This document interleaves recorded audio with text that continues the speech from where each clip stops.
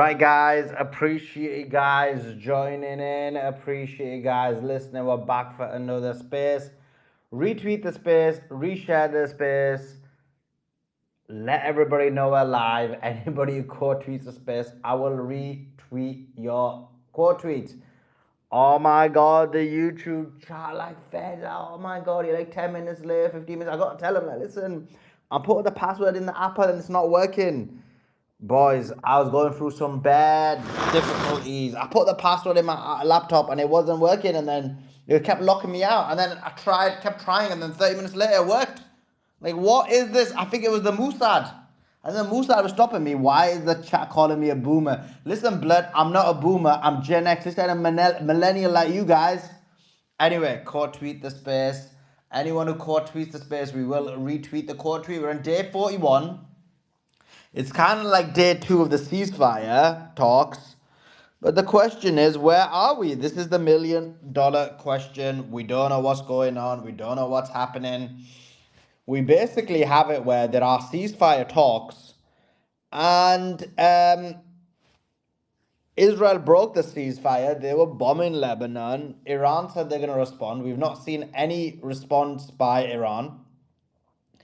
Is that response coming today? Iran said we were going to respond, but Pakistan jumped in and told us not to. So we'll have to see about that. Is the response still coming or not? No idea. The talks in Pakistan are scheduled to happen, I believe, Friday night in America. I think it's like Saturday morning in Pakistan. So this is kind of where we're at. So obviously, we'll continue giving you the news and information. We've also got a couple of great interviews coming up. We've got PEPE ESCOBAR in 20 minutes, and we've got STANISLAV, the Russian guy, in about 30-40 minutes. So that should be good. That should be great. Yeah, let's get into the conversation and then we'll take it from there. And then I'll give you an update on the news. But yeah, lots of happening, lots of information. But do quote tweet, anyone who quote tweets, I am retweeting the quote tweet while I'm getting ready for this interview. So Hassan, jump in, give us your thoughts. Hi Suleiman, hope you are well. Hi Beatrix, hope you're good too.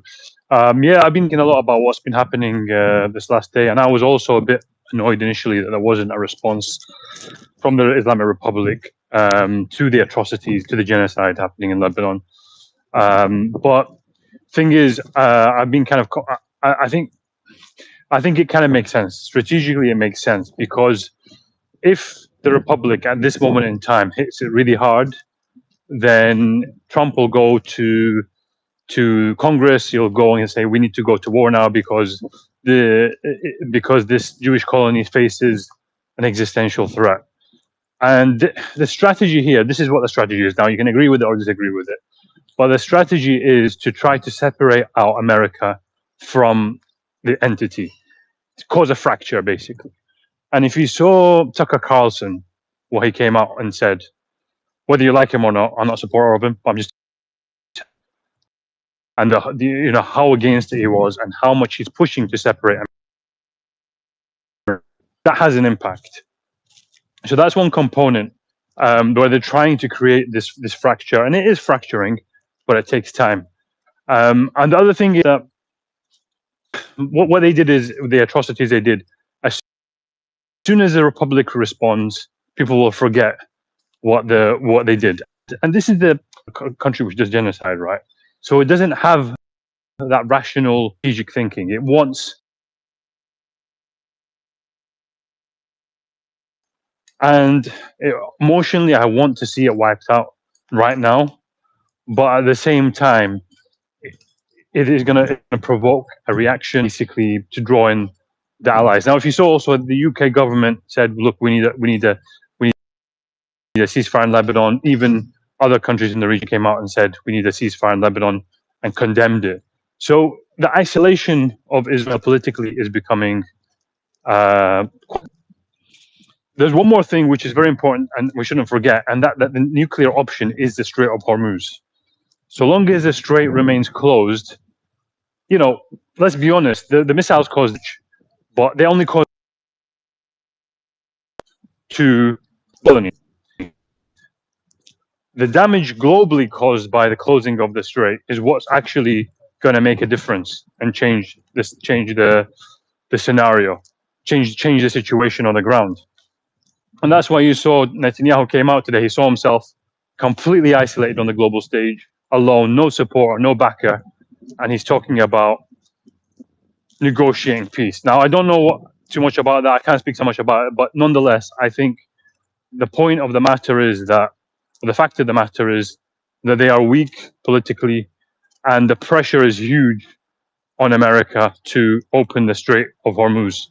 So those two things mean that, yeah, I think that strategically this makes sense. Although emotionally, obviously, we all want to see an eye for an eye, and that's what we ultimately hope for. But how do we get there when you've got this kind of satanic cult, death cult, that's ruling there? Well, not ruling. That's trying to inflict damage on the region. The more you play into its game, the more it will cause death and destruction. And that's what I think the Republic is thinking. Does that make sense?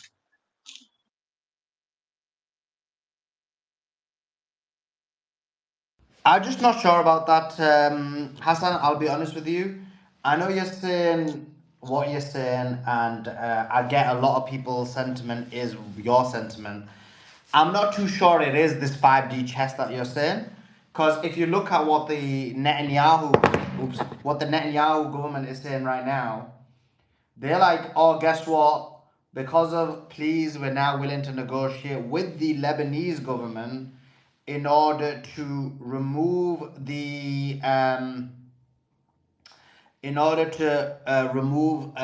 to basically have some kind of deal. And he said that includes demilitarizing Hezbollah and so on and so forth. This is in a situation where, as you know, they're getting dominated on the ground. They are murdering people in the air. The government, the conversation isn't with Hezbollah, it's with the Lebanese government. They're gonna collude with each other again and do all the drama they've been doing. And it's not acceptable if you look at the two demands that Netanyahu said to negotiate. It's like it's put the power in Netanyahu's court, because Netanyahu's like, okay, because you guys have asked, we're going to negotiate, but demilitarize, take the weapons off Hezbollah, and yeah, then we'll talk. So I don't That will think. never happen. That will never happen in a million years, though. They'll never be able to disarm them. That's just like imaginary talk, right?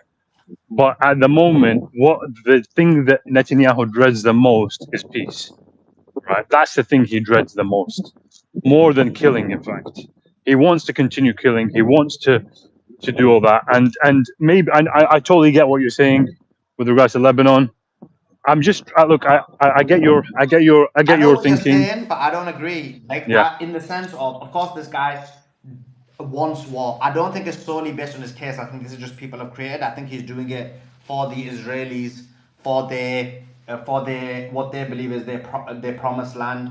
I think even if he didn't have the court case, he would still do these actions that he's doing. Him, to be honest, the fact that they're getting dominated so badly, I would say that they probably do want some kind of agreement to recalibrate and recoup for a short period of time.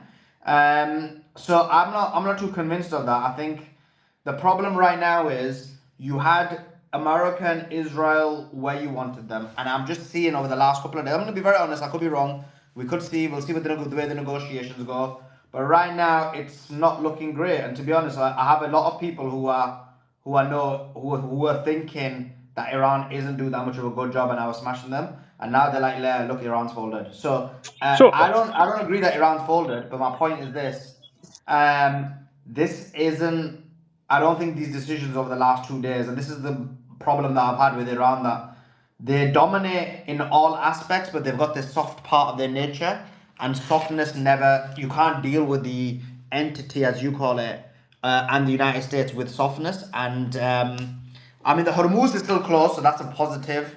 But I'm not too sure the rest of it is as positive as you're laying out, to be honest. look. I agree with you. I'm just trying to put a positive spin on it. I think what I'm trying to explain to you is why they're doing it. I would love to see. I think I'm kind of in agreement with you there, but I'm also trying to don't lose sight of strategy. Tactically, yes, it doesn't make sense, but strategically, it does, because look, what's going to happen? The strait is closed. They know who they're negotiating with. Look, Arakchi isn't stupid. The people on the Republic side, the IRGC are in charge. They've been saying for 50 years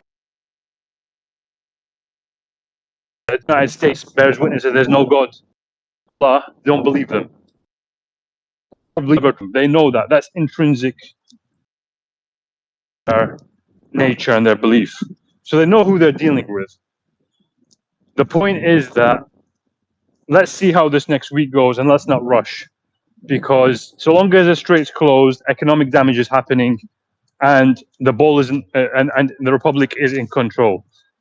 Ideally, they would escalate, but to de-escalate, but you have a situation where this is drawn out, the more damage is done to America as well. So that's one of the reasons why they didn't close Bab el-Mandeb, right? I'm just trying to say there's two sides to this. The way we see it and the way they see it. There is a liberal aspect as well, which I worry about a lot, that maybe the liberals are involved in this, which maybe you might share. But look, ultimately, let's be patient. Let's see how the next week goes. They are still winning. They haven't lost strategically. There's one more, actually, Suleiman. That's the end of the day.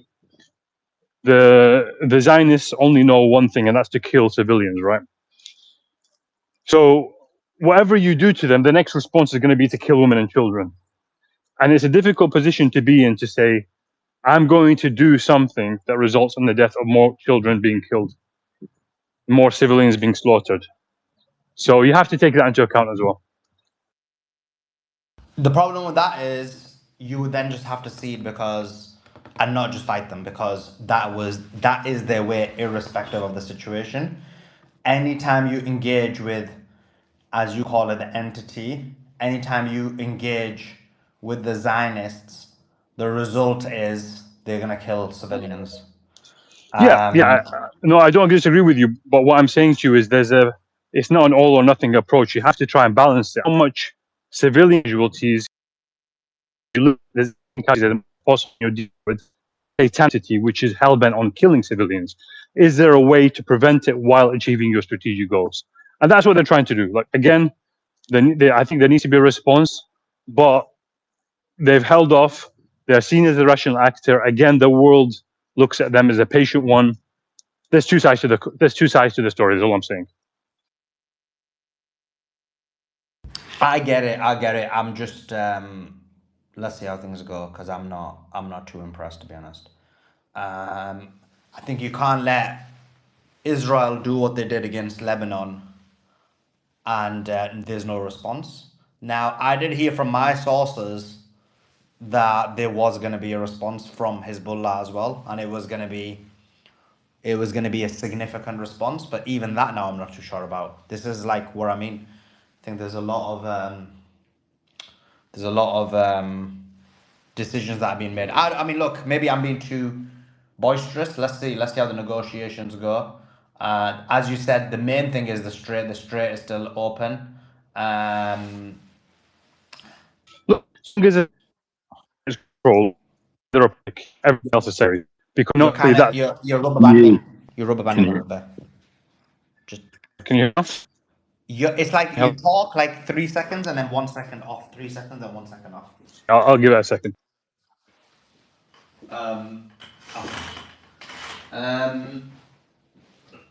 Okay. He's resetting. I just want to welcome Simon onto the stage. Simon, hope you're doing well. Any updates on what's happening and your thoughts? I believe the strait's still closed, from my understanding. But anything else you would jump in with?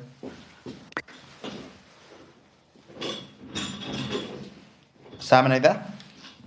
Oh. Hello?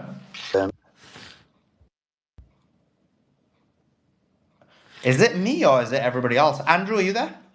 Yeah, I'm here. So I don't know. They're cutting out. I can hear Simon a little bit. Son has rubber banding. You're fine, so it must be them. That's fine. That got me worried. I thought it was the whole thing. Can you hear me now? Yeah, we can hear you now. There's Simon. Man, yeah. I swear, like this, the tricks they play on my mute button, like every time you press it, it switches it off and some weird shit going down. Yes, well, I mean, just looking at the market. So the market believes there's going to be a deal, is what we're seeing right now, but that can change if a deal's not done. Oil's coming down ever so, bit by bit. It's not going up bit by bit. And I think I think the $115 that led to the kind of nuclear threat and the ceasefire, not ceasefire. I think we're in the final stages of a negotiation, personally, and Lebanon is the point. Um, Netanyahu or Israel probably want a continuation of a war. They can't have Iran, so do they get Lebanon, or is there enough leverage that that one gets wrapped up and settled too? I tend to believe that Hezbollah and Israel are going to be left to go at it, and a deal will be signed. That's what I think is happening now. Not what I want to happen, but that's what I think is happening. And the market is kind of pricing that in, but that can change very quickly if we're not there.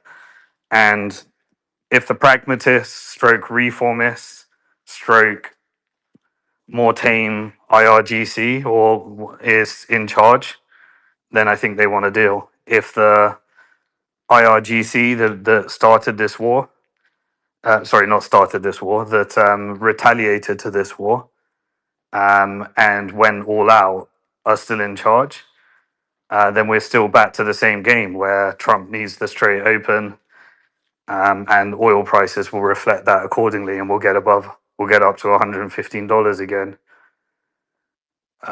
So yeah, I feel we're at crunch point. It's going one way or the other, and I think a deal's going to be done. Yeah, I don't think I Can I just fully. ask Simon a question? Yeah, go for it.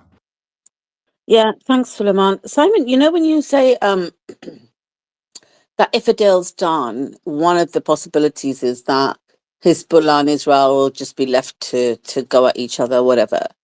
Do you think that would be the case where Hezbollah, Hamas, and the Houthis, like what I'm asking, I guess, is if a deal is done, part of the conditions would be that Iran will not have anything to do with any of these three resistance factions. And so the resistance factions in themselves will be free to go at it back and forth with Israel or whatever. That tension will continue until whatever resolution is between the resistance and Israel, but Iran's deal would be with America on a different strategic level. Yeah, I personally believe that it won't be written in the deal, but it will be implicit.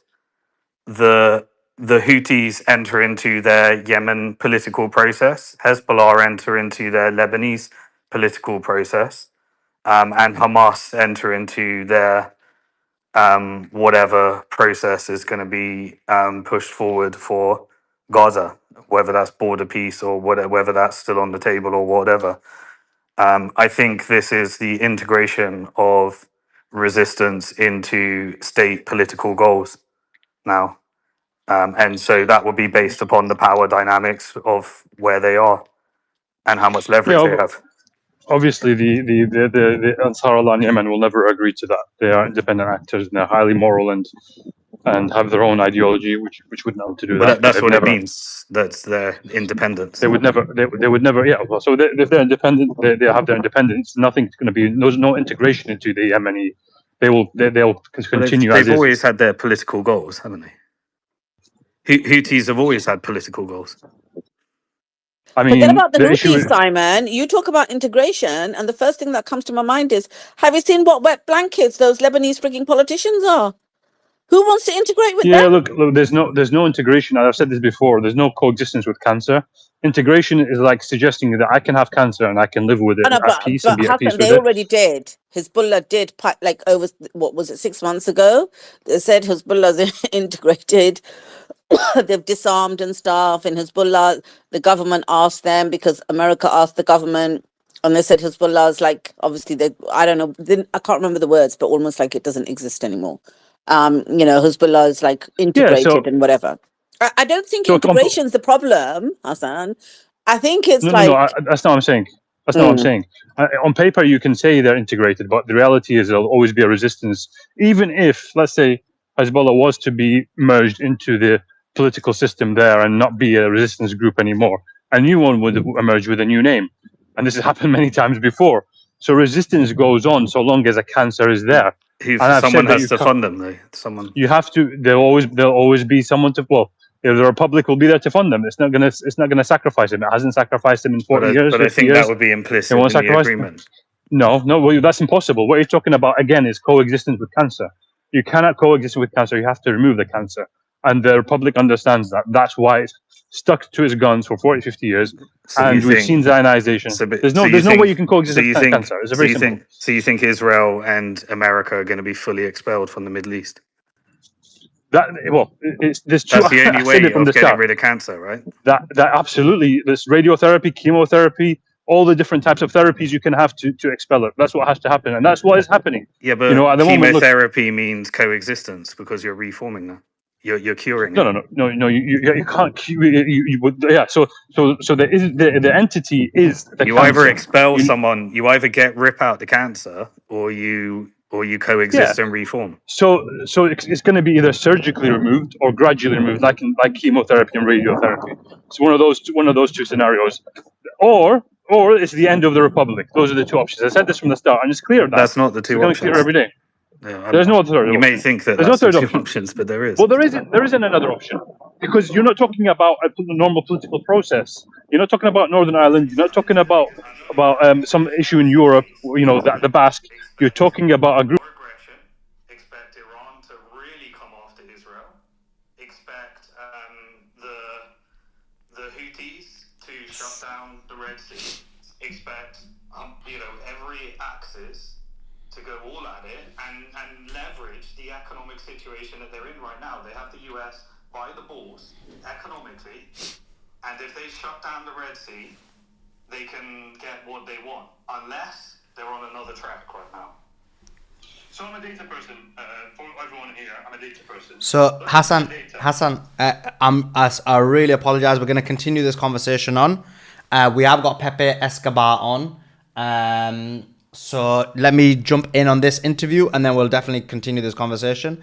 I don't see a scenario where the Lebanese continue fighting without. I don't see a scenario where the resistance in Lebanon abandoned. But this is the conversation we're going to have straight after this very important interview, because we've got the one and only Pepe Escobar. So I'm just going to bring him on, and guys, I'm just about to bring him on, but I can't get my hair right, but I'll have to deal with this. Joe will be like, I'm too feminine, but it is what it is.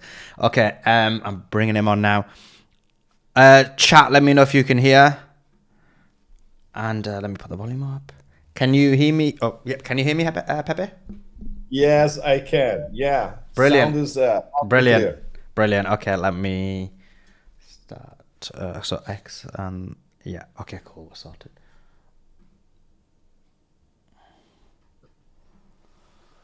Okay, I want to welcome the one and only Pepe Escobar, geopolitical analyst and amazing person. I've been reading a lot of his stuff, and I was like, soon as I was given a chance, I was trying to get in contact with you. It was so hard, but we finally got there. We finally got him on the show. We've got loads of people listening. We really appreciate you taking your time out to join us. How are you? Thank you, Suleiman. It's a pleasure to be with you. And Buddhist greetings at 1 a.m. in Southeast Asia. A peaceful nation, by the way. Well, we appreciate your greetings, and we appreciate that you're in Southeast Asia. Where are you? Where are you at? You're in Malaysia? Yeah, Thailand is my base in Southeast Asia. Between Russia and China, this is my stopover on and off. Okay. Well, brilliant. It's got great history, and I love the. I went to the Buddhist temple. It was amazing, and the palace as well. So we love Thailand. Yeah, Thailand is really amazing in itself. Yeah. It is indeed. So I just want to welcome you. We're in ceasefire talks. We've got a bit of complications. So there's claims that there's ceasefire talks. There's claims that so the first disagreement was whether Lebanon was part of the agreement. The United States of America claimed it wasn't. Israel claimed it wasn't. Pakistan and Iran claim it is and was, and till this point they continue to claim it. everyone knows I've been quite negative about Pakistan, but give them credit on this one that they've continued to be adamant and saying, look, they were always part of the agreement. Iran is telling the truth. And we'll talk about what's happened today, but what's your thoughts on that, first of all? Well, Suleiman, everybody who is on X knows that Lebanon is included, because the post by Prime Minister Sharif was published in X in English. So we assume that those idiots in the White House know how to read English. Some of them don't, by the way. So that's it. That clinches the case. And then we have the president, we have the spokes, whatever, we have senators or have. No, it's not part of it. Obviously, they don't know how to read English. And obviously, they are trying to throw the Pakistanis under the bus. And even if Pakistan, if they were not the architects or mediators, they worked very, very hard as messengers, as the go-between between the White House and Tehran. And they were passing crucial information back and forth. There are problems on the interpretation level or the misinterpretation level, and if it's on purpose or not, by the Americans. Because essentially what they're saying is that the 10-pointer that Iran, in fact, Iran also published the 10-pointer in English for days on X. Everybody could read it. Basically, the Americans are saying that what's in the Farsi 10-pointer is different from the English translation, which is not true. It's very, very simple. Once again, you go to the modern agora of ancient Greek times, which is the X agora, and it's all there in English for everybody to see. So that's a problem. But these are stalling tactics, negotiation tactics, and we should never forget the most important part. The Americans requested this ceasefire, not Iran. That's the very important point, and we will get into that in a second. But coming back to specifically about the Lebanon issue, what do you think actually happened? Do you think that Trump lied in the sense of he was so desperate, it was 1 hour till his deadline, he needed to find a way out, he folded, so he just agreed to everything, and then Netanyahu got on the phone and said, wait, why have you included Lebanon, and made him backtrack? Or do you think that he knew Lebanon was in there, and in his mind, he was willing to lie and manipulate and then afterwards backtrack on it? What do you think actually happened? Well, considering the background, Suleiman, considering the track record of lies coming from the White House, we should settle on lies on purpose in a good cop, bad cop scenario. Once again, the measure of pressure that Netanyahu put on Trump, of course, we all know about that. But the ultimate decision was an American decision, was not an Israeli decision. So Trump, whatever is in his 4-year-old psyche, he's thinking about the national interests of the United States, first of all. Not necessarily, of course, maybe not, but we should assume, right? Yeah. But the problem is how he's going to, for instance, a few hours ago, he said that he actually called Netanyahu and said, lay low for a while, after the massacre, of course, after the absolutely horrendous massacre, not only in Beirut, not only in the westernized areas of Beirut, which makes it even more absurd, but all across Lebanon. Only after the massacre, he tells his rabid dog, okay, lay low a little bit. This is extremely complicated, but it suggests a good cop, bad cop scenario, which is quite American. And this is how the Americans do foreign policy, usually, with people that they control, with vassals they control, or in the case of Israel, the wag the dog scenario, right? But how is Iran reading all that? So you can imagine the amount of pressure coming from all sides to the Iranian leadership, in a sort of should we stay or should we go, right? So why they decided at the last minute to go? Of course, lots of phone calls, east and west, with leaders. And basically, these leaders were saying, look, we support you in terms of you going to the table and actually negotiating. So in terms of accumulated extra political capital for Iran, this is, I would say, a gift from above. Because if the whole thing derails, they have proof that can show to the public opinion of the whole planet that the Americans derailed the negotiations, not us. And at the last minute, we were ready not to go, considering that they broke the ceasefire. And when they say they, it's the Epstein syndicate. It's not only the US, it's the whole thing. And I'm sure our audience knows what Epstein syndicate means, right? Yeah. So the Iranians see the big picture. And they are very meticulous in their analysis. They didn't have to go to Islamabad now. They don't need it. They have all the cards in their hands. They had the initiative. The Americans were begging for the ceasefire. So even after they begged for the ceasefire, even after the good cop, bad cop scenario with the Lebanon massacre included, why Iran is going? Because once again, in terms of political capital for them is a perfect move. They have nothing to lose unless, once again, seeing Dumb and Dumber, Kushner and Witkoff on the same table again for the third time, which requires a Taoist patience.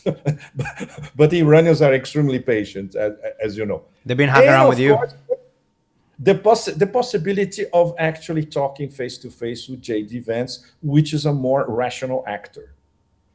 This is a first in terms of American-Iranian relations lately.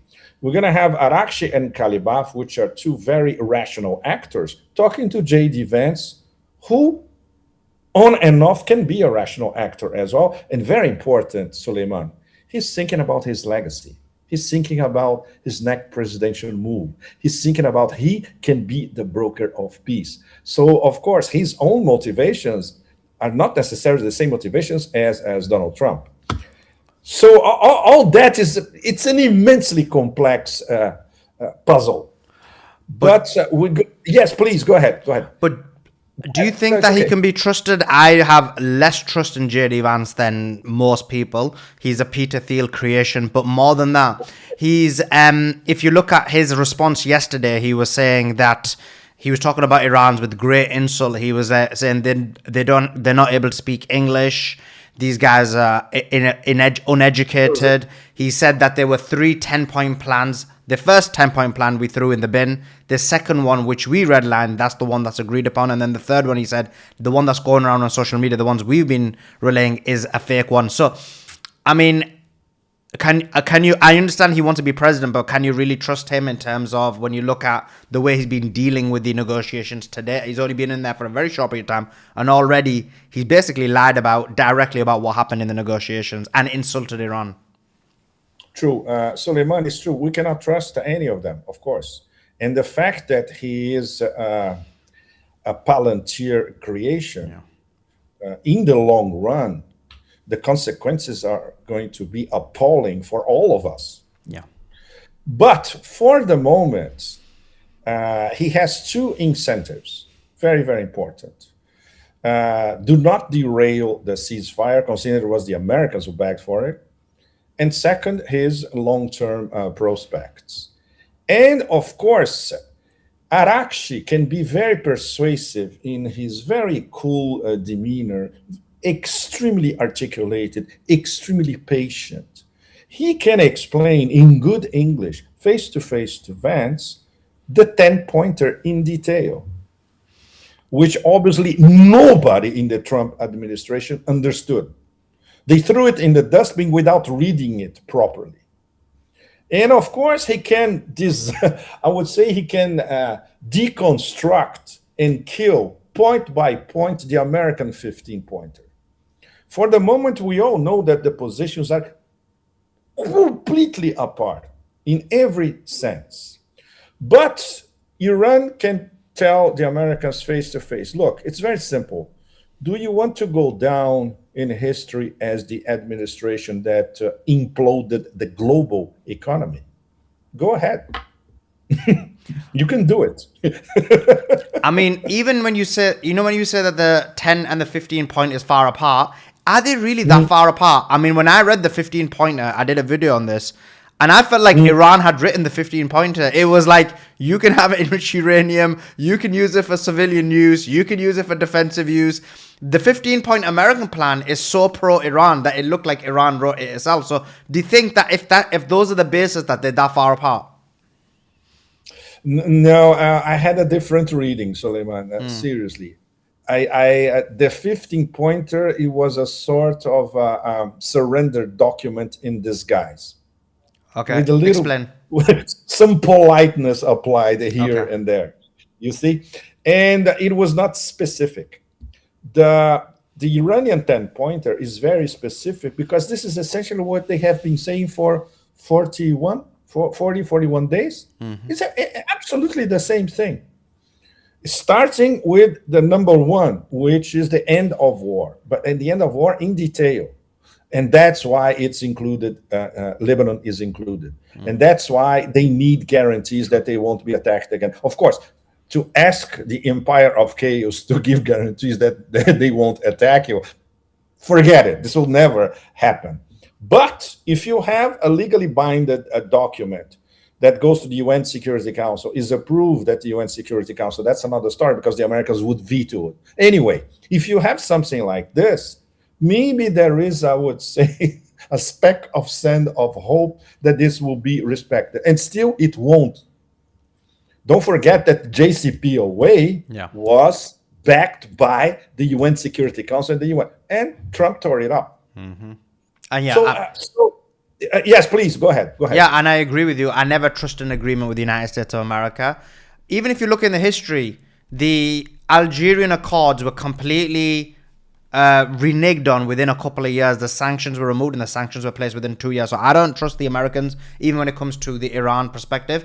But question to you about these negotiations, just to round this conversation up, because you're very positive about what's happened, which is nice to hear. Many of us thought that there would possibly be a response from Iran, especially after the massacre they did in Lebanon.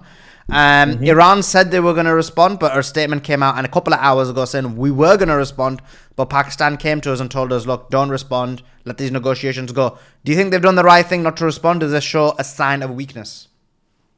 Wow, Suleiman, if you ask this question in Iran right now, I was getting a lot of echoes from, let's say, the Iranian street a little bit everywhere. Not only in Tehran, but, in Shiraz, in the Persian Gulf, in the East, in Mashhad. And most people are fuming about the whole thing. So the leadership, they had to take into consideration, and correct me if I'm wrong, I think was the Iranian ambassador in Pakistan, when he confirmed that the delegation was going to Islamabad, he said, contrary to public opinion in Iran, he had to recognize that. Because the absolute majority of public opinion in Iran, it's against, especially sitting with these three stooges on the same table in Islamabad. But, once again, the Pakistanis, they turned the whole planet upside down to convince the Iranians, look, we asked the White House to tell the rabid dog in Tel Aviv to lay low. And of course, once again, Tehran is trusting Islamabad. So Islamabad has a huge weight on their shoulders. Basically, they convinced Iran to send the delegation today. And, the fighter jets, escort, and all that, the whole thing. Yeah, I just read that. Very ceremonial, exactly. So, but I keep coming back to the role of China before what happened these past 24 hours. Because the Chinese basically convinced the Pakistanis that, if we have your back. If you start talking with the Americans and you get to the table, we have your back. We still don't know how deep China will be the guarantor of anything that happens in Islamabad. And especially for us foreigners, even for us who go to China, who have our contacts over there, I would say there's a veil between the decisions that come from the Politburo and what is available for Chinese public opinion. There is a lot of empathy among the general public in China vis-a-vis Iran. There's no question about that. But the calculations of the Chinese leadership are much more complex. They have interests in Israel, in the port of Haifa, for instance. They have Iran as a super partner in the New Silk Roads. Two of the top corridors pass through Iran. They have their 25-year, $400 billion deal, which is basically energy and infrastructure, right? Yeah. They are part of BRICS, both. They are part of the SCO, Shanghai Cooperation Organization, both. So the ties are extremely close. And at the same time, the Chinese don't want to do anything that would be read in Washington as frontal antagonism. That's typically Chinese. It has to be more subtle. So I would say that the tone of the conversation that probably Wang Yi and Araghchi had these past 48 hours, we don't know how deep it is. But it had to be sufficiently strong to convince the Iranians that, okay, at least we have a guarantor behind, right? Just looking at this from a logical manner, the reason why many of us knew there was going to be a war was because of Israel. We knew, Yes. for example, one day before the Omanis came out, they want peace in the world. This was one day before the Omanis came out. I think they realized that the Americans were planning to attack the next day. And so really, but we knew the war was going to happen because Israel wants Iran not to have ballistic missiles. Israel doesn't want Iran to resist. Israel wants the destruction of Iran. Now, if you look at this agreement, you mentioned quite clearly the Americans Americans pleaded for this. The question mark becomes, if it was just America and Iran, maybe there could be an agreement. In what scenario does Israel allow any form of this agreement to happen, which essentially would make Iran a superpower? Exactly.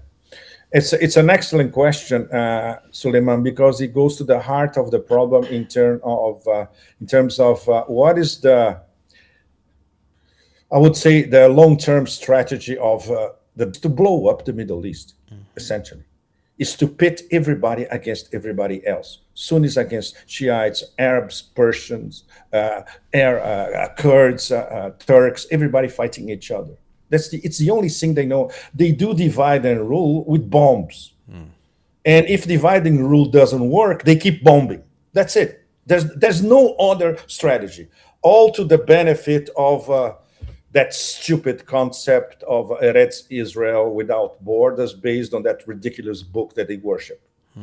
Let me be blunt about it. I can because I am a BRICS guy. So I can say this kind of shit, you know. So but the problem is the whole of West Asia, they are hostages of this delirium, and the rest of the planet are hostages as well. And because they have this disproportionate power inside Capitol Hill, the industrial military complex, the tentacles of the international financial system, the Atlanticist connections, etc., the rest of the world is also hostage. So there's everybody with the brain in the Arab world or in the lands of Islam or across the global south can see that. But how do you exterminate this cancer? This is the million-dollar question. Problem. Yes. Yeah. But just coming back to the deal aspect, and I'm totally Yes. with you what you said. No problem. Yeah, how do you think the deal will occur then? So based on taking that fact into place, does it mean that there won't be no deal? We've still got 50,000 American military troops in the region. Does this mean that there won't be a deal because What deal is acceptable? Netanyahu came out a couple of days ago, said no ballistics, no nuclear enrichment, no support of the resistance. Those are the demands. UAE came out and said the same thing. United States of America have talked about the 10 and 15 point plan. All of these are so different to each other. How could there ever be a deal? There cannot be a deal because the big picture now changed completely. We have a mid-sized power under sanctions for 47 years, harassed by in unimaginable ways, staring down the so-called most power army in the history of the universe after Genghis Khan. It's we can say it's a draw, or we can say that Iran is winning. Never anything out of these two options. So this changes the geopolitical chessboard completely in a way that we could not even imagine 40 days ago. Nobody anywhere could imagine, and that it could be so fast on top of it. Not to mention the Holy Grail, which is the Strait of Hormuz.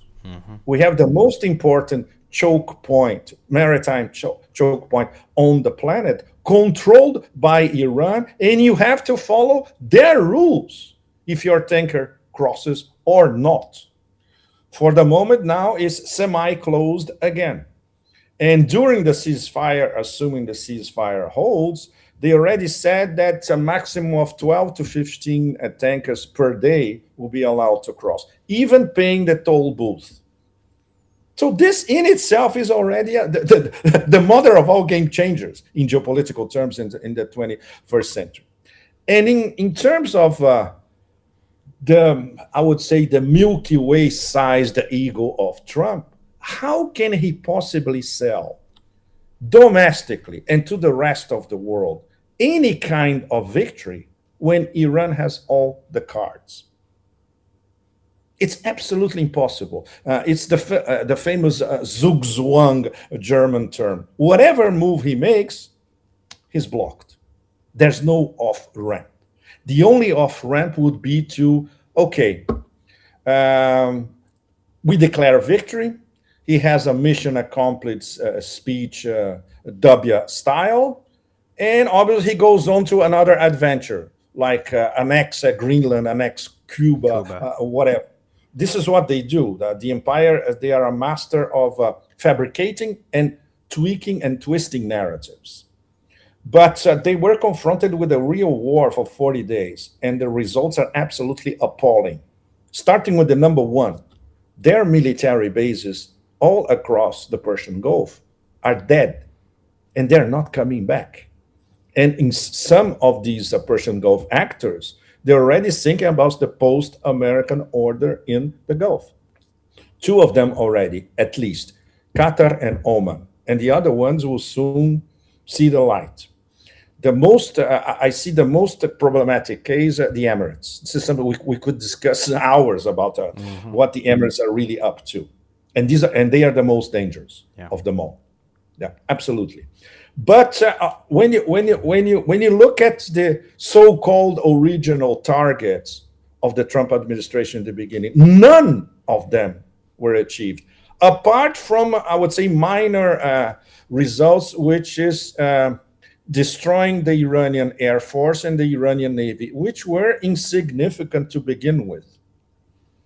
What matters for them is the missile program, the drone program, and the submarine drones, which are still there resting in the bottom of the Persian Gulf. Nobody has seen them yet.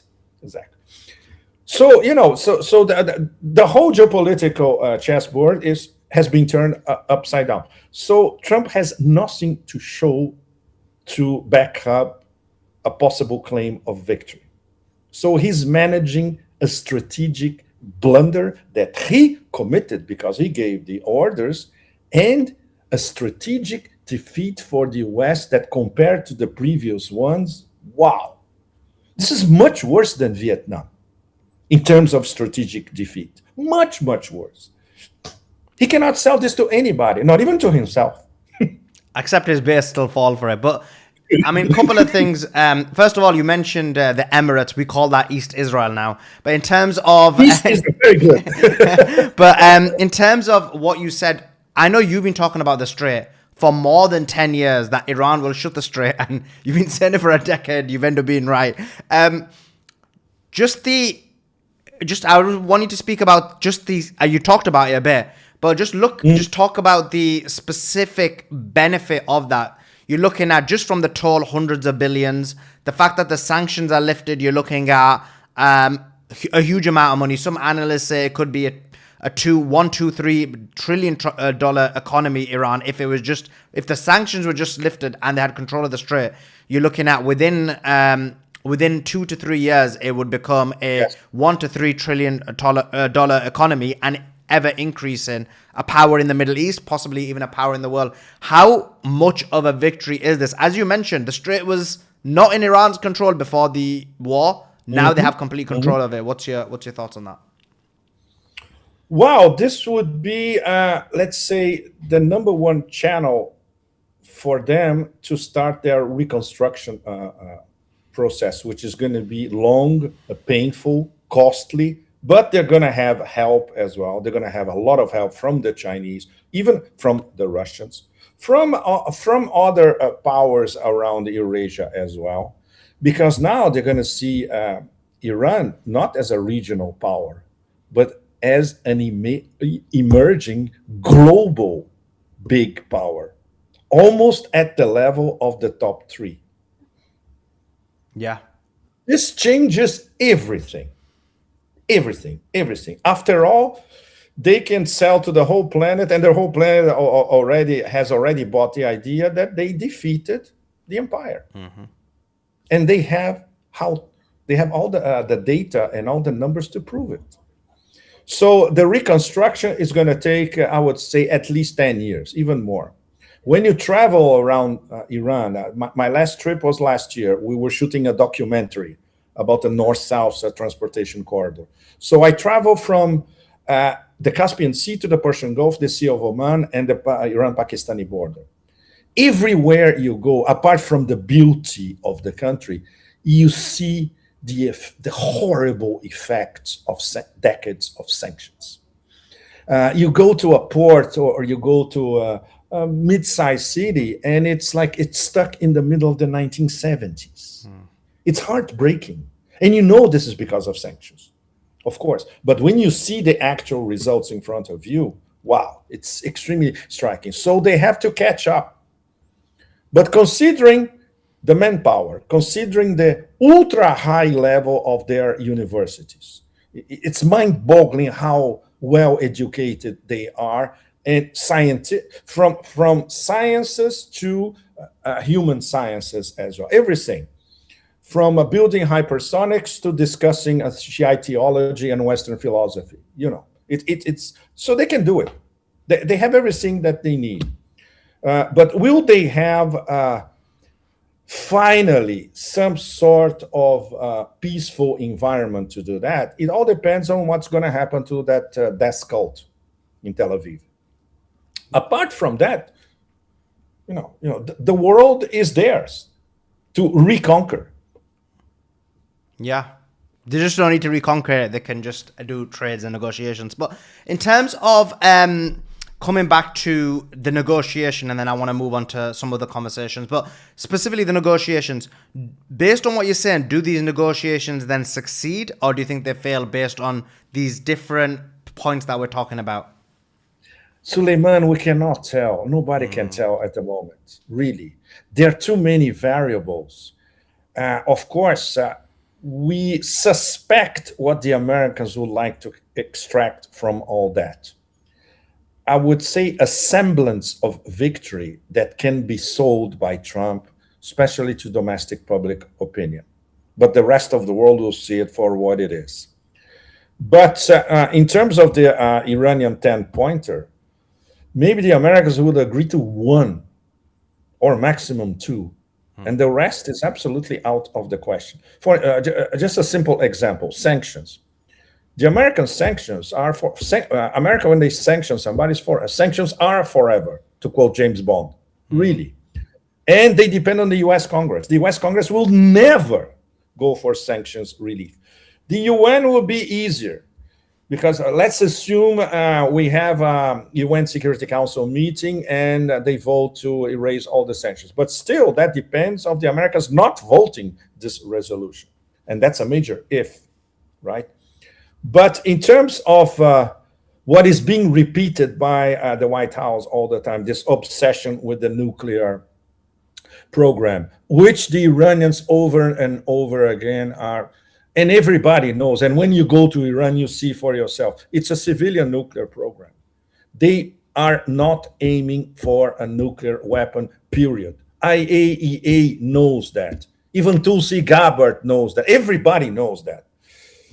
So they could have a sort of compromise, which, by the way, they were ready previously. Okay, maybe we can have a limit to our enriched uranium. Perhaps the Russians could take care of some of it. They were ready to impose limits to their uranium enrichment, for instance. But the Americans are maximalists, as we know.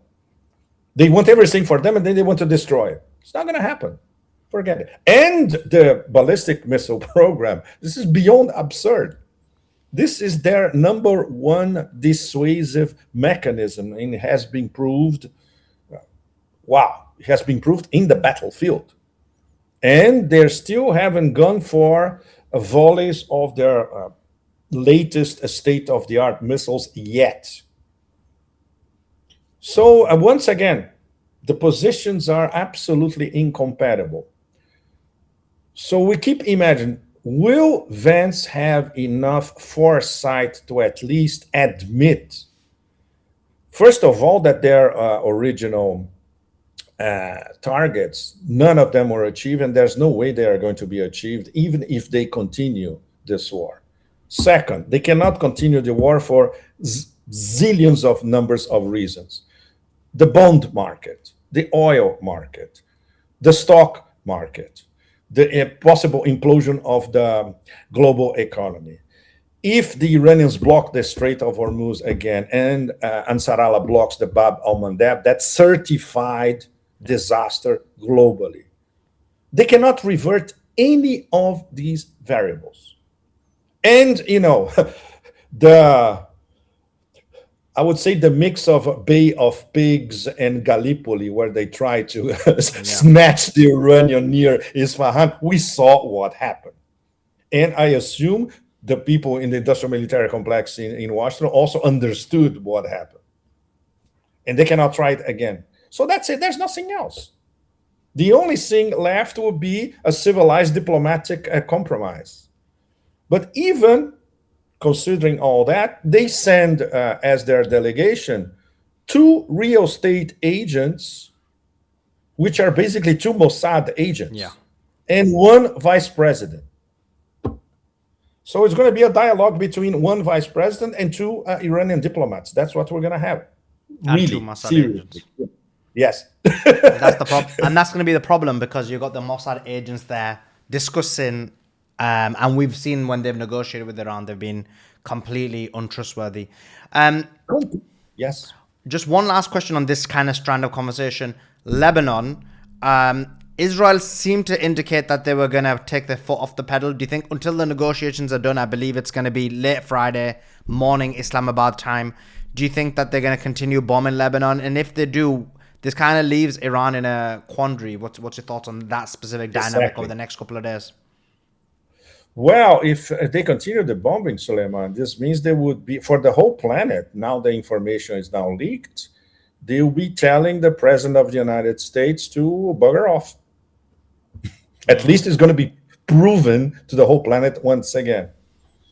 So I think this was, they had a window of 1 day to inflict maximum damage on Lebanon before they knew that there will be some sort of articulation to make them stop.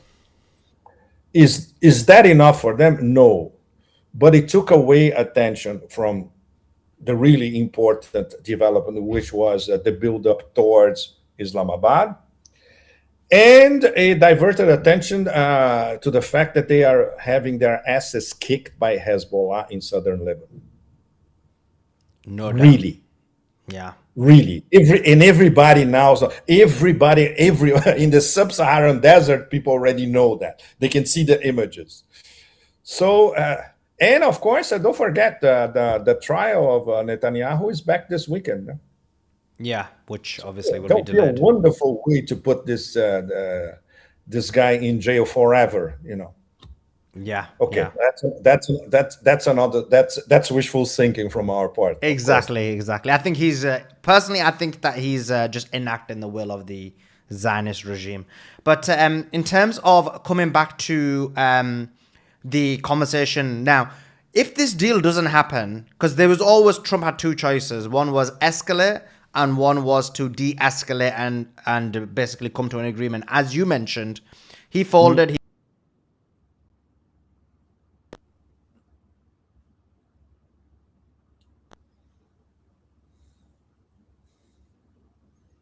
Option. Oh. Sorry, guys.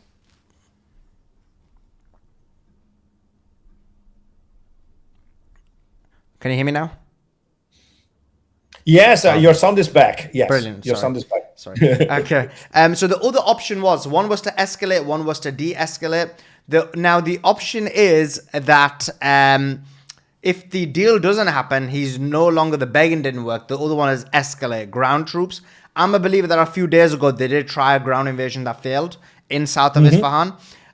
We now have more than 50,000 troops, American troops in the Middle East. What's, in your view, the likelihood chance that if these negotiations fail, Trump attempts a ground invasion? Out of desperation, Suleiman, this is quite a possible scenario. And of course, this is going to be the extreme suicidal scenario. Every American, Russian, Chinese military specialist has already gamed, and there are no good scenarios. Whatever they attempt, this mini Normandy landing in Karg Island, in Kashem, in the small island of Larak, anywhere in the Persian Gulf, in Sistan, Baluchistan, near Shabahar, whatever. All scenarios are horrible. But out of desperation, this is possible. But of course, we can also count on a Pentagon rebellion. We could have a Pentagon general say, no, we're not going to expose our soldiers to certain death.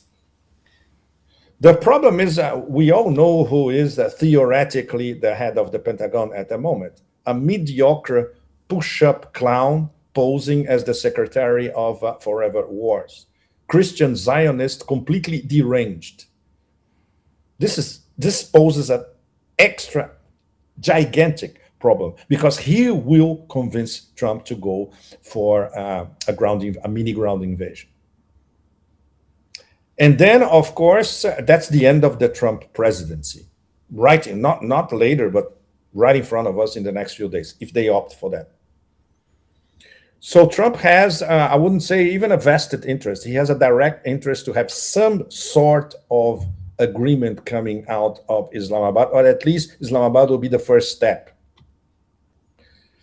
And of course, Vance, from the beginning, this is another factor. From the beginning, he was against this war.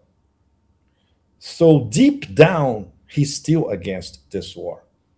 And now he has the chance to turn the whole thing around. But does he have the diplomatic skills to do that? And is he able to offer something for the Iranians that the Iranians will take as, okay, this is basically the empire recognizing that their strategic defeat. This is going to be the really tricky part. Yeah, I'm not too sure Vance was against the war. I think what's happened is Palantir. This is what he said. Sorry? Well. This is what leaked, Suleiman, from those White House meetings previous to the final order. We don't know if it's true or not. I just don't believe it, and I'll explain to you why. Because on the very first day he was given the position of vice president, he immediately said, "We're going to bomb Iran. We're going to destroy Iran. That's the very first thing he said on his first day becoming vice president." Wow! So you remember that? Yeah. Wow, that's I see. And Okay. then what happened is, I believe that what they know is that this, as you mentioned, this war is so unpopular, they want to present him as the no war guy so that they can make him the president, and then they can put in all the Palantir state level thing that they want to do. So I think they're just presenting him like that. I don't believe he was against it. If you remember the first day he said that, there was a press conference a week ago where he said, Very good to remember that. Yeah. yeah, on the very first, I believe a week or 2 weeks ago, he was talking about how Iranians commit suicide bombing, which is completely ridiculous. That's never ever happened. And then yesterday, the Yes. statement he made. So I think that the White House and the media are presenting him as a no war guy because then they can win the next election, and that's the only chance they have. But anyway, that's my thoughts on that. But anyway, back to the conversation here, which is the from Iran's perspective, is it a smart, logical thing to do? Because what you're speaking about, what you just indicated, is they're going to have this meeting with Islamabad, and maybe there may be more negotiations after that to kind of remain in this level of quandary. Is it a smart thing to do? Because Americans, Trump said he's going to keep the armada there. They continue to build up more of a fleet there. There's still more units heading to the Middle East. To give this respite, is it a smart thing to do? Or do you think that they're going to... you mentioned 12 to 15 ships in the Strait of Hormuz. I believe since the last 24... since the ceasefire, only 5 ships have traversed the Strait of Hormuz, and they've all been dry ships. So at the moment, it makes sense they've got the Strait closed. But I guess my question to you is Iran making the right decision on giving this respite to the United States of America? Now, I just read now the oil prices have dropped below 96, so Trump's got what he wants. What's your thoughts on this kind of strategy? Well, both sides are reorganizing themselves. We know that this is redeployment on the American side, bringing more troops, equipment, you name it. And from the Iranian side, the same thing. The decentralized mosaic, 31 independent commanders all across Iran, they have to reconnect communication among themselves. Yeah. And between themselves and the leadership in Tehran, which has changed drastically these past 4 weeks. So this pause also suits Iran. And of course, they know the strong possibility of a ground invasion. So they have to be prepared for that. So assuming this goes for 2 weeks, 2 weeks is not a bad window for them to prepare for extra preparation. But of course, they're ready because they were ready when the whole thing stopped 2 days ago. So they continue to be ready. And when they say that our fingers are on the trigger, they mean it. And of course, the Chinese help. There were 3 Chinese cargo planes that arrived in Tehran yesterday, carrying, we have no idea what, but significant hardware, intel material, you name it. And they can reinforce their air defenses this next 2 weeks as well. Very, very important. So there would be an extra contribution from China and also from Russia. So these are the positives for Iran. Essentially, we can say there are no positives to have a ceasefire when you are in the driving seat. But this was a decision. It was probably a very painful decision. But if they took this decision, this was analyzed by the Security Council as a whole, the 13 members. Don't forget, we have 13 members in the Security Council. Ghalibaf is one of the most powerful, but there are different factions represented. And of course, under Ayatollah Mojtaba Khamenei. He's the ultimate decider. He may be wounded or in a wheelchair or invisible, it doesn't matter. And I was confirming with some of my Iranian friends, no, the chain of command continues absolutely the same. And of course, he's immensely respected by the IRGC. So if they took this decision, obviously, they know what they're doing. They know about the possible positives for the next 2 weeks. They are prepared if the war comes back in 2 weeks or less than 2 weeks. And at the same time, they can especially improve their air defenses in the next 2 weeks. But they're ready for everything. There's one element, Suleiman, that I wish I wish I was there in the streets to see it by myself. But I have a lot of echoes that the Iranian street everywhere. Yeah. And this is Tehran, Shiraz, Isfahan, Qom, everywhere. People are fuming about Islamabad. And this is practically a national consensus. So obviously the leadership, they had to pay attention to that. So if they took this decision, they have elements that we don't have access to that tells them, okay, we can take this risk for these next 2 weeks, even knowing that the absolute majority of the country is against it, no question. And another thing that, I got some reassurances from Iranians that there is not a split at the top, because what the Israelis in the Americas are trying to do is to provoke a split at the top. And that ghastly opinion piece by Zarif on foreign affairs, that was the catalyst. And Zarif is out. It's very important. Zarif is out of the government. Zarif is not in the Supreme Security Council, but he's connected to people who are in the Security Council, and he was the vice president to Pezeshkian. So this means he is connected to Pezeshkian. So that's another, and especially if you're not in Iran, it's very hard for all of us to understand the puzzle. There is a lot of movement, but this idea that there is a split at the top, it's a non-starter, especially now. They need total cohesion now. Yeah, and that's been one of the things that the Zionists have been trying to propagate, which is that there is some form of split.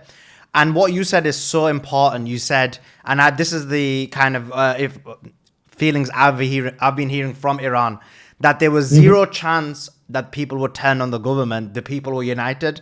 But if there's anything that could cause it, is actually this possibility that Iran, negotiates or negotiates too long with the United States of America or the Islamabad negotiation. So I completely agree with you in terms of the sentiment in Iran. Now, we've just got some breaking news. Netanyahu has just come out and said that there is no ceasefire in Lebanon and he will continue to bomb it. Where does that leave Iran? Well, we expected that, of course. So, in fact, we should pose this question to the White House. Do they want Islamabad to work? Or are they also aiming for Islamabad to collapse even before it starts? I would say the ball now, it's in the White House court after what he said. And if the White House don't do anything, where does that leave Iran? I would say Islamabad collapses because Iran has been saying over and over and over and over again, including members of the official delegation.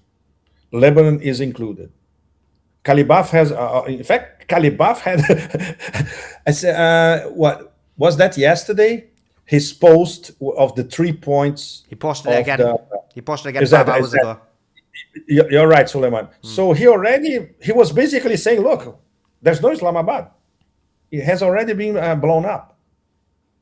And after this Netanyahu declaration, well, he is blowing up. There's no question about that. And hypothetically, what if Iran doesn't?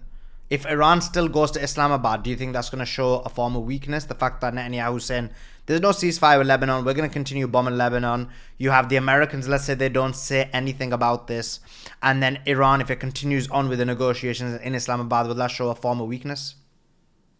They can operate at 2 tracks, Suleiman. Okay. They can be in Islamabad discussing, and they can. They already said that the response to Israel is ready. They can launch it anytime they choose. Of course, they can work in parallel tracks. No question about that. No doubt, no doubt. And Considering where we are at the moment, Suleiman, probably this is what's going to happen. We could have a response this weekend. The whole thing starts in Islamabad, and we have a Iranian response to Israel. yeah, yeah. And I think In- yeah, Side by side with Hezbollah is a joint response, right? that will put the power. Hezbollah has not responded yet. Hezbollah, they sent a few tactical missiles, but Yeah. they have not responded yet. Well, I was told by my sources that Hezbollah were planning a very big response, and then Very big, they stopped. right. They stopped that because they want these negotiations to basically succeed. But if Israel does continue to bomb Lebanon, then I think that might change. First of all, I just want to thank you so much for taking your time out to join us. It was probably one of the most conversations. Yeah, thank you so much. It was one of the conversations I've enjoyed more than anyone I've done. Where can people find your work? I know you're on X. We will put your tag on X, but where else can people find you? Thank you. Yeah, it's complicated, Suleiman, but because for 20 years I was associated with Asia Times in Hong Kong, so everybody everywhere knew where to find me. These past 4.5 years, I write for 2 Russian publications, obviously censored across the West. So if you use VPN, all of you, you can find me on Strategic Culture and Sputnik International Moscow in English. But a lot of stuff is republished in the US, in Europe, across Asia, etc. So you can find my stuff republished a little bit everywhere. But these are the 2 main ones. And the Cradle in Beirut. I am the international columnist for the Cradle in Beirut. That's easier. It's not censored yet. But when you publish in Russian media, of course, all of us, we have serious problems, especially in the NATO STAN sphere. It's very complicated. Everybody can read it. Here in Asia, it's easy. In Africa and Latin America. Yeah, yeah. Especially in the UK as well. It's just completely banned. You can't even see it. Yeah. Yes. So look, we've got first of all, thank you for joining us. I can see I put your tweet in the nest. It's real Pepe Escobar. I think people enjoyed it. We had like 5,000-6,000 people listening live. We really appreciated you. Thank you. Make Thanks, sure everyone everybody. follows Pepe. Really love you. Really appreciate it. And we'd love to get you back on again. Thank you so much. My pleasure, Suleiman. And okay, greetings at 2 in the morning from Southeast Asia. Thanks for your commitment to the cause. 2 a.m. and you continued on. Thank you so much. Thank you so much. Appreciate Cheers. you. Bye-bye. Thank you so much. Bye-bye. That was Pepe Escobar. Really enjoyed him a lot. He was brilliant. Guys, make sure you're following Pepe. It's real Pepe Escobar on the X. That tweet is in the nest. So make sure you're following him. Really like this guy a lot. That's the first time I've ever spoke to him, and actually he was brilliant. It was brilliant. I really enjoyed that a lot, to be honest. Guys on it. Make sure you're following him. Really like this guy a lot. That's the first time I've ever spoke to him, and actually he was brilliant. It was brilliant. I really enjoyed that a lot, to be honest. Guys on it. Make sure you're following him. Really. Guys on it. So smart. I love having conversations with people like that. Let me just do this bit and then we're sorted. Just need to mute this bit so that you don't get double hearing. Here we go.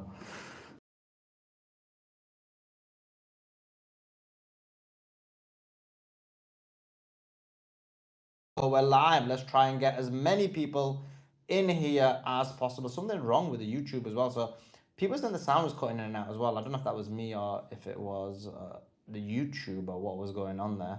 Let me know if you can hear the YouTube. That would be awesome. Let me put this up. Sound was fine on Twitter, on X, sorry. Oh, brilliant. Yeah, it was YouTube that they were complaining. The X was going through my sound system, so I know that was definitely working. Okay, what did you think, Hassan? Jump in. No, really, I was just going to come in. I just gave you 20 applauses there. I don't know if you saw them. Really, really good. I think probably one of my favorite ones that you've done. I've listened to. So really excellent interview, and quite an insightful, deep look at how things are, and an angle which I was kind of trying to state before in terms of the strategic angle. Let's not look at what's happening on the ground now, but let's look at the general shift taking place here. And this is pretty much matched everything I was saying before in terms of the fact that there's no way to see an agreement can be made with a death cult.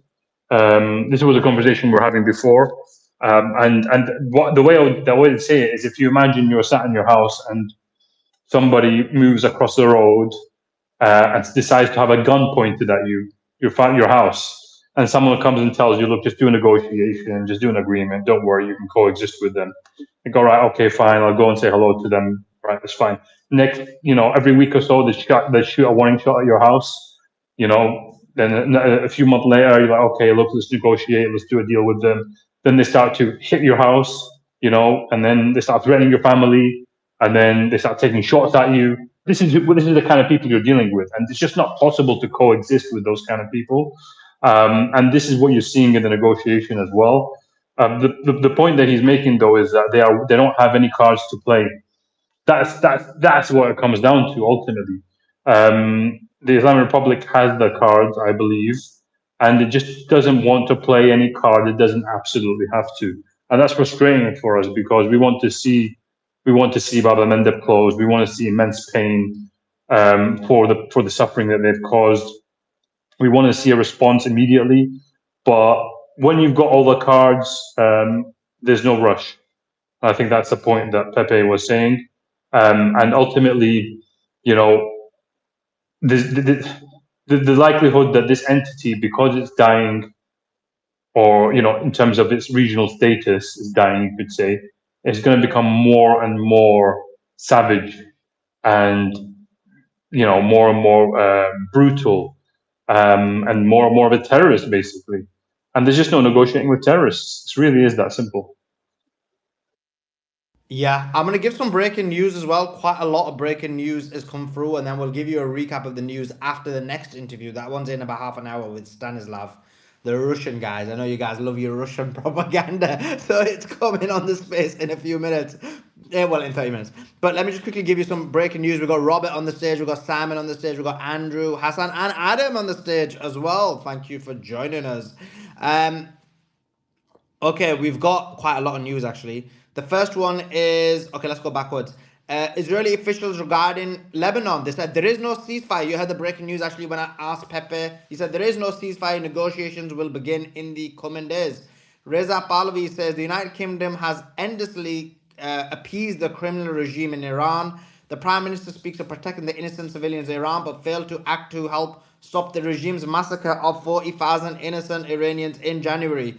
Only an end to the regime that brings terror to Britain's own shores will yield lasting peace and regional stability. Keir Starmer should follow in the footsteps of Churchill, not Chamberlain. He should support the Iranian people's fight for liberty. The Iranian people will remember who stood with them in the hour of need and who stood against them. Well, yeah, you stood against them.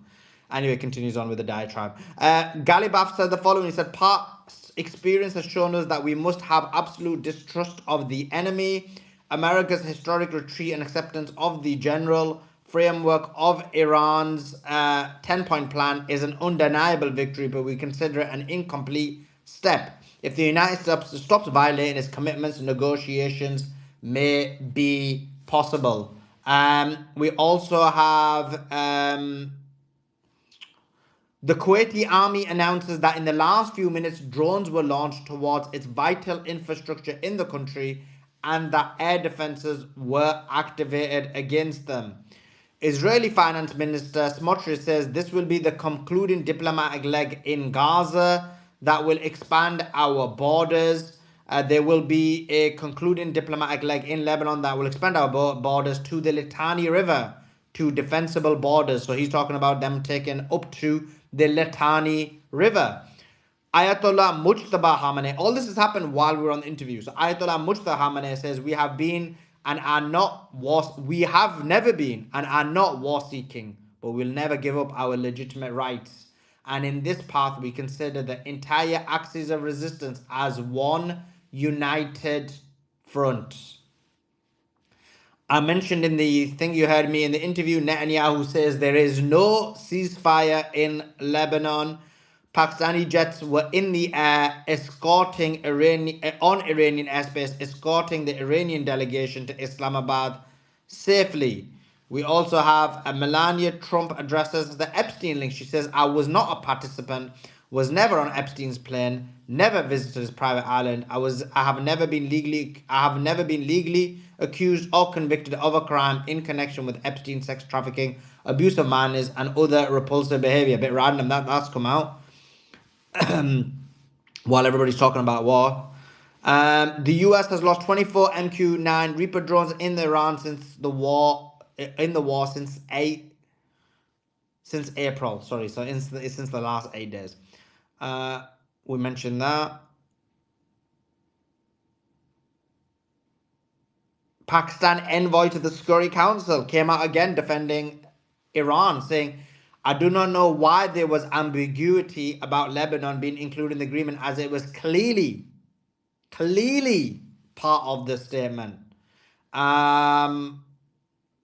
What else? That is a lot of news that's come out. That's just in the last hour. Obviously, we'll give you the news that we missed over the last 8-9 hours when we were off air in a second, but I just want to get into the conversation. Want to welcome Simon and Robert. Simon, Robert, any update on anything you want to add on in terms of the financial market and or otherwise? I'll let Robert do a market update. Look, I'll say the unpopular thing that people don't want to hear, but and again, I reiterate, it's not because I want it to be; it's just what I think is happening. But I think the parameters of the negotiation are obvious. I think if you look at what's happening here in the grander scheme, in Bretton Woods, it wasn't just about currency; it was about ports, and it was about naval protection of the sea, and handing over from the British Empire to the American Empire.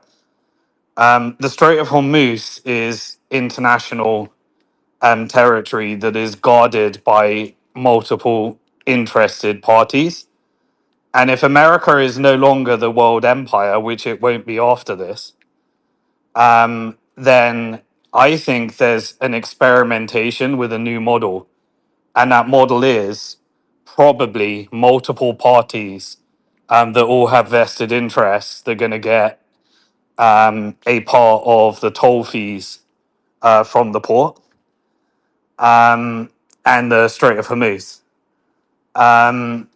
There's no international law that states a country can take it. If you look at the Suez Canal, they turned it into a canal so that they could try and circumvent like that those treaties that were set up. And I think that it's unrealistic, I think, to believe that the world's going to give Iran the Strait of Hormuz on their own. They're going to try it together into all interested parties having a stake in it.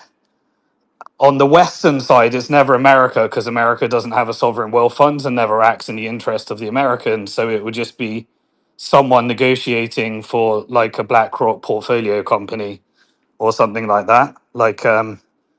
And then you've got all the interested parties as well.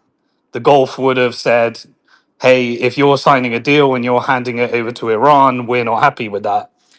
And so when the deal was announced, there would have been a bunch of parties that said that. Israel would have come and said, we need war, we need compensation, I need something.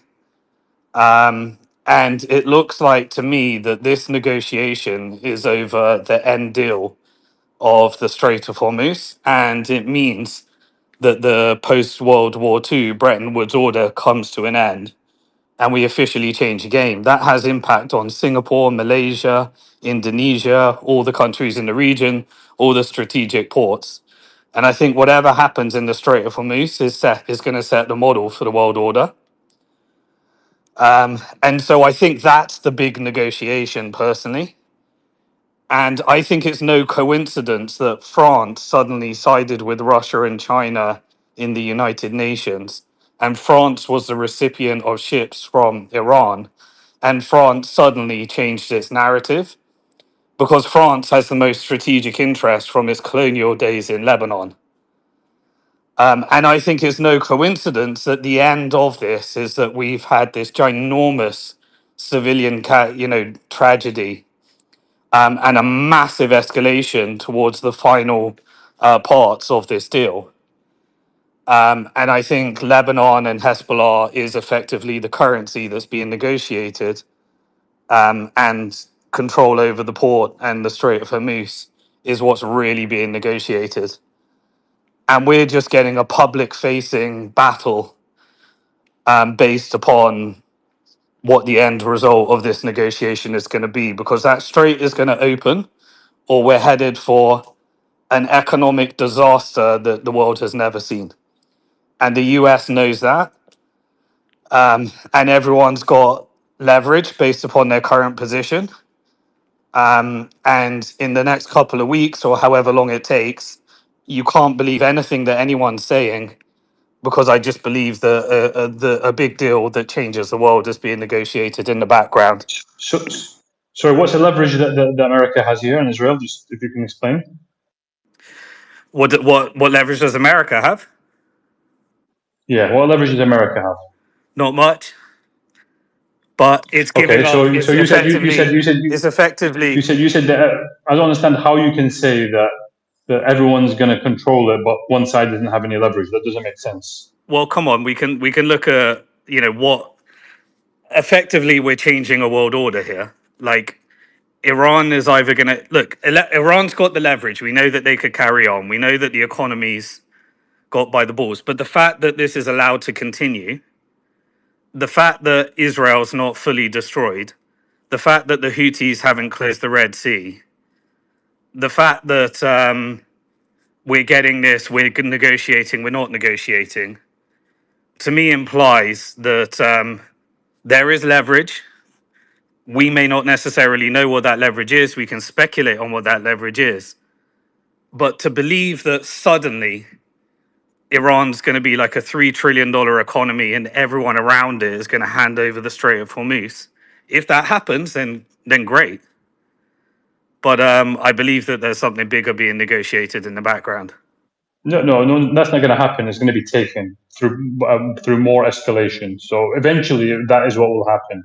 But because the other side doesn't have any leverage when it comes to this, it's already played all of its cards, every single one of them. That means that it's up to the Republic to decide how this goes. Very simple. Well, I know that you'd like it to be that way, but I'm sure there are other parts of the equation that come Well, into. you're not giving Okay, any other well, part of the one I'll equation. say is there is obviously people in Iran or IRGC that want a different thing to what other parts of the government and other parts of the IRGC want. And clearly, that's the same dynamic in any country, in any political system, in anything. And clearly, there is, internal infiltration.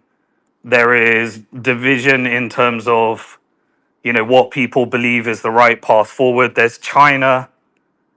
There's what does China want? Like, to just think that, okay, this is a checkmate, the world's going to be handed over to Iran, is a very romantic thing to believe, but I just don't quite believe that that's what's happening. Well, usually in a negotiation, you come with your leverage and just say what you've got. Like if you've got no leverage, then it's pretty much up to the Republic what they give. So it's at their disposal what happens from here. Now, the only thing that the other side can do is try to escalate and cause more killing.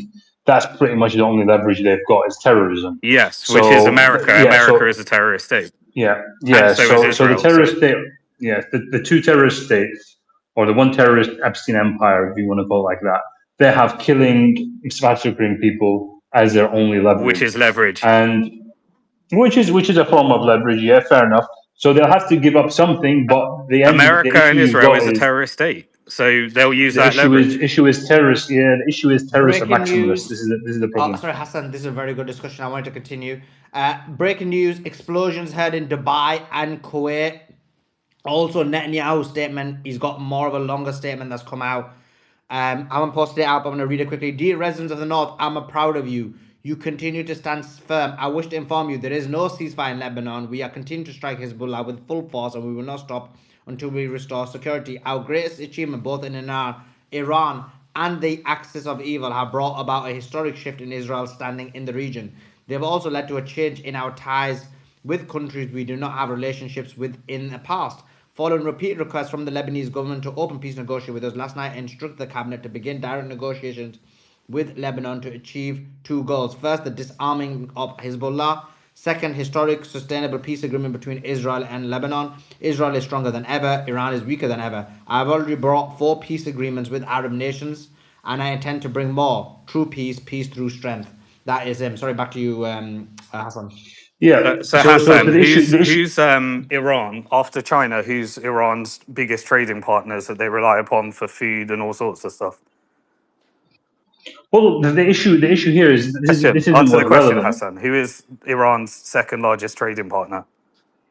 After China, I'm not sure who it is. It's I haven't got UAE. the It's data in front of me. UAE. UAE. Okay, fine. So So does it make a difference? yes, yes. Look, they've got. Look, at the end of the day, they've got all the leverage they need. But the problem, look, this is the issue. What people don't understand, and I keep trying to reiterate on this space, is that Zionization is a maximalist position. You basically take a terrorist stance. Now, a terrorist wants to get everything and doesn't want to give the other side anything. This is the maximalist approach of America and the Jewish colony. So what they're going to do is they're going to keep trying to negotiate and lose more leverage every time they negotiate, but with force, by force. And every time they do so, they lose more and more leverage. If they had, for example, at the start of this process, there's a number of things you need to take into account. At the start of this process, they could have come to the Republic and said, look, 0% enrichment, we'll give you peace, we'll sign on the dotted line, let's make peace and go for it. Fantastic. They would have got it. Now they're negotiating about the Strait of Hormuz and whether Lebanon should be bombed. All the other topics have become like not even worth. They can't even bring them up anymore. Okay, and this is what happens. This is what happens every time. The other thing you've got to take into account is the trajectory of But things. retranslate Lebanon bomb. What does that mean? It means, are we allowing Hezbollah to be weakened or integrated, or what? That's what it means in real terms. So there's no negotiation over keeping the Lebanese resistance. Well, you're not sat around the table, Hassan. We can There only will be speculate. there will be no negotiation. No, there's no speculation because you have to understand that because if you don't know the way the Republic Hassan, the ideology, you Hassan, don't understand I know the No, you don't. ideological stuff. I know what the No, you foot don't. You soldiers don't. think. You don't. I You know don't. what No, the you foot don't. soldiers think. You I'm claim talking you do, about the but you don't. people that have the power that are sat around the negotiation table. Those people, you do not know how they think. You're making assumptions on how they think. And this is the problem. Pepe was Pepe coming from my perspective. There are people who are controlling the republic. They look at things differently to the way you think and I think. This is a problem, right? So anyway, the point I was saying is, I know what you're going to say. You don't need to say it again. I understand the ideology. I understand the ideology of Zionism. I'm talking about on top of Zionism are some people that use Zionism as an ideology to negotiate and get leverage, just like ISIS, just like UK, just like America, just like Iran. so if you look at look, okay. So the thing is, you're believing this is going to end in a negotiation from the start. If we look at the data very clearly. So October 7th started, Gaza genocide. Lebanon then happened. Then we had every time another step in escalation. Every single time. So it started off with True Promise 1, they hit the Republic, they took out Hania, and then there was True Promise 1. Then they hit the Republic again, True Promise 2. Would you agree? Would you agree that pager attack was set up a decade ago, and they chose one particular moment to use it when they could have used it because Israel is okay with the resistance. Israel benefits from the resistance. No, I don't believe that at all. I believe they used it when they needed So it you most. believe Zionist It's a propaganda card. that they're actually there fighting the resistance. They're not leveraging the resistance in order to gain more land and get more control and get help American military companies make a shit ton of contracts. You No, believe they're trying to stop the resistance. they So absolutely want to why create did they actually stop the resistance? They absolutely want the Greater Israel Project, and the Greater Israel Project means they need to take over more and more land, and that's been proven in Syria. They want to neutralize anybody so they can expand Exactly. their So borders and why take did over they more. have a 10-year pager that they could have blown up 8 years ago or something? Because it was a strategic asset, and now it's used. Now they've got nothing they can do to Hezbollah anymore. Hezbollah is now they can't use it anymore. It's very simple. So they used it at that moment, thinking it was going to finish them off when they needed them to finish them off, so that they could then expand their borders. This is how they think. They're maximalists. They wanted to, or every time they want to get up to the Litani, they want to take over Beirut, they want to expand their territories. This is the way expansionist ideology think. It fits in with Zionism, fits in with Nazism. It's the same. It's the same thing, but obviously Zionism is a far worse evil. So that's what's happening now. The point is, every time there's been an escalation from Gaza till now, the 12-day war was much less than the current war.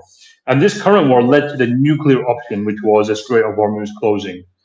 If this ceasefire happens, there will be another escalation, which will be even bigger.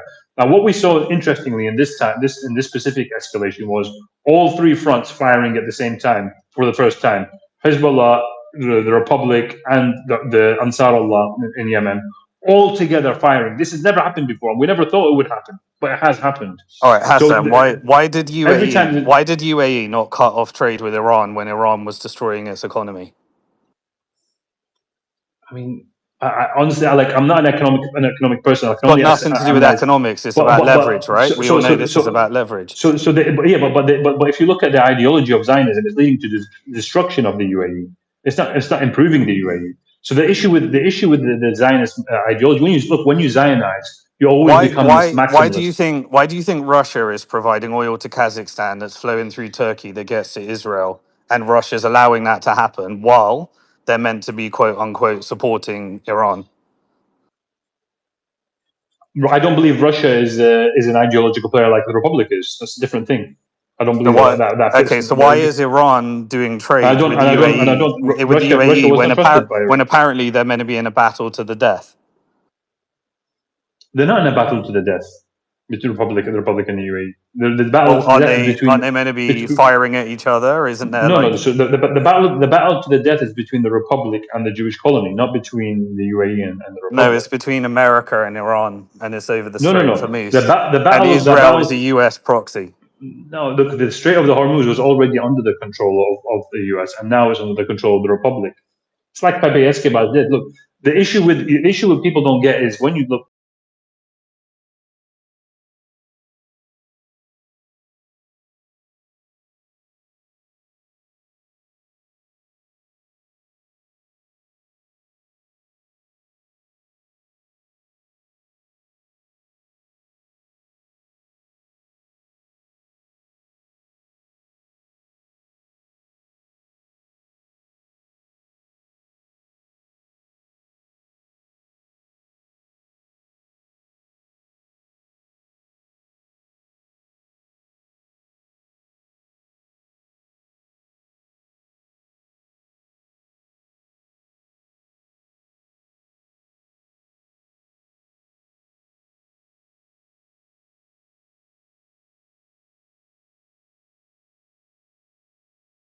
Drunk on empire, drunk on power, and you did you get this ecstasy. Look, when he did the Maduro thing in Venezuela, he believed you would do the same thing in the Republic. And you don't think Maduro agreed to that?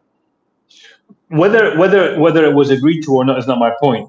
He had the high. That was theatrics. That was theatrics that led to this. I don't care whether it's theatrics or not. The point is he achieved his objective, and the optics were what he wanted. That I am the all-powerful emperor, and he thought he could do the same thing in the Islamic Republic, and he couldn't.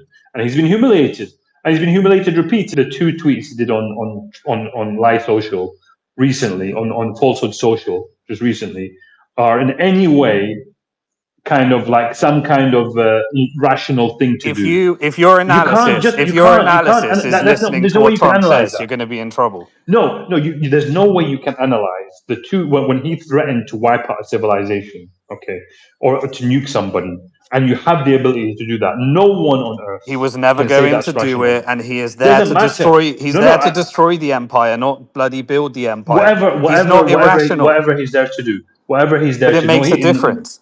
Whatever he's there to do, that is not rational. That is not the but it does make a difference, because even if you bring down an empire, it's the difference between thinking he's a crazy madman or actually someone that's quite rational, but with different incentives.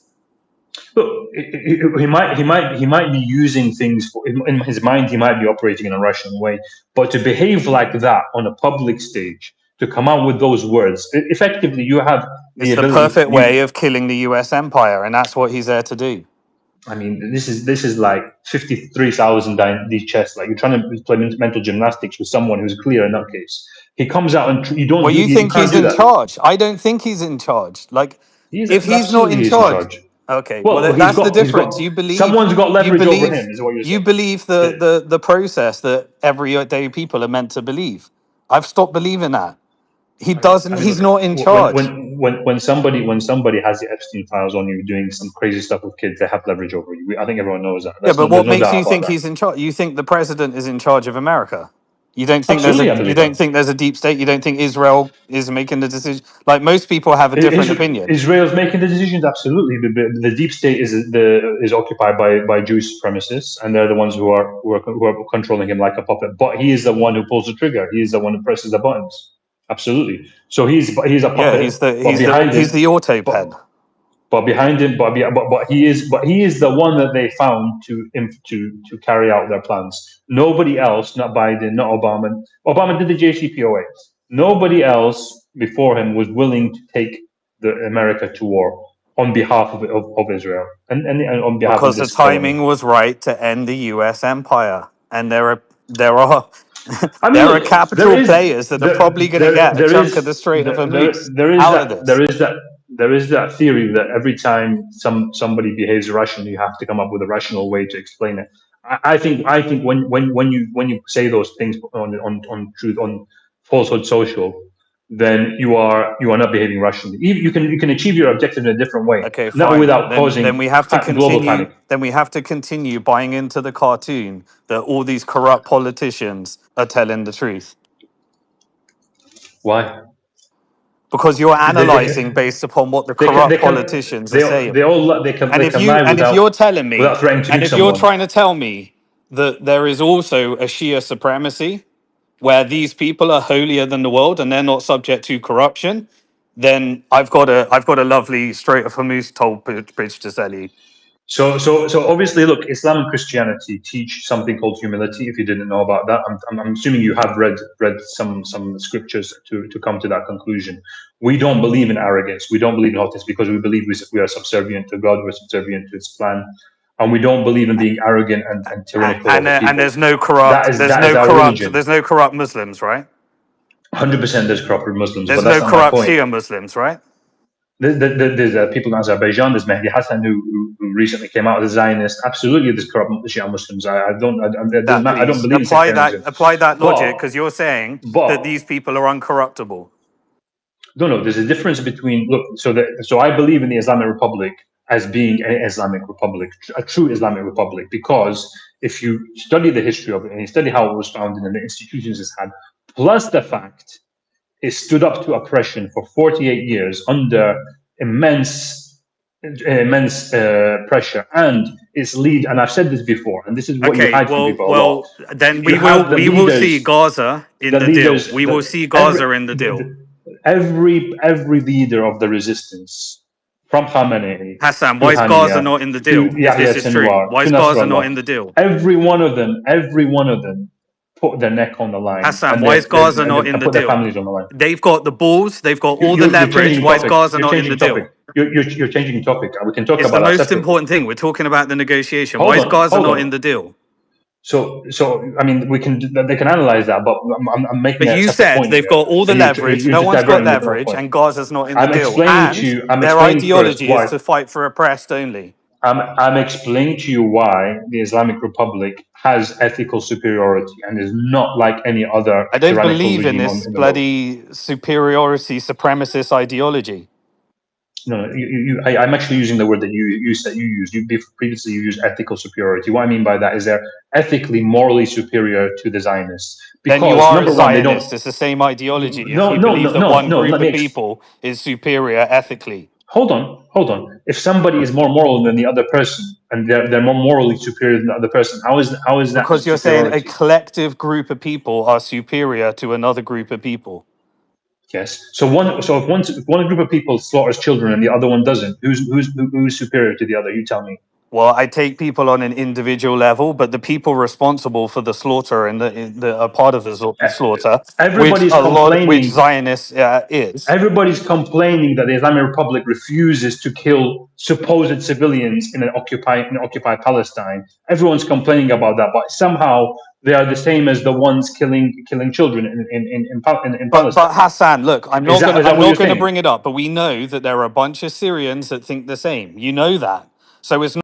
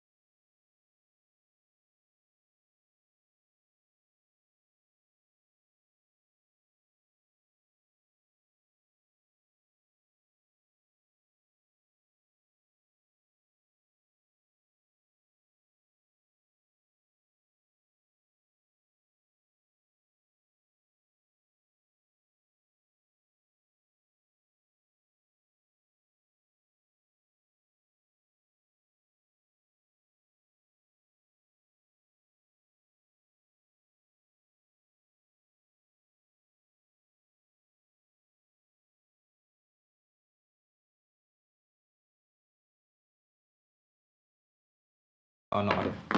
And this current interview with Stanislav as well. So much love to him on that.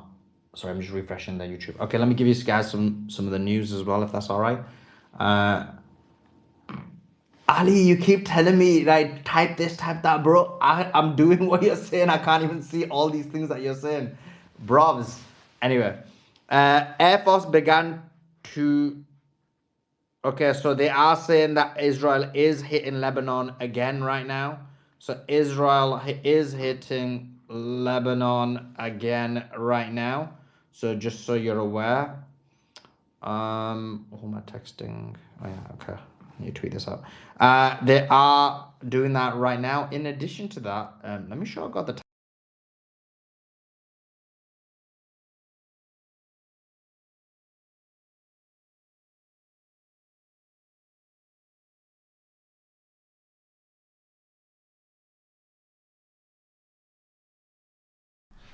Oh, and I forgot to tweet it out. Let me quickly tweet it out as well.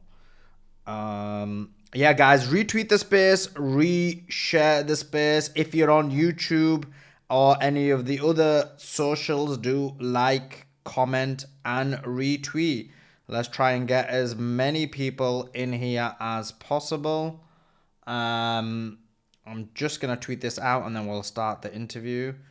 I kind of forgot to do that, which wasn't great.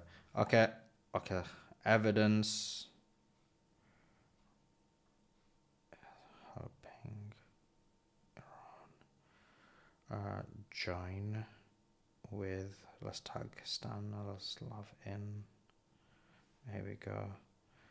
And just need the link. And then we're sorted, guys. Yeah, guys, great interview this is going to be. This is interesting. Many of you guys do ask the Russian perspective, what's Russia doing, and various other things. So I think this is going to be a really good interview for sure. And like I said, shout out to David who sorted this out for us. Okay. I'll put in the last in a second. Okay, we're sort. Oh, he's gone. Damn. Okay. Okay. Is he coming back? Hopefully he's coming back. Okay, guys. Anyway, just to let you know, guys, we have got the interview with Stanislav. We're just waiting for him to come back. Got a new Sue, boys. People think it's the same Sue. Mum was messaging me like, "Oh, how come you got the same suit on?" I was like, "Bro, Mom, it's a different suit. Stop hating on me, blood." Anyway, we got Stanislav coming on in a few seconds. It's gonna be great, I think. Let me just see if he's messaging me because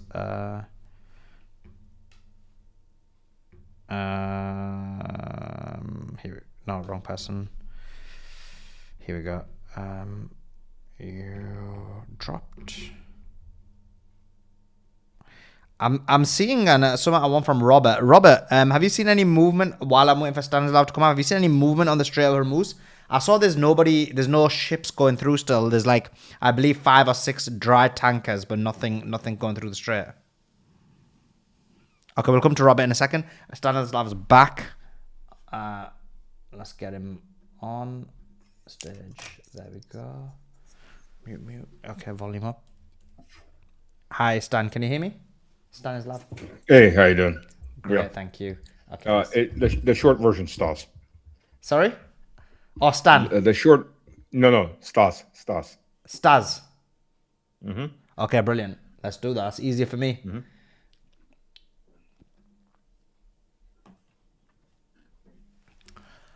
I just want to welcome Stas to the podcast, In the Eyes of Truth podcast. This guy has been given very good analysis during the war, especially from the Russian perspective. I know a lot of our audience do ask, what is the Russian perspective on this? And we do get many people who come in and explain, and you were recommended to us by David. So Thank you so much for taking your time out to join us. How are you?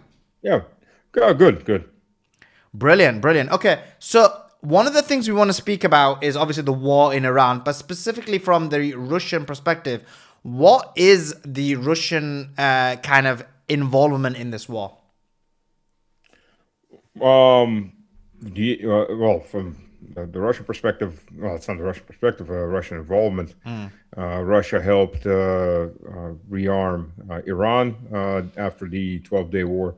Russia actually was proposing to Iran before the summer war a hard alliance, the same thing it has with Belarus and North Korea.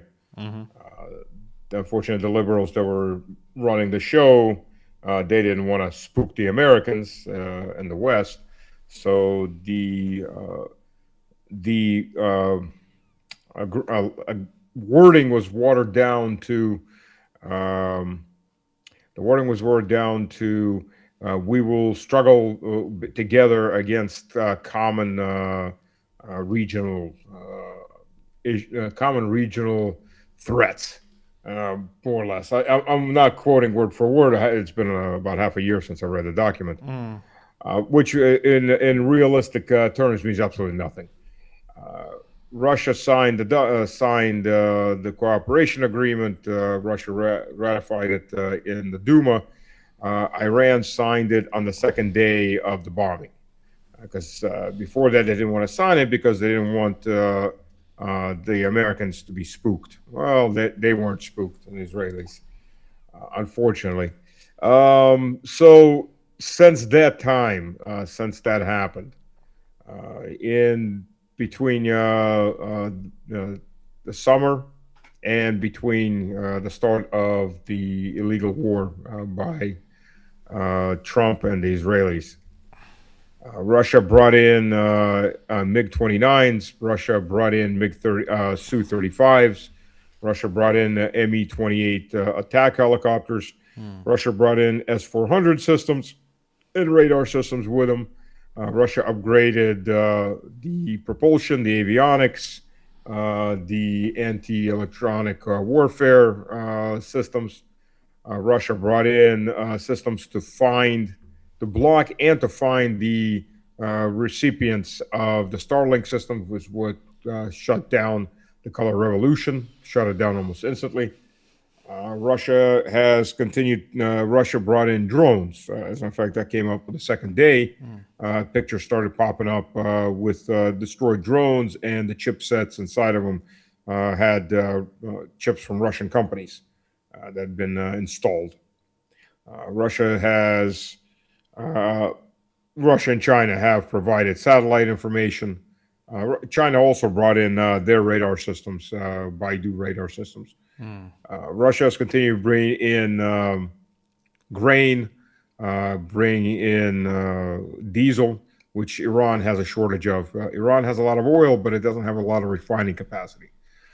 Russia was continuing to work on the nuclear power plant until recently, when employees were evacuated out.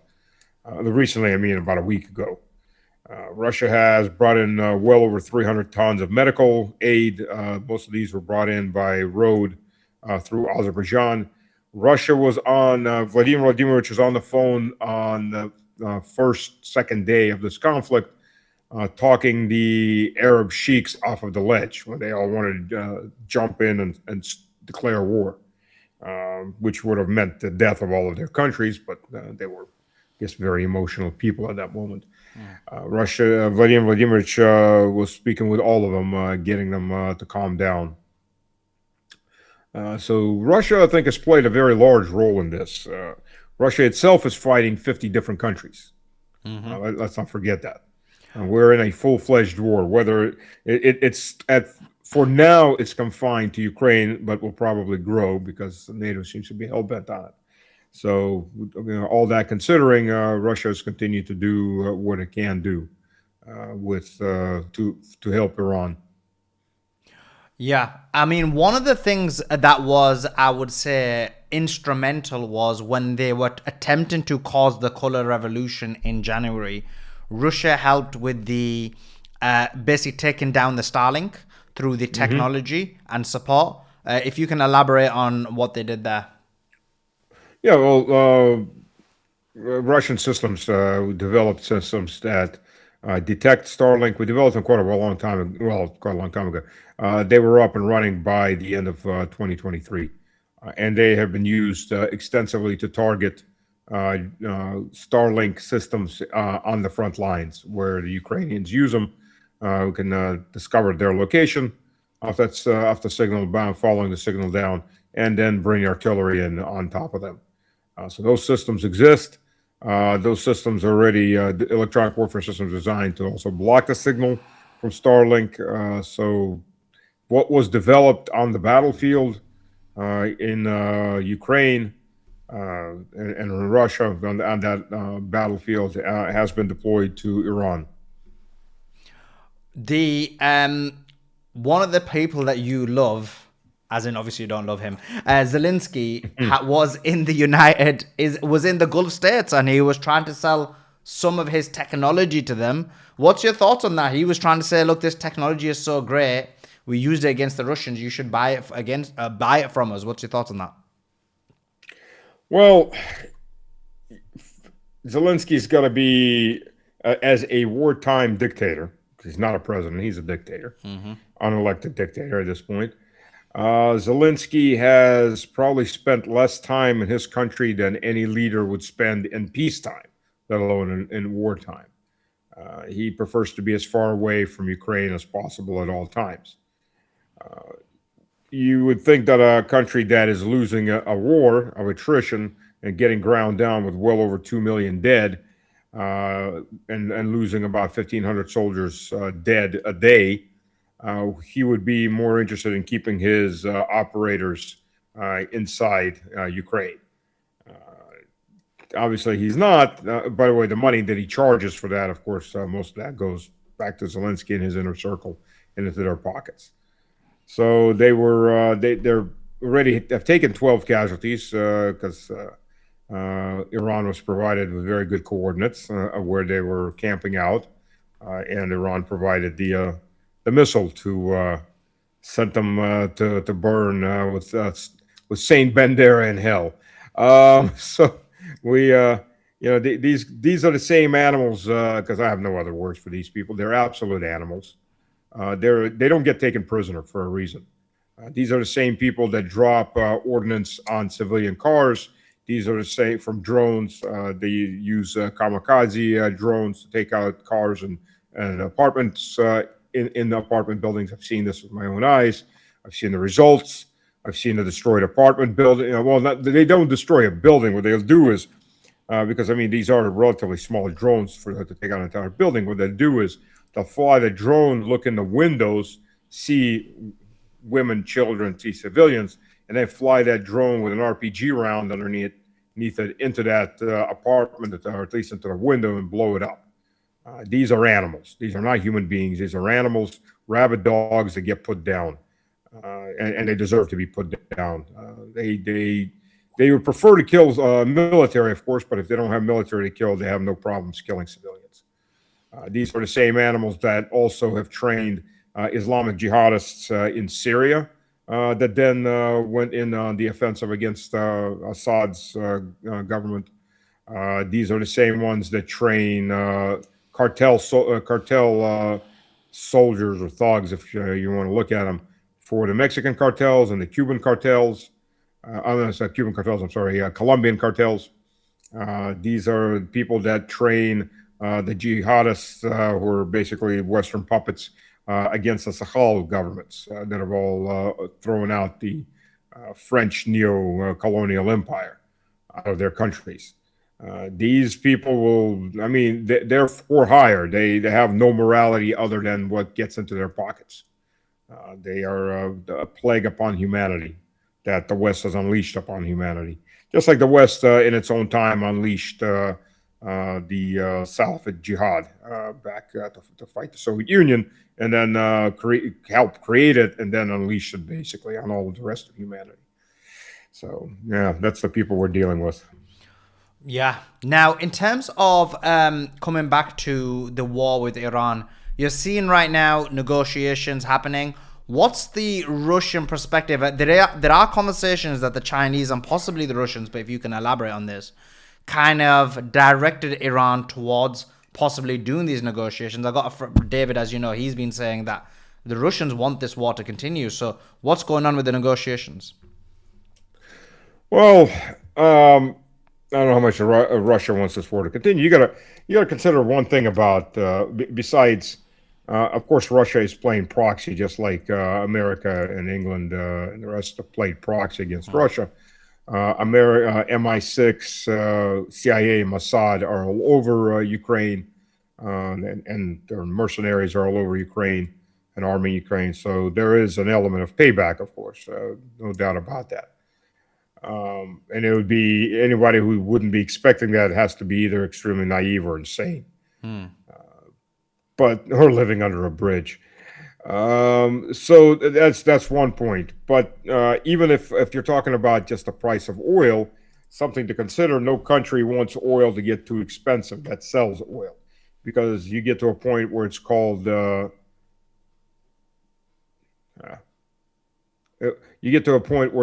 demand destruction. If the price gets too high, the countries that are buying go into recession, and then they don't need as much oil. So one way or the other, price will come down. And nobody wants that because a global recession, which we already have now, is a global recession. The U.S. is in a recession too. It's got has had 2 quarters of negative growth, the minimum for a recession, even though the politicians will, of course, never admit that. Russia, it's not in Russia's interest. In fact, look, unlike the West, that is addicted to pillaging, murder, rape, people who are sick in the head, they have a tendency of what's called projecting. They project their own inadequacies on other people. Nations do the same thing. Russia has been trying to set up a structure for European common security since the 1880s.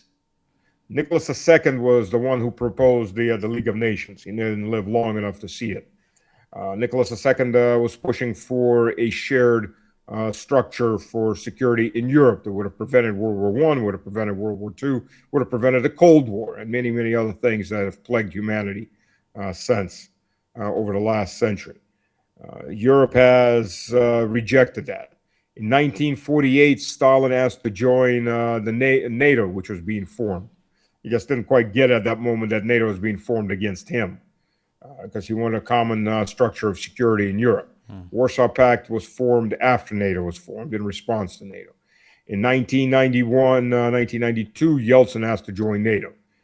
In 1999, 2000, Vladimir Vladimirovich asked to join NATO. This is, and the point being is these European alliances have always been to conquer and pillage each other to some degree, or unify under some kind of mostly it's a Germanic rule and go after us. So there's an issue if you look at the different cultures of different countries. We as Orthodox Christians, to us, war is always a sin. It may be a necessary sin, but it is still a sin. So the leaders of Orthodox countries, if they're actually religious, have always tried to avoid war and talk people into peace.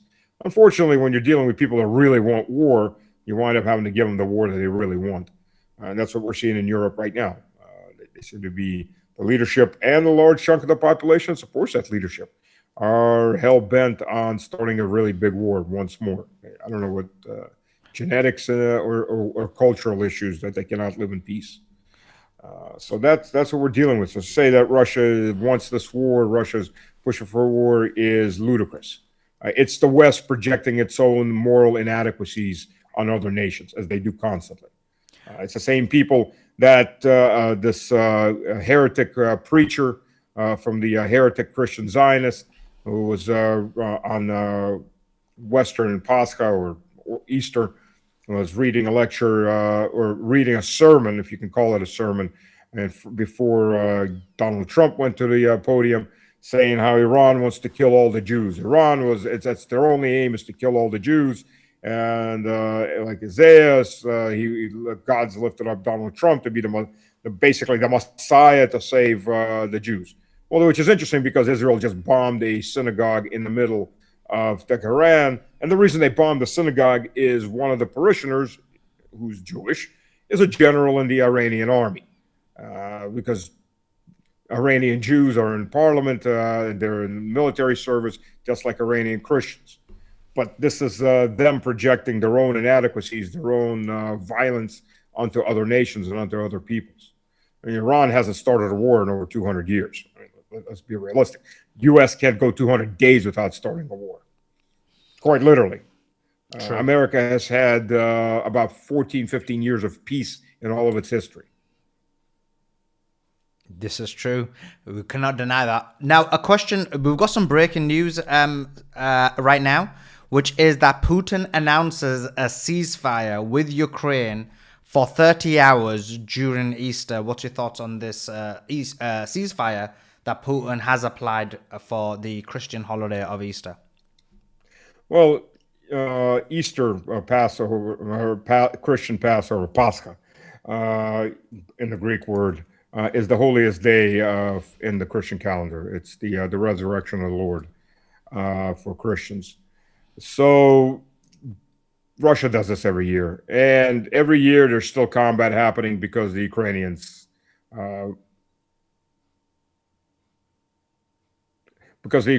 mostly break those ceasefires. Look, last year Russia declared Russia agreed.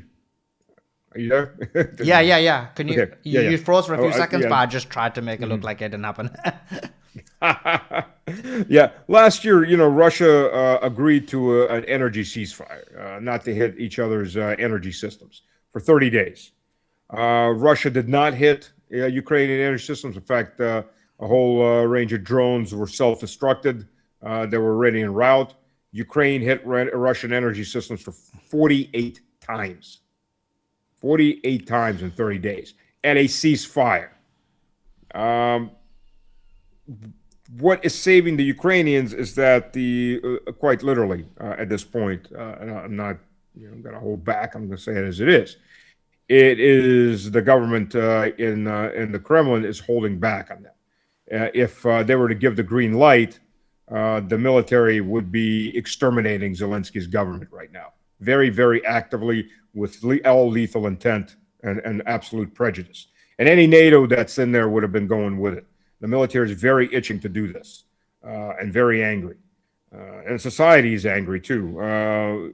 The idiots in the European Union that dream about getting rid of Vladimir Vladimirovich because they think they're going to get another Yeltsin have absolutely no concept what's coming their way if Vladimir Vladimirovich is removed or if he dies, if they assassinate him. Look, 91 drones heading toward his residency is an assassination attempt. in anybody's books. What will come next is going to leave Ukraine one big crater and probably a good chunk of NATO too. They have no idea how much anger is inside of Russia. They have no idea how much military power Russia has. At the present, what Europe has for armies, Russia would exterminate them. And it wouldn't even go through them; they would just exterminate them. People like Finland are idiotic enough; they think that the Russian army is going to charge in. They literally, if you talk to them, they think, oh, we'll be sniping those stupid Russians that'll be coming in. No, Russia will just sit back and use missile technology to wipe out the entire infrastructure of Finland and let winter and hunger take care of the rest. As far as Europe, Europe will be crushed. They don't understand this. They don't. There's a good Russian saying that the Germans, even in 100 years, should be indebted to us. And the question is, why should they be indebted? For what they did in Russia? It's like, no, for what we didn't do to them in Europe, in Germany. Unlike the Germans, when the Russian military came in, or the Soviet military came in, they turned around soup kitchens and started feeding the Germans. There were German civilians that were carrying rounds to the soldiers minutes earlier. If we were anything like the Europeans, because the Europeans, they love to say, oh, the Russians aren't like us. Well, the only reason they exist is because we aren't like them. If we were like them, Germany would have been an empty slaughterhouse in 1945, 1946. I mean, as revenge for what the Germans did. And not only, we were fighting almost all of Europe at that point. These people really are clueless about what's going on. And of course, they keep pushing the boundaries of it. Russia's done, the ceasefire last year then became a Pascha ceasefire, and then bled over into, well, actually, it became a Victory Day ceasefire, and then it bled over into a Pascha ceasefire. Ukraine kept trying to probe and kept attacking, so unfortunately, there was no ceasefire. There was ceasefire in small areas of the front. The rest of it was still in flux, was under action. So this is what the people we're dealing with, unfortunately, and Iran is dealing with the exact same people. You cannot trust their word. They either know to be quite frank, it's either you pay them the Danes' guilt, and as the saying goes, once you pay the Danes' guilt, what do you do with the Danes? Because they'll be back every year to get more Danes' guilt. Or you put your dagger under their throat. That's the only two things they understand. Unfortunately, they cannot live in peace. It's not in their cultural DNA. It's never been in their cultural DNA. Yeah. Now, let's talk about what's happening right now. There's negotiations in Islamabad, likely going to be happening late Friday, early Saturday. There was a big disagreement about whether Lebanon was part of the ceasefire. The Americans, the Israelis claimed that they weren't. The Iranians, as well as the Pakistanis, have said that no, Lebanon was always in the ceasefire. Netanyahu was bombing Lebanon really bad. They killed 300-400 people, injured thousands upon thousands of people. And Netanyahu just came out now, just before our interview, I think about an hour before, and said, we will continue bombing Lebanon. They are not part of the ceasefire. Where does this leave everyone? I know Iran was going to respond, and the Pakistanis called them to say, look, hold off. But it looks like Netanyahu is not stopping. He's going to bomb. What's your thoughts about this entire negotiation process? Israel as a country could exist peacefully amongst the Arab countries. But they would have to change radically. And the unfortunate part is, while 20% of the population is anti-Zionist, I'm talking about from the Jews, and I'm not talking about the Arabs that are in Israel. They're still the vast minority. And the rest of the people, they may not support Netanyahu, but they support his policies. And that's interesting. Even as many of them flee out of the country. There was a good proposal in the Russian parliament to pass a law for those Israelis that also hold Russian passports and who write on social media, murder them, kill their children, all that, to strip them of Russian citizenship. They do not come back into Russia if they run, because we don't need people like that. We don't need genocidal thugs inside our own society. And I fully agree with that. If that's your views, that murdering women and children, committing genocide is good, then stay where you're at and face the consequences of your own actions. Don't come into our country. We don't need that kind of people. This we have plenty of this is not an anti-Jewish thing. We have plenty of peaceful Jews that are loyal to Russia, that are aghast at what the Israeli regime is doing. This is a Nazi regime. This is a Nazi, absolute Nazi regime. They try to make it sound Nazis can only be Germans. Well, no. There is no particular, for Nazism, there is no particular one race. You need two races, the Übermensch and the Untermensch. Fill in the blank who's who. And if you're on the Übermensch and you're committing mass murder, then guess what? It's National Socialism is both an economic system and a superiority system dominance. They're acting not much different from what was going on in Europe in the 40s and 30s. Unfortunately to say, they're committing mass murder. And it says a lot of people like Vance, who's a Catholic. The Israelis are right now very busy murdering the Christian population in Lebanon. Particularly, that's who they're targeting first and foremost at the moment. And about half those Christians are Orthodox, and about half those Christians are Catholics. And while on Catholic Easter or Pascha last Sunday, they were massacring Catholics, and Vance, who's a Catholic, or at least supposed to be a Catholic, doesn't seem to have a problem with that. And while we're at it, Marco Rubio is a Catholic. He has no problems taking money from Israel and the Israeli lobby. He has no problem not noticing when the Pope writes, letters of protest to the Israeli government to stop murdering Christians. He has no problem with that. Marco Rubio absolutely has no problem with that. His conscience is in his pocketbook, and apparently so is Vance's. So you deal with the people that you have there. It's an Epstein social class that runs the West. These people are ready to, they don't just rape children, they murder children, and they eat children, if you listen to what the witnesses have stated over and over again. How can you deal with these people? What are you trying to find? Sympathy in these people? Integrity in these people? Yeah. These people are Satanists. Flat out. This is a religious war. For us Russians, this is a religious war. It's Orthodoxy and Islam on the same side. We're fighting the Satanists. We're fighting the Epstein class. And for very many Russians, both Muslim Chechens, Russian, ethnic Russians, Orthodox, and so on. And there's Jews, Russian Jews that are fighting on the front lines. There are Buddhists fighting on the front lines. This is a war against Satanism. That's what we see is what the Epstein elite is spreading. And they're fighting against anything that's traditional because, well, that's how it goes. That's what their master demands of them. So for very, very many people, this is long ago turned into a religious war. We see the same thing with Iran. This is a religious war. You have two Zionist sects. Both are considered anathema to their main bodies. Christian Zionism is a heretical sect of Christianity, a very heretical sect that rewrote the Bible and is looking for Armageddon to destroy the world so they get to just teleport up to heaven without having to die. So it's a death sect that's afraid of dying. They just want everyone else to die. And a heretical sect of Judaism, Zionism, the Jewish Zionism. That, by the way, despises traditional Jews, too. We saw that when they're bombing synagogues in Iran. We've seen that as they beat the Safari Jews that are against what they're doing. They'll beat them as badly or even worse than the Palestinians because they despise them. They look at them as race traitors. We see that all the time. This is a psychotic regime in Washington. This is a psychotic regime in Jerusalem.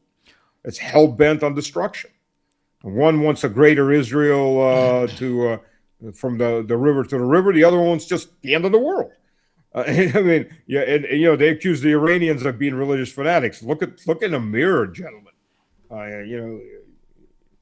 Iran has different faiths that are protected. Look what these two faiths these two heretical faiths what? This is what we're dealing with. So any negotiations, you've got to just expect that you'll be backstabbed. You got to expect that they've twice the Americans have twice murdered the people that they were negotiating with. Yeah. And the Israelis have done this constantly. I mean, how do you trust these people? You got to take a triple insurance policy out if you're going to go negotiate with them. And that's the reality of it. So, of course, Netanyahu's hell-bent. Netanyahu, of course, also has the problem that the moment this conflict ends and people start asking questions, how Hamas in mass got through the fencing that was supposed to be so secure and was so secure, how all of this happened, why Netanyahu for years was feeding Hamas millions of dollars. I mean, he's doing it for his own political gain for obvious reasons, but to divide the Palestinians and then always have the Palestinian Hamas territories say, well, see, we can't negotiate with the Palestinians. I mean, obviously enough, he was doing this. There are now videos out that on 7th October, the military is told to stand down. Somebody actually recorded that order coming across the radio. Somebody was smart enough to record that. They were told to stand down. Don't go near the fence for the next 12 hours. People were reporting that there was something going on. So this was a setup, obviously, but it gave Netanyahu incredible powers. Let's not forget. I mean, right before this, Netanyahu was in the middle of impeachment because he's an incredibly corrupt human being. So is his wife and son, who's, by the way, both in Florida. They're living for Israel. They're not going to die for Israel. But let the common Israeli die for Israel, not the elite. These are the same people. By the way, they put their headquarters underneath a hospital, quite literally. When they went into Gaza looking for bunkers underneath the main hospital, there were bunkers underneath it. They built those bunkers, and they built that main hospital. And they built those military bunkers underneath it. They did the same thing in Tel Aviv. They did the same thing in Jerusalem. So they're using their own people as human shields. And what can you say for people like that? No doubt. Obviously, I don't agree with the Netanyahu funding Hamas. I don't believe he did. I think that's just propaganda. But I agree with a lot of what you said. I think that a lot of them sources are from Israeli sources because they want to delegitimize the resistance. Now, we've just got a statement coming out from Galibaf, which is he's quote-tweeted his own tweet. Remember, he tweeted a tweet out which said there were 3 demands basically related to Lebanon and how there needs to be a ceasefire in Lebanon as well. Netanyahu came out an hour ago and said they're going to bomb Lebanon. Galibaf has just come out and said time is running out, meaning basically time to continue with the ceasefire in Lebanon is running out. How do you see the next few days going in terms of we have a situation where the negotiations are happening, the Israelis are bombing Lebanon. What does Iran do? Is Iran going to respond or are they going to wait for the negotiations? We'll see. I think in the end, Iran's already closed the straits back up again. Yeah. So that closed within, I think, 4 hours of the so-called ceasefire starting. Look, Trump accepted all 10 points the Lebanese that the Iranian government gave. I don't know if he even read them, honestly speaking, because most of those points the U.S. government would never be able to swallow. On the one end, the Iranians did walk away from demanding reparations from the U.S. government by taking tolls from ships passing. That they could actually swallow because the Americans aren't really affected by any of these tolls because they don't get much oil out of the Persian Gulf. They do import oil, even though they're the biggest producer at the moment. They still import oil, but it's still not that bad of an issue for them. And for the Europeans, when it comes down to when Trump said, "Well, fine, you go and open up the straits." They don't need to open up the straits. They will quite literally just go buy in non-dollar denominated oil, and by staying neutral, unlike the British, by the way, but who are slow creeping to a defensive aggression, whatever that's supposed to mean. By staying neutral, they can still get oil out as need be. Of course, the volume of oil produced is now down quite a bit because of this conflict, and gas is fully offline and will stay offline for, I think, I was looking at I've got extensive experience in supply chain and oil and gas services and EPC construction. I was a director of supply chain on two EPC projects with Tecnomont, Italian company. We were expanding the Russian oil refinery in Moscow, the Moscow oil refinery, and building one of the three phases of the giant LNG plant in Amur. I know how long all this takes to get all these vessels, to get the metal construction. And for the pictures I was seeing, I was saying Qatar is going to be down for 1.5 to 2 years. But then there was news that was coming out from people on the ground that said it's a hell of a lot worse than now what everybody thinks. It's all destroyed. So you're looking at somewhere 5 to 7 years. Gas isn't coming. Fertilizer isn't coming. The extra ammonia isn't from the gas isn't coming. The extra helium isn't coming. And maybe the government or the owners of Qatar. I mean, come on, it's a corporation masquerading. It's a family corporation masquerading as a country. They may just cut bait and leave, because if it's 5 to 7 years, they have to pay out of pocket to fix it with no money coming in. They may just leave and go live their lives on the hundreds of billions that they've gotten out of this project. That's a lot of money to put back in for a long term. So there's a lot of questions of what's going to happen with this. As far as Israel goes, I think at the end, Iran will start to respond. And so will Yemen and everybody else, because at this point, it's obvious Netanyahu will never stop unless he is stopped. Mm-hmm. And by the way, if anybody thinks his opposition is better, they're even worse. Their main complaint was we weren't at the negotiation tables, killed them all. There's no, outside of the non-systemic 20% or so of the population who are in these demonstrations. They're anti-Zionist Jews, and it's growing. I mean, the first demonstration, like 50 people about 2 weeks ago, and then got to about 100 people. And the last couple of demonstrations were actually pretty big, but they're still 20% of the population. So until enough of the population wakes up or leaves, nothing's going to change. The opposition's even worse. It's even more radical. It's like saying you got Hitler or you got a Hitler heavy. That's what you're looking at in Jerusalem or Tel Aviv, whatever you want to decide is the capital. But unfortunately, that's what you get. And yes, they're committing genocide. They killed 250 civilians. Their excuse is, Hezbollah is underneath these buildings.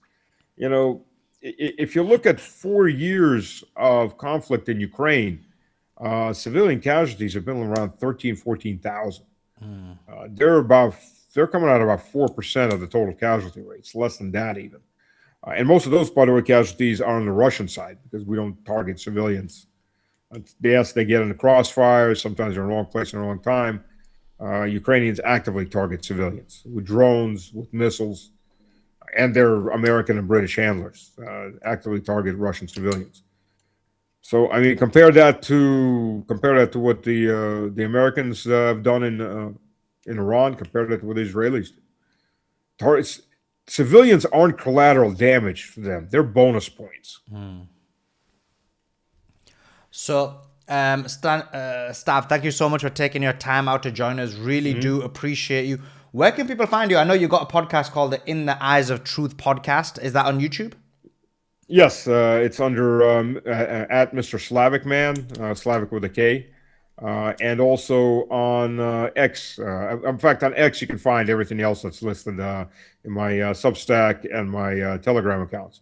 X is at Stanis Krapivnik. Couldn't get the whole name in. Our Russian names are too long. They are exceptionally wrong. But we have got your profile in the nest on the X. We've got, I don't know, like a few thousand people in there. So if everyone can give him a follow, that would be brilliant. And we have got we've got your, because the poster of it, we've got your tag on there so people can see that in the nest. Excellent. Brilliant. Thank you so much. So people can find you on X, people can find you on YouTube. Thank you so much for taking your time out to join us. We really appreciate it, and we'll definitely get you back on again. Thank you. And the only thing I can say is, with Holy Pascha, I'd like everybody to kiss the cross and bear the sword. And by kiss the cross, it's an old Orthodox saying to make peace, because when our princes used to they when they stopped fighting, they kissed the cross as a sign that before God they're pledging for peace. So yeah, that's from that point, that's what I'd like to see. Unfortunately, I don't think we will see that, but that's definitely the. This is definitely our perspective. We yearn for peace, but unfortunately, the people of evil yearn for war. Thank you so much for taking your time out to join us. We really do appreciate you. Thank you. Thank you. Thank you. That was Stav. Thank you so much to him. Guys, make sure you give him a follow as well. As I said, his profile is in the nest. Make sure you do that. That would be awesome. And yeah, let's get back into the conversation. Appreciate you, Stan. Thank you so much for coming. Yep. Thank you. Cheers. Thank you. So yeah, let's get that sorted. I'm gonna bring the space back up. I just need to read some of the chats as well. And yeah, lots to speak about. Lots of news coming out. Galibaf has just said time is running out. So what does he mean? What is the time? When is it running out? How is it running out? These are the $1 million questions. Oh, sweet. It did have me as the... Because I was thinking, because I did it, the X Live just to see how it works. Because we've got quite a lot of big interviews coming up tomorrow. And it does show our X Live in pink. So that's pretty cool. Questions. Oh, sweet. It did have me as the... Because I was thinking, because I did it, the X Live just to see how it works. Because we've got quite a lot of big interviews coming up tomorrow. And it does show our X Live in pink. So that's pretty cool. Questions. Oh, sweet. It did. So now I know it's done that. We can definitely do tomorrow's interviews. Got bangers lined up tomorrow on that. Because I was testing it. Yeah, guys, retweet the space, reshare the space, let everybody know we're live. YouTube guys, let me know if the YouTube is working. That would be awesome. And let me read some of the super chats as well, and then we'll get back into the conversation. Okay. Here we go. Okay, I want to thank the cool who said, oh wait, let's go to the top. First of all, Pori, thank you so much for the level 1 membership. We appreciate you being a level 1 member. Appreciate it. Thank you so much for joining the community and being an important member of the community. And I really do mean it. Every single person who does give a membership is an important member of the community, and we've created and built an awesome community. We call it the Moral Resistance. I love that name. It was awesome. Created by Andrew and Joa. Love it. And the same with Ramil, who also is a level 1 member as well. Appreciate you.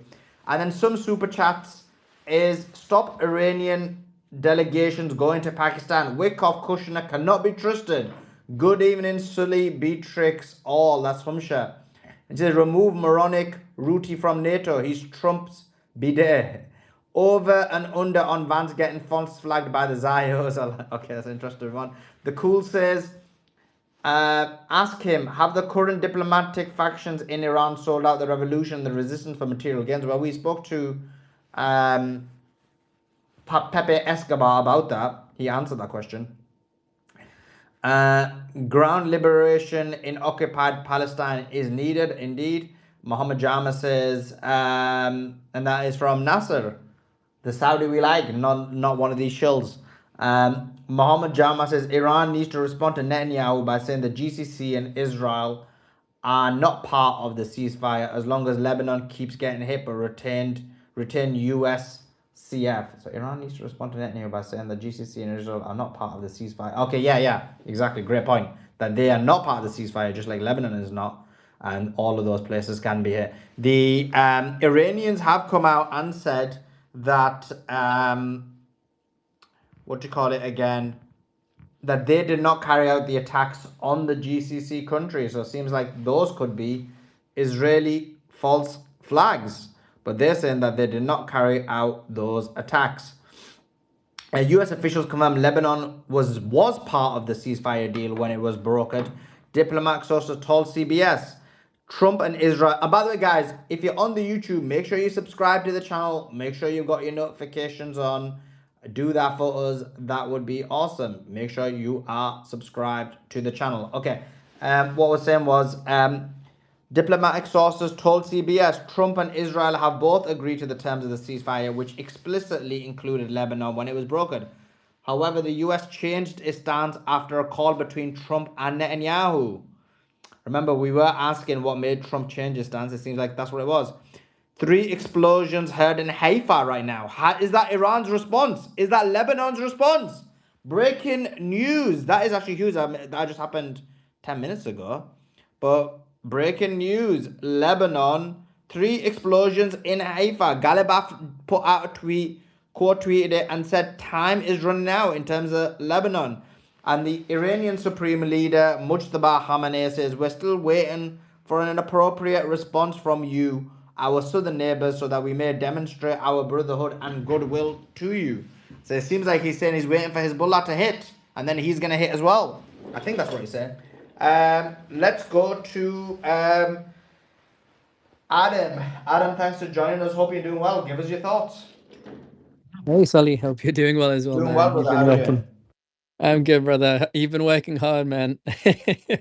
I do appreciate this space. It's consistently had like the top analysis, geopolitical analysis from all different people on what's going on. Like it's good for me actually to come and check in when I'm like a bit confused, like what's going on when there's a big news cycle going on. It's coming thick and fast. It's nice to like, hear the analysts speak while I'm trying to parse it myself.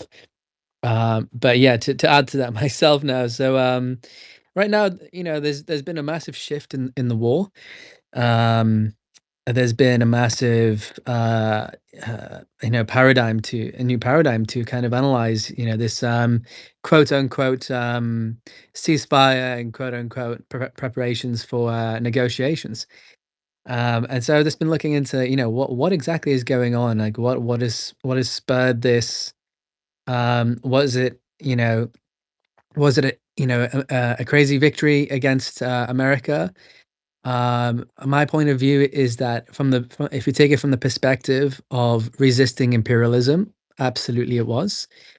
Absolutely, Iran has shown how you survive as a state against not one but 2 nuclear powers, and the strongest military in the Middle East of Israel, and the strongest military on earth of America, um, without having a nuclear bomb yourself. And they've proved that the Strait of Hormuz is their nuclear bomb, as well as threats of taking out, the oil infrastructure, oil fields, and oil wells around the region.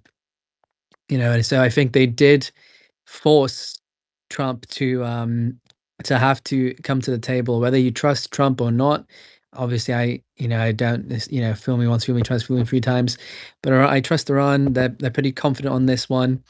There are some rumblings around, are they taking a reformist turn of this? That's for people who are more afraid with the internal workings of Iran to sort out. But for now, it's Trump would have done what he wanted to do if he could have done it. If he could have opened the Strait of Hormuz, he would have. And Iran closed it again after their disgusting attacks on Lebanon, which are disgusting, and everyone should be appalled by what's going on. Targeting of civilians, mass targeting of civilians, mass murder, mayhem, complete destruction. Millions of people have been displaced from their homes, and they're trying to target a group that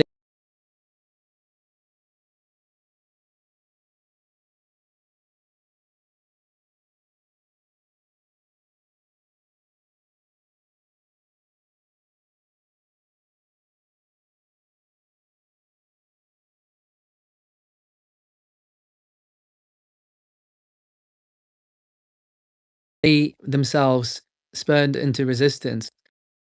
You can go Google this. Go Google this. If you don't believe me, Israel used to put bombs in children's toys in Lebanon in the 80s. I know Lebanese people who've told me about their experiences growing up being terrorized by Israel. And so this isn't how you solve that problem, because all you do is create 10 more. Like it's a very common wisdom. Not many people who are aware of geopolitics know it, but people who study geopolitics know it. And it's that you create 10 more militants and people to resist you for every one you kill when you act like this. And Israel knows this, so I don't buy this stuff of we're poor victims, we're doing the only thing we can. Peace is what they should be doing. But anyways, I'll digress on that, because the wider point was towards Iran's. And so what I'm saying with Lebanon is that, I would have liked to have seen a massive response against Israel to plunge them into darkness. And they've completely disregarded the ceasefire in terms of Lebanon was part of it. Pakistan clearly said that Lebanon was part of it, so they've already broken that. And Galabaf has already said, that these 3 points of the deal have been broken, and before you even start. And I do believe they are still going into negotiations on Friday, and we'll see what comes out of that. Iran's very confident, it seems, in these talks. So I'm just a guy online, so they're a 6,000-year-old civilization. They don't really need tips from me on how to survive. I have no doubt that no matter what happens, Iran will survive and will be sovereign. It's just what does that look like? What stance does it have? How does the axes of resistance look out of the back of that? These are the things that are more up in the air for me, in my personal view. And so, they Pakistan. There's news that they stopped Iran from retaliating in a big way for this attack. And now also America kind of did its own version on Israel, telling Israel to cool it. Trump has said that Israel, or Netanyahu specifically, is going to be quote unquote low key when it comes to Lebanon. Now he's going to cool it, he said, and also there are going to be negotiations between Lebanon and Israel next week. I believe they'll be taking place in America, with ambassadors from America, Israel, and Lebanon, all three taking part in those negotiations. And it'll be very interesting to see what the hell comes out of that. What is the goal here? If you take Israel's word, they're talking about disarming Hezbollah from Israel's point of view. I want to know what Lebanon's point of view is in these negotiations, and if there's going to be anything they're going to be trying to implement out of the back of that. So that's something I'm keeping my eye on as well. So it seems like it's very tumultuous, very in flux time. There's a lot of moving parts. There's a lot of news coming in, stuff that's contradicting each other. That's as clear as of a narrative as I've been able to get there, and what's going on with Lebanon, and then what's going on with Iran. Iran, they've played the war well up until the deal, which, some people that like it, some people don't like it. They've I think they've earned at the very minimum their existence and their sovereignty, and now they're playing for a future. So one future is, if they do manage to get sanctions lifted, if they do manage to become the de facto toll booth operator of the Strait of Hormuz, that's tens of billions, maybe 100 billion, or plus a year. That's massive wealth for Iran, and prosperity there financially. But it's, what will they have to concede anything? Will there have to be concessions there? Are these negotiations a complete lie? Are they a complete lie? And are they, is it 2 weeks to resume the war? Or, and in terms of that analysis, it's some of the key aspects of the 2-week pause have been kind of nullified, which is the Hormuz is basically closed again. And from what I've seen, like 2 ships have passed. I don't know if that's been updated since I last checked it out. And they've Iran said they've mined it, and they're letting only a small amount of ships through. So that declaration that they've opened the Strait of Hormuz was scuppered after Israel's disgusting terrorist criminal attack on Lebanon, which honestly, what they've done to Lebanon is above and beyond what any terrorist organization's ever done. Like they're murdering innocents daily, and also doing it in Gaza too. But yeah, so that's they've closed the Strait of Hormuz there in retaliation to that. And I don't know how many bases there were left to destroy. Actually, we were at before this ceasefire started, we were at the escalation point where Trump is going to cause the worldwide economic collapse. He was going to take out their energy infrastructure, and Iran was going to return in kind and take out the energy infrastructure of the region and send oil to 150 plus $200, which would have caused Western countries to collapse economically. It would have caused us to be in a depression. That's where it was before it ended. So we'll be going straight back there if these negotiations fail, at the very least. So I'm not worried about Iran's survival in that front, because if it goes back there, we end up with a checkmate again. Iran has got America checkmated, no matter what happens, in my opinion. It's really for them. It's for them to lose or to win, or to define the terms of their victory, in my opinion. And so it's all eyes on how they manage this, and they've earned some of my trust so far. Yeah, so they can implement then a nuke again. So the biggest concern right now is that America's amassing troops. Because I'm not concerned about interceptors or missiles. Iran can build drones and missiles at a faster pace than they can build interceptors. I don't think they're going to be able to create enough interceptors in 2 weeks. The real worry is troop movement and amassing. And I've seen some preliminary reports of a troop buildup. We'll see how big, how the veracity of those claims and how large they are soon. But I'm sure Iran's aware of this. I'm sure they've been planning this for decades. This is a 6,000-year-old civilization. I'm sure they know about that. So we'll see what comes out of that. Something that surprised me was the seriousness that Iran has towards these negotiations. One being, obviously being talked at by Pakistan out of severe retaliation, and also recent comments by Mujtaba Khamenei saying we're going to get compensation in return for these aggressions. So now we're talking about compensation as opposed to escalation. Seems like it's kind of more of a deal making kind of rhetoric there. So it seems they're committed to giving it a shot here, and so I don't think anyone can properly predict how it's going to go. And from what I've seen on the Iranian side, it's it's just arguments about if it's going to be more of a hard line or a reformist future for Iran. And yeah, I don't know enough about internal politics there for Iran to comment on that one. But we'll see if they can get what they can get and what they concede in these negotiations. So it starts on Friday. And I believe I can't remember which Iranian politician posted that this is going to happen.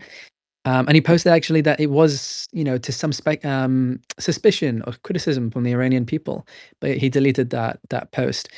But yeah, they're still on for all intents and purposes, because I've seen some people say it's not going to happen, but it is happening. And we'll see what comes out of it. So to summarize and to land my plane, I think the outcomes here are either, Iran gets like a total massive historic defeat of America and Israel and the Epstein axis, gets everything at once, and concedes nothing, or there's a compromise, which I'd still say is a victory for Iranian sovereignty, Iranian freedom, and they've written the blueprint for at least resisting imperialism in the 21st century successfully. Or it's a complete false flag. It's a complete scam, and America breaks it early, or breaks it, or just starts attacking after the 2 weeks, or they're just delaying as long as possible to try and get their troops into position. And I'll just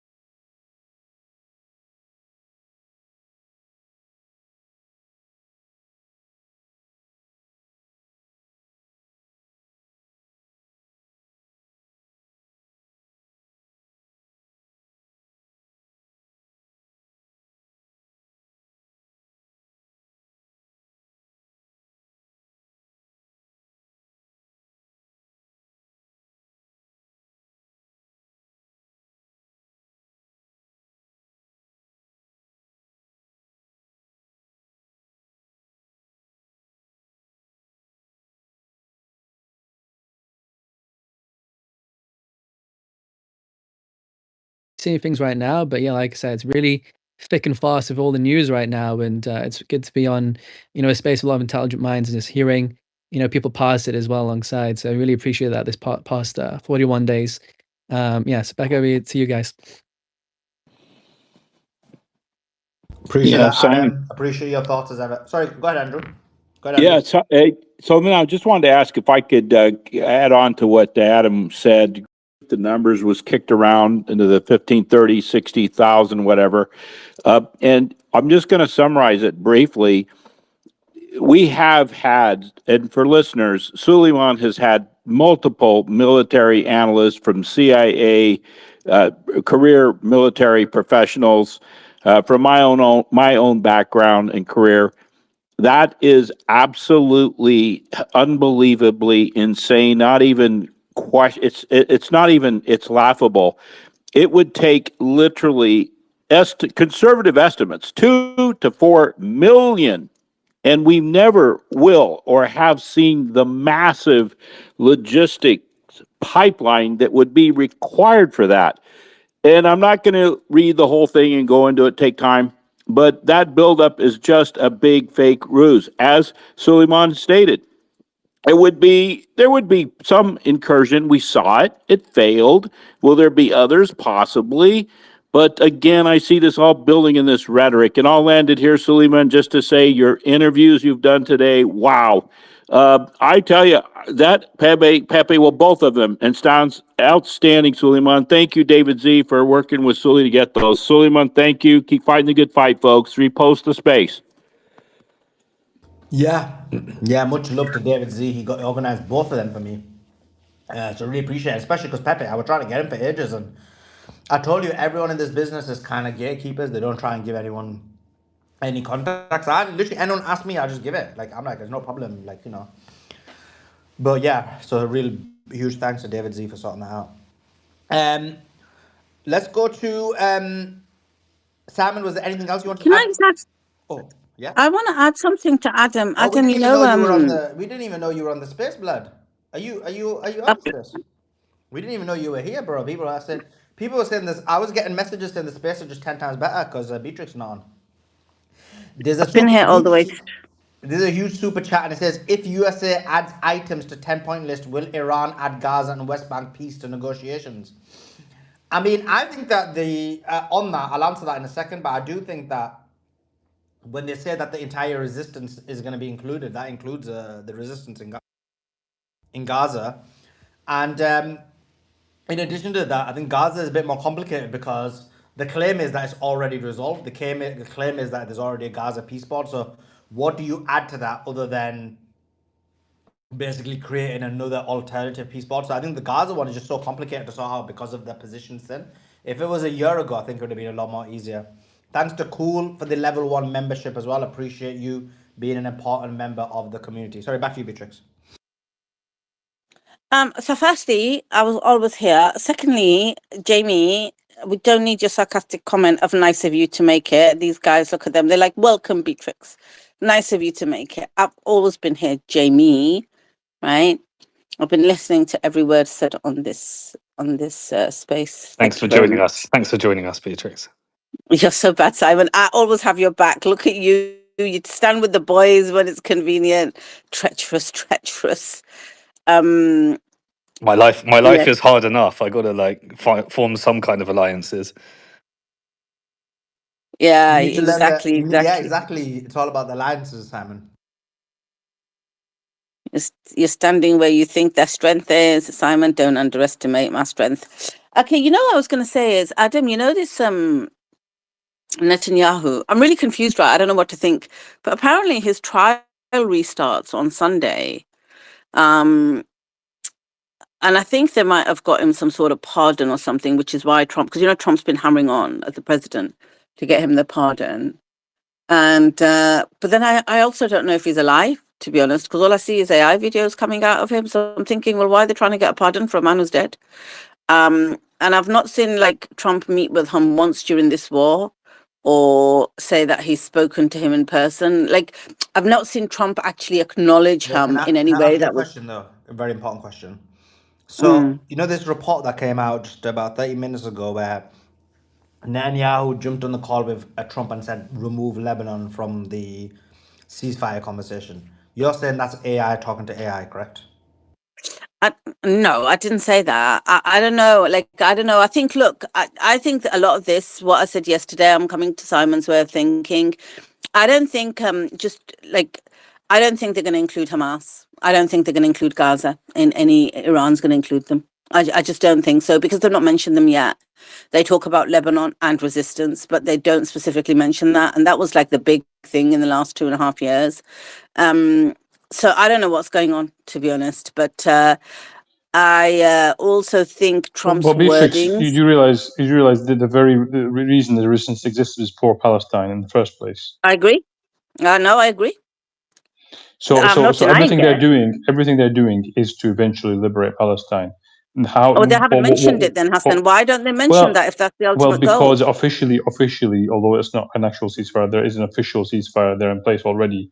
So it's difficult to argue to the world that we need to remove the blockade, etc. And that will come further down the line. By the way, look, this is incremental. The only time to do it is when you have maximum leverage. You're never going to have this leverage again. You don't know that. You don't know that. You're making assumptions again. There's gonna be a war coming, bigger one that maybe will continue with a ground invasion, and then America will be in an even weaker position. Look, ultimately the prediction of Sayyid Hassan Nasrallah was this: the minute the Americans leave, this entity becomes so weak that these colonizers will pack up their bags and leave. And to be honest with you, so far all of his predictions have come true, and I believe him. So the play is to get the Americans out of the region and to starve the entity of the genocide that needs to continue its existence. As soon as it is unable to stop genociding and expanding, it will collapse. That's the play here.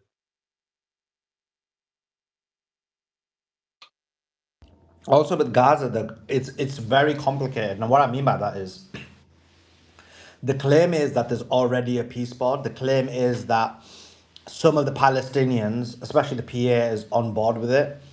And so the problem you've got is, let's put yourself in Iran's shoes. What do you say? You say, "Oh, guess what? We want a ceasefire in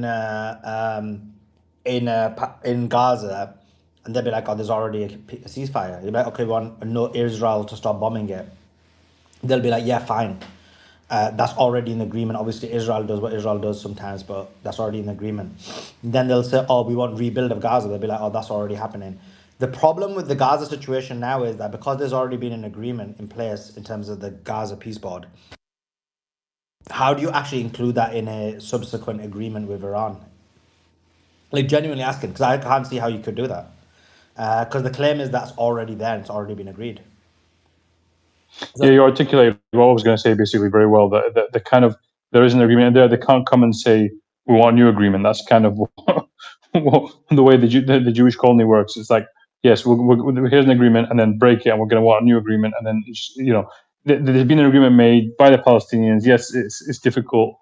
They're in a difficult situation, but ultimately the trajectory of the entity is annihilation, and for the colonizers to pack up the bags and return. We don't know how long it's going to take, but that is a trajectory.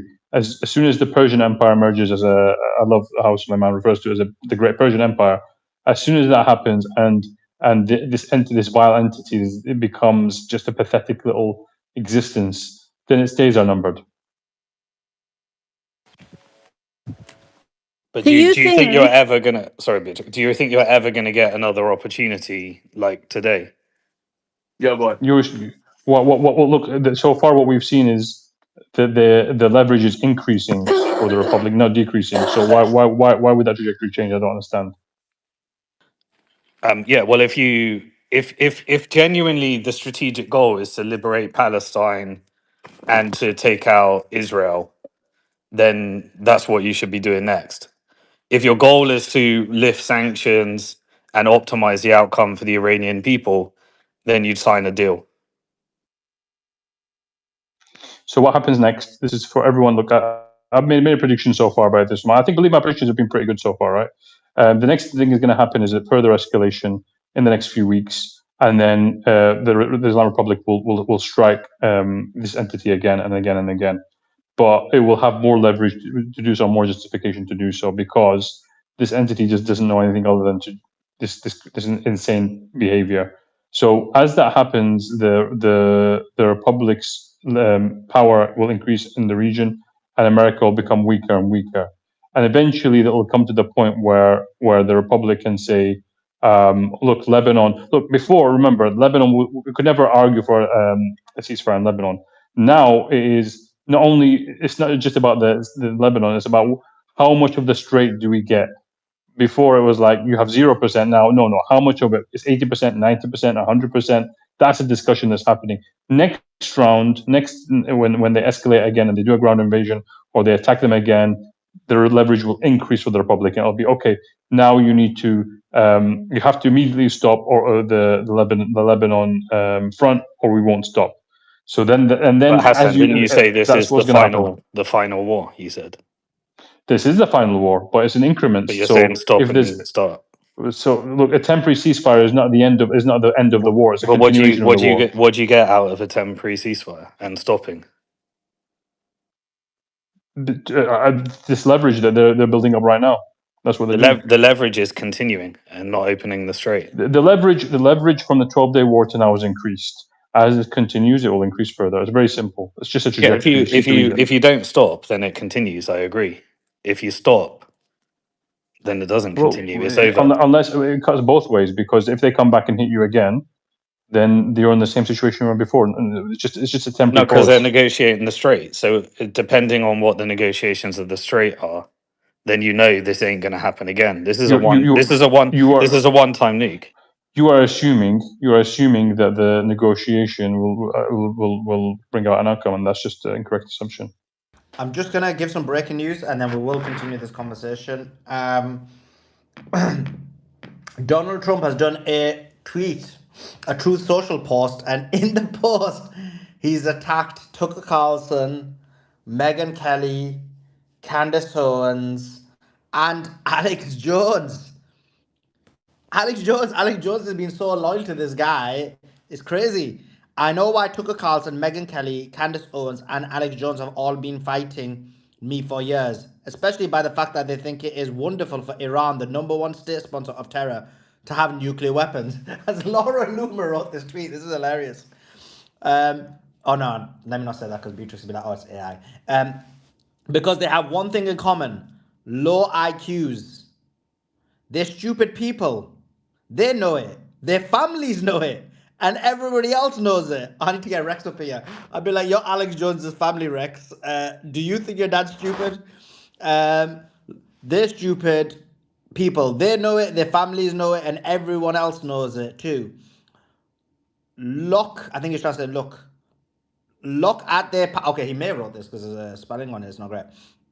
Look at their past. Look at their record. They don't have what it takes, and they never did. They've all been thrown off television, lost their shows, and aren't even invited on TV because nobody cares about them. They're nut jobs, troublemakers, and will say anything necessary for some free and cheap publicity. Now they think they can get some clicks because they have a third-rate podcast, but nobody's talking about them, and their views are the opposite of MAGA, or I wouldn't have won. This is comedy, bro. I wouldn't have won the presidential election in a landslide. MAGA agrees with me, and they just give CNN a 100% approval rating for Trump, not hand-flailing fools like Tucker Carlson, who couldn't even finish college. This guy's hilarious. He's pure comedy, bro. So he is coming after the deep state CIA. Yeah, that's a good one. He was a broken man when he got fired from Fox, and he's never been the same. Perhaps he should see a good psychiatrist, or Megyn Kelly, who nastily asked me the now famous only Rosie O'Donnell question, or crazy. Oh, Beatrice coming after you as well. Or crazy Candace Owens, who accuses the highly respected... No, bro, I'm not living in this way, bro. This is crazy. Okay, or crazy Candace Owens, who accuses the highly respected First Lady of France of being a man when she's not, and will hopefully win a lots of money in the ongoing lawsuit. Actually, to me, the First Lady... No, bro. Get ready for this one. Get ready for this one. Actually, to me, the First Lady of France is far more beautiful, far more bold and beautiful woman than Candace Owens. In fact, it's not even close. This is hilarious, bro.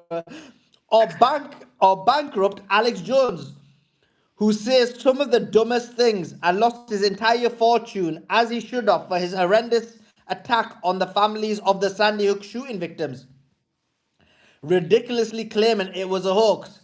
These so-called pundits are losers, and they have always been, and they always will be.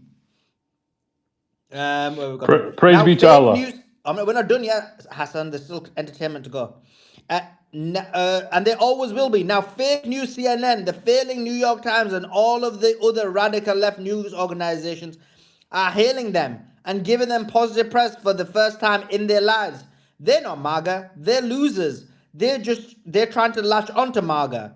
As president, I could get them on my side anytime I want to. But when they call, I don't return their calls because I'm too busy on world and country affairs.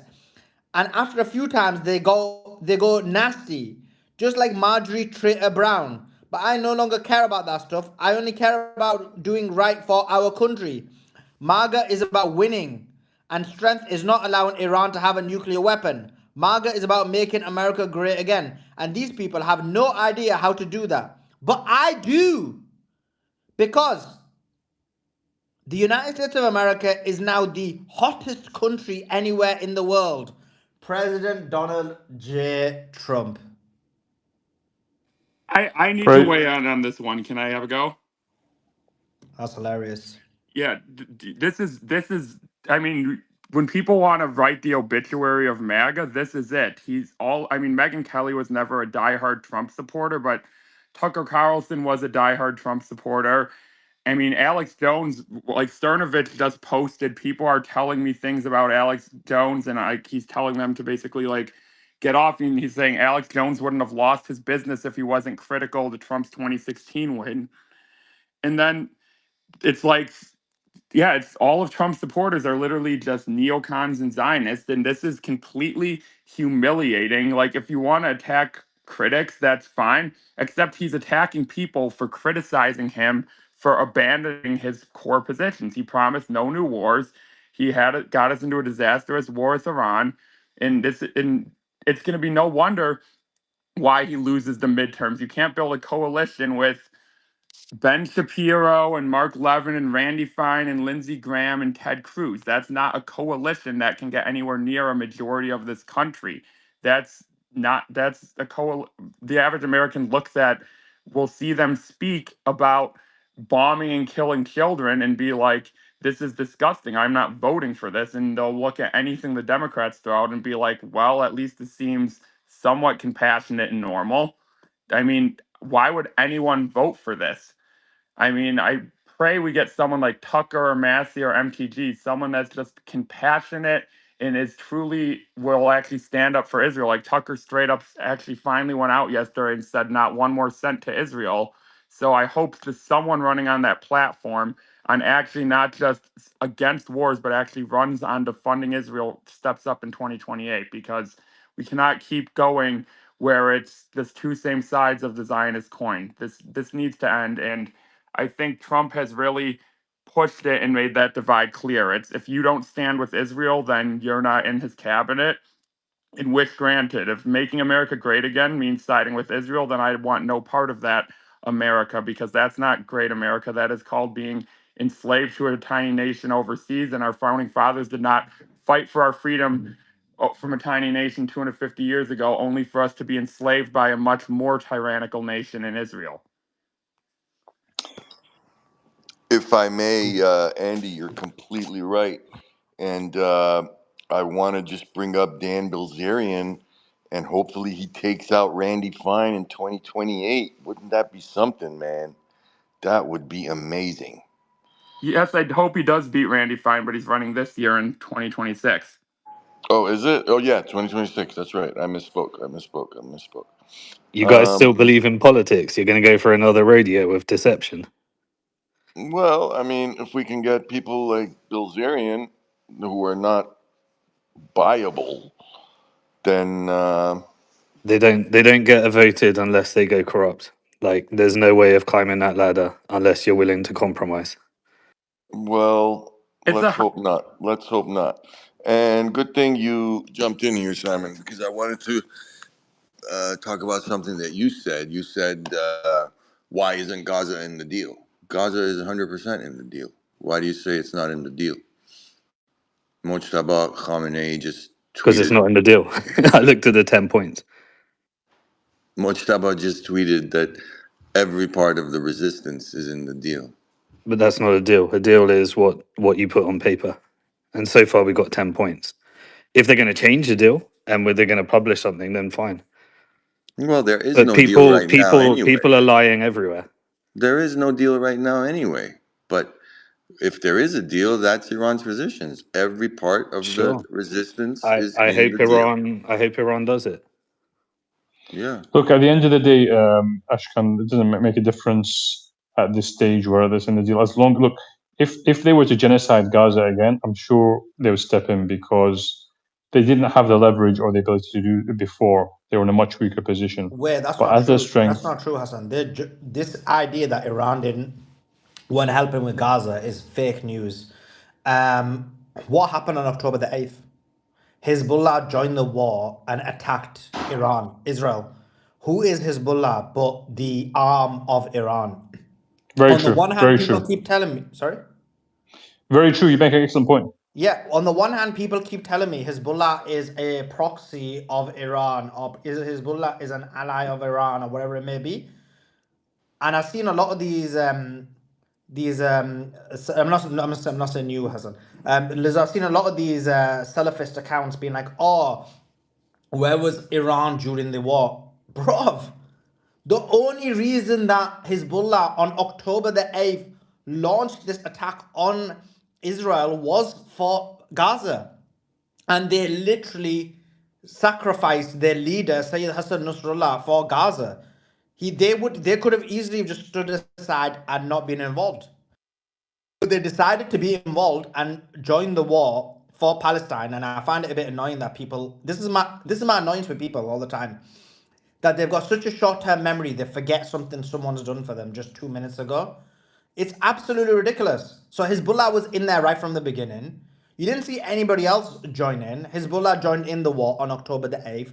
The only reason that Israel attacked Iran during the war is because they realized that Hezbollah is in the war. We need to now, these guys are directly fighting us. So we need to now fight with Iran. And that's why they did the attack on the Iranian embassy in Syria. And then the True Promise 1, True Promise 2, 12-day war, this war. All of these things are a sliding scale of escalation that occurred after Israel destroyed and started attacking Gaza. And then Hezbollah responded, meaning Iran responded and attacked the Israelis. But sorry, go ahead, Hassan. I was just wanted to jump in on that point.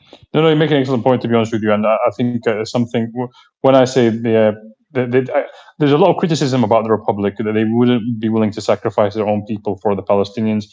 And this was all a political play. And we hear it from all these sectarian people, that Sami Hamdis and these other guys, the Tam Khans and these kind of people, that Iran would never sacrifice its people for the Palestinian cause. But you'll find that the significant portion of the country are intensely pro-Palestinian, and they realize that And look, the you know what, Palestinian Tam cause. Khan, I do actually know him personally. He's not actually a sectarian. What he is a big lover of UAE. Well, what So he said just recently I disagree with you. What he said recently, with the comments he's no, come no, out I'm with gonna are explain the to more you. sectarian. I know he's stating. Look, there's 2 points. I definitely know that he's posting sectarian nonsense. There's no disagreement on that whatsoever. But I'm saying he's actually not actually sectarian.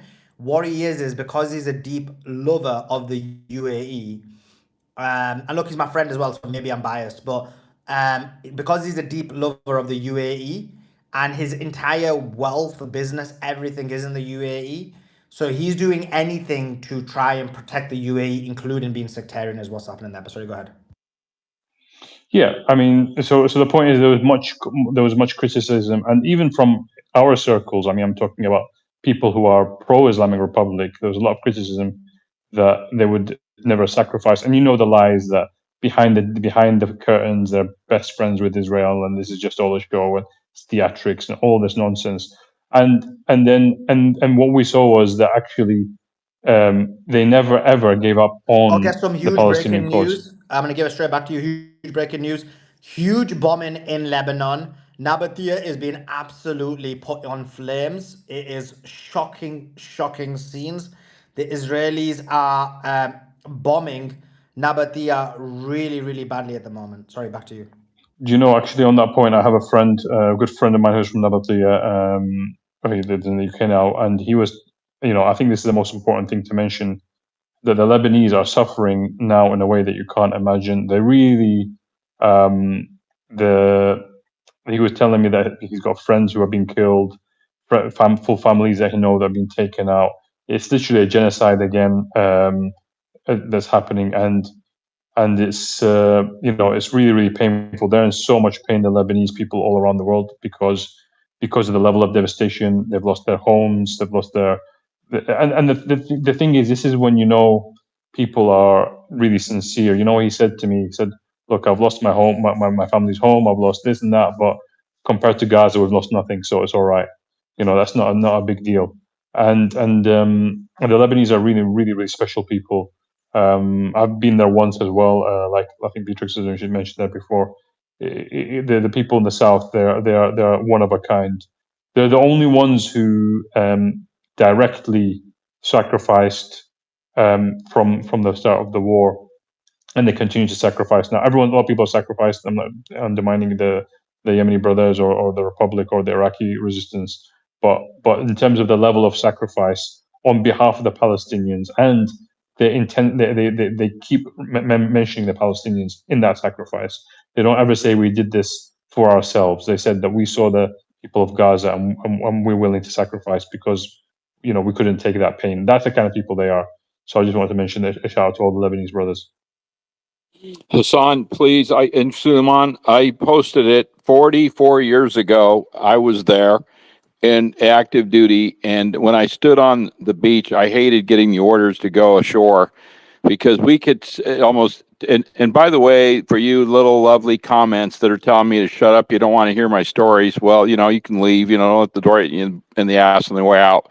But we had 2,000 yards almost off the coast, and we hated it when the wind shifted, because when the wind shifted, the smell would come across the weather decks of the ship, and we couldn't even go out. I mean, I would gag. The smell was so horrible. But when I had to go ashore, it was like every second felt like an hour. It broke me hard. And when we brought back some Lebanese family. There was actually like 8 adults, a couple young middle teenagers. Many of them were Christian, to my shock, because at the time I was quite ignorant. I'm like, okay, Lebanese, okay, what's that? I don't know. They're people from Lebanon, but my God, they were so sweet and kind, and I was broken. We saw what the IDF did. We saw it. That's what most people can't even find Lebanon on a map. If you go ask the average American, say, hey, show me Lebanon on a map, I promise you 10% might be able to say, I think that might be somewhere over here. And this is the problem. They don't think about they listen to us speaking on the space and they go, yeah, well, that sucks. Hey, what's for dinner? But you hear Hassan pouring his heart out, and these people come on the space. And Suleiman puts in hours and hours and hours of Beatrice, and Beatrice is break. I hope Beatrice tells her story again. It will break you, people. Wake up and get a heart and get empathy. This is the moral resistance. So I'll add as well, the IMF stole the value of their savings and their currency. The banksters stole all of their savings and shut them out of their banking. And then they built an alternative system where the Lebanese could put their jewelry and gold as collateral and family assets.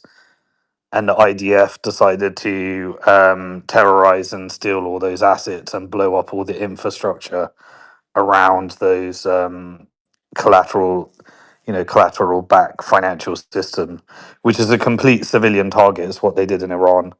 Like, people don't understand. Imagine if you get locked out of all your finances and you can't transact. That's the level of terrorism that they'd go to, because that impacts everything you do. Lebanon's one of my favorite places, right? Like, I've been there on a holiday. I've been there, obviously, I went to the Summer University of Palestine in Beirut, the AUB, funny enough, the American University of Beirut. Beautiful place, though. I'm not joking. It's really nice. And then I've been there on excursions and stuff. I've been there with friends and family. But do you know what surprises me? Yes, Brother Hassan's right.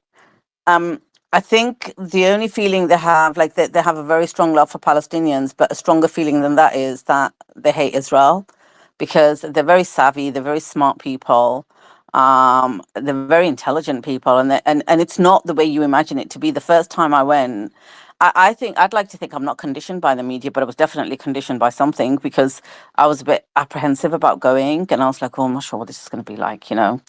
But let's just try it out. Anyway, it's an adventure if nothing else. So I went, and it was an amazing place. It really was. They used to call it the Paris of the Middle East for a reason. Really amazing people, amazing place, amazing history, massive Christian community. Everybody lives in peace together there. Nobody cares what religion anybody is or anything like that. There was none of that, the way it's portrayed. So then obviously I went back quite a few more times. But one of the things is they hate Israel with a passion. But what I find really troubling is that I've never met, and I have been quite a few times, and I've traveled around Lebanon. I've never met a Lebanese person that doesn't support Hezbollah and that actually wants normalization. So I don't know where these people are that the media talk about. And I spent a lot of time there, and I spoke to a lot of Full people. disclosure, I've met a few. What? Yeah, but not in Lebanon. I know those Yeah, ones, right? One yeah. of them. Mario and his friend was in Lebanon. But he's just like I He see. got your husband, Beatrice. Yeah. No, but the thing is, he doesn't live there. He lives in the UAE. I'm talking about real Lebanese people. I'm not talking about, crypto people who moved out and live elsewhere. It's very easy when you're sat outside and you're wealthy and you've got your lifestyle and stuff and you want to be politically correct to jump on a bandwagon, but it doesn't impact you at all. The people whose homeland it still is, who it does impact, these guys are no better than monarchists, to be honest. I'm talking in my travels around Lebanon. I never met one person who does not loathe Israel with a passion, who does not realize the damage. Because remember, Hezbollah was created way after Israel tried to do an invasion. That mission that you were sent on, Andrew, the horrific crimes that were committed at Shebron and Shatila. I visited Shebron and Shatila. I spoke to people there. I've seen images of what was done there by the IDF. That was years before Hezbollah was ever created. It was disgusting. It was worse than even we've seen coming out of Gaza in the last 2.5 years. I was thinking about this morning. We've seen images of people carrying body parts of their children in carrier bags. That's what they normalized in Gaza. Israel did. And by the way, guys, I'm really concerned that there's something more going on because the deadline Israel gave to Gaza to disarm, right, ends tonight at 10 o'clock, I think it is. So Netanyahu's going to go all in there, which is why he's probably going to go, quote unquote, easy on Lebanon, as Trump put it. What was that, Beatrix? There's only one person. You can have peace or you can have Israel. You can't have both in the Middle East. That's it. Sorry, Suleiman, jump in. No, I'm saying he's not eased up on Lebanon. He's bombing it really hard now. The scenes coming out of Nabatea are really, really bad. But sorry, Beatrix, Adam had a question for you. Yes, what was that latest point that you made there? Was I missed it. Yeah. What About the deadline. the deadline? Yeah. Yeah, so Gaza was given a deadline. Initially it was a 60-day deadline set by Israel for Hamas to disarm, and then about 10 days ago they reiterated that they've got 10 days to disarm. Yeah. I mean, they've been bombing right the way through. They killed an Al Jazeera journalist in there yesterday. So Israel's been bombing Gaza. Anyway, we know that, right? We know that they've been bombing them right the way through. But that 60-day deadline. Oh, why is everybody muted? That 60-day deadline ends tonight, Adam. So what I'm saying is that on the face of it, they might be all like, oh yeah, they're going to ease up on Lebanon. Israel's agreed. Trump's saying Israel's agreed to ease up on Lebanon. They're going to go all in on Gaza. all in. And you know what? I tell you, I was driving today, and I haven't watched news in this country for a long time on TV. And but today I put the radio on. I put LBC on for those that live in England. They know LBC is a nationwide radio station, but it's actually London based. It's called London's Biggest Conversation, and it's no music. It's just like call-ins and talk shows and things. And I could not believe it this morning. Right, Yvette Cooper was on there, who's our foreign secretary, and I'm so disgusted in this government. Do you know what she was saying? She was making statements like she was interviewed by Nick Ferrari, that little fat Zio. He's like the British Randy. Well, he looks like the British Randy Fine to me anyway. But um, she was being interviewed by Hum, and she was saying that, oh, you know what, these attacks on Lebanon, like, they're not acceptable. And I thought, wow, that's good. Like the British government's like literally standing on the right side. And then immediately she went on to say, I mean, not everybody there supports Hezbollah, and there are people that don't support Hezbollah who are being killed. And if they like these hospitals are being filled by people who are being bombed and stuff, and they're being injured. And remember, many of them are Christian. They're not all Muslims.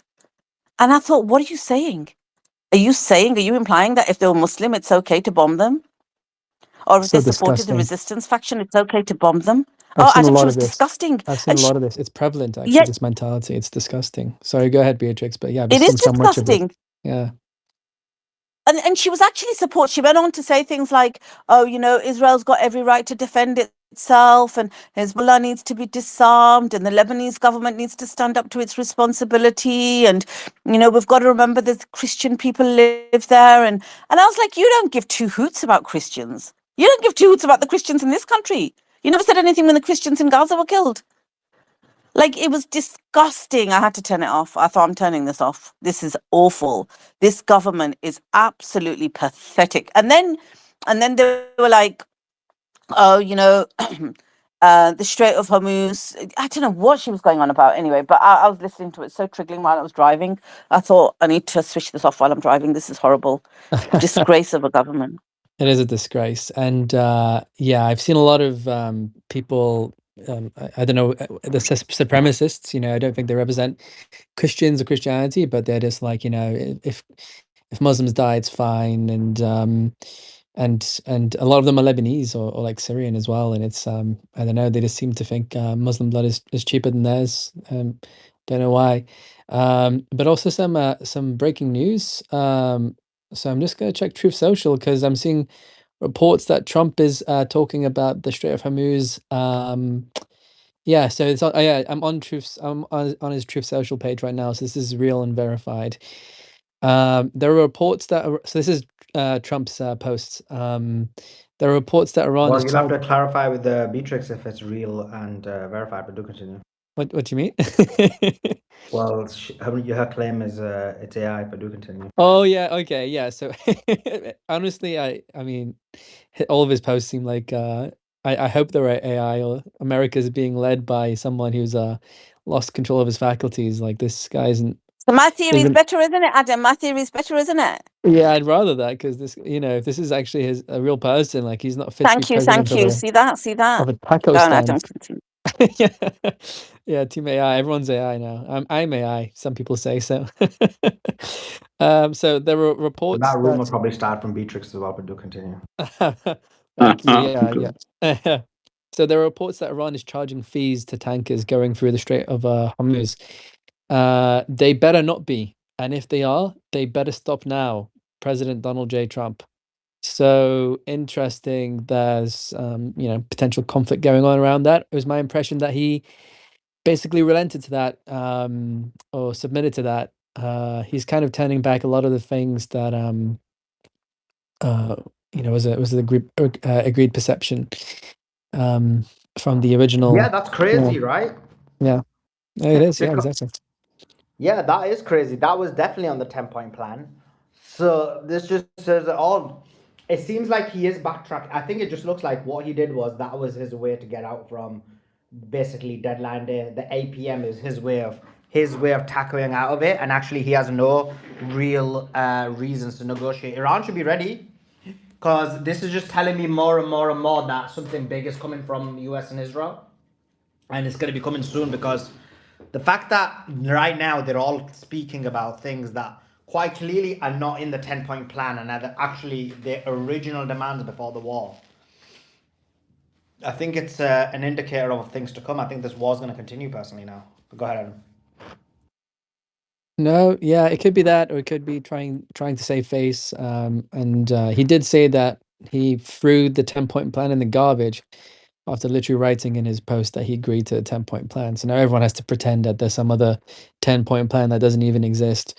So I feel like maybe he saw how bad he was getting cooked online, or saw how what an L it was and how cooked he was looking. But I honestly, you don't know. You don't know with these guys.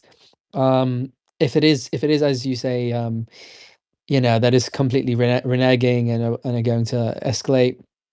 What is the point of having a 2-day ceasefire? Like I doubt that it's really helped them strategically or even tactically to break it after 2 days. But yeah, Iran, it's all eyes on Iran now for how they deal with this, because these are, him saying he's turned his back on the 10-point plan. He's turning his back on them charging a toll for the Hormuz. Just some more breaking Yeah, news. yeah, go ahead. Israel just attacked Pakistan. They both put out a tweet. They said, the Pakistan defense minister's call for Israel's annihilation is outrageous. This is a statement that cannot be tolerated from any government, especially not from one that claims to be a neutral arbiter of peace. So they're not happy with Pakistan, Adam. But sorry, back to you. I thought he meant They physically ain't no attacked. neutral arbiter. They're trying to have peace between Iran and a terrorist nation. They're not neutral. Absolutely. So they're No, telling he's on saying Iran he's now. talking about Pakistan being a neutral arbiter. So I know. I'm saying they're not neutral. I'm saying they know that one side's a terrorist nation and the other side's Iran. They've got their own opinions on it. They're not neutral just because they're trying to create peace. Doesn't make them neutral. As that guy was teaching you was sitting on the fence means. Remember that Pakistani guy that came up? Adam, you weren't here. He was like, "Oh, Pakistan's sitting on the fence." No, no. What was he talking about? Oh, the GCC countries. He was like, the GCC countries are sitting on the fence, and Sulaiman was like, "What do you mean? How is it that they are neutral? They're not neutral." And he goes, "I didn't say neutral. I said sitting on the fence. You've got to understand what sitting on the fence means." And Sulaiman gave him a whole class lesson on what sitting on the fence actually means. Oh God, it's painful. So Simon, were you going to say something quickly, and then we'll go back to Adam to tell us. You were going to No, jump in and. I was just saying when Suleiman said Israel is attacking Pakistan, I thought you meant actual bombing or something. I was like, holy crap. That's hilarious. Someone sent me a message from Ireland. They said the fuel in Ireland is finished. There's a big crisis. So they're in the same position as you, Simon. What's that? Sorry, I missed I that can one. send them. Yeah, I can send them bags of fuel. I'm sending them to Ireland now. I'm not sending them to Ireland, man. Simon's In aligned Ireland? with What? Suleiman. Hold on. They're Yeah. front running me. You're sending them to Dave Z rather than me first. I was first in Yeah, line. Dave Z didn't side with Suleiman. So Oh, because yeah, this is that's a. because he's a Russian agent. Like Suleiman likes the Russian propaganda. Did you see his guest earlier? I saw this. I heard a bit of the second one. He went all in, man. Like that second one, I was like, whoa. He went, oh, yes, David. You speak about him when he's here. Here he is. Let me just read this really quickly. So, and Adam, I'm sorry we interjected you. We'll come right back to you. Hamas must decide by the weekend whether to accept Trump's border peace disarmament plan, with Israeli officials warning that if it refuses, all options are open. And yeah, they're going to go all in. I'm telling you, they're going to go all in.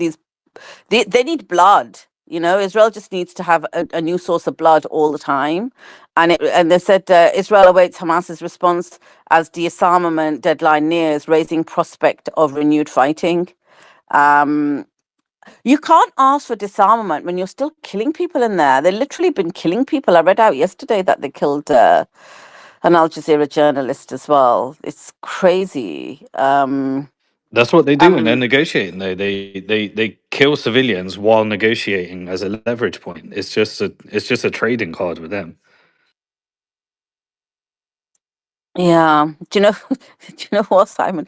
Someone's just put on YouTube, Foreign Policy's put suggestion in capital letters. When David Z appears in the space, speakers should immediately stop talking, thank him profusely for his presence, then hand him the microphone. I'm like, all right, we're getting backseat driver suggestions now on like David Z. David, you've had an We love influence. David Z. We love David Z. I'll take that as huge sarcasm. Anytime I walk into a space, I expect aggression and a good, strong conversation. I just heard. Thanks very much for the interview with Stanislav. It was very good. I just want to come back on three little points. Thanks for sorting that out, David Z. Appreciate it. No worries. I'm And working. the Pepe one as well. And yeah, do give us your thoughts and let us know why Ukraine's doing so well as well, David. I never. I'd love you to say that to Stanislav. He'd go purple. He's worse than I am, especially when he gets going. Just in relation to, you made a point to Stanislav on the context of Russia wanting this war to proceed and lengthen. The 3 points that I made at the time was that one, as we can see, is completely beneficial to their revenue in their budget. They're up 9 billion a month, if not 12. Actually, it'll be 14 billion for May. So they're doing really well. So last month's GDP is up 40%. I mean, it's going to do wonders. Not only will it just pay for the war, as Stanislav said, we're up against 50 countries, which is true, 32 of NATO and 17 who are providing financial backing, including my own little gutless wonder of a country called Ireland. I'll go back on that in a second. The second part is that it's adding to their presence of diplomatic and military, let's just say, strengthening in the Middle East, which is very good for them. We're seeing new relationships building in Tajikistan, Turkmenistan even, and we're having an issue with Kazakhstan, but they are seeking the benefit out of it, especially on the new China trade routes that they're doing for oil, especially. And on the last part is the belief in Russia is that there is going to be a new changeover of governance in the Persian Gulf. This has been said everywhere, and if we had a choice, say we, Russia, had a choice, they'd push the button now and get rid of all 5 of those kingdoms. The only one that they really have an affinity to is MBS. If you ever see the dialogue and the diplomacy, the friendship going between Putin and MBS, it's quite good. But he's in a predicament anyhow, MBS that is, and the fact that as soon as it does really go, the Yemeni are going in, and he also has over 20 regional tribes that would love to see his head on a pick. So that is the problem. But it does look from the perspective of Russia that this new let's just say restructuring of the Persian Gulf will add to them, because it's Russia, China, and Iran as the mainstay now of BRICS. I mean, India is now being seen as the poor child disregarded at Christmas. Oliver Twist, go away, leave us alone. Iran seems to have shouldered them out and stood right in there. That's the perspective of just Russia in relation to that, Suleiman. That's all I want to say. And on the Irish question is, I'm amazed looking at it. A friend of mine is currently running a space there at the moment, to just discussing it. The government have called the army out. I've just seen a few video clips of large APCs with the army going out. However, several of the top tier commandants there have said that there's off record that a sizable proportion of the Irish army are going to magically have the sickness, anything at all, just to call a day off or a week off or a month off. They're not going to engage. This is a really bad thing happening. I just called home and found out that most of the stations in the city I'm from are closed. No gasoline, no diesel. And that there's problems now at the only refinery on the country which produces about 40% of the daily production of diesel and gasoline. It's now closed. They've surrounded it. The truckers are not leaving anything in or out. It's now turned off. So the police have just gone on the television saying anyone who does not move are going to be held to the highest points of the law. However, that there's a sizable contingent of these truckers, and as you can imagine, most of these are not small guys. The farmers, are brutes. They're monsters of men, most of them. And the Gardaí, which is the Irish police state, a sizable proportion of the Gardaí come from farming backgrounds. They're all farmers' sons. So what we're looking at here now is that unless the government retracts, what they're looking for is that the excise duty, the VAT, be brought to zero. Now you may say, "Oh, we can't do that. You can't take it out of the revenue." Well, the sons of bees in Dublin just handed Zelensky 45 million last week. We've given him 470 million in 4 years. We've 20,000 NGOs in our country. Thank you, Soros, that we're paying $6.5 billion euros a year for nothing. They're mostly left-wing fanatics and idiots who are just generating jobs for themselves. So the Irish people are really browned off. The price of, I don't think it's as bad as the Isle of Man, but who cares about the Isle of Man? Price per litre. But it certainly is, it's causing great disturbance. There's farmers going out of business. There's truckers saying that 40% of their trucks are now idle. Foodstuffs are going up 100%. Tomatoes, cucumbers, the basics of the menu of basket items that normal people live on are up 40, 60, 80%. This is all because of what's happening. And we are expecting much more. 80% of our oil comes from North America, Norway, and some from, believe it or not, Azerbaijan. But that is now almost going to go to zero. So So David Z, based upon that comment, I'm going to have a word with the Isle of Man government, and we're going to put a permanent sanction on Russia, and you ain't going to be able to trade with us. And we're going to show you, and I'm going to get you a permanent ban on the annual TT race. If we're going, we're taking you with us. That's it. Wait till you see when we have the Manx pound, Petro Manx pound. We're going to crucify Russia. And the problem now, as well as, I mean, people that have been, say, anti-Russia are now raising voices in the media saying, do you think we should give Moscow a ring and see would they send us a ship like Cuba? Absolutely not. It ain't going to happen. I mean, we just paid Zelensky to bomb the biggest refinery in the Baltic Sea in St. Petersburg. Where are you going to get it out of? And because we're just less than 1% of the European population stuck out on the miserable island of no sun, we ain't getting preferential treatment in any distribution services coming out of continental Europe. Absolutely not. I mean, we have the big brother next door, Simon, as you do. 77 million people, including that venomous place called Doncaster. They're going to get everything first. We will get the cast off. We will get the dogs will get the foodstuffs off the table before we get a grip of it. Yeah, but Beatrix is putting us in a trade war. She says her bags of diesel are either going to Isle of Man or Ireland, and she's training us. She's like, I don't know how I'm going to try and get these diverted via the Isle of Man. But sure, you're lucky enough we can get on our Lambrettas and bicycles in the Isle of Man. Yeah, but it's my whole business plan. I was going to back the Petro Manx pound by Beatrix's diesel. And then we were going to sanction Russia. What about leaving in 100,000 Irish? Do you think we'd fit? 100,000? That's double our population. We'd have a complete collapse. That would be a serious immigration invasion, like the Irish invasion again.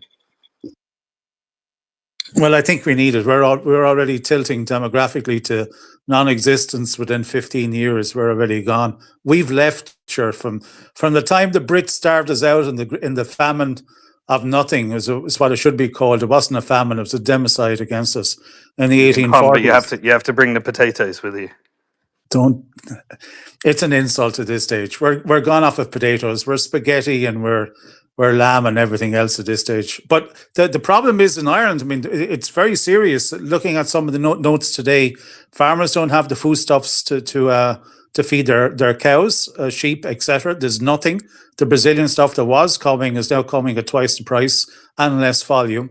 So the land of green fields and the best beef in the world now doesn't have the wherewithal, the structure, the foodstuffs to feed. I mean, this is quite literally disastrous. And I can only imagine, as the rumors we're hearing, what it's going to be like in India and Africa next year. Now, Putin has stated that he is going to provide the same level, if not more, of helium and also urea fertilizers to Africa, which is at a discount, by the way. So it's sub cost.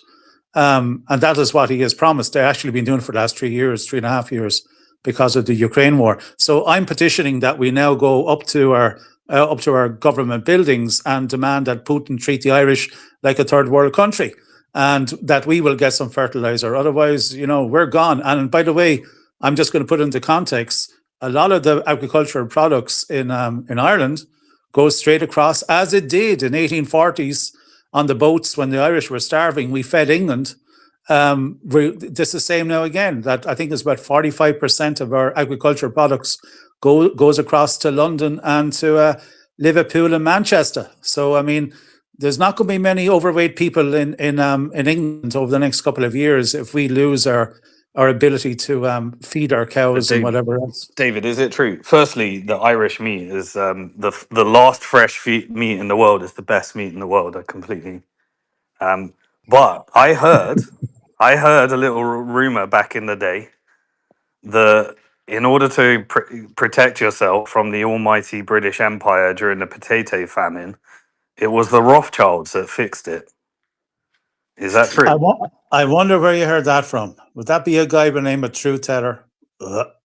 Was it? No, it wasn't. There was no Jewish intervention. What happened in the Irish famine is one of the worst crimes, I have to say, and I know a little bit of my history. I mean, notwithstanding Cromwell, when he came in the 17th century and slaughtered 30% of the population, 600,000 people were slaughtered over a period of 4.5 years. But what happened with the Irish famine, not a lot of people know this, and indeed some of the Irish today still are not told the proper truth, is that the majority of Irish people did have one foodstuff, which was the potato, brought in by another Brit called Walter Raleigh when he brought it across from the Americas. And due to the structure that the British put on the Irish, the fields were full of all that you could sow, so much so that the ships were full from all the ports feeding England, and they saw it as an advantageous position that denied the Irish the rights to eat, which basically what happened, and 1.7 million died over a period of 4 years, actually, to the point that we were receiving benefits from Saudi Arabia. I know, crazy. Cameroon, Nigeria, Ghana were actually sending ships of their own foodstuffs back to Ireland to try and feed us. So we lost 2 million people in an emigration, 1.7 million in a famine that could have been no famine. I mean, as I said, we had large English states landlords that had 20, 30, 50,000 acre estates that were full to the brim of food. And it was all shipped to England in order to feed the English. So that was another point of contention, but that not too many know of. So like the ramifications now is that if we are not able to produce what we currently deliver to England, how is that going to feed off of ye Brits? I mean, you lose a couple of inches on the old trousers, but that's only good for the first summer. Then after that, like, it's going down to, to tin matchstick men. But this is a serious problem.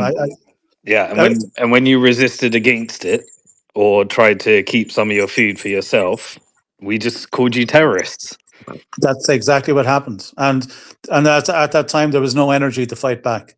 I mean, when you lose almost half your population to death and emigration, you put your chin on your chest and you just take it all in. It was a terrible thing to happen, but I'm not saying it's going to be like that again.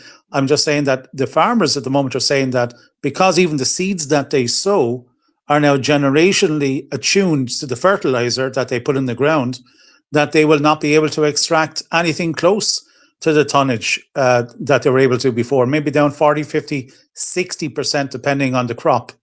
So this is really bad. Like, I mean, I was very surprised today listening to a few of them talking and explaining exactly where it is. And I say again, Ireland is known like as a land where you can stick anything in the ground, it'll grow. And now we have the farmers saying that they have no fuel to run their tractors. Their crop is going to, if they can do it, may stay in the field. 60% of the of the car garages in Ireland are now close to zero. I mean, we may see the first country in Europe, Ireland, running out of fuel entirely within the next couple of days, not weeks, days. And that's all because there's nothing coming in, there's nothing being refined. We're way, way down. This is a major problem. No laughing matter whatsoever. Thank you, Suleiman. Appreciate you as always, David. Thank you so much. Things are not looking good in Lebanon. We're seeing horrific scenes coming out of Lebanon. Adam, you were saying something before we went to David. Is there anything you wanted to add? Finish off with? No, I don't think it's too important. I just Trump was seems to be, you know, like acting very slow to the news cycle and slowly reneging things and sending mixed signals. You know, on one side he's forcing Netanyahu to or at least floating to the media that he's forcing Netanyahu to cool it in Lebanon. There footage coming out of Lebanon disputes that. You know, hosting negotiations in Washington next week with Lebanon with some kind of nefarious agenda, maybe. Or at least, you know, from the American side, there will be, and from the Israeli side. And then this, you know, this tweet about you know, threatening Iran to stop charging a toll at the Strait of Hormuz. All of a sudden, it's you know, it seems maybe it's a negotiation tactic, maybe it's not. Then there was another post about him saying, you know, he's going to keep all the forces in the area. And then the comment of him throwing the 10-point plan in the garbage. You know, it's he's doing everything to kind of, you know, I don't know if he's speaking to his. I don't know what the calculus is for Iran, seeing him do all this, you know, and not ending the negotiations and the ceasefire. I assume that they think he's saber rattling for his base. Yeah, I guess we'll just need to see, you know, satellite data and other, you know, official reports of troop movement, which can't really be hidden, to prove that, you know, he's full of shit. But Iran seems to, you know, still be going ahead of these negotiations despite all of this, and it just seems that Trump is going to keep saying things and trying to save face, or, you know, trying to throw everything in the garbage and trying to assert dominance in these negotiations. So it's you know, it's not off to the best of starts, is it? Yeah. Gary, I hope you're doing well. How are you?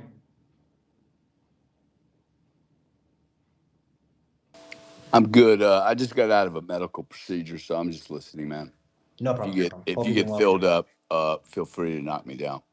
No. Appreciate you coming on. Hope you're doing well. Thanks for coming. Cyrus,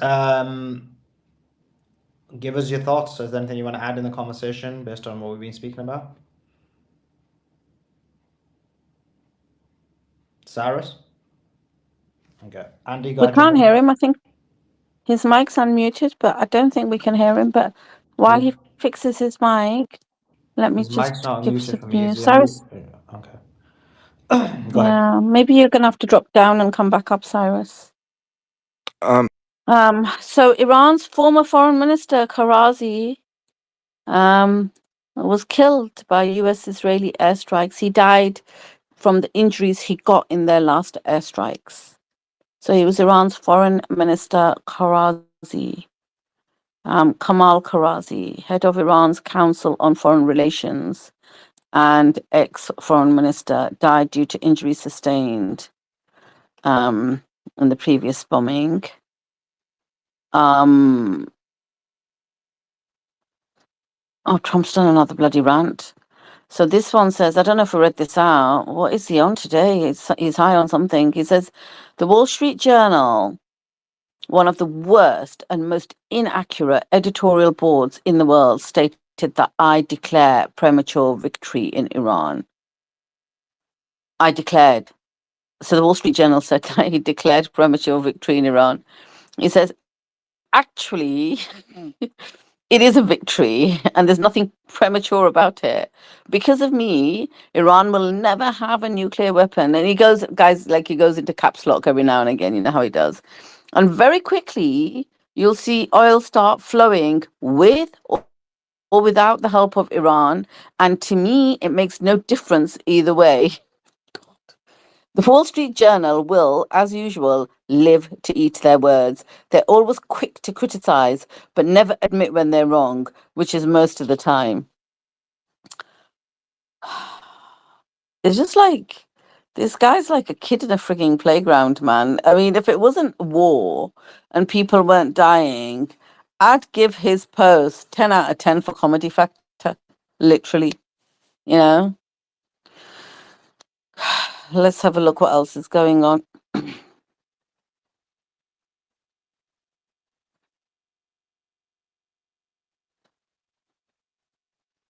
Yeah, so this happened. Excuse me. The IRGC Navy Command said in these 2 days of the military battle silence period, both friend and foe have experienced and well understood that the management of the Strait of Hormuz has entered a new phase. They've entered a new phase. And I think this is like right about the time that Trump's saying, oh, they better not be charging fees.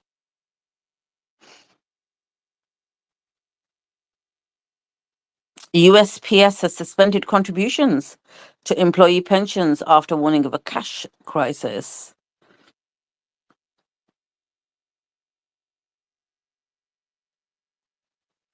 I'm just seeing what else is going on in the news really quickly.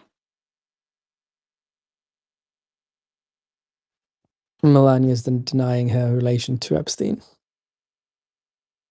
Do you know what? I wasn't sure even if that's worth mentioning, because do you know what's amazing about that, right? Let me tell you. Actually, all right. Now that you open that can of worms, I do not want the conversation to turn there. But I think it's just a little. I have to respond to Adam. Adam and I can have a little exchange about it. So, Thanks for that, Adam. what's that? What's really interesting about this, right, is on the 3rd of February. What are we now? April the 9th. On the 3rd of February, Trump said, I think it's really time for the country to get on to something else, like move on. We're not talking about this anymore. And then all of a sudden today, like completely unwarranted, this chick, Melania Trump, goes on the airwaves with, I had nothing to do with him. I didn't know him. I barely knew them. Occasionally we're invited to the same party. People have got to stop making this stuff up. And yet her email in those files said to Ghislaine, Dear G, like not even like Ghislaine. You don't take someone's first letter and refer to them as that unless you're close to them. How are you?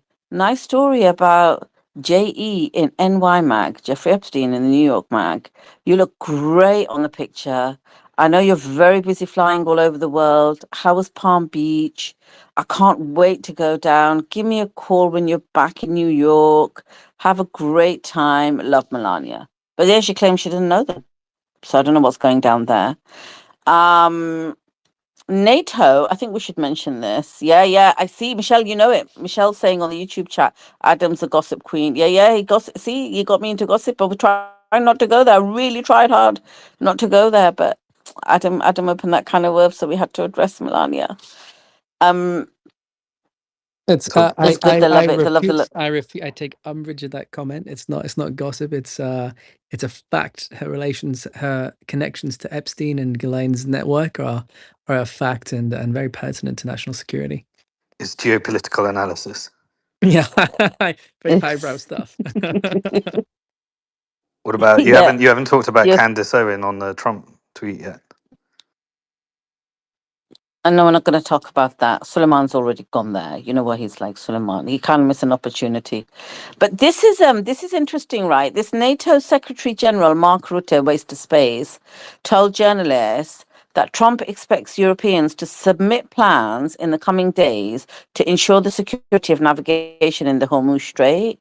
NATO members are expected to enter a military conflict under the threat of the US leaving the alliance. In this way, Trump uses the 2-week truce to force allies to enter the war, which they had refused until the last minute. This is what he's saying. He says, I expect you to tell me how you're going to do it, otherwise I'm pulling out of NATO. Literally.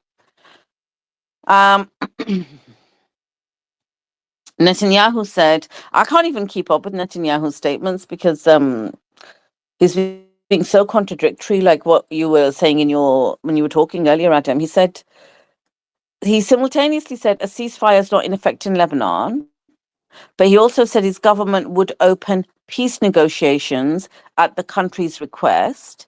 And then he said Israel would continue striking Hezbollah with force. So, when they say they're striking Hezbollah, basically that's an excuse for just annihilating Lebanon, which is exactly the same as we're hitting Hamas. But then you saw children being burnt alive. It's the same thing. It's exactly the same thing that's going on here. Mark Carney said President Trump, he contradicted Trump. He said that the understanding was that the ceasefire included Lebanon. It's interesting. Joe Kent, he said that the US might leave NATO to support Israel in a war against Turkey. That was really interesting when I looked at that, because he says, Trump's NATO post where he says NATO wasn't there when we needed them and they won't be there if we need them again. Remember Greenland, that big, poorly run piece of ice? Joe Kent, quote, posted that and said, unfortunately, leaving NATO won't be to avoid foreign entanglements. We'll be leaving NATO so we can side with Israel when Turkey and Israel eventually clash in Syria. This is after we helped topple the secular Syrian government and installed a former Al-Qaeda ISIS leader as president. Time to stop playing arsonist and fireman in the Middle East. It's just not worth it. And Joe Kent said that, which I thought was quite interesting, that they are going to go after Turkey next. Terrible, actually.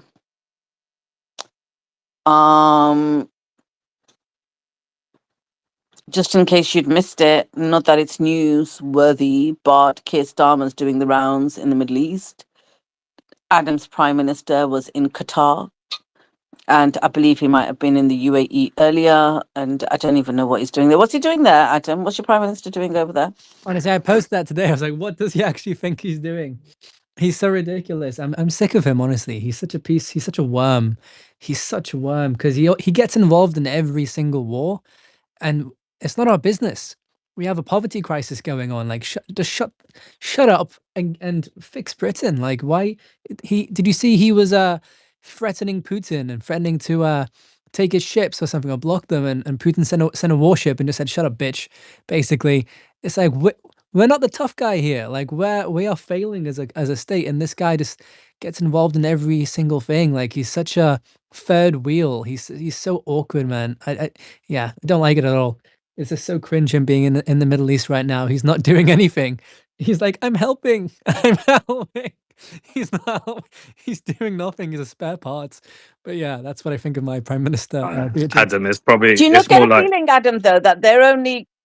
Go on, Simon, sorry. go for it. Yeah, no, go for it. I was going to say, do you not get a feeling that they're only accommodating him because they have to, not because they really want to? Like, they never invited him, nothing. He's just turned up. It's like when the doorbell goes and you open it, it's your neighbor and she's just popped in for a cup of tea and you can't say no. I get that feeling when I see their images with him. Do you not get that feeling? Like he's just thrown himself at them? Yeah, he's like that uninvited guest that you just can't get rid of, and he stayed too late, and it's like, who even invited you, bro? He thinks he's on the team. He's not on the team. The UK is not the empire anymore. We're done. We're toast. We got bigger fish to fry internally. Simon, what were you going to say about your prime No, minister? I was gonna. It's not my prime minister. I'm out.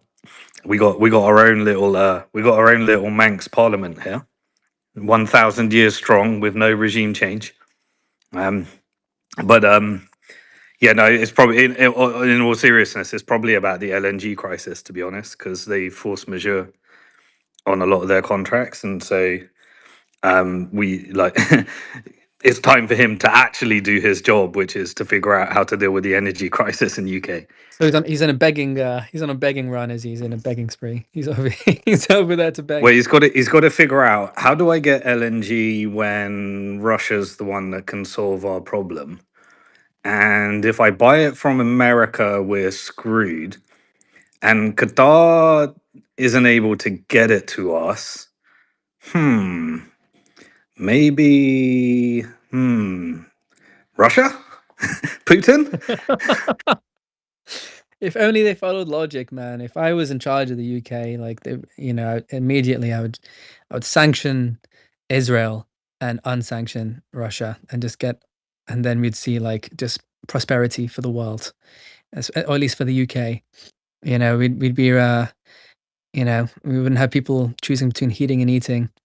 Um, and then I would be completely neutral to all wars, except for when Israel's involved, Zionism was involved. I would sanction like belligerent people, but I would never get involved in anything. It would be Britain first, Britain only. I really believe in like in severe nationalism now. Like I don't care. Like I don't think that we have. I feel like it's so bad now in our countries that we have to be, like just not. And it's not good to be a warmonger anyway. Like who wants to promote wars, forever wars anyway? They're not Yeah. serving any good. Yeah. I do feel like Britain might want to just fix that little problem they created with the Rothschilds called Israel. Like we might want to do one little thing that's good in the world and unwind that little problem that we created.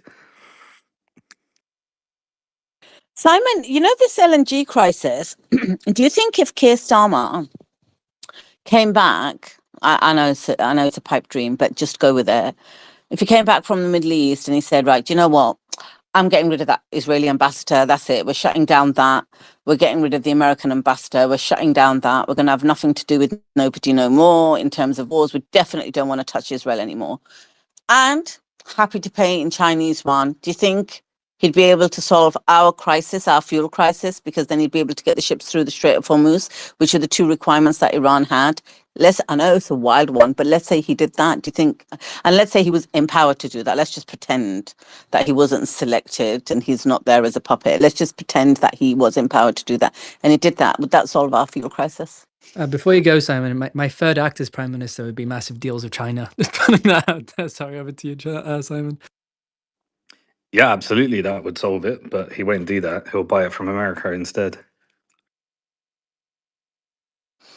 Yeah, Trump just made a statement a little while ago, actually, about selling some reserves or something. And actually, all he had to do was just go to Russia and say, look, we screwed up. This was none of our business. We lied about you. We cheated you. We did a war. We backed this little pipe-sized, coke-sniffing, Vogue-posing dictator, and we shouldn't have done. And let's work together. That's all he has to do. But he's not going to do that. None of these European countries. I think Europe's waking up to it a little bit How are you going to more. rebuild all your trade, Beatrix? Oh my God, where's Jonah come from? You could, you're Switzerland's here. Beatrixing again. Germany's the one that really needs to do it. How would you rebuild all your trade when it's all directed towards the West? You guys do almost nothing with anyone else. No, UK's been begging for a deal with America and like begging for a long time, and it just hasn't happened. Like that was a key selling point of Brexit as well. We're like, we're going to replace with America. It never happened. Never happened. But at least that's just for the UK. You're one of the Yeah, that's what I was just going to say. That biggest before. trading partners. No. Before Brexit, you could have asked that question. After Brexit, we've got the crappiest trade deals of anybody. When they did Brexit, we had nothing. The day after Brexit, it's like, oh, okay, we're out of Europe, but we've got no trade deals with anybody else. And we're like, well, we're an island. What are we going to do? Just starve? Yeah, because you thought you were going to get it from America. Now you're saying, oh, let's do Brexit again and now go towards Russia. That's basically what you're asking No, for. I'm not saying that at all. I'm saying let's work are. with our regional partners and screw America and Israel and their terrorism. Let's do what's best for England first. And you know what? If we hadn't have had this war with Russia, if we hadn't have done what we did, and we did it for America, let's not even pretend we did it for ourselves. We had nothing in it. We did it for America. Had we not have done that, the UK would have been in a much better place today. Much better place, 100%. America's given us nothing, Joa. Yeah, but Beatrice, Iran They would want be to give crushed. us their Would be crushed. what is that, hormone injected, like I don't know what, United States lab is grown Smash it, Joa, chicken. That's smash what they it. want to give us. That's the Smash only it, thing they wanted to Joa. push on us in any trade deal. Their Joa, lab grown, hormone Yeah, injected, rubbery chicken. It just avoids all facts. The United States is by far, the largest single partner in trade with the UK. You can put Germany, Netherlands, Ireland, and China put together, and they're not as big as US. Do you understand how much you live off of the US? Right? Tell Don't her, Joa, forget, tell her. one of your biggest industries is finance. Where are you getting that from? Consulting is number 2 or number 3. Where are you getting that from? Yeah, Those are well, maybe it's extractive. time we actually. It is the biggest partner is U.S. You turn your back on the U.S. and you're just putting another nail in the coffin. No, Hold on, I Joe. wouldn't What do you need? Why turn do you back. need? Why do you need consulting from us? Yeah, exactly. What the hell? What the hell are we? What the hell are we consulting you on? How to drown faster. That's about it. I don't think anyone's saying turn our back on America. We're saying open our doors also to the other side of the world too. You know, But like you can't. Yeah, I understand what you guys would like, but you can't. Your and why entire not? defense is handled by the U.S. You would have a serious issue if you were to all of a Joa, sudden be like, "Oh, let's turn the other way," because look, you guys have turned your back on Europe, and now you want to turn your back on the U.S. Like How are we okay, turning our backs on Europe though? you kidding okay. me? When you left, Let me just, Adam, let me just say something. Joa, firstly, we're talking about aligning or opening our doors to Russia. What you're saying is that would alienate us from America, which means that we would be America's little puppy to do whatever America wanted and to keep America happy. And therefore, we can't talk to Russia because it would upset America. you are Well, now. screw that, You right? are America's little Number puppy one. Number now. two, let me just correct the trade thing. About half of our trade is with Europe, right? The single biggest trade partner is America, but 50% of our trade is still with Europe. 50%. Yeah, we're too dependent on one trading partner. I You don't know, think that's true, but I'll check real Check quick. it out, Jonah. yeah, we're too dependent on one partner. We're too dependent on the US. Like, so Jonah, you have a point. You have a point of that. You know, but I do think the global economy is shifting towards multipolar trade blocks. Anyway, you know, we would just be like a first mover on that. You know, China's already kind of I central to think global France supply and chain. Spain are already beating you guys Well, on there you being go. first So movers. that's a point for our argument then. You know, so it's already started, and that's why I said it's already moving towards that. You know, so we just joined that rising tide. Um, yeah, I just think that's the way it's going, and it has objectively just fucked us so bad. You know, this stuff. You know, the energy crisis that we've had joining these wars and cutting off all relations with Russia. Um, yeah, I just think we can undo this damage. You know. But according to Alex Jones, the City of London rules the world. I thought we rule America.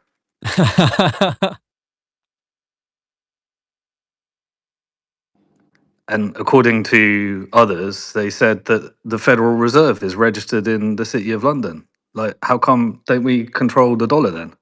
Everyone said we rule the world, the crown. Yeah, Matrix, you're who you export to, okay?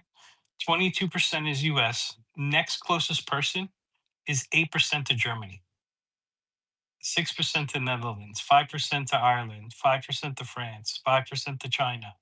You understand? Like, US is your biggest So I purchasing was partner. right, because if you take those European countries together, right, hmm Yeah, it's then 41%. they are bigger as a trade partner than one single America. Yeah, but they don't act. If I take all of Asia together, that's bigger than Europe, That's even, right. Fill your boots. Take it together. as if they're the same country. Hold on, Say again Beatrix then. was right. She said it's Europe. She said European countries. So she's Did She right. I was did, right. She was Simon? right. She was right.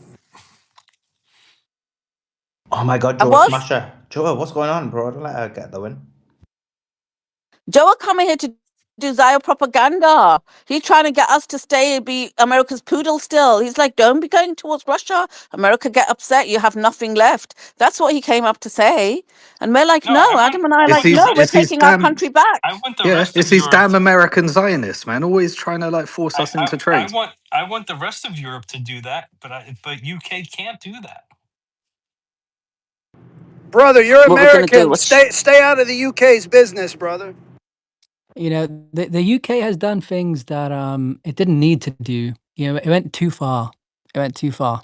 You know, there are things it can undo without pissing off America or getting put to the point where they cut off all trade of us.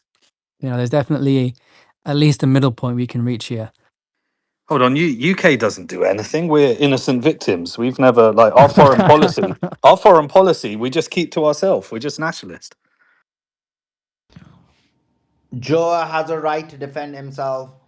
I don't, but only in this one. I don't know if that was Joe's position or Davos's position. So maybe, but Joe has his own position, and they're better. Let's go. Anything you want to add on that, Joe? If not, we'll go to PNN. PNN's here. Don't know who's been recording recently. Hi, brother. How are How you you? doing? We're our in-house analyst Clash and Mash was going to give a ceasefire analysis if we move back to that topic, but no, good to be here with the number one host on X, Suleiman, the number one space for free speech, for the real news, not the fake news. So everybody supports Suleiman. Yeah, we have new videos coming soon. They just deleted our TikTok, but we're back up and running strong. So go Iran, go Iran, go Iran, go. That's our message of the day. But yeah, if Clash and Mash, if he could be brought up at some point to give a good ceasefire analysis, whenever that would work. But thank you for having me, Yeah, of brother. course we'll bring Love him up. What's the it's what's your latest video Clash. you've done? The latest video. I'm still releasing my Iran batch, but you know now that there's a ceasefire allegedly, I might go in with a new theme. I should be going to New York soon, so I'm trying to figure out what my next batch will be, but we're still pushing the Iran batch, the Iran war on Capitol Hill. We're winding that one down, That'll I be good. guess, That'll be unless good. it That'll be makes. good. If you ever have any requests or want to send me on a mission, feel free. We're always at your service, brother. Appreciate you, brother. Appreciate your work. Love your videos, the content. Yeah, if you guys haven't seen his videos, go watch them. I follow you guys. Great work. Yeah, they're awesome. They're awesome. They keep getting banned as well. Or they probably have like 1 million followers on TikTok and Insta. Yeah, we had 230K in less than 3 months, and they nixed us. But thank God the algorithm always picks us right back up. So the message is important, not the followers. But thank you for the few real ones like Suleiman who stick with us through thick and thin. Much appreciated. And Appreciate it. Yeah, everyone do follow PN, I love their content. It's awesome. I love it when he's recording and terrorizing them. It's hilarious. Appreciate you. You need to get Randy Fine, bro. You need to get Randy yeah. Oh, Fine. yeah. No, that's you reminded me. No, he's on my next mission. That's my new focus is going to war for these candidates. Bilzerian, Bilzerian will have good press, but which I'm going to support him. But like, there's Jose Vega going against Richie Torres in the Bronx. Yeah, Even if you're not from the Bronx, help push the propaganda war. There's Anthony Aguilar, who we know was in love, Gaza. There's Brian McGinnis going for senator in North Carolina, love him as well. and Greg Stoker in Texas. So we need to Yeah, right now, because agree. people have said, "Hey, where are the protests for Iran?" Nobody's protesting. Honestly, we've seen we don't need a protest. We could have 1 million people. What we need to do, I mean, if anybody has any other ideas, but let's get behind these people. They have the corporate media. We need to push all these candidates. That will be the real message. If there could be an upset in one or more of these races, get Richie Torres out. It'll be a real message to these people and scare them. So that's PNN's new mission. That's a That's golden our new mission. warpath. God And all willing. four of them people you mentioned are like regulars on our spaces. We do regular interviews with them to highlight the work they're doing. So yeah, we appreciate you. Amazing, amazing. Yeah, I love you. Yeah, I'll bring Clash up as soon as I drop someone spoken, and then I'll bring him up. All right, thanks, Mike. No problem. Let's go to Beatrice. Were you done? Did you? Well, I was gonna say, did you get smashed by Joa? But I think Joa. Do you know what happened? Moses went from X. He left X. He ran over to YouTube to do a little super chat, right? Because that's what Moses does. Moses, isn't it? And he says, "I don't suppose Beatrix attacking Joa." That's what he put on the super chat. W Moses. W Moses. Um, cool. Let's go to Andy. Andy, jump in. Yeah, I mean, just going back to what's going on in Lebanon, it's just absolutely disgusting. I mean, if you don't stand for anything, then you fall for everything, and it's just completely ridiculous. I mean, you have all these Christians cheering on, oh, they're killing Muslims, yay, which is absolutely disgusting, and then they're still silent, and you shouldn't be cheering on the death of any innocent people. And it's just absolutely sickening. They're not real Christians because a real Christian doesn't cheer on the death of anyone, and it's just truly horrific, and to see everyone's true colors be exposed, but it's with this, and it's just truly heartbreaking to see that there's still so many evil people in this country that are either silent or cheering on the deaths of this many innocent people. And the images coming out are absolutely horrific. And I did look up the thing about the exploding toys in Lebanon. And yes, that did happen. And it's truly horrific that Israel did that. And their evil does know no limits, and we are going to see what happens with the ceasefire. And I mean, I hope it holds, but I mean, if I were around, I would have my fingers on that trigger, because they have been burned already 3 times with the 12-day war leading up to this war, and then this ceasefire where Lebanon got absolutely slaughtered. So they've already been burned 3 times. So they have to know that they cannot trust these people at all. They cannot trust the U.S. and Israel, because every time they've negotiated in good faith, them or their innocent people in Lebanon have been bombed. So yeah, they need to be ready to retaliate and immediately, and I think they need to up it to having the Houthis block the Red Sea, because Trump really only cares about economic pressure, it seems. He doesn't care about suffering of innocence. So if oil goes to 150, Trump's going to really start freaking out when all of his supporters start turning and saying, "Oh my God, gas is $6 a gallon in a Midwest state, not just in Gavin Newsom's California." That is when his supporters will really turn on him and force his hand into stopping this war. When you have people freaking out, even if they don't have a soul and care about innocent lives, if the economic pressure gets him, then maybe, just maybe, that will force him to the table. Okay, so some more breaking news. And the breaking news is this. It is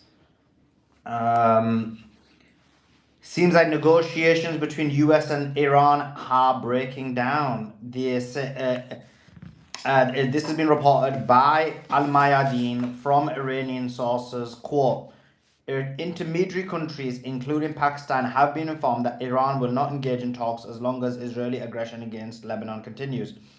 The US has a limited opportunity to curb Israel, otherwise ceasefire talks will collapse. That's the latest news on that. Let's go to Cyrus. Cyrus, go ahead, jump in.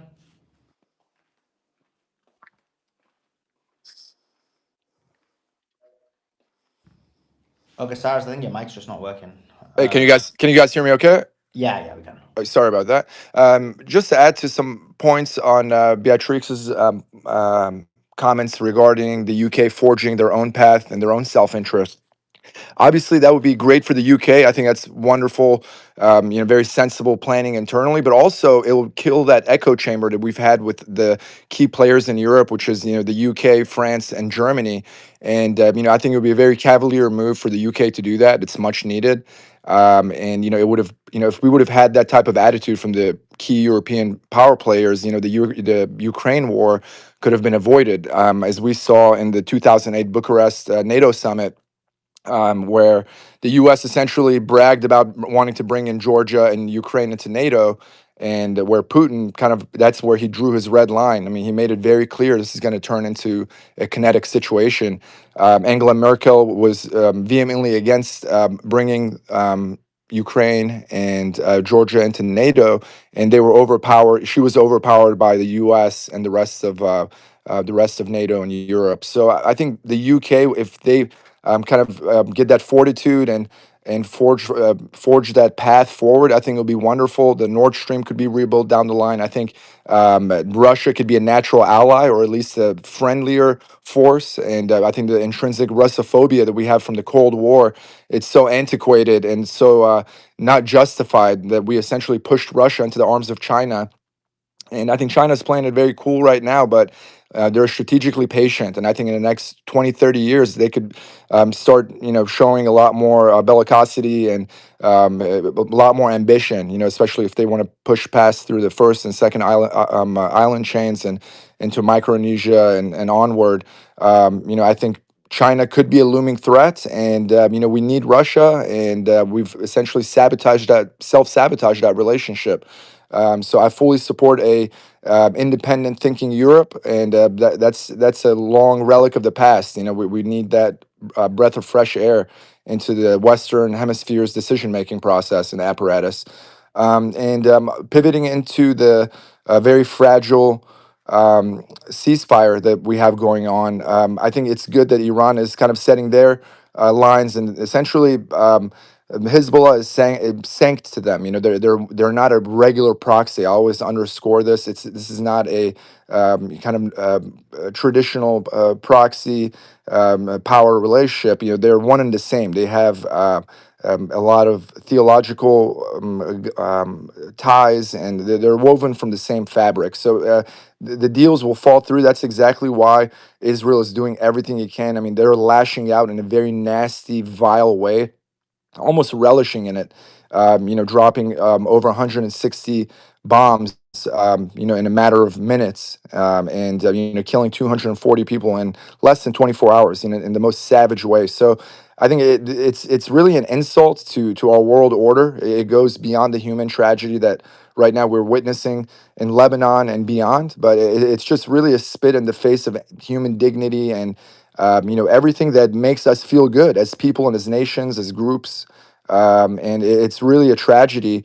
And I really hope the West, you know, gets the, you know, becomes the intrepid force that it was, and really become that shining light of goodness and something we can be proud of. Because I think the last few decades have really detracted from that reputation. And I'll end it there.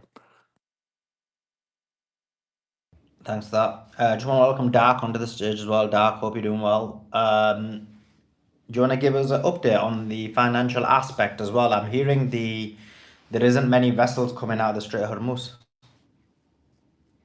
Yeah, another day. Strait remains closed. A lot of talk. Markets have tremendous optimism. I'm not as optimistic, unfortunately. Again, oil prices don't really matter. What matters is real oil. And there just isn't that much, if any, making it onto the world markets. Um, Interesting to see kind of gold and oil go up on the same day. I know that's something Simon's been talking a lot about. That's something we have to keep an eye on. I think everyone's confused right now. Is there peace? Is there not peace? Remember, the markets listen to the mainstream media. They're not necessarily tuning into spaces like this, and the story they hear is very, very different than the story we talk about. So, look, it's just another day, and no more oil. So we'll have to wait and watch. Yeah, we shall see. We shall see. What's your thoughts on how things progress? If there's no agreement, things are going to go haywire, right? Yeah, look, I don't think I've been pretty consistent in saying I don't see a way to get Israel to agree to anything. I think that the points being made earlier in the day about Netanyahu facing jail time if there's peace, I think that's true. I think that's really true, and I think no matter what you put forward, they'll find a way to sabotage it. Um, Joe Kent's basically said the same thing. There can be no peace until you get Israel under control. And if there's one thing that's clear, look, Trump tweeted out the night of the 10-point plan. In his tweet said, you know, Lebanon was included in the ceasefire. So I don't know how we've gotten from there to here, but it continues to be an Israeli inspired mess. I mean, I'll tell you how we got here because Trump is in the Epstein files, my dude. That's the explanation. Trump does things because he's being blackmailed. That's number one. Number two, this is a clear humiliation for the United States when it comes to the war and it comes to how the war was executed. In my whole life, I haven't seen a war this botched from the United States since Iraq.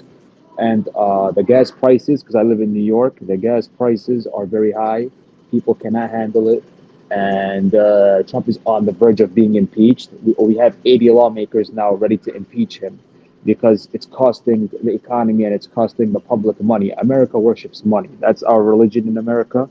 It's not Christianity, it's not Islam, it's not Judaism. It's money, it's the dollar. And since the dollar is under threat, now the lawmakers in the deep state are trying to keep Trump in check. And if possible, don't be surprised if he gets impeached, thrown to the side, and JD Vance becomes the president because Trump is unpredictable and he has destroyed his credibility. He's made America look weak. on the global stage. He has fractured NATO. And yeah, right now the United States and Israel have to accept Iran as the superpower, or not superpower, regional power in the region. And yeah, that's that. And eventually, Iran's conditions will be forced upon Israel and the United States. But what pisses me off is I think Iran should just get the nuclear bomb already.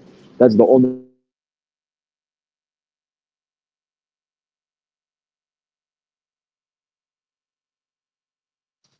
No, we lost him, and he's got a terrible clash. He had a really bad mic.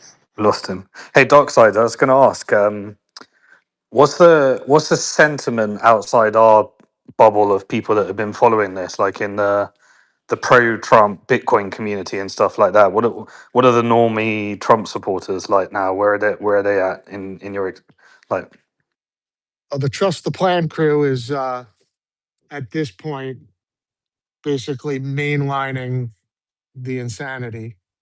Look, I don't know. You saw the thing with I heard you guys talking earlier about the Alex Jones, Candace Owens, Tucker Carlson. Look, the, between that group that he laid out, what is that, 40, 50 million followers, listeners a day?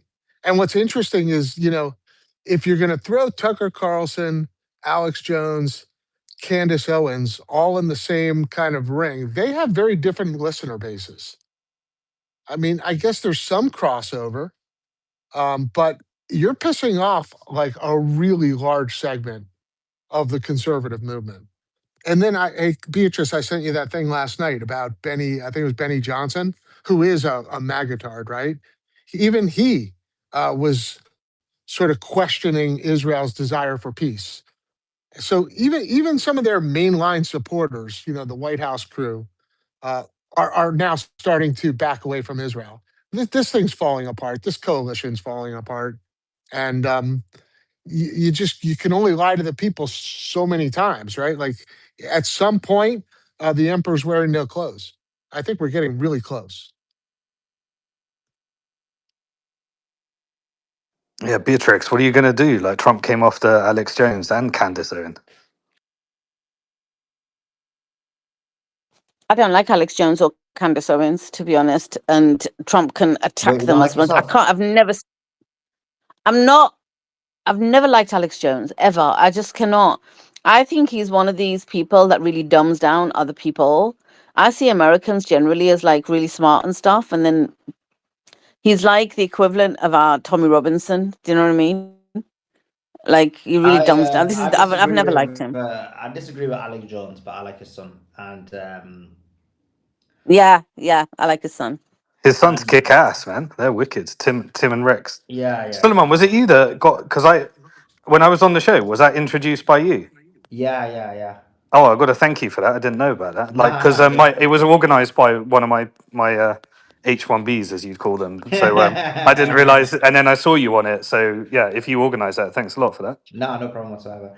And You know, and Sully, yeah, I literally was a huge Alex Jones fan from, let's say, 2000, early 2000s up through this past election, and Owen Schroyer as well. And as you know, those two famously parted when Alex went full magatard.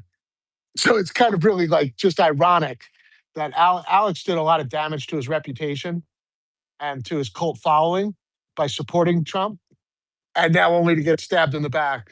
I was thinking the same. I was thinking the exact same. Sorry if my mic's bad, but that might be a psyop or something. I'm not half joking there.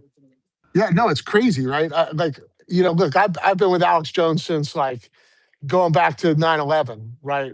And he was, I mean, he was at the forefront of calling out all of this craziness from 9/11 through the financial crisis, through COVID. He's been out in front of all of this stuff, usually by 5 years. And he's been unbelievably accurate. Of course, no one's 100% right, but I would say he's in the, his accuracy is in the high 80s to low 90s of like conspiracy theorists, maybe one of the best ever. And he just went full magatard when the Democrats came after him, and he thought Trump would protect him. And of course, promises made, promises kept. He got stabbed in the back. But again, how about the Tucker thing? You want to talk about crazy? Like Tucker's audience is gigantic. Tucker is, I mean, he is the preeminent audience, outside of the mainstream media. And to stab him in the back this hard, this can't end well for Trump. There's the thing about that is, and let me just quickly read some breaking news as well. The So in terms of that, and then I'll read the breaking news. I think with Alex Jones, obviously, I disagree with him in terms of his attacks against Muslims, and also in the war, I felt like he was too much pro-Israel. His son, I believe that, I mean, my own interaction with him is that he's been really on the ball, and I've seen him being very aggressively on the ball about all those issues. And in terms of Alex, I think the feeling was, what I was hearing, and this is not from Rex or any of these guys, but from a few people who know Alex and know me, that Alex, or maybe over the last year or two, was literally being a Trump shill because he felt like that was the only weird thing that was going to keep him out of jail. And that's the reason why he kind of went full shill mode the last few years. But apparently, obviously, I think this war's probably come about, and he's thinking this is probably the straw that I'll have to just risk going to prison, is what I'm hearing from people who know him and know me. But I'm not saying that this is the reason. I'm just telling you, I'm passing it on what the kind of thing or the claims were about him. You may know better about that because you've been following him for a lot longer, but this is the claims I'm hearing. Yeah, I don't know if it's a go to jail thing for Alex Jones. I mean, there's certainly they've tried to bankrupt him or have bankrupted him. Yeah. But Sorry, not go remember, to jail, like lose everything. Sorry, I meant it's here somebody else's. it sort of summarizes the conundrum that most of us find ourselves here in the United States. We are pissed as all high holy hell with Donald Trump and the lies and the promises not kept. But at the same time, on the other side of the coin, we have a group of psychopaths, the Democrats, that want to end free speech, that would like nothing more than to round up anybody who ever voted for Donald Trump and throw them in jail. So, we find ourselves between a rock and a hard place here, certainly without a home politically. But I mean, kid yourself not. As bad as Trump is, and he's bad, the Democrats are 10 times worse. They're crazy. And if you gave them full power, I can only imagine where we would be. And I'm, of course, speaking about Americans, especially Americans that have stood up and I told the think Gary truth. said something really interesting. He goes that he believed that if Kamala was in charge, this war would be happening, but we wouldn't be allowed to do this space. So that was a good one. No, I think, you know what? I think that's like spot on, right? And maybe it goes way past not being able to do this space to those people that have spoken up, get rounded up, get persecuted, get prosecuted. These people are nuts. Like the left in this country is nuts. The right in this country is nuts too now, as we're finding out. So Yeah. we have I mean, that's the we have problem our with the Trump administration. He has been rounding a lot of people up and locking them up as well. That's the problem, you see. Especially anyone who speaks out against Israel. So he's kind of went down the same path that they went down as well. And this is why it's probably become less of a left and right wing issue, and it's become more of a who controls the US government and the world issue. Let me just quickly read these super chats. I mean, not these super chats, what do you call it? These breaking news, quite a lot of important news. Okay, so I mentioned the negotiations between the US and Iran maybe have broken down, and that was reported by Al Mayadeen. Pakistani defense minister attacks Iran. He says Israel is evil and a curse for humanity. This is full on aggressive. Pakistan's gone full on. Well, I mean, I'm liking this. Full on pro-Iran, anti-Israel mode. They wrote, Israel is evil and a curse for humanity. While peace talks are underway in Islamabad, genocide is being committed in Lebanon. Its innocent citizens are being killed by Israel, first in Gaza, then Iran, and now in Lebanon. Bloodletting continues unabated. I hope and pray people who created this cancerous state on Palestinian land to get rid of European Jews burn in hell. I don't get the last bit. I hope and pray people who created this country state on Palestinian land to get rid of European Jews burn in hell. Oh, okay. He said the people who created Palestine to get rid of the European Jews burn in hell. Okay. And then the Tasnim news agency says reports of the Iranian delegation arriving in Islamabad are false. Until the US fulfills its commitment regarding Lebanon, the negotiations are suspended. Fars News says Wall Street Journal's claim that Iranian delegation arrived in in Palestine, in Islamabad, as I say. Oh God, I wrote this bad. 1 second, let me read it to you. They said until so I'm just adding arrived in Islamabad, and the news is. Are you tweeting, reading, and breaking all at the same time? Bro, this I'm multitasking, bro. You know it, Simon. You know it, my brother. So, what was it again? So it's until a ceasefire is established in Lebanon, Iran has no plans to participate in peace negotiations in Islamabad with the American side. The Wall Street Journal claimed a few minutes ago in a news report that the Iranian delegation has entered Islamabad to start negotiations with Washington, which is false, and that's been reported by Fars news agency. Is there any other news? That's it. That's the latest news. So it looks like negotiations have broken down. There is not going to be any negotiations while Israel bombs Lebanon. They played their card. They played it well. I want to go to Haider. I just want to go to Hussein before you, just because it's relevant to him. Hussein, you're from Lebanon. You're seeing the massacres that are occurring now in Nabatea. Iran's put its foot down. They're saying the negotiations are not going to go forward unless Lebanon's is not included. What's your thoughts? Yeah, thanks, Silly. My thoughts, honestly, I mean, I'm glad, obviously, that they're sticking with their word and not having any negotiations. I do, however, want to see some action taken, and I have not seen. I've just gone on X, so I haven't seen if they have done anything recently, or if they've conducted any strikes on Israel or anything. So I'm not going to jump the gun, but to my knowledge, right now they haven't done anything significant enough. But they need to be punished for what they're doing in Lebanon, because they knew that Lebanon was part of the deal and they went and backtracked on it. Trump did, and Netanyahu, obviously he doesn't care. Netanyahu has his trial coming up very soon, and he needs a war somewhere.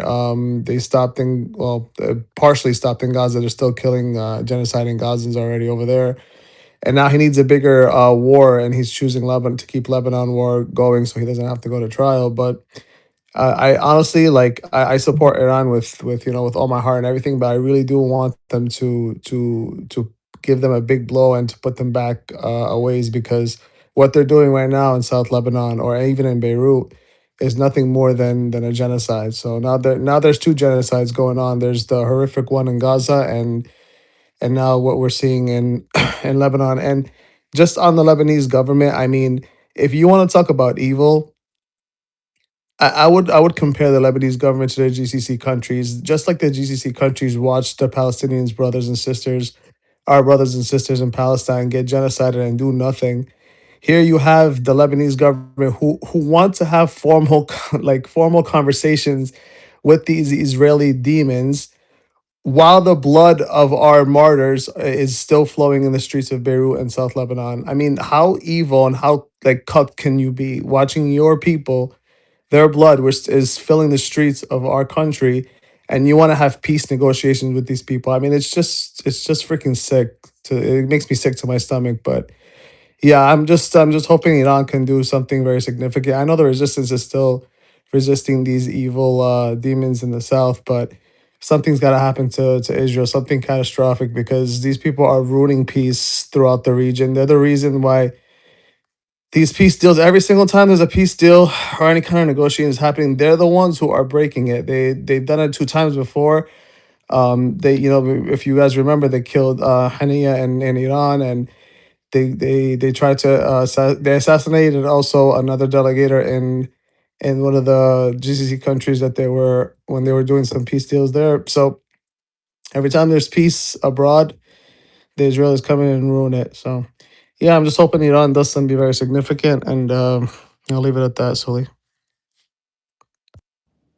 Yeah, You exactly. know what, Brother Hussein? I want to say something, right? Um, the only way that Lebanon can survive without Hezbollah is if Israel has been completely stripped of all its weapons and all its power. Otherwise, I hate to say it, but Lebanon's toast without Hezbollah. Yeah, and that's what I don't understand. I mean, you have the Lebanese government has to see this. I mean, they can't seriously think with all their hearts that even if they somehow, and it won't happen, but even if somehow they quote unquote disarm Hezbollah, nobody in their right mind thinks that Israel's leaving the south. They are not going to leave whatever few kilometers that they're in right now. They're going to try to occupy everything. And once the arms are all gone, they're going to create some kind of facade or some kind of hoax that, oh no, there's still another threat, so we need to occupy all of this land. It's all about the Greater Israel Project. These people are not going to let up. And again, I say this to all these people who are against the resistance, and especially the Lebanese who are against the resistance, the very minority of them. Like you have to understand, like without the resistance, South Lebanon would be northern Israel or northern occupied Lebanon. The same thing that's happening right now in Palestine, which we call northern Israel occupied Palestine. They would just extend the occupation all the way up to Litani, maybe even further up to Beirut. We never know. But like if it wasn't for the resistance, Lebanon wouldn't even exist. And I don't know. It's sick to my stomach, honestly, that this president Joseph Aoun is trying to make like peace deals and delegations with these people while the blood of our martyrs is still in the streets. It's just it makes me sick to my stomach. Yeah, but nobody's listening to him anymore because they tried it his way, didn't they? He said, he had that kind of alliance with America, and he said to Hezbollah, pipe down, I'm going to take care of it. Israel's going to back off, and look where it's ended up. He's a cock. Yeah, I agree. I honestly I put him in the same category as these GCC countries that watched our brothers and sisters in Palestine get massacred, and it's just a sick world that we're living in with these demons. But God is good, and we're gonna keep our faith in God, and hopefully Iran will do something. And look, the Strait of Hormuz is still closed. I mean, one thing that Trump is trying to save face, and he's trying to say to give his bravado. Oh, we did this, we did that. Bro, you lost. It is what it is. Just you lost, and now the strait is closed. The war is going to continue. Nothing's going to change. Like, what did they accomplish in this war? Like, prior to the war opening, the Strait of Hormuz wasn't even an obstacle. Now it's the obstacle when it wasn't even part of the original negotiations. First, it was no nukes for Iran. Okay. Then it was 3% enrichment or whatever it was. And then it was no enrichment whatsoever. And then it was like all the ballistic missiles is way too much. You can't have your range on your ballistic missiles can't be more than 300 kilometers or whatever it is. Now it's the Strait of Hormuz. Like they have literally failed in every single part of this war. And it's like the only way he can save face is to continue this war and to try to get something out of it. And I guess he's trying to make a deal for the Strait of Hormuz, but which wasn't even part of the original negotiations. I don't even know how this is like. Where can you get a win from this? Like even Nick Fuentes is saying this is a complete disaster, and from Trump, and it's just like I said, it's a sick world, and these Israelis are killing all the peace talks. But we'll see. We'll go from there. But we'll see what Iran does. Honestly, that's what I'm interested in seeing.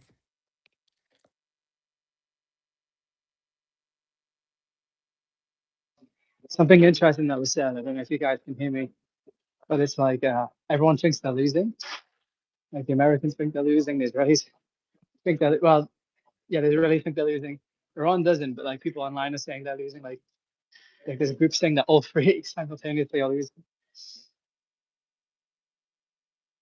Well, Iran's definitely not losing. They have the upper hand in this war. So Yeah, I disagree with that commentary. But yeah, just saying this is what I've been seeing people saying, because as people are saying, yeah, I've seen people saying all three. But no, Iran's definitely got the upper hand. oh, I mean, so the way the Americans, the way that the West and the Zionists think that they're winning wars is how much buildings and how much innocent people we can kill and blow up, and they consider that a win. And if they consider that wins, then they're just demonic. But killing and destroying infrastructure and killing innocent people is not going to win you wars. We learned that in Vietnam, right, and in Korea. So, and by the way, the Russians lost the most in World War II, the most head count, and they came out victorious. So it's not about how much people you kill, how much infrastructure you destroy, but yeah, it's about your stated objectives. You state your objectives when you started the war, and if you accomplish them, then you win. But if you don't accomplish a single one, then how could you even consider yourself winning, quote unquote? This doesn't make sense. No, it doesn't make sense to me either. I mean, there's no other end to this except for American capitulation, whether it's long or it's short. Like there's, there's absolutely no victory on coming for the Epstein coalition at all. Yeah, and that's another thing. I don't want to get into the Epstein thing because I know it's not part of the space. But just you guys notice how like nobody is talking about this anymore. Like it's swept completely under the rug.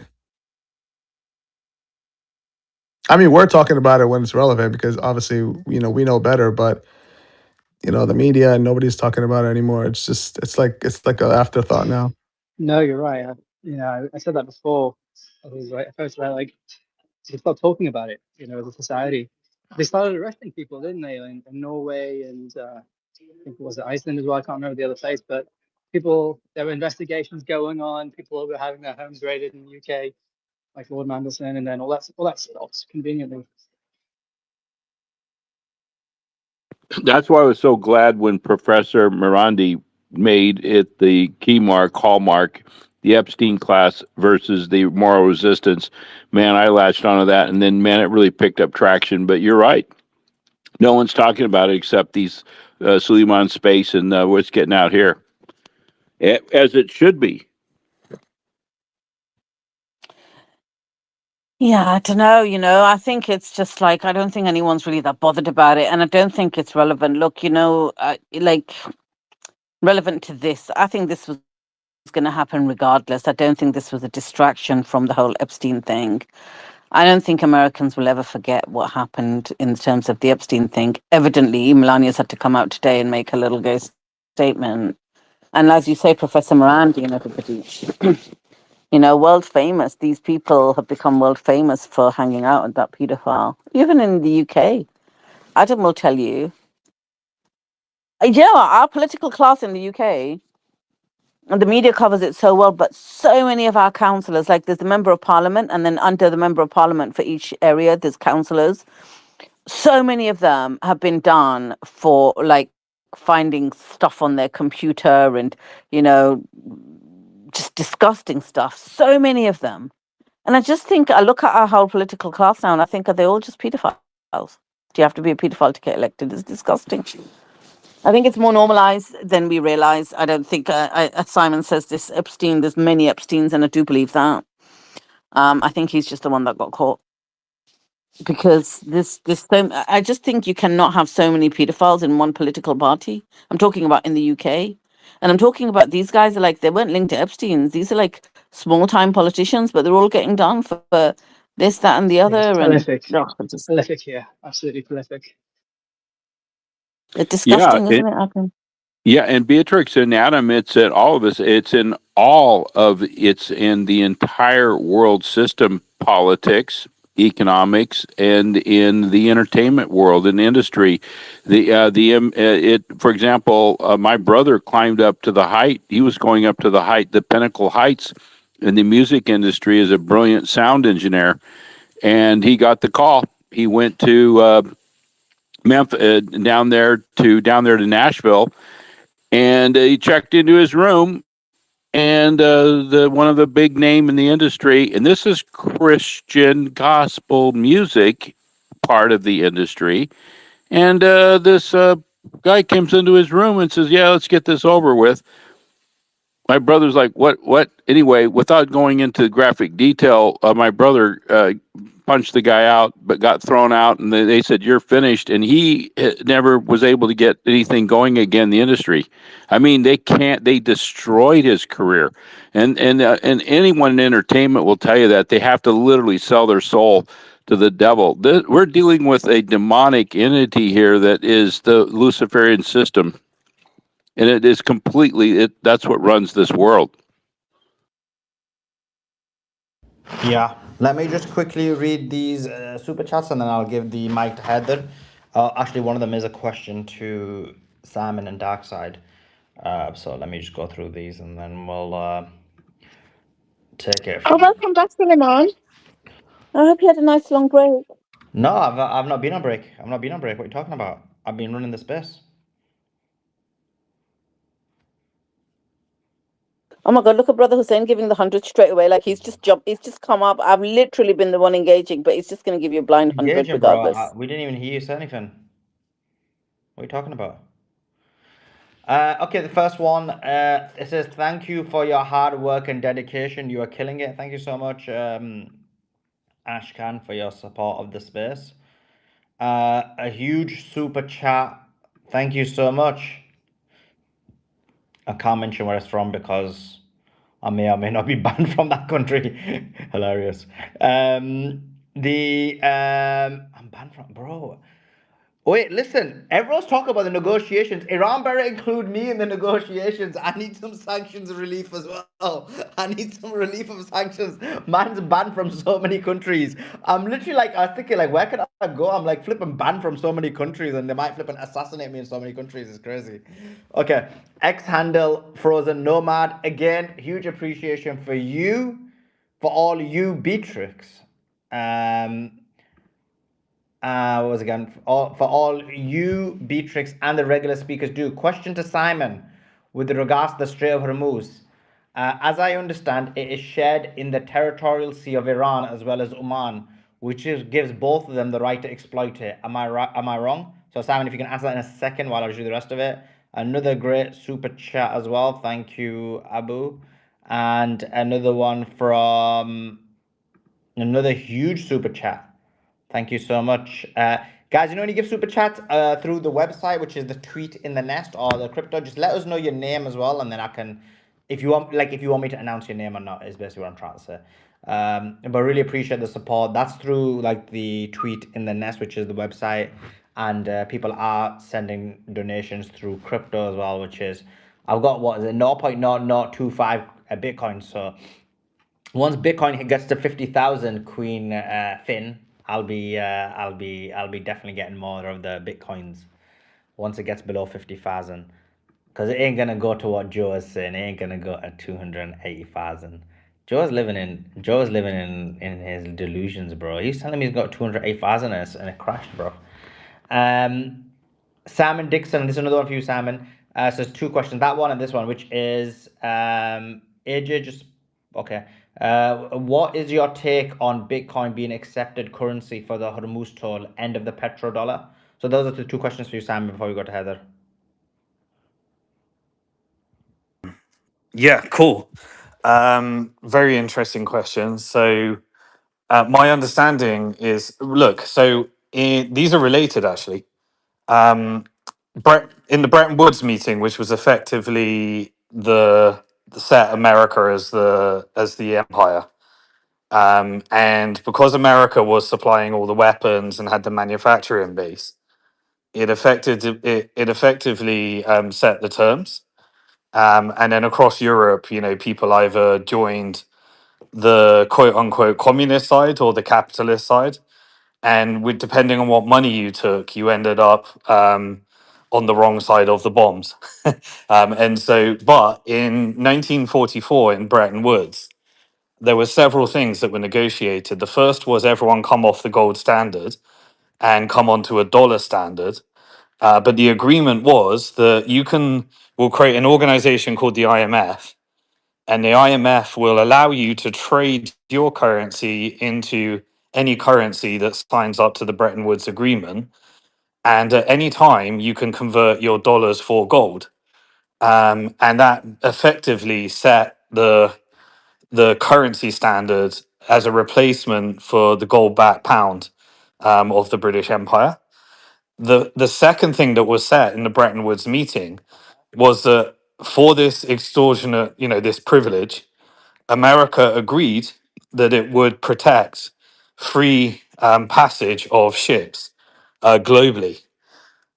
And so, you know, with its partnership with the British Naval Fleet and the Dutch Naval Fleet, and the American military industrial complex, they all agreed that we would allow trade to happen.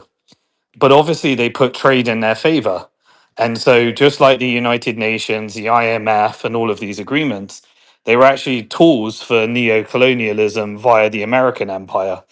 And the British Empire was very unpopular. So, the American empire did everything via proxy and covert means. And part of the agreement was that nobody controlled the sea. And you could create a little carve out in your country like Egypt did. And when Egypt tried to do that, they ended up with Israel creating a proxy war, and the Havara Agreement tried to get America and Israel in a nuclear war. And we had this moment, which was many consider the final fall of the British Empire, when Egypt took over the Suez Canal and privatized it and just kicked out the British and the British Empire. But they did a little carve out, and so they called it a canal, in order to try and skirt around the law of international waters. But the Strait of Hormuz is international waters, so what happens effectively is all the interested partners started protecting it with their naval fleets: the Brits, the French, the Americans, the Saudis, the Iranians, the Chinese, the Russians, and anyone that had an interest in it. But what is happening now is that if for the first time in history, America is expelled from the Strait of Hormuz and an agreement is signed that effectively hands over and gives the ability to charge a toll through international waters, that effectively resets and ends the Bretton Woods Agreement. And now, if you pay for it in Chinese yuan, and the dollar is no longer backed by gold because they defaulted from that in 1971, and that's when they assassinated the Saudi King Faisal in order to force the dollar onto the petrodollar. You've effectively broken the petrodollar and broken the Bretton Woods Agreement. And one thing that's very interesting is that Iran said you can pay in Bitcoin, as well. And so Iran is the largest sovereign Bitcoin miner in the world. And I believe they do it through nuclear energy. And so if they end up with a civilian nuclear program, and they end up with a situation where they can charge a toll on international waters, and you can pay in Bitcoin, and you have to price it in Chinese yuan, you have effectively killed the Bretton Woods Agreement, and the world reconfigures around that reality. Now, if you sign this agreement and America says we're not protecting the waters, what does Europe? Europe says, hold on, America is no longer protecting the waters. And so you get a crash of NATO. And so effectively, and then you're doing, Trump is effectively deconstructing the Bretton Woods order that created the dollar being the world reserve currency. And then when you're Singapore or Indonesia or Malaysia, you say, hey, what about our ports? So, Singapore is a very classic goal. They went through decolonization. And now, if they're able to charge a toll booth through one of those very, very important, everyone's going to see, well, how does this model work now? And what does it mean for international law? And now, if America can no longer defend it, what does that effectively mean in this new multipolar world order? So the chain of events are significant. I know Iran and Oman, under current law, don't have the right to charge for it. But if the existing empire signs an agreement, it may not be defendable in international law. And so, what is Trump also doing? Where he's taken down international courts, he's sanctioning the CCJ. He's effectively deconstructing everything and taking down United Nations, where you would appeal. So, effectively, he's dismantling the Bretton Woods order, and saying that we're doing it for MAGA because we're taking on the deep state or something like that. But it's actually remarkable to watch. So, if at the end of this, the model that comes from the Strait of Hormuz will set effectively a chain of events that will change the world forever.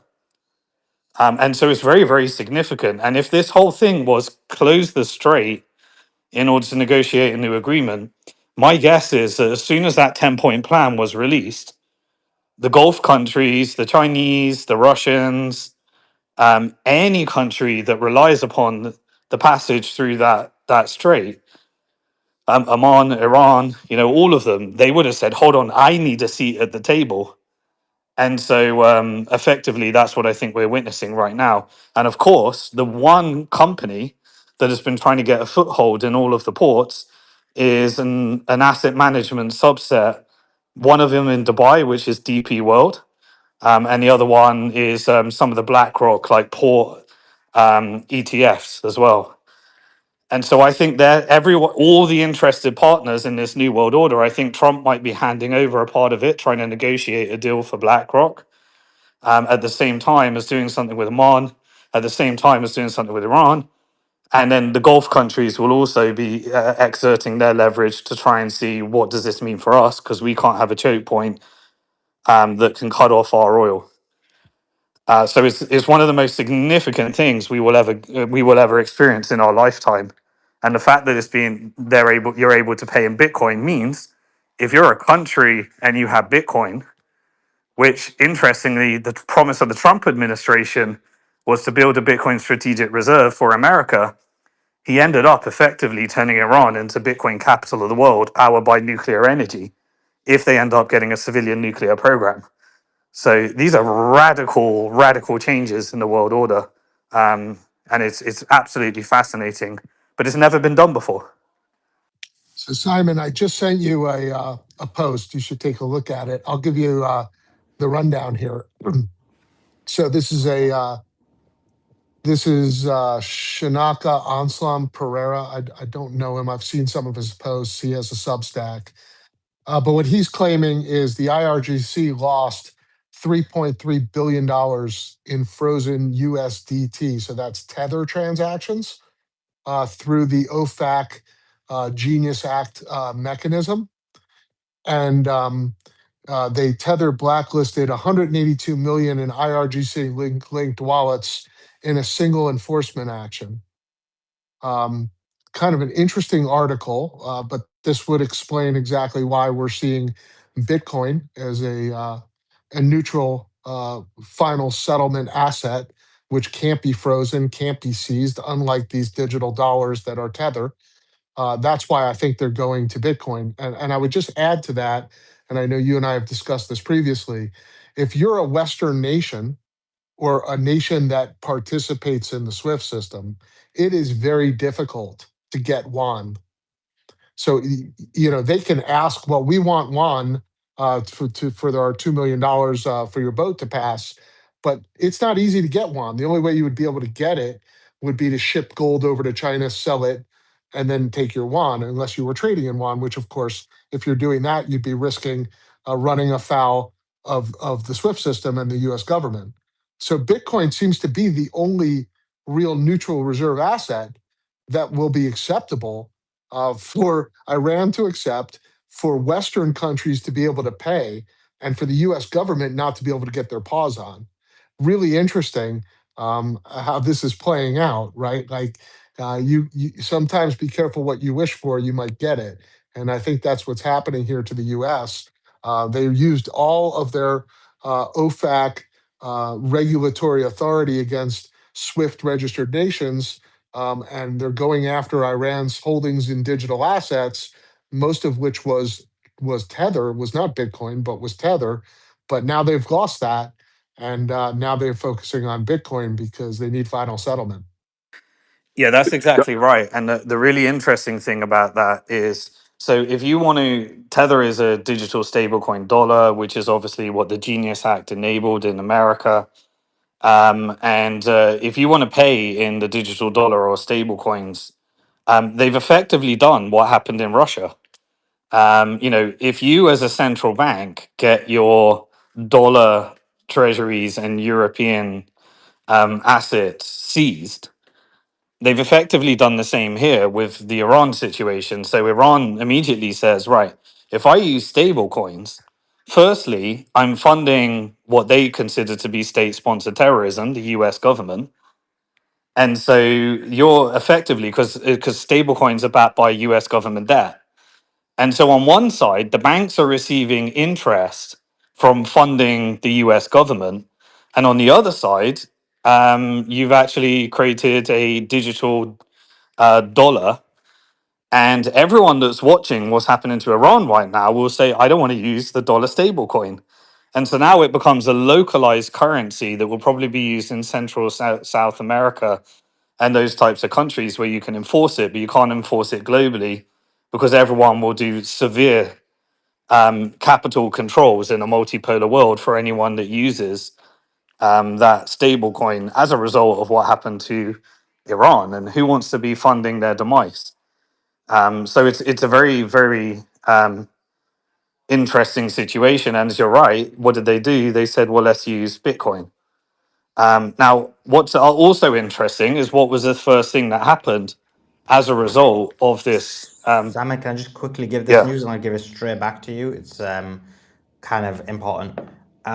Okay, Hezbollah is continuing. Okay, two things. I'll flip. I missed this one as well. Okay, so first thing is that Trump has come out with another Truth Social post, and Iran is really raining havoc on Lebanon, and Hezbollah has sent a missile to Ashdod, and that missile has struck as well. And Trump said the following. He said, Iran is doing a very poor job, dishonorable, some would say, of allowing oil to go through the Strait of Hormuz. This is not the agreement we have. I think he means of not allowing, but anyway. This is not the agreement we have, President Donald J. Trump. I think what he's trying to say is Iran's not allowing oil to go through the Strait of Hormuz. So this is very much linked to the conversation you guys are having. So if you want to add that to the conversation, we also have another question for you, Simon, is also while you're adding to that, if you can add this one. Simon, how does Trump win in your equation with the deal? Is he not risking the reopening of blackmail on him? And then separate super chats is Shekels for Peace, Ayatollah outsmarted everyone. Appreciate your support. As Tro Boys says, Adam here. Today is my 35th birthday. Iran, if you see this, may I have a boom boom Tel Aviv as a present, please? Thank you. Yeah, I mean, yeah, good one. And X-Commerce with probably the best chat we've ever had. Question for Beatrix. So, Simon, if you can answer all these questions, and then we've got an equally important question for Beatrix. It's very complex as well, Simon, so please give her the time if you can. It says, how much is one plastic bag of petrol worth? How much is one plastic bag of petrol worth? Okay, back to you, Simon.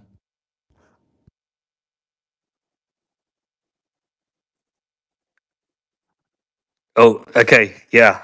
I think what Beatrix, we haven't done our trade deal yet. I think it's going to be something. Well, I'll start with five Petromanx pounds.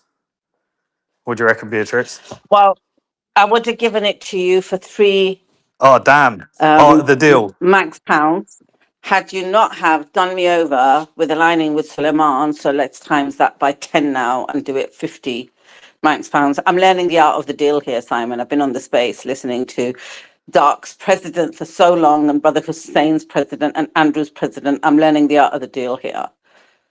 All right. Well, I'm going to be sanctioning you when this is all done, and we're the Petromanx pound and the world reserve currency. Definitely a Beatrix sanction after that. Also, tell her to just open the bag and give it to you, or you're just going to rain hellfire on her. Yeah, exactly. Yeah.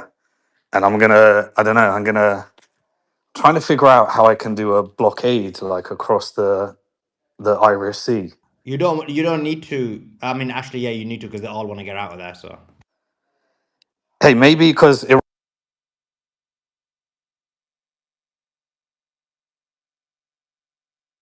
Oh, your mic Hello? muted, Simon.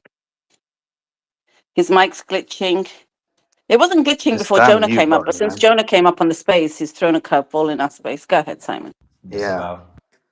I'm trying to think. Maybe like because now Iran is accepting Bitcoin and America's unsanctioned Iran, maybe we could get some drones and do a blockade on the Irish Sea, and then David Z can enforce it on the other side from Ireland, and then we can accept Bitcoin payments, and then we'll back the the Petromanx pound by Beatrix's diesel that she's gonna get us. All right, I'll figure it out. Um, but yeah, yeah, I guess. Well, but yeah, the Bitcoin Hey, side. What were we hey, saying? Simon. Yeah. Simon, yeah, the point I wanted to make was that, it's very interesting that they clearly were transacting significantly in Tether and they got burnt for it. But what most people don't know is that to get from Tether to Bitcoin is literally one click away. So, the bypass here is not, there's not a lot of friction for countries that have Tether that want to pay in Bitcoin, right? They just go Tether, Bitcoin, Bitcoin, Iran. And this puts Iran in a really strong position. And this will not be lost on other countries around the world, Well, right? Dark, has BRICS just found their neutral reserve currency? I mean, nobody really wants to do it. The yuan doesn't work. The basket of goods didn't seem to work. This might be it.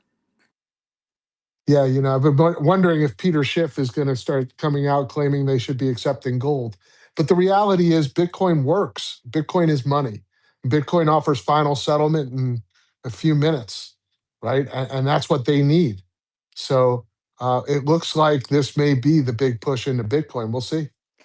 Yeah, and what we're finding right now is if your gold was in custody in Dubai, um, people have been converting their gold in custody in Dubai for Bitcoin at a discount to the gold spot price.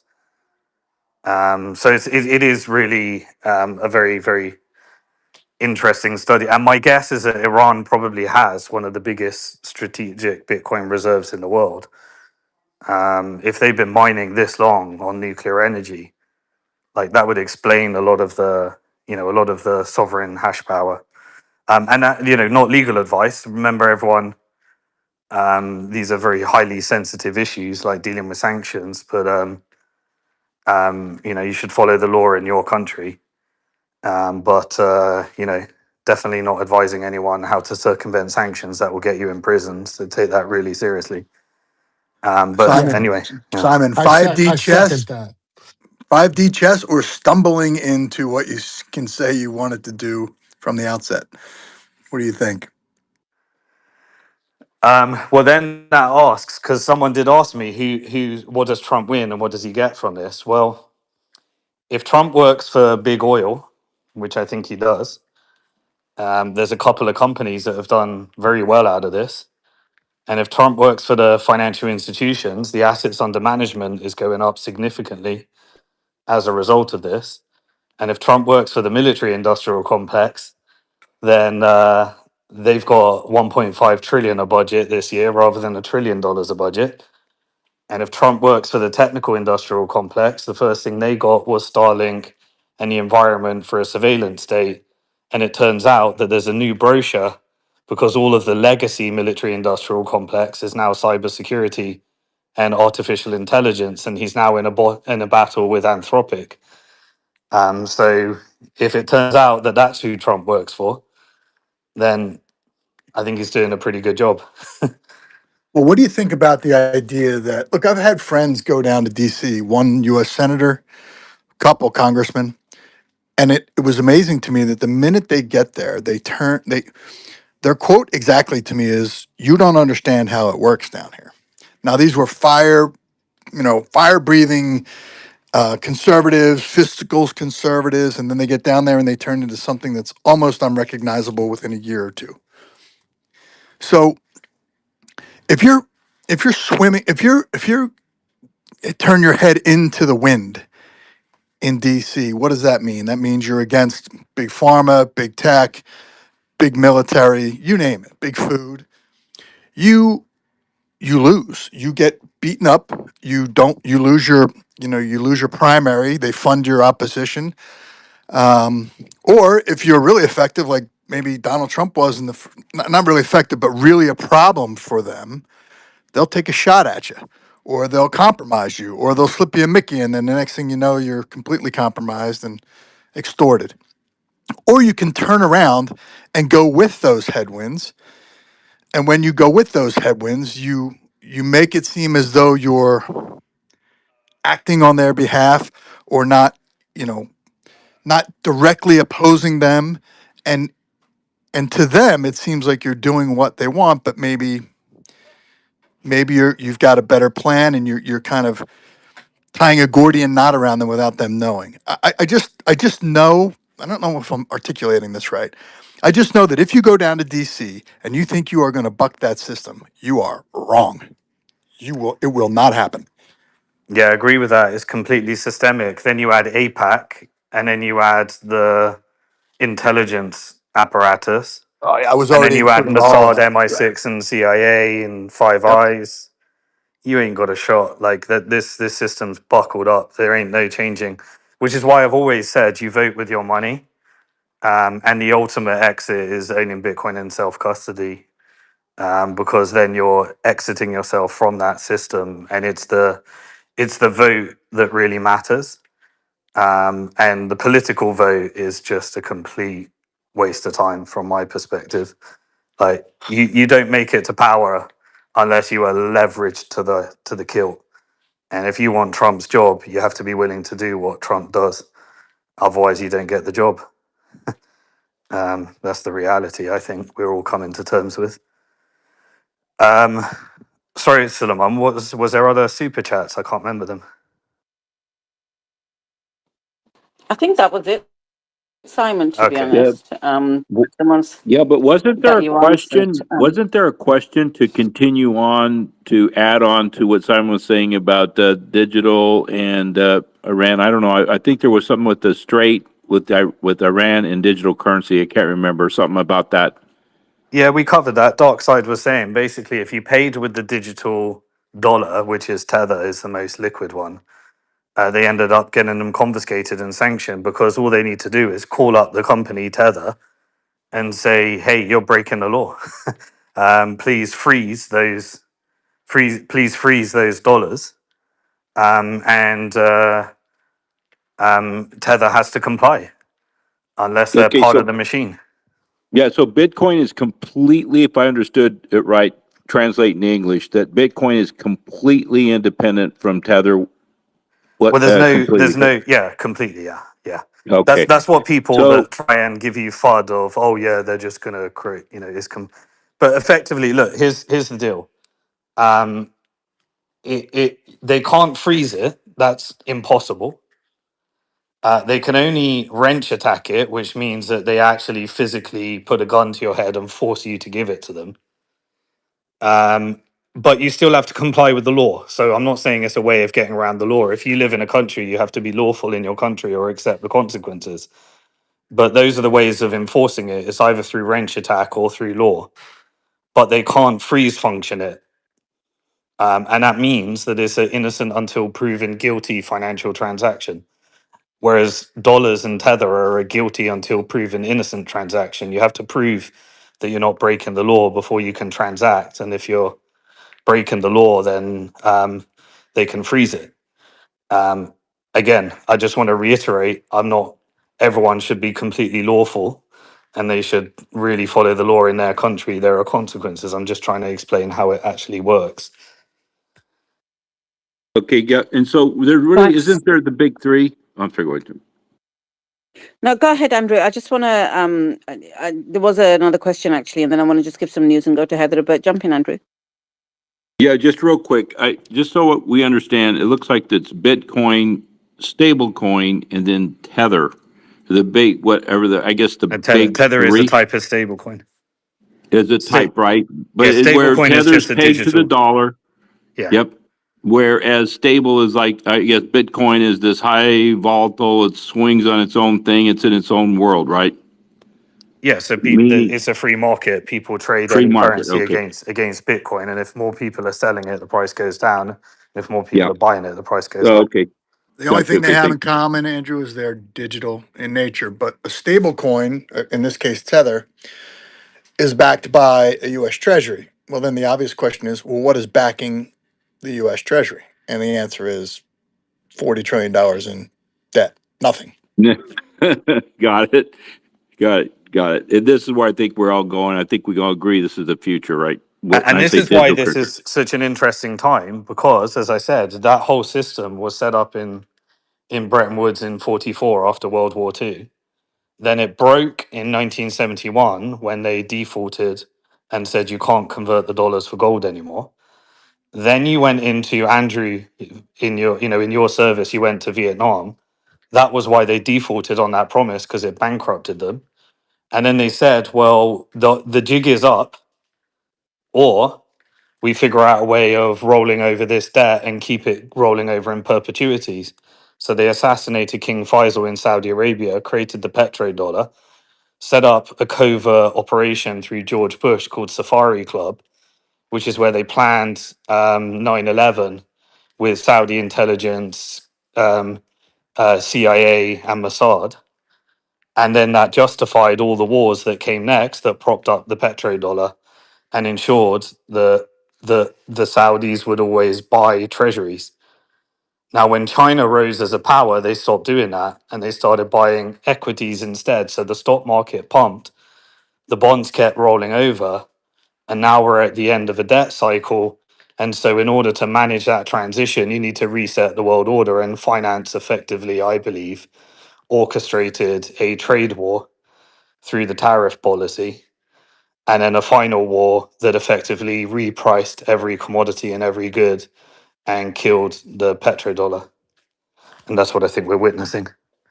Simon, Trump, Absolutely. Trump just said he slams the Ayatollah, saying they better not be charging for transit. He said that's not the deal we have. They better not be charging for transit. So Yeah, the death of the empire puncher. You know what I'm saying? What's he going to do about it? You know what I'm saying, brother? It's like, I tell you what what they he's going going to to do about do. it? He's going to Yeah, huff and puff and try and get a we, deal where his yeah, buddies get a cut. yep. He'll be trying to give a cut to Larry Fink. When the United States pulled out of the Fifth Fleet, it was game over. The United States Navy no longer controls that entire section of the world. Sorry, just speaking the truth. Go pull off my library. I'll send it out a free copy. First person that asks me, I'll mail them Sea Power, Yeah. the history of sea power. Any nation that has the strongest navy in the world controls the world through its ocean. Thanks, Andrew. Also, I think Trump's about 24 hours too late realizing that they're charging. They announced that even before the ceasefire, that they were going to charge. And right after the ceasefire, they put it in well, writing. Beatrix, if they're charging in Uh, USDT and then they shut down the USDT, it's hard to believe that Trump didn't know they were charging. Exactly, yeah, exactly. exactly. Yeah. I just wanted, there is somebody's put this question on YouTube and said this was one of the questions, Simon. I don't know if it was or not. But I'm going to come to it in a second. But guys, I just want to ask everybody. There's a post in the nest above where you can see myself and Suleiman and Simon, how you can support Suleiman's work. And this is for Suleiman, it's not for me. But you can do a super chat donation there. You can buy him a coffee there. You can't go to buy me a coffee. He was banned off that as well. Because he done some tweets about what was happening in India at the time. And the guy who owns Buy Me a Coffee is an Indian guy, so suspended his account straight away. So you can buy him a coffee, or you can help him through USDT. And literally the only way he can continue is because of your support. So really appreciate all of your support. And somebody's saying on the super chat up there, you can super chat donations through that link. And really appreciate the support. Somebody's saying that one of the questions was, Simon, and then I'm coming to you, Heather. I know you've been the most patient, but they're saying one of the questions was, what will make Israel stop blackmailing Trump? I didn't hear if Suleiman said that. I don't know if anybody else did, but My personal belief, I don't think Trump needs to be blackmailed. I think he works for power and he's executing for power. That's my personal belief. I don't think he needs to be blackmailed, but he's in those circles and he's a part of those circles. He made all his money in those circles, but I don't think he needs to be blackmailed. I think he's doing what he wants to do for the future of his family and his buddies that are getting incredibly wealthy from. There was only one person that could have done this, really. I mean, he had the perfect. He imagine you're auditioning for a Hollywood movie. He had the perfect story. Do a fake assassination, do lawfare, make everyone think that he's coming after the deep state, have a cult following, do a CIO op called Q, where whatever he does, you think you're trusting the plan. He's got a bunch of his wealth tied into Middle Eastern investments. His number one creditor on many of his real estate transactions is the largest bank in China. Affinity partners. He married into Zionism through Jared Kushner. I think this is who Trump is. He is a Zionist. He is a money guy, and he is an actor. And he is sorting his future financial transactions, and he works for power. And power wants a multipolar world, and he was the perfect audition for the role. That's my belief. If you think he's doing this against his will because of Jeffrey Epstein, I don't believe it. Simon, then why Simon, you did know they what's remove crazy him in though? 2020? Why would they remove him in 2020?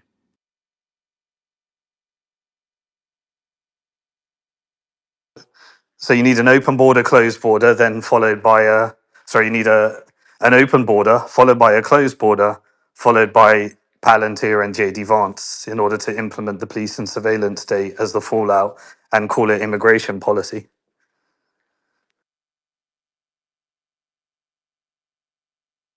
Suleiman, I would not take USDT and I would change that immediately to accepting Bitcoin only. There's no lesson in page out of his book. Puncher, puncher, Don't puncher, learn the you're hard lessons. puncher. Can't Puncher. hear you, brother. You're breaking out. I was just Yeah, saying, Suleiman, Beatrix said he takes USDT. I would say stop taking USDT and take Bitcoin only. Tell him when he Take that. comes back. Pancha, tell him when he comes back. He's just stepped away, but we can go there. Jonah, what were you going to say? yeah, I was going to tell Puncher in 2020 he was taken out last minute. If you look at the campaign financing, which is what really dictates who wins the election, Biden got it like late August, early September. Otherwise, Trump was going to be the winner. Something happened where I I guess the elites didn't like it. Yeah, the mathematical improbability of the vote counts that came out that are now being discovered are just that was not a legit election. I Period. don't know, but I mean I can go back and forth on you, but 60 court cases pressuring It was people to go never find heard. And then votes, no an court ever, an no court ever, insurrection.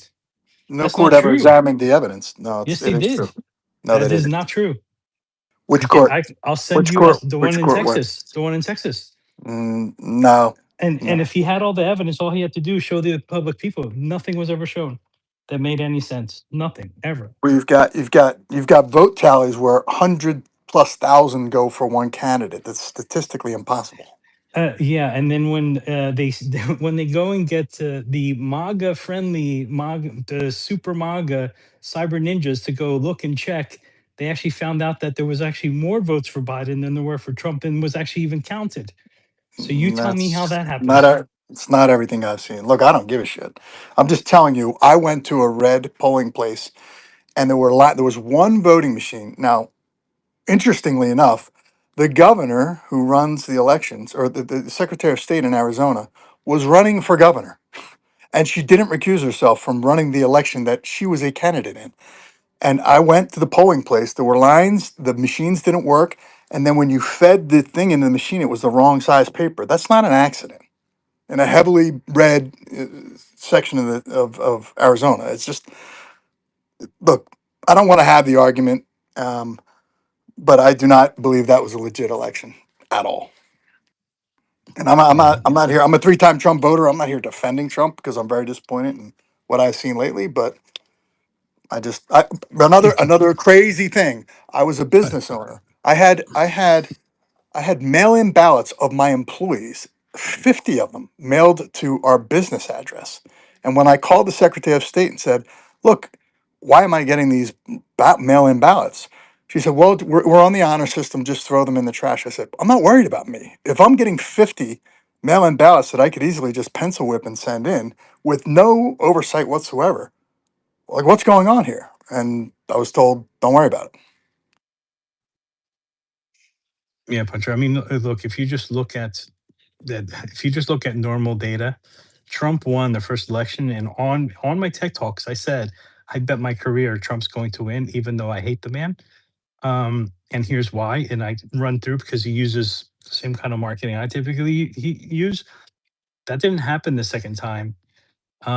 Do you And if you look believe at that Joe Biden, who never left his basement, got more votes than any because Democrat president candidate because in history? because every other election in history, the only thing that mattered is who raised the most money.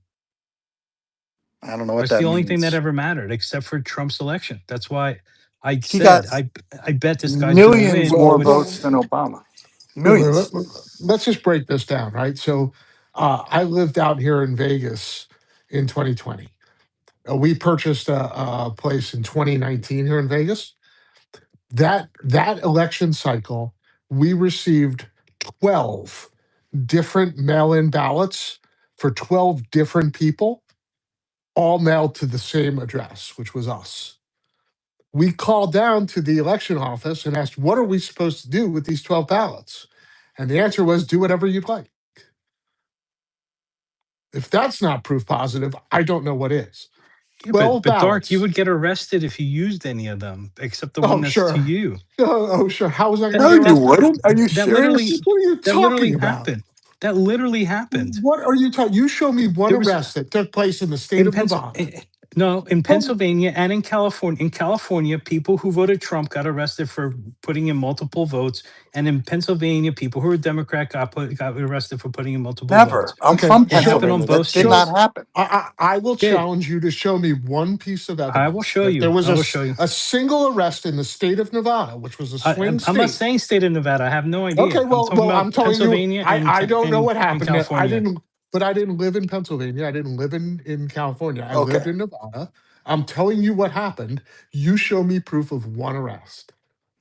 I did live in Well, Pennsylvania. Let me tell you a story about when I was involved in Philadelphia politics. For those who don't know, if you keep the fraud that's run by the trade unions in Philadelphia down to a minimum, I think it's under plus 350,000 votes out of Philadelphia. The rest of the state, other than Pittsburgh, is red. You win the election. And if you don't win Pennsylvania, you're not president, period. So, there was an off year election. A guy named David O was running for city council in the minority position as a Republican. They ran a Green Party candidate, and the unions were behind that candidate. It went to a recount. So I show up at Spring Garden and Delaware Avenue. The unions show up with cases filled of newly discovered mail in ballots. So I ran over to the car. I know these union guys, I grew up with them. I grabbed the bag, I ran across Delaware Avenue, and I threw it in the fucking Delaware River. Now they all said, we're calling the police, we're calling it. I said, fine, I'm calling as signature analysts. So fish them out of the Delaware River, and you guys will go every single one of those that was fraudulently filled out. It's called kitchen tabling, where they just take a ballot, they fill out, check one box, and then they sign a scribble. It's never verified, ever. I knew it was fraudulent, and they knew it too. And you know what happened? Nothing. And that was thousands of ballots.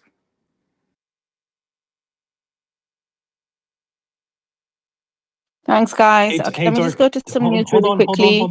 Hold on, Beatrix. I'm Joel, just I gonna don't want give to three talk about a names. stolen I know. election from 5 years ago, or however long it was. I'm just gonna give three names, so Dark can look it up. Okay, Dark, if you have a pen, I Donald got it. Kirk. Okay, Krasenstein. no, Mark. Krasenstein. Well, give me the Krasensteins. No, So it's Mark White. Joa Mark Krasenstein. I got White. that one. What's Mark the other two White. Krasensteins? Mark White was arrested in Las Vegas for voting for Trump twice, using What year? his wife's dead father in order to put in a second vote. Donald Hartlett also voted for Trump uh, Okay, because he used the second Joel, ballot. I And need to there's tell one you more. something. I can keep going, Yeah, as somebody, but Dark said listen, I've nobody. attended. Yeah, but wait, Joel, let me just say something to you. I've attended on the election night as a counting agent in this country on one occasion, right? In the UK. I also helped in another country when I was supporting the leader at the time, who then I realized was Zio, and I no longer support him, but I'm not going to name him because the cultists will come. My DMs are closed, but they'll fill Simon's DMs up. When I supported help his election from here, they had a regional election in one of the districts. That what you're talking about, deceased people having votes and stuff, and fictional people happens in every goddamn country, in every city. I can tell you Yes, I agree. I 100% on the agree. record. I Right. agree. So, And guess so, what?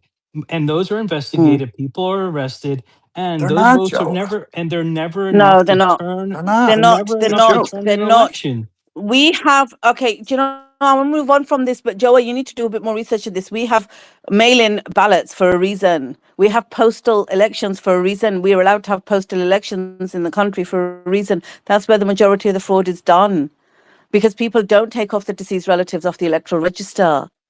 And that is what's weaponized, because the government has the data from the death certificates, who's passed away, who's still on the electoral register, and those votes are done.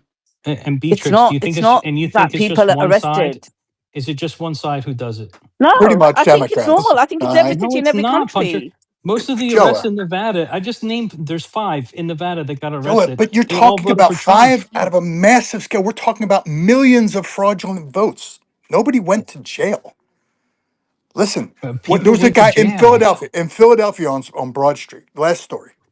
There was a Yeah. guy named Joe Cheeseborough. He's a Democrat super voter. The guy was registered in the same address, 3 different names: Joe Cheeseborough, Borough, Boro, and Bor some other spelling. The guy was a super voter. We went and investigated. He voted every election for decades. We went. It's a 7-Eleven. There's nobody that lives there. And the guy was a Democrat super voter. And I could give you countless times where we're trying to purge the rolls, and we run up against the strongest political force in Philadelphia, which was the unions. And the unions cheat. They laugh about it. They're friends of mine. They laugh about Okay, it. let's go on to the news. Thanks, guys. It was a good debate, and maybe another time we can have it in more detail.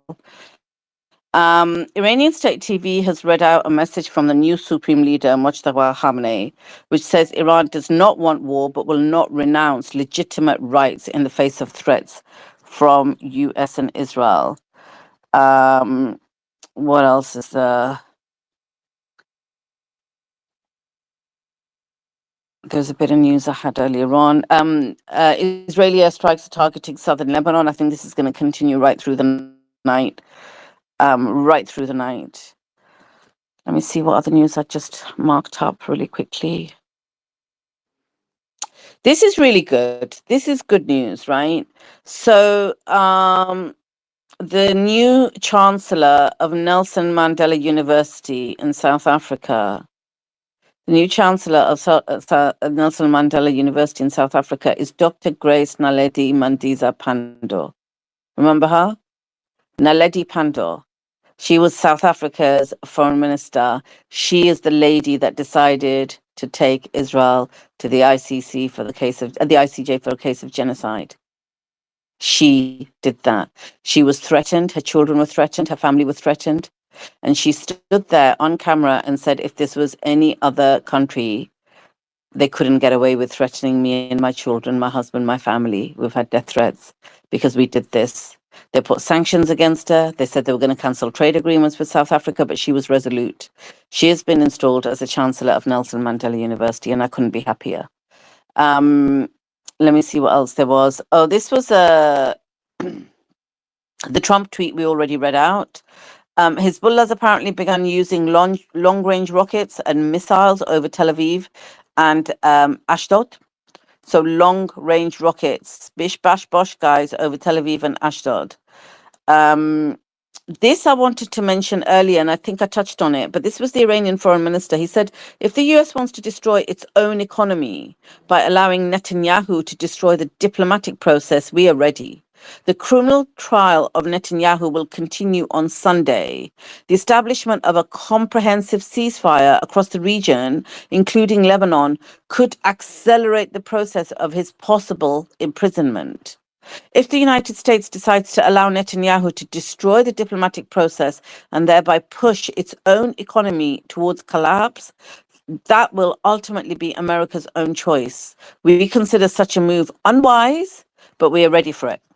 So they're saying you're actually allowing Netanyahu to do all of this because he wants to avoid his trial. You know what? You're damaging your own country and you want to go there, fill your boots when we're ready for it. The UAE has called for the Strait of Hormuz to be opened unconditionally with no strings attached. They've actually done a post, and what they say is this is the UAE mission to the United Nations. They say freedom of navigation is a right for all under international law, not a privilege Iran can grant or withhold. The UAE will continue to engage in global efforts to ensure the Strait of Hormuz opens fully, unconditionally, and without restriction. Well, technically, it's actually already open. So, yeah. I'll pause on the news for now. Thank you very much. Let's go to Heather. Heather, jump in. And I'll come to you, Cyrus, after that. Sure. I just wanted to bring things back to situation with Iran and how things are gearing up in the United States. I think a lot of people would have noticed the likes of Hegseth, Hagee, and the preacher that Donald Trump has floating around him like a bad smell. There's a lot of messianic talk.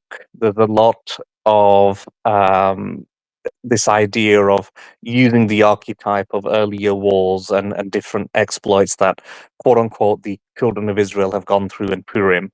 It is beginning to get very sort of dark and murky in the sense that there is an element of an apocalyptic message that they are trying to push out.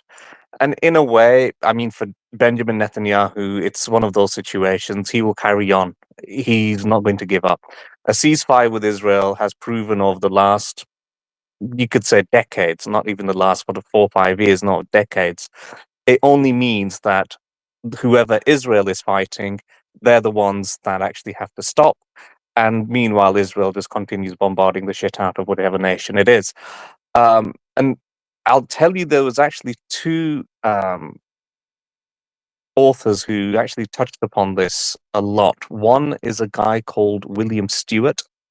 I think he wrote a book about 10, 15 years ago. It's called The Invisible College, 9/11 to Armageddon. So if anybody's interested in having a look at that.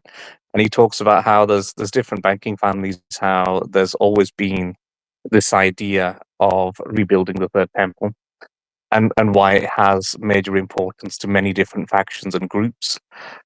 He also delves into sort of Hemfer's era in Saudi Arabia too. And then the other guy that is very rarely mentioned, I know Alex Jones was mentioned, I've never been a huge fan of his, but there was a guy who's known quite famously, I mean, he's become more famous after his death. His name is William Milton Cooper. If you go back and listen to his Mystery Babylon series, which were effectively done on his own sort of radio station, and he was actually executed by the FBI because he predicted 9/11 to a T before it even happened. I think, I hate to say this, but I don't think Israel is going to stop, especially with Iran, because Netanyahu, as mentioned earlier, you know, he's wanted in the international courts of justice. He's wanted by the ICC. He has a warrant on him even before October the 7th. I believe it was originally issued in 2022. So he's not going to stop. And this will very easily and very quickly become a regional war. Trump's every visit to the Middle East has been largely in part where he's been selling weapons to a lot of the Gulf states. And then the mention of Turkey being next on the list, and it absolutely is. You've got the Greek Jewish Prime Minister Mitsotakis, who's a close ally of Israel, and they also have their ambitions when it comes to Istanbul and the other regions. Heather, can I just ask So, you a question? And I want you to continue. When you said Turkey, you believe is next on the list. Do you believe Pakistan could be on the list at some point as well? no, absolutely it is. Pakistan is definitely on the list. And this is not a conspiracy theory. This is taken directly from the Oded Yanon plan. And Oded Yanon was a chief advisor to Prime Minister Ariel Sharon of Israel. And it came from the Knesset. This is an official document. This is not something that, you know, exists on the internet. No, this is an actual plan that they do have in place. They do want to further balkanize the region and to create smaller satellite states where Israel is then able to put in puppet governments that are subservient to Israel. And there's obviously this Free Kurdistan that they want to create a Balochistan as an actual country as opposed to a region. Quite an interesting region because it actually spread over 3 different countries. It's in Iran, Afghanistan, and Pakistan as it currently stands. So I'm not saying that Israel is going to succeed. I'm just saying these are their plans. And there are maritime treaties that Israel has with Cyprus and Greece also. And they've also, it's interesting because in every sort of region or every country that they do want to destabilize, Israel and the Americans are fully backing and supporting these rebel groups and militias, be they in the forms of countries, as in Greece or Afghanistan, or be they in the forms of, I don't know, like the PKK and the YPG. So, in the roundabout way, I hate to say it, but I think it's going to get a hell of a lot worse before things get better. I don't want to be the master of doom and gloom, but I've got to be realistic. And I think for Iran right now, it's a Michael Corleone kind of movement, where Michael Corleone has to literally take out the heads of the 5 families, and by that I mean the proxies which Israel operates through the GCC Hey, in the Hader, Middle East. did you hear about the basically the death threat sent by the Undersecretary of Defense in the U.S. to the Pope? Oh yes, I came across that as well. Yes. I think America, I hate to say this as well, you are at the beginnings of effectively, you could see a civil war. I think there is still a large number of people, Americans, that do believe in whatever Trump is doing is right. They're part of the Q movement. Um, so I think he hasn't completely lost credibility with all Americans. I will say there's more Americans now that can see through it all, but I think he still has a big enough base, which is why he's still president, and you haven't seen major riots up and down the country in the United States. I really hope the Vatican makes a lot of noise about this because, look, to have a president, or at least the people working for him, say you better be careful, or else you'll have an Avignon papacy, which is basically when France took the Pope from Rome, brought him to France, and then beat him until he died. That is a threat. The Pope canceled indefinitely all visits to the U.S. And although the Pope doesn't have a lot of power in the U.S., I think he has more in Europe with the people. He does have some. Correct. And Correct, he does. this is an absolutely deranged government we have when they're Oh, basically you're threatening the Pope. absolutely correct, and we have to then look at who is behind JD Vance. It's the likes of Peter Thiel, right? And all of these guys, these so-called tech, or the agnostic, or the atheist, they're not really. Why are they all talking about the Antichrist? Why are they all talking about the third temple if they're meant to be atheists? Right? This is just a big smokescreen that they are putting before you to make you think as if, oh no, this was just about oil, or it's about. No, it's not. But I'm not joking. Go and look at the rhetoric that's come from Trump, the stuff that Hexet says. Look at Peter Thiel, Alex Karp, right? Steam files have revealed a huge amount in terms of the connections to Baal and the worship of Baal and to give sacrifices to him. So Hater, the even crazier parts. I mean, please tell me if I'm wrong. I'm incorrect. So I didn't look deeply into this, but Jews believe that the Messiah, which Jesus Christ, returns, and he's actually the Antichrist. And Muslims and Christians believe Jesus comes back and saves the world against the Antichrist. Right. So we have the same belief for the end of times. Jews are the only ones that have the opposite belief that Jesus is the devil, he's the Antichrist, and somehow it's Judeo-Christian values. That's the thing I don't like. I just don't think people know. Yeah, the people But don't realize that. Judeo-Christian values, that's a new term. That's a newly coined term, probably less than 100 years ago. That wasn't a thing. This is a creation from the Schofield Bible, which was arguably the most effective psyops operation ever ran in human history, which essentially mobilized and indoctrinated the American evangelical movement and made them very Israel-centric and essentially obsessed with Israel. It is absurd. and not all of them are just ignorant and uneducated folks. I've met some Christian Zionists that are engineers, doctors, and they're fully indoctrinated. They really believe in this shit. Oh, no, Yeah, absolutely. absolutely. I mean, this is it. This is a side that I don't think a lot of people. I mean, even Abu Ubaidah, when he gave his speech way before October the 7th, he said that the vote these red peppers, they are preparing to demolish Al Aqsa. And then you had a Rabbi Misraki, who said, well, maybe it'd be an idea for Israel to just take out Masjid Al Aqsa, and we'll just say that Iran did it. But they did sacrifice the heifers already. They have, yes, they have. I mean, Hexeth openly discussed at a meeting, it was like public, the building of the third temple and, how they can expedite that. I mean, this is just absolutely lunacy. In any of the major religions, it's apostasy to do anything to try to hasten the returning of your Messiah, whether it be Jesus or in the case of the Jews, their Messiah. I mean, there's a lot of good Torah-abiding Jews that think that the creation of the state of Israel or anything Zionist related is apostasy, and it's destroying the Jewish religion. So it's not uniform across Judaism. There are Orthodox and ultra-Orthodox Jews that really stand against this. I'm not saying that You're right to a certain extent, but they also have the belief in Adam Kadmon. They believe that Adam, the first man, was actually, yes, he was intersexed. He was hermaphrodite. correct. So I was going to finish with what you just said. Essentially, was going to say it doesn't mean they're going to match our values exactly, but the point is, in a modern age, anyone who's anti-Zionist in this movement, who is trying to make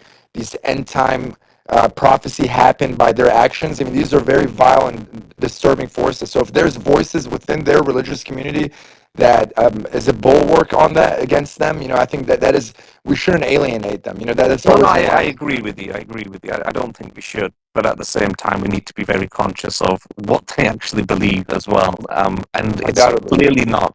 It's clearly, listen, they violate all of the Ten Commandments.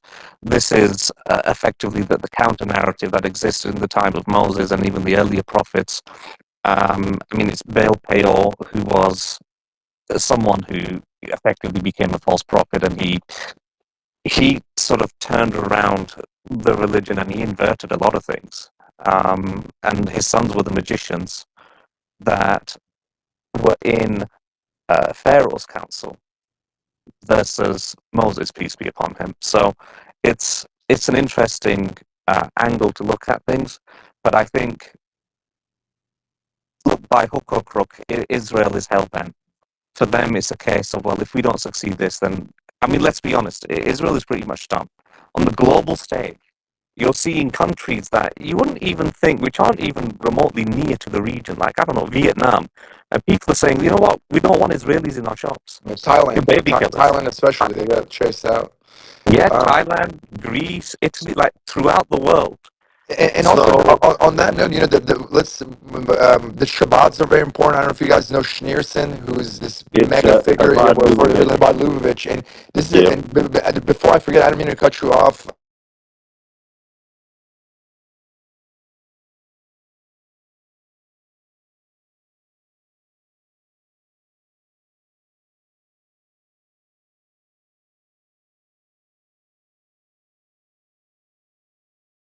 Very early 2000s or very late 90s. And this is actually on video. If I find it, I'll put it on the chat after I hop off here. So essentially, the Schneerson, the head of Chabad Lubavitch, whispered within earshot, right? It was recorded to Netanyahu when he was visiting that they have fully infiltrated the U.S. government, and it is that scary. I mean, this is not some far off conspiracy. This is on record. They do it in broad ass daylight. You have Hexeth talking about building the third temple. I mean, it is absolutely absurd. I call them the Zayatollahs, which they could be Jewish or they could be Christian Zionists. And they are what they're purporting for the Iranian Ayatollahs to be, because they have a 12th Mahdi, but it's absolutely forbidden to hasten his coming, right? So they try to make the Iranians look like the Ayatollahs are extreme and radical. I'm like, the Zayatollahs are the radical ones, So that's the correct, that's, if you just flip the Iranians with the Israelis, you'd be much more closer to the truth. You're absolutely right, but I just heard utter blasphemy by this blonde ferret that was the preacher of Donald Trump. where she was saying she was Oh, effectively likening Trump to yeah, Jesus Christ, peace be upon yeah. him, which was Let's, utter blasphemy. Adrian, yeah, This is really prevalent with the military, American military.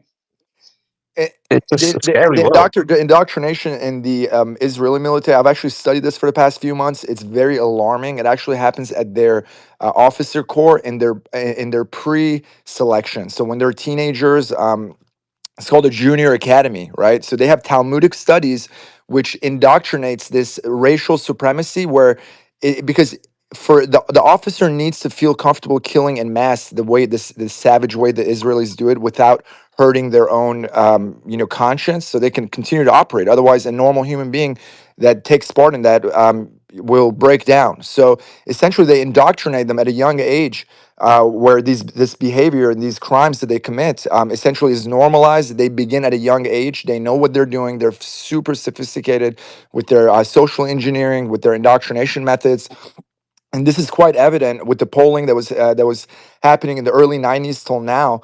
Essentially, in the early '90s, about 40% of Israelis believe that Gaza and West Bank should be annexed at any cost. Varying degrees of support. Either they're, hey, it's unnecessary inconvenience, and some people cheering it on. Yep, kill them, and I'll watch it.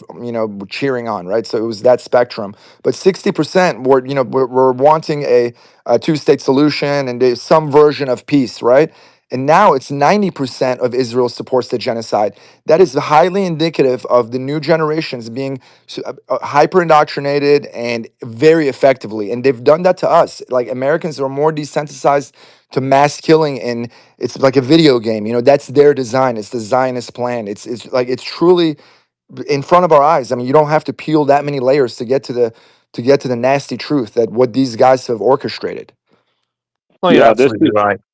In some ways, Cyrus, but in other ways, I've seen a real awakening in Americans across the board when it comes to like the realization of American foreign policy, the realization of the blind support for Israel, the realization of the genocide itself. Look how many people, I mean, some of these global movements that happened, the encampments, the student encampments, they started in America.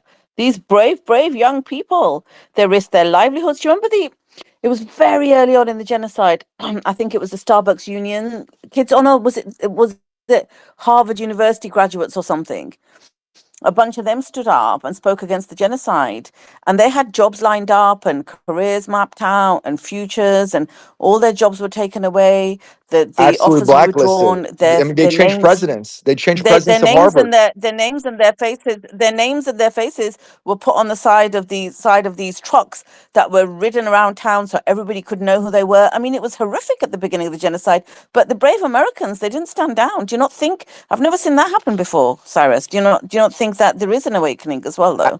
Absolutely unprecedented what we witnessed. And I always tell people, I think it'll be a 20-year process where we can rid ourselves of this Zionist parasite, right? I'm hoping that this momentum continues. And when that day comes, I hope they erect museums to the Palestinians, and they shed their blood not only for their people, but they liberated the entire world. Because without that genocide and without us watching it in 4K, the absolute nightmare that they faced. I mean, it literally. I mean, it makes me break down right now thinking about it. And it's been some time, So they really carried the burden for the entire world. And it puts the onus on us to not let the momentum die down. Don't let us forget. Continue to talk about it. So when the day comes that we are fully liberated, when the West is liberated from this monstrosity, that we will never forget that the Palestinians were the trailblazers. They were the ones who really paved the way in their blood. That our freedom will be paved in their blood. Yep. Amen. Absolutely, Cyrus. And then let me add this real quick there. So glad Beatrice timed in perfectly with that. This is our hope. If we really understand that, of course, eschatologically speaking, this is my wheelhouse, studying Christian eschatology and exposing this evil Zionism that's crept in. And Cyrus, you're right, but it even goes back further than that. But for America, it's been 100 years. But we have the moral resistance. We are the moral resistance. We're calling it out and we fight this. And this is why this is a battle. Now, eventually, in the end times, we know, and Hader, you know, you are an expert in Islamic eschatology. I've listened to you, sir. We know that the end times are playing out. We have the Islamic, we have the Christian eschatology, which matches very close. But in the meantime, we fight the good fight. And Cyrus, you said it, and Beatrice, we said, if we don't keep this like this space, this is why we all labor. We go and we don't stop because this right now, we're fighting for the psychological, this is psychological warfare we're in now. And I've been fighting this for 15 years against these zombie Christian Zionists. I can't even begin to tell you how I've suffered through it. When I was 10 years old, my father wrote a check to this gentleman blowing a shofar in a mega church in Denver, Colorado in 1970, right? And give to Israel, read Genesis Mm, chapter 12 and said, if you bless mm. Israel, you'll be blessed. If you don't, you'll be cursed. I But can't it even, doesn't I'll even shut say Yeah. it bless down there. Israel. It says bless Abraham's seeds, not his Yes, Yeah. seed. He's talking yes, about I all the know, offspring, sir. not Yes, Isaac I and Jacob. know.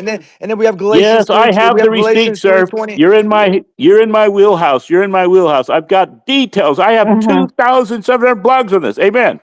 Amen.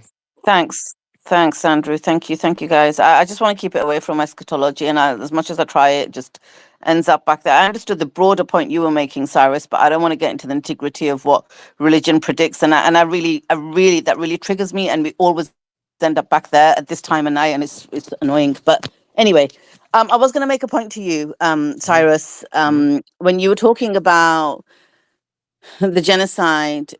Simon says this often. He says that the world would never be the same. And I feel that we just witnessed it from the comfort of our homes. And I know that those daily spaces, I remember week one or week one or 10 days in or something. And this is not me at all, ever. You know, I couldn't hold myself on a space. I literally just broke down on a space at the images we were seeing, and then we carried on for 2.5 years without just taking it in. And yesterday I was thinking, this morning, actually, last night when I went to sleep, and this morning I was thinking, we actually saw images. Some of them never got their kids back, but the ones that did got them in body parts, in carrier bags. The amount of people we saw walking with just an arm or a leg of a baby in a bag because that's all they had of their child. I just, like the Unbelievable. images that we've seen, the bulldozers, like they filmed all that to show us it was, as UK, a 4K genocide. 100%. It was And by design. It was by it was design. by design. At least the Nazis had the decency to try to hide their crimes. They were ashamed of it. They relish in it. The Zionists relish in it. They are gleeful. It's unbelievable how you could see it in their eyes. You see the sparkle in their eyes. It's just so bizarre. The sadism that is just gripping these people. I don't get it. I still wonder Whenever, why, when, Beatrix, I still go, wonder why go ahead, John. we were able to see the Charlie Kirk image. If that was anything else, that image would have been off the internet within seconds. And it was allowed to stay in the timeline over and over and Just so we over see again. it, just so they can stick it in our face. And another piece is, I mean, I come from a military family just through the periphery. I had a couple of friends that went, and one of them who I spoke with directly at length about this. They went to Gaza towards the tail end as a high-ranking U.S. officer who was contracting to manage these food and aid drop-off sites, right? I'll just cut to the chase. I mean, he came back traumatized. He couldn't, he was like, I cannot believe I saw this hellish environment on earth. And then at night, he would go into town at these bars, and then the Israelis would show interest in the Americans, and they start chit chatting. And then they're like, "Yeah, so what do you think of what's going on?" They were like, "Yeah, what's there to say? It's tragic, and especially I feel bad for the children. I mean, these kids are starving, and they go at length." And then he said, without exception, every single Israeli man, woman, everyone, the response was, who forget the children. There's no innocence in Gaza. Literally, like in regular people, right? This is a psychopathic society. I want you guys to really understand this. We know it, we talk about it, but really internalize it. We are facing demons. 91% of them are completely cool with what happened. They don't call it a genocide. Some of them that I talked to, they said they didn't do enough. They should have had more surprise and gone in more heavy. It's unbelievable. I mean, this is not normal. This is a sadistic parasite that has happened, somehow hijacked the most powerful countries in the world, from starting from the UK, from England to now we've been handed the torch, this parasite that's now leeching off of us. And I'm hoping that we keep the momentum. I think these spaces and your voice is the only weapon. I mean, this is new. This noticing is new. So we cannot let this light, this flame flicker. We got to keep it pushing, and we have a arduous road ahead. This is just the beginning. So just on that, I want to just go to some news really quickly. And I can't actually see people on the panel properly, but I thought for a second it glitched and Casey was up here. But I also have a question for Simon. When Suleiman comes back, I'll reset so I can see people. But guys, just before I go to the I'm coming to you, love. I thought I saw you just for a second. Just before I go to the news, guys, the post in the nest, that's how you can support Suleiman's work. Somebody just asked me on the YouTube chat, how do I do a super chat there? I don't know, but I know there's a post in the nest, which is on the space. If you're on X space, above where you can see Simon, Suleiman, and myself, and you can do a super chat donation there. And he really appreciates your support because it's the way that he's able to keep going on this, arranging the interviews and doing the spaces. You can buy him a coffee there, or you can do the crypto donations there, however that works. So that's where you can do that. Beatrix, I can explain just real quick how to do that. Yeah, it's okay. I just want to get to the news and just I'm a bit conscious. Our chat ended up being quotes from Bible and stuff, and I really don't want to go down eschatology lines. So I was a bit, it's just like, oh, Matthew said this and so said that, and it's not right because I don't want that chat to be religious in any way, shape, or form. In terms of religious predictions. So there, Jordan, you need to stop. You're still going on at it. And I really love you, Jordan, but I will give you time out because I don't want the chat or the space to be about that. And I feel like a broken record. But let me just go to the news now. It's fine. So Ansar Allah leader, he's made a speech today and he says Epstein files were weaponized to pressure Arab leaders into joining the war on Iran. Wow, he's talking about the Arab leaders. He also said Spain took an honorable position. It prevented the US from using its territory to attack Iran. This position should have been taken by all Arab and Islamic states. Big up to Spain. Big up to Spain. He's right. Spain took a really honorable position. It prevented the US from using its territory to attack Iran. It's expelled the Israeli ambassador. It's asked for European countries to cut all trade ties with Israel. They were good during the genocide. They didn't do enough by far. They were good, but they could have done more. But now they really are. I think they're just like, Pedro Sanchez is like, sack this for a laugh. I ain't having this terrorist do this. And, we gave them allowances before, but no more. So he's right. Spain has took an honorable position. He also said, what else did he say? He said Israel's continued aggression on Lebanon may reignite the war. He says, let me just put this phone on silent. I'll check it in a second. Israel's continued aggression on Lebanon may reignite the entire war. Silence is impossible. We will never allow the Israeli enemy to single out any front of the Axis. The reason I wanted to come to the news really quickly, 6 ships went through the Strait of Hormuz today, apparently. 2 oil tankers, 3 cargo ships, and 1 fuel bunkering vessel.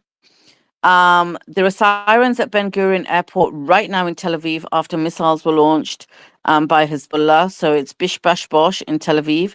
And this is the thing that was quite concerning for me, was that I thought the deadline was today. The Times of Israel is saying the deadline for Hamas's disarmament is actually Saturday. So it's not today. And this is the Times of Israel, and they're saying Hamas is not expected to okay the disarmament offer by Saturday. It's deadline. So the deadline is Saturday. When are these talks supposed to happen in America with Iran? Was it with Lebanon? Actually, isn't that Friday? Is the no, talks Friday? it's the one in America. Oh, okay. Is it in America? Let me look it up because that I didn't know that we were having talks here in America. getting the updates from you. Yeah, I think it's the one between Lebanon and Israel.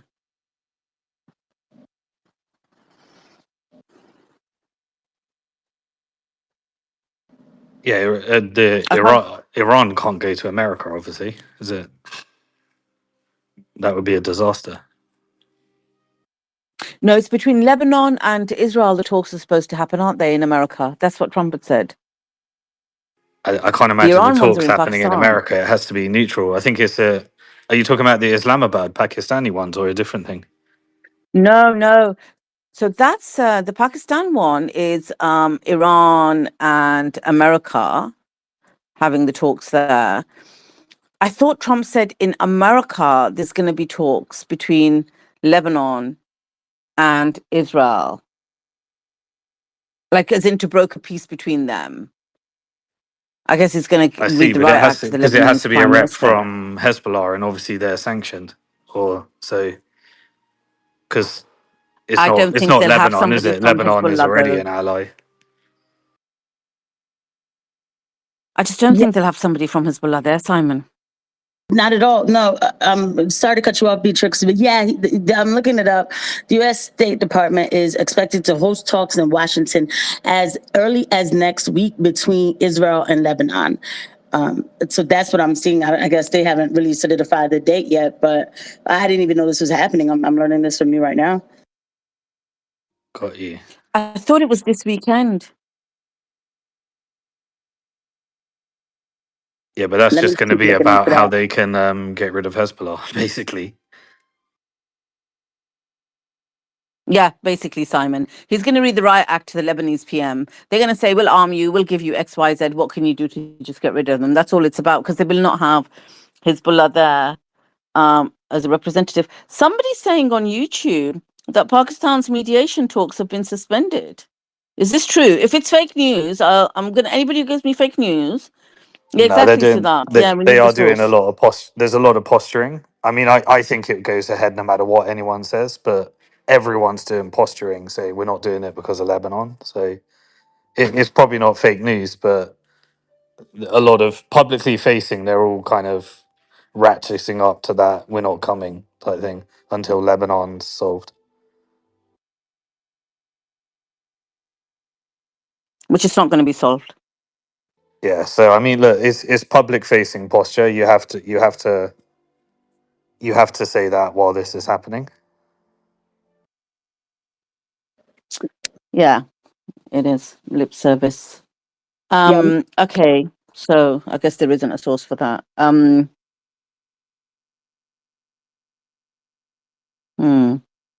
I'm reason I using the asked when chat. the talks, Sorry.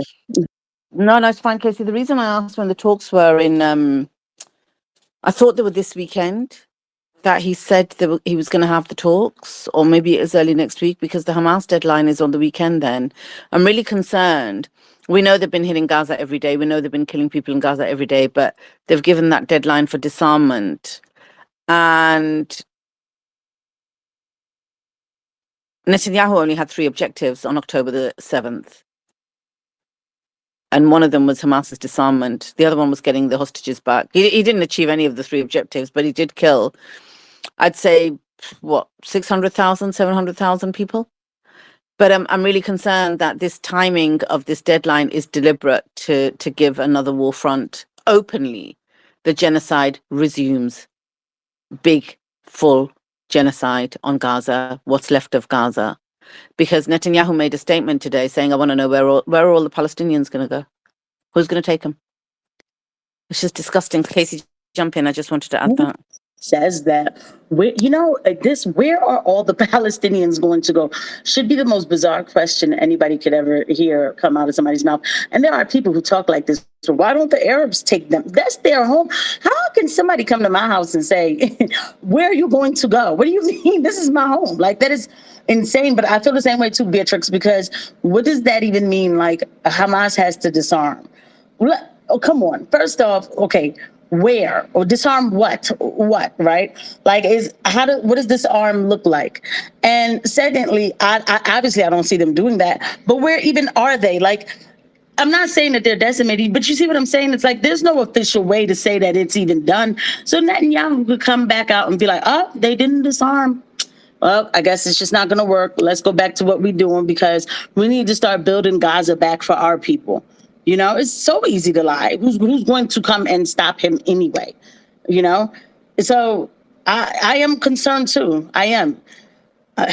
I don't know. This is just a lot. And then when it comes to Lebanon, I didn't know that we were mediating any kind of talks. But yeah, of course, Hezbollah is not going to be there. Who are they going to bring in? The prime minister, the guy who's like, does whatever America tells him to do. Who's going to be there? Tom Barak, the guy who is supposed to come from America to help things out, but really just keep saying disarm Hezbollah, whatever that means. There we go with that again. It's just going to be the same thing. We're going to give the army what they need to go after people in the south of Lebanon. What I pray, though, is that the Lebanese army really, realizes like that's my family down there, and I can't do it. Oh my God! Why is Suleiman laughing? Oh, is he I'm back? back, guys. I'm back. Wait, Time to He's bring the been gone for hours, quality. Katie. Time He's to been bring. gone for hours. I've been running the space for but hours. I know, I know. I'm getting all the messages saying the quality dropped quite a lot. It wasn't up to standards. There's a lot of, irrelevant conversation. This is what I'm hearing. This is what I'm hearing right now. I but mean, I heard it was so I bad that tried to nip Simon the had to leave irrelevant out a conversation in the protest. bud. I heard it was so bad that Simon had to leave out a protest. Yeah, I had to. I I can just see came Simon back. on the screen twice. I just came back so that because you came back, honestly. Yeah, Whatever. exactly. He Oh my came God, I back can't because even I see text you. him that. but before we detract from the No, I subject, can't even see him on his recycle. I can see Simon as co-host and Simon as speaker. In fact, I'm going to take a screenshot. It's so freaky to see two Simons, man. One's bad enough. That's a dream come true for you. Don't try it. So listen, the talking about the conversation that we're having right now. So the Lebanese army isn't gonna step up, blood. What are you talking I about? was just about they can't win. I was just about to say that they cannot take on Nah, Hezbollah. One all second, right. I'm talking And Cyrus. Can I just Cyrus, let me hold sorry, on. finish? sorry, I want to hear what So Suleiman has to say. apologize. yeah, Go so ahead. listen, the Lebanese army is completely controlled by, obviously they basically implement the decisions of the Lebanese government. The Lebanese government is full on Zionist. They are but the in bed with the Zionists, and every decision they make is for the Zionists. What's actually happened here is this. Just to tell you, like, overview of this little bit. Uh, Moses with this echo. Well, let her come back and I'll read the super chat. So,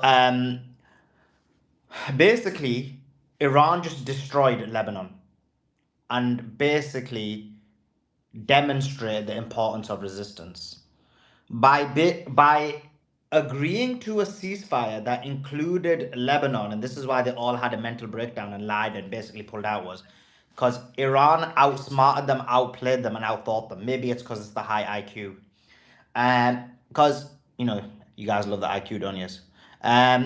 Because in reality, by including but before I go there, there's an excellent super chat. Moses says, please, I don't pay for the Spice Girl tickets, Sully. I know, bro. What can I do? What can I do? It is what it is. Anyway, coming back to it, it was basically because what they did was My mic was stuck, but you know what? Moses will never miss a goddamn opportunity to go from here over there. I'm surprised he didn't tell you I bust up the audio because that went down. Oh my God, they are saying that. They're like, yeah, Beatrix messed up the YouTube audio, couldn't did hear she? anything. Yeah, She I had to even come broke the back, audio. sort the audio out, and then go back again. This is the problem she was causing, bros. So, like, what it is the reason they played a blinder was this. Sorry, they played a blinder because in reality, what they demonstrated to them was actually the only way the Lebanese people get freedom away from Israeli oppression is through resistance, because Hezbollah and Israel had a ceasefire agreement in October 2024. It's now, I think it was October 20. Anyway, it was 2024. I can't remember. I'm pretty sure it was one of the months in 2024. I think it was October 2024. Anyway, since those 2 years, since then, ceasefire means cease fire. It's in the word. Cease firing. Stop bombing. But what did Israel do? After the ceasefire, they bombed Lebanon every single day. Hezbollah said, look, We made an agreement. The Lebanese government wanted us to make an agreement. Please defend Lebanon. For 500 plus days, the Lebanese government failed to protect the Lebanese people. Israel continued to bomb Lebanon day after day after day. They did not allow a day to go by without them bombing innocent civilians in Lebanon. Now, what's happened here is now Hezbollah's got back involved. They're now fighting Israel. Iran makes a ceasefire deal and they say the ceasefire needs to include Lebanon, means you need to stop bombing Lebanon. Netanyahu and the Lebanese government realize, wait a sec, this has just destroyed our entire government. Because for 500 days, we were never able to stop the Lebanese government, was never able to stop the Israeli bombing every single day. And yet, the resistance, Hezbollah and Iran, with this deal, used their leverage to stop the bombing. So Netanyahu then had to say, I'm not going to include, Netanyahu to say, we're not going to include Lebanon. And then they try to make it look like, oh, we're going to have these negotiations. Don't worry. I can already see the YouTube numbers coming back up now. I've brought the conversation back to geopolitics. They said that then they made this fake thing that within 2 days we need to have. I tried, Suleiman, but it was freaking hard work. Yeah, I know it is. I know it is. I'm guessing the conversation was about whether Trump's alive or not. But coming back to it, so then it was. So they rushed to make this to say, look, oh, guess what? We're having a discussion. The Lebanese government actually matters. We're gonna demilitarize Hezbollah because what's happened? What is the reason for the Lebanese government if they were never able to protect the Lebanese people? And within a week of Hezbollah, I think it's a week or 2 weeks of Hezbollah joining the war, the Lebanese people are no longer being bombed. And so they continue to bomb. And they wanted to break the agreement because of that. And that means there's never going to be a ceasefire. So this is literally snookered, as we would say in the United Kingdom, the Lebanese government, and they're struggling. So I think it was a smart move by Iran. They really stuck them in the corner. And while I was, having a shower just now, I was thinking about this, and I was thinking, yeah, actually, if you think about it, yeah, I think the war is going to continue because I was reading the military. There's a huge military buildup. More armada military assets of the United States is moving to the Middle East. They won't be moving more unless there was some other reason. And what is the reason? I think there is going to be. I think everybody kind of knows this negotiation isn't going to succeed. Obviously, they're already saying the negotiations are suspended until the Lebanon situation is sorted. So it's complex for them. They're in a problem. They have issues. So that's kind of what's happening with Lebanon. What's your thoughts on that, Hussein? Because I know you're from Lebanon. Yeah, it really comes down to it, like what Iran said. Is Trump willing to, cancel the negotiations and the peace deal for the sake of Israel? And I honestly think he would, only because I believe Israel are pulling the strings. Iran did put them in a predicament. Yeah, they initially said Lebanon is part of the deal, and you're right, Sully. They cornered them, and now they're just showcasing to the world. Iran's playing their part. They came to the table. They want to negotiate. Because Trump is the one who initiated the negotiations, and Iran said, okay, fine, let's do it, but under these terms, which was the 10-point plan, and then.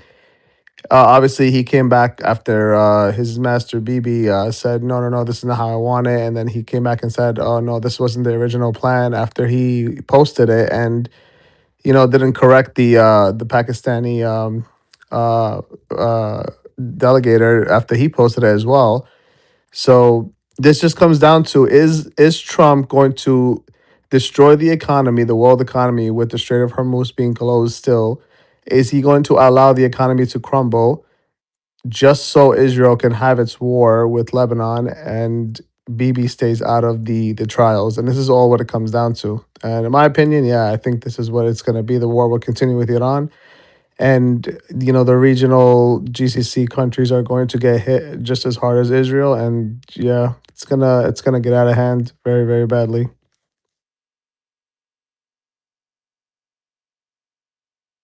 Well, where oil's 96 and 98, once it hits 115, he'll capitulate.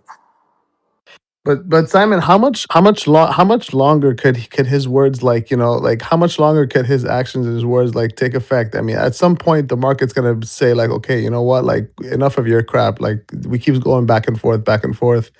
At some point, it's not going to listen to his words or actions. Am I correct? That's correct. At some point, but he keeps finding an ever more extreme narrative and the market keeps sucking it up. And I think Iran, just to finish on this, Simon, Suli, Beatrice, Iran needs to stick to its guns now, and I know they will. And there is no negotiations unless Lebanon and occupied Palestine is involved in this, because I do recall that the part of the negotiations was all of the region. It wasn't just only Lebanon. It was Iraq, Palestine, Yemen, etc. So they got to stick to their guns and let Trump make the decision. Does he want to destroy the world economy on behest of Israel? Then that's his choice, but he will have to live and die by that.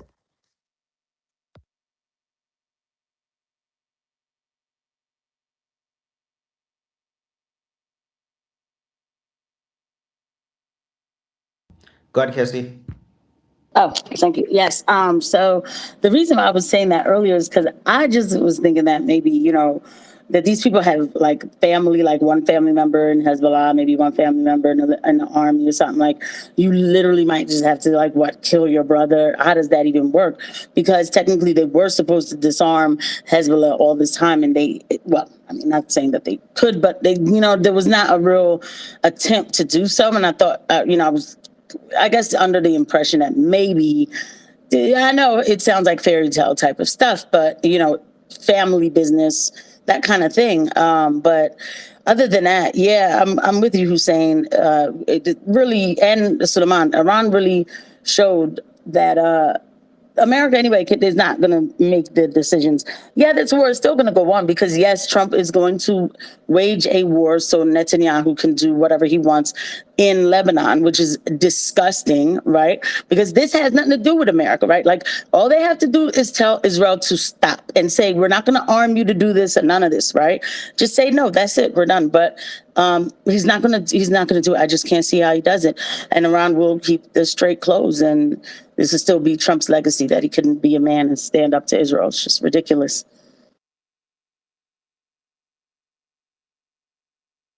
Doc, thanks for joining us. Hope you're doing well. I don't want to know, obviously, I mean, in a geopolitical sense, please do not tell me about your life as a player. But, Doc, give us your thoughts about this ceasefire. It looks like it's falling apart. Oh, it has fallen apart. Trump has, the last post that I saw, and I've been playing golf with my girlfriend, getting ready for dinner, steakhouse in Beverly Hills. So sorry, I wasn't supposed to mention that. No, the last post I saw from Trump was, oh, I hear that Iran is charging a fee to cross. They better not. Along with that was a scree, an attack against all the America First patriots who have, like myself, have come out against him and objected to his warmongering, his all the rest of it. Tucker Carlson, Marjorie Taylor Greene, Thomas Massey. There are a couple others. He's just calling them out by name and just using the worst, most unprofessional invective to attack these people. And I don't understand it. It sort of was his template, going into the 2016 election. And it worked because he was attacking Democrats, who everyone hated at that point. So for him to turn that potty mouth on people that we didn't like, that's what built his popularity to the point where he won the first election. 2020, he sort of tempered it a bit, but still he lost, in my opinion, through fraud. Now it's as if he's a different guy, completely different. What he's threatening makes no logical sense. It stands counter to the facts that are at this point very well known for the most part because of X, and for people like you in spaces like this. Um, Other players like, of course, Ryan Dawson is a standout right now in my mind. I pay quick and distinct attention to when Ryan talks. And then all the others that you've had up here, Davis and others, bring and Andrew, of course, here on the stage. I don't think Andrew sleeps. Andrew, we're not as young as we used to. You got to get your naps. So no, I don't think it's going to hold. The story that was put up by some about 50,000 troops being deployed, and this news came through Reuters. It was on another number of other mainstream media sources. Is contradicted by Grok in the sense that they were saying those troops were deployed back in March in connection with the deployment of the second MEU out of San Diego. In that they're, according to Grok, again, not that I could trust any source, in the fog of war, but they said that puts our number of armed Marines in the Gulf region at 10,000 over its average deployment, which is 40. So now there's 50,000 there. I don't know what the purpose would be in continuing to stage logistical support, including men and everything that comes with them, in the Gulf if we have a deal. And as some have categorized the deal, this was something that Trump himself foisted on others, not including Bibi and Israel. Bibi apparently didn't get the memo that the U.S. and Iran were heading toward an agreement, hypothetically, a long-standing agreement that would deal with Iran's security in exchange for giving up their nuclear program, and that they were going to be able to use a toll on the straits to rebuild their country rather than asking for reparations. That seemed to be a kindness in this circumstance by Iran, and is consistent with the tone and temper of which they fought this war. And that by that I mean in a restrained way. And I know, Sully, you and I at least one point really agreed that that was the case, and maybe it didn't make more sense to go a little bit harder, to put Bibi off kilter and maybe undermine his political support enough to where he could be forced out in front of the next election, irrespective of his pending criminal charges. So I have absolutely no hope for talks between the U.S. and Lebanon in America, guided by Trump, because I don't think he's a fair mediator. I don't think he really intends to achieve peace or risk anything of America or Americans to ensure that Israel stops attacking its neighbor, like putting boots on the ground in northern Lebanon. No one's mentioned that, and that's really what it would take, to keep Bibi and those who support him in the Likud party, even if Bibi's gone. These psychotic Satanists, in their this is the evil way that they're prosecuting the genocide and persecuting the relief workers and the media and reporters. They can't be restrained, and I don't think an agreement between Trump and Iran, Pakistan, and others, even if supported by the European Union countries, which they certainly will, because that means they get the oil again. I don't think that's going to make any difference. So I hate to say it, I think the war is going to continue.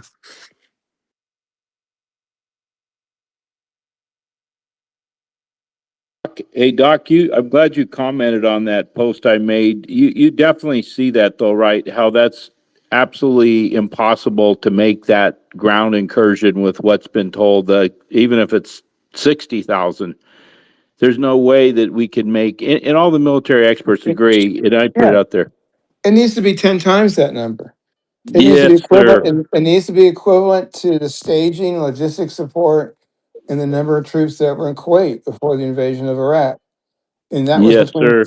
500 and 600,000, and Yep. we had all our bases intact Yeah. at that point too, to Yeah. support logistically, to refuel planes, to provide arms and munitions during that attack, and that's one of the reasons why it was as successful as it was. And I'm not calling it a success, but the Iraqi government fell, which again is something that Israel, I'm sure, appreciated, because Yeah.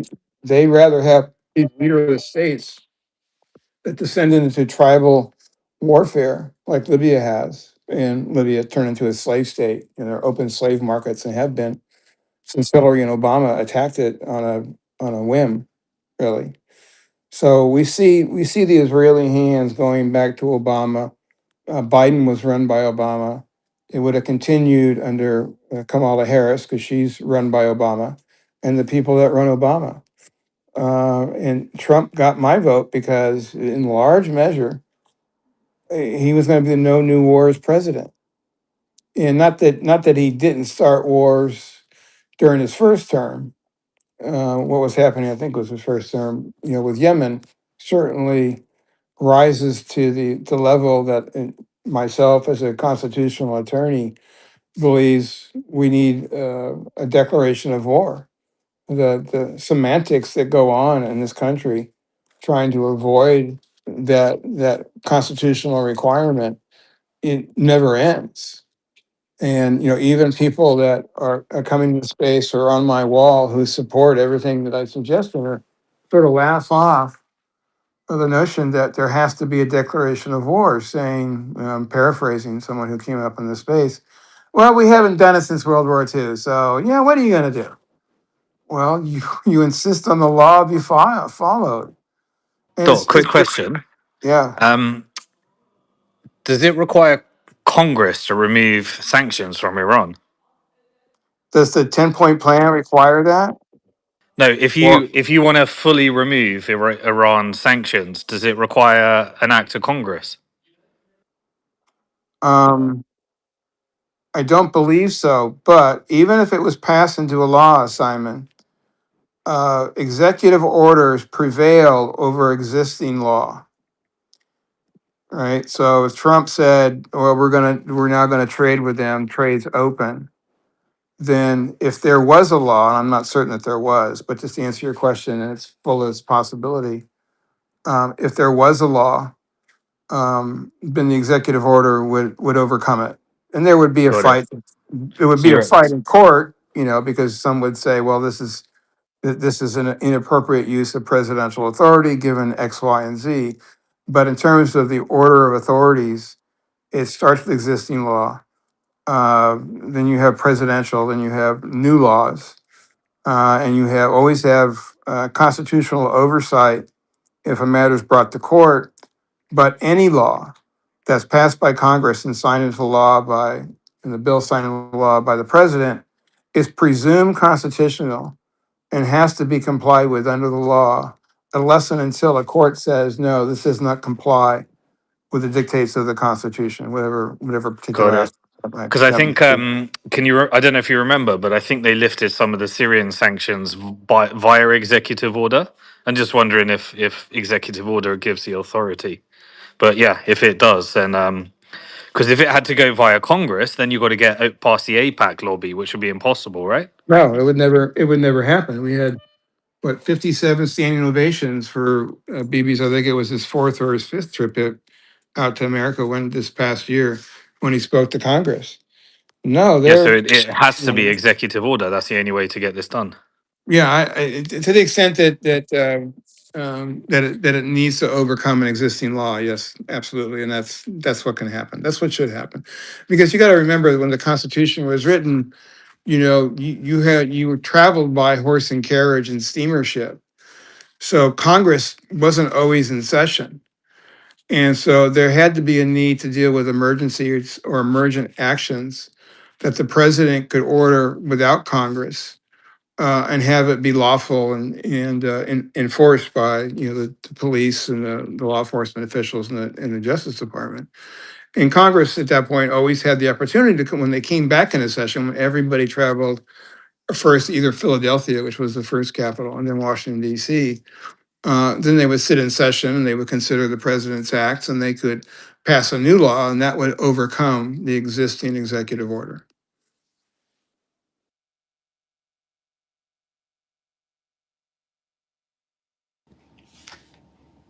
Some more breaking. Thanks for that, Doc.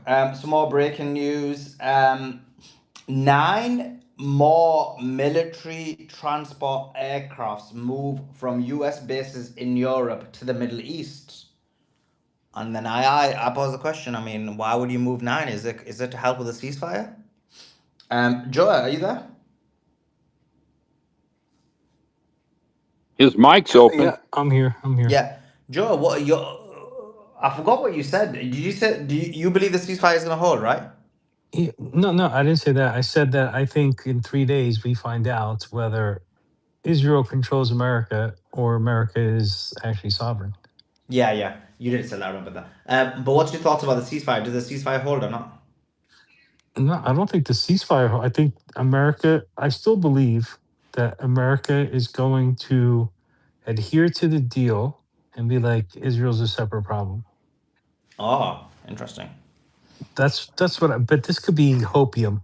Do you know what I This mean? is But your. This is, I think. Okay. it could be hopium. But I really This is think. like your $280,000 prediction, bro.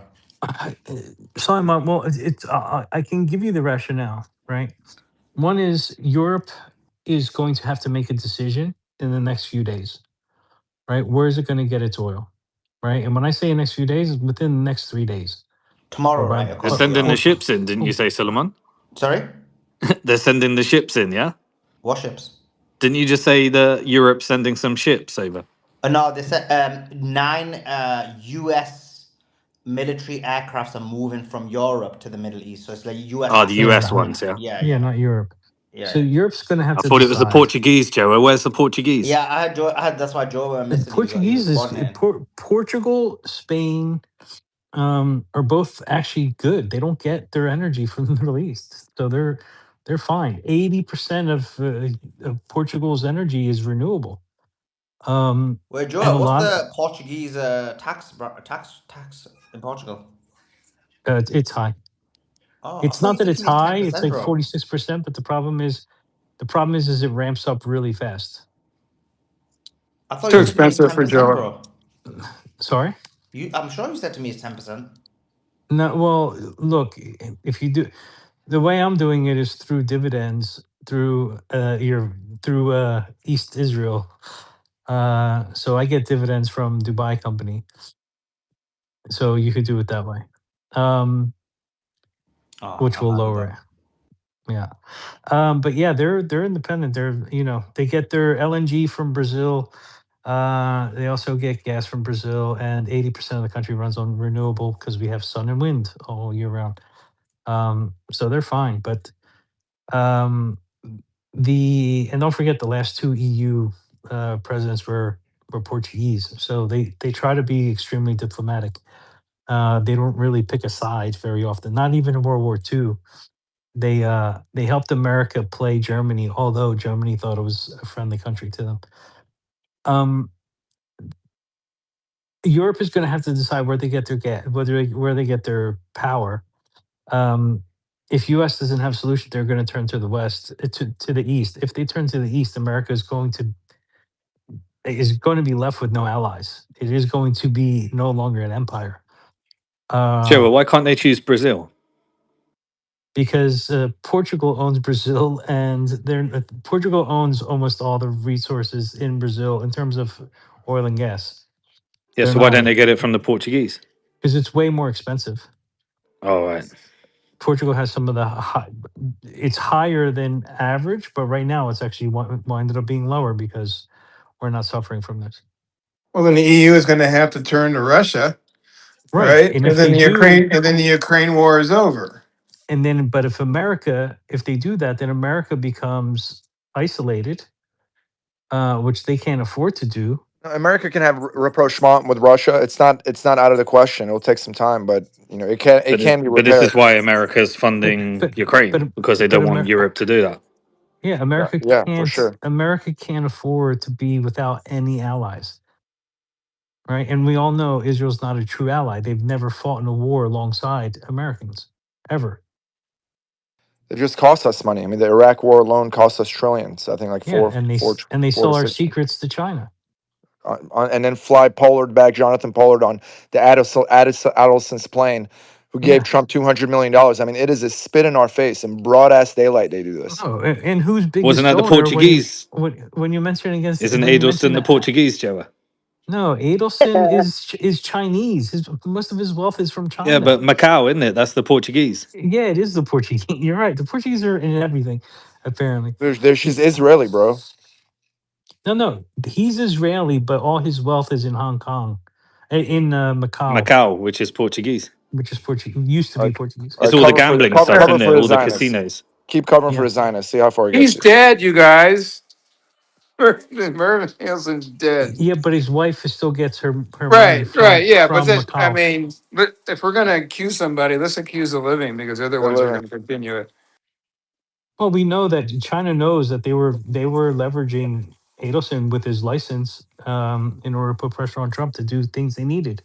Yeah, it's a chick That's that's been doing it. documented. It's a chick that's doing it now. Yeah, exactly. Who I believe is pushing more for the Israeli thing than the Chinese thing. But anyway, America's going to have to make a really tough decision. Does it choose its allies or does it choose Israel in very short order within a few days? And I don't see how they could choose Israel.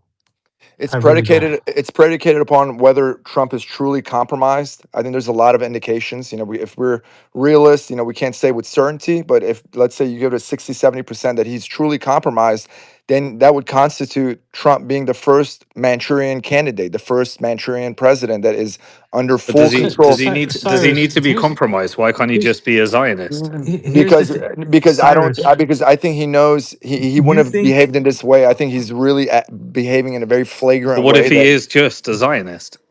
I don't If think he he'd be was acting like Cyrus, just that. I don't if think he Cyrus, was if he was just a Zionist, he would have been a Zionist in 2016 and 2020. He He wouldn't was. have Look at all the he things he was. did. no. He was no, but avoiding the it's war, nothing compared to what he's doing now. Yeah, undoubtedly, that's It's po- not the argument though. order of Doc, magnitude now. by orders of magnitude. But he made Jerusalem the capital. Do you understand why this all No, he did started? not. He didn't make Yes, the he Jerusalem did. attack. No, he did not. He moved our He embassy there. yes, That's all he did. which allowed them to make it the capital, Doc. Do you understand why no other president did it before? There was a No But he other reason. also president has he pulled also out a chair No, secured. for a foreign it has leader. nothing to do with allowing Israel to move its capital. They did Yes, that it on their does. own. No, it Miriam doesn't. Adelson said Oh he my did it for God, Doc. Israel. He Yes, did he it. Oh He my did. was the God! best, I most don't It's care compliant. what Andelson says. no, but it's in the It- But that's what details, he. right? But that's what she paid him to do. yeah, and I think he she tried paid to him to be a Zionist, and that's why he's doing what he's doing no. now. No, he We paid her can for a lot agree more He, on than he that. made that. he made He all paid his her for a money lot by more than being a that. Look, Zionist. you want to absolve Israel of their own crimes and blame it on Trump and Adelson, and I'm here to tell you the facts don't support it. You Adelson might and Israel are suspect one and it, the same. Adelson is an extension of the Israel's apparatus. It's they're one and the same. but yeah, but when her husband was alive, she didn't do any of that shit. She didn't put $200 million into Trump's campaign. He I put thought, 10. but this is now. I mean, I'm I talking about the know that. I'm actions now. trying And to point out to Cyrus. I'm trying to point out the difference between then and now. no, It's certainly, just one. But It's just one but there's of the more. many signposts. Another signpost is him coming out and attacking those who are most vociferous in their demands to have accountability over the Epstein files. And he has turned on a whole host of supporters that have been with him since 2016, who were key in his victory. he And now purged I'm them. talking. But No, in Doc, America. there's more I know in America he purged There's them. more American Zionists than Israeli Zionists. Oh, I Oh, understand that, but you have to acknowledge that this is different. This is a different term. He's gone to different levels. He's actually attacked another country. He's actually funded genocide for the year and a half that he's been here. He's Yeah, actually because he provided the got it was weapons. his goals He were didn't do interrupted with any. the Biden administration. He didn't do any of that Can for I can four I all years indications in that he's 2016 compromised. and 2020. I think it's all indicative that he's Why did compromised. he You know, assassinate Qasem Soleimani? I don't know why. Did they use that's a low level lawfare move. and election fraud to keep him from office in 2020? because they wanted to do open borders and closed borders so that you could put No, Palantir they in. also were funding the genocide and all of Israel's activities in Syria and Lebanon at the time. Can I just point out the facts real quick? So he did recognize Jerusalem as Israel's capital, and he did put the embassy there. So that is true. He And did not. he did. Show the post, Cyrus. You're new to the space. You got to no, prove it's what you're going to say are facts. It's Hussein, Doc. it's It's me, Hussein. Doc. Sir, it's me. I'm just reading. I'm just reading Yeah, I didn't say from. anything, Yeah, Doc. I don't know what you're reading, but to move an embassy is not to create a capital in a new country. No, he You did want to both, connect Doc. those things. If you He are did connecting both, them, Doc. show me He your No, did both. source. no, Doc. He did both. I'm saying, but let me just continue. Then you can refute. But he also gave I got to take a recognition. shower. I got a date tonight, so I'll be Come, listening. Alan. All right. Enjoy your shower. It's fine. But just while Doc takes his shower, he also recognized the serenity over the Golan Heights. Remember, he made that little video, said, I remember I gave you guys the Golan Heights. He gave the Golan Heights recognition to Israel, right? When it really didn't have it from the West. And also he also gave the shift on the West Bank settlements, where he said it wasn't really a big deal, basically saying that So if why Israel. did he do all this? What's your assertion? But I'm Cyrus, can I just saying. say something? I don't think he's compromised though, Hussein. You know why? Because this guy, the magatards and the Q-tards, he could be caught on film with 50 girls that are 13 years old in bed with them, and the magatards and the Q-tards would make excuses for him. He wouldn't even have to do it himself. It's Like there's AI. nothing that compromises this man. Yeah, You know what I but mean? Like I don't think he's worried about compromise. Yeah, but He's worried MAGA about is his split, pockets. and MAGA is split now. MAGA is He, not what it used to be. yeah, but do his biggest real estate deal ever in his entire life, Hussein, I which is wanted the to hear West, why. which is Gaza. Joe, have you watched Trump, Ryan Dawson's Zionist ball and chain? Like it goes right back. This is not a new thing. Like he literally is a Zionist. It's like saying you don't need to be compromised. He just is a Zionist. Yeah, You can't be he is big a in New Zionist. York. You can't I be just want to big in give New a York real estate no. without being in bed with them. You can't. Yeah, It's but he is a impossible. Zionist. So I just want to give I was listening a few facts. Yeah, Miriam Edelson didn't donate in Trump's first term because her husband did, right? Sidney Sheldon funded Trump maximum and the Republicans so that he could move the embassy. And when the embassy was moved, what Trump said, he went to there was an official relocation ceremony and all that BS and stuff. And what Trump said was recognizing Jerusalem as Israel's capital. Israel's capital was a recognition of reality. And that's what he said. It was a recognition of reality. Also, I want to say that there were more settlement expansions in the West Bank under Trump's first presidency than any other president before that. That was the Adelson money And right he there, switched the right? policy That's what he because paid for. it was the the American policy that the settlements in West Bank were illegal, and he switched it to that it's not illegal. Or he did that He, something around UN. he did, and that was Sheldon Adelson's money right there for those expansions. And the West Bank expansions, there was a lot of things I found out about. Because look, I supported him from a foreign policy perspective because I thought, thank God, no new wars. First American president not destroying the Middle East. But then, do you know what? When I found out about the West Bank expansions, and also I found out that up until Trump's first term, there was a law in America which said that when you use drones, like in Afghanistan and Libya and places like that, and civilians are killed, you have to document the number of civilians killed, how it happened, what happened, etc., to give some sort of record, if not accountability. Trump got rid of that law. So you can kill whoever you wanted and say there were civilians or whatever. It doesn't matter. You could use your drone strikes anywhere in the world as long as it was an American doing it. They didn't have to record it. They didn't have to document it. They didn't have to keep any record of how many civilians were killed. And for me, I just thought there was a lot of things, but the West Bank and this drone, like civilians being killed, I don't care whether it was in Afghanistan or Libya or wherever. I thought this is a red line. I will not support this guy. And those were the like immediate hard stop for me. I thought, I don't care. Foreign policy, like this is just a farce. This guy is fully compromised. And Yeah, he's Beatrix, resigned. depending on people's belief around what October the 7th was as well, Abraham Accords was absolutely, the set of sequences that led to October the 7th. And I know some people have different views on it, but if it was an op to allow that to happen in order to ethnically cleanse the Palestinians, he set that motion in part. Absolutely, Simon. And do you know the amount of people, right, that said to me when I stopped, how the kind of hardcore MAGA, right? You know how they are. And when I stepped back, a few of them went a bit mental because obviously when I stepped back, I stepped back and I was quite vocal about why I stepped back. There's no point stepping back and keeping quiet. I was like, look, this is a disgrace. This guy's a disgrace. This is his charge sheet. I didn't know all of this. And I went on the rampage and then they came out like all on full on attack. And I was like, look, here's the thing. And a lot of them used Abraham Accords. They were like, oh, but he did that. And I said, what was that? Do you know what that was? That was a business deal for him and Kushner and their business. That's all it was. It was a trade deal. It wasn't about peace. It was about trade. He didn't give a damn about peace. People are still dying. People are still being killed. Don't give me. I mean, this whole thing, and it became really like. I think Casey might remember those times because she was still a MAGA girl. But then you know what? Casey, being the G that she is, she did not vote for him because she ain't going to vote for no lying, cheating scumbag. If he lies about some things, he lie about everything. Casey is a smart girl. She ain't going to single one issue out and say, I'm going to be a one issue voter because he might not lie about that because Casey's a smart girl.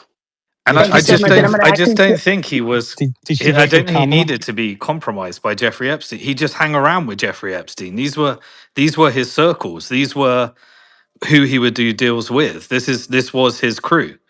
So you don't need to be compromised. He just. I mean, he just was part of that.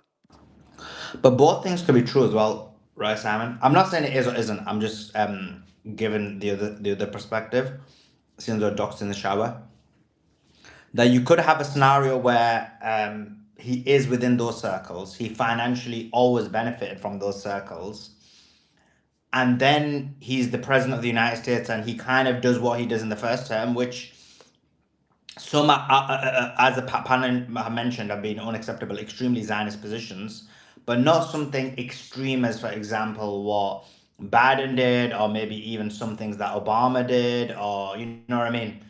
And then what happens is because you're in those circles, because they've got the leverage over you, they've got the leverage of the court cases, they've got the leverage of maybe trying to kill you, maybe Epstein, whatever it is, and then so you, for that extra step, which is to basically go to complete and utter war for Israel against Iran, you can then switch that final piece of leverage on. So it doesn't mean that he wasn't a Zionist before, and it doesn't mean he wasn't maybe even an extreme Zionist, but that extra thing that you need from him, that could still be done through leverage, right? I'm not saying it was, I'm just saying hypothetically it's possible. Yeah, absolutely. Two things can be true at once. Yeah. Yeah. And I'm not sure if it is. Alex Jones came out with a video.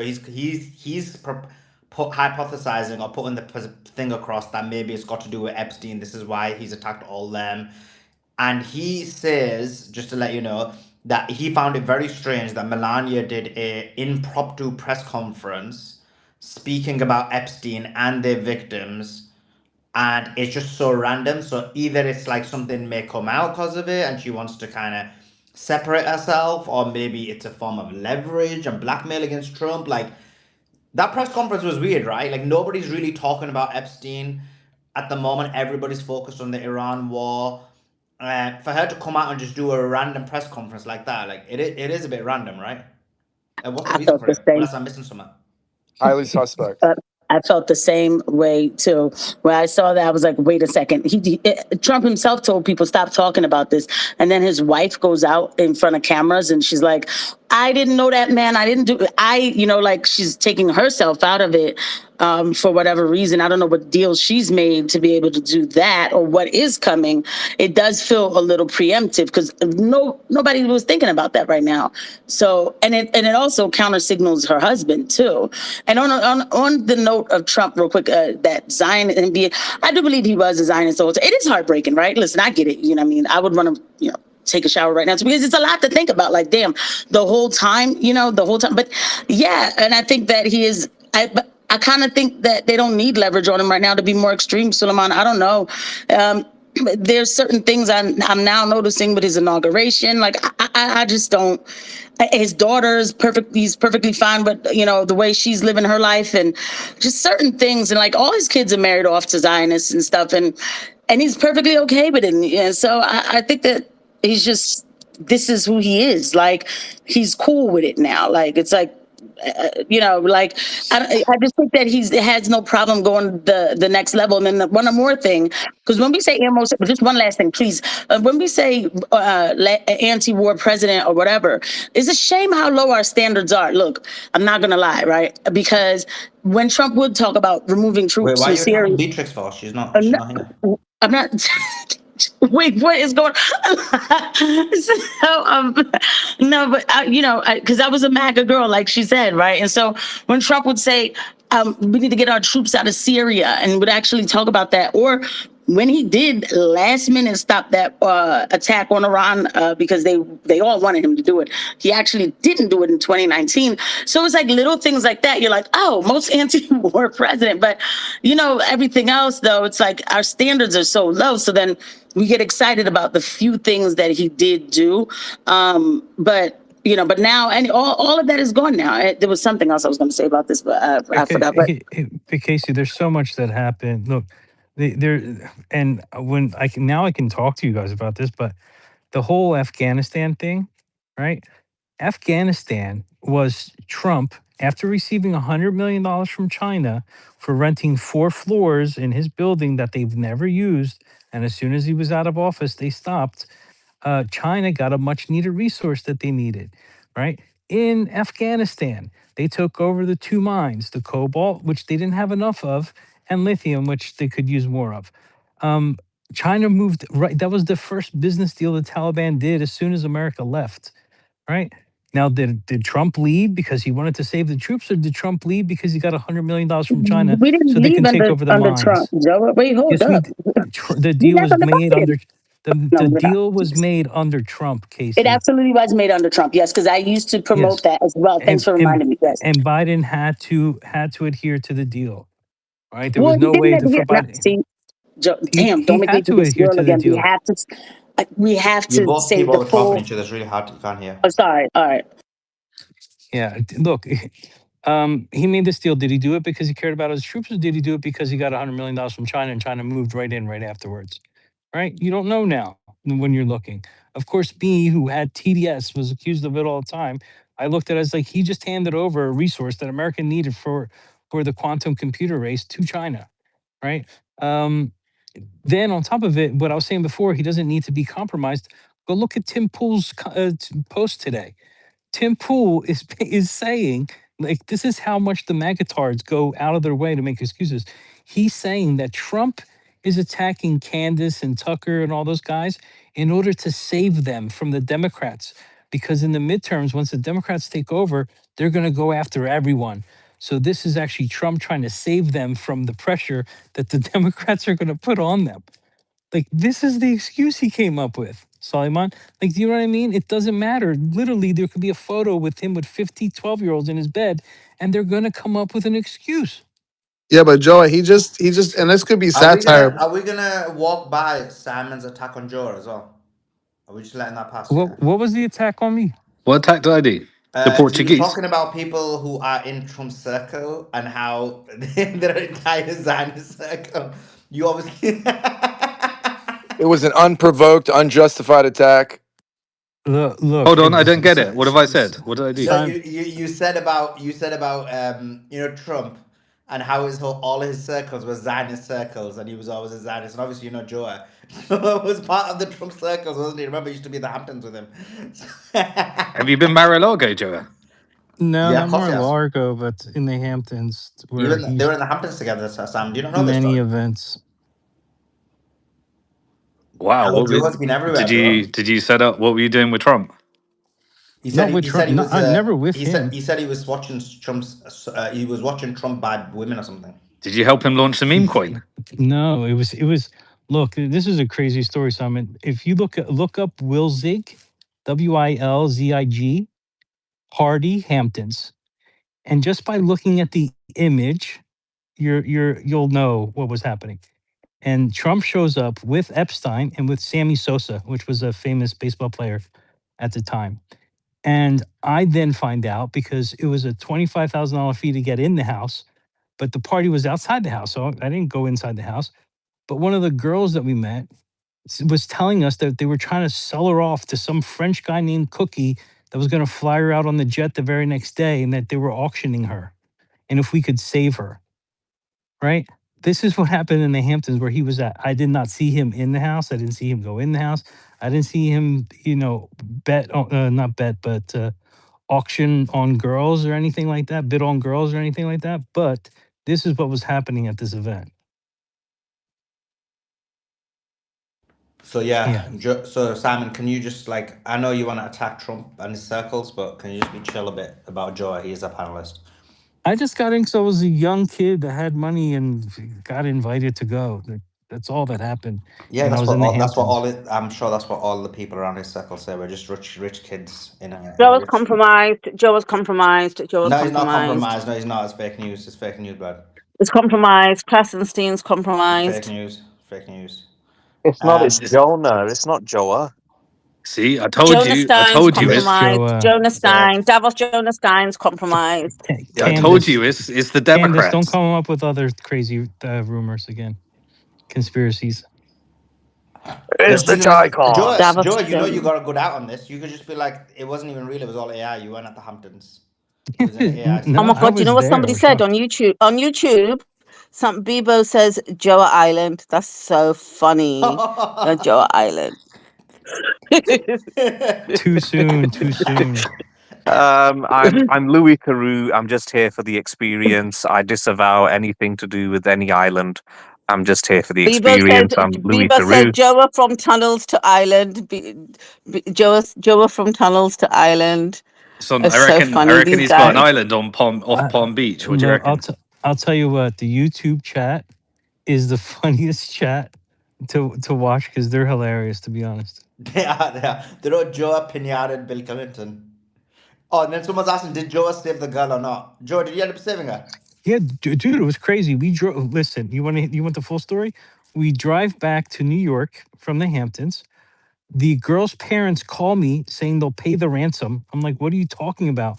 And they're like, well, we were told that you kidnapped her, blah blah blah, and holding her for ransom. I'm like, no, What? she's You right kidnapped here. the girl and they're paying you the ransom? Yeah, that's what they told the parents. The girl who was the owner of the modeling agency supposedly that got her into the Hamptons because she was flown over from like Kansas City, so they go scouting for girls.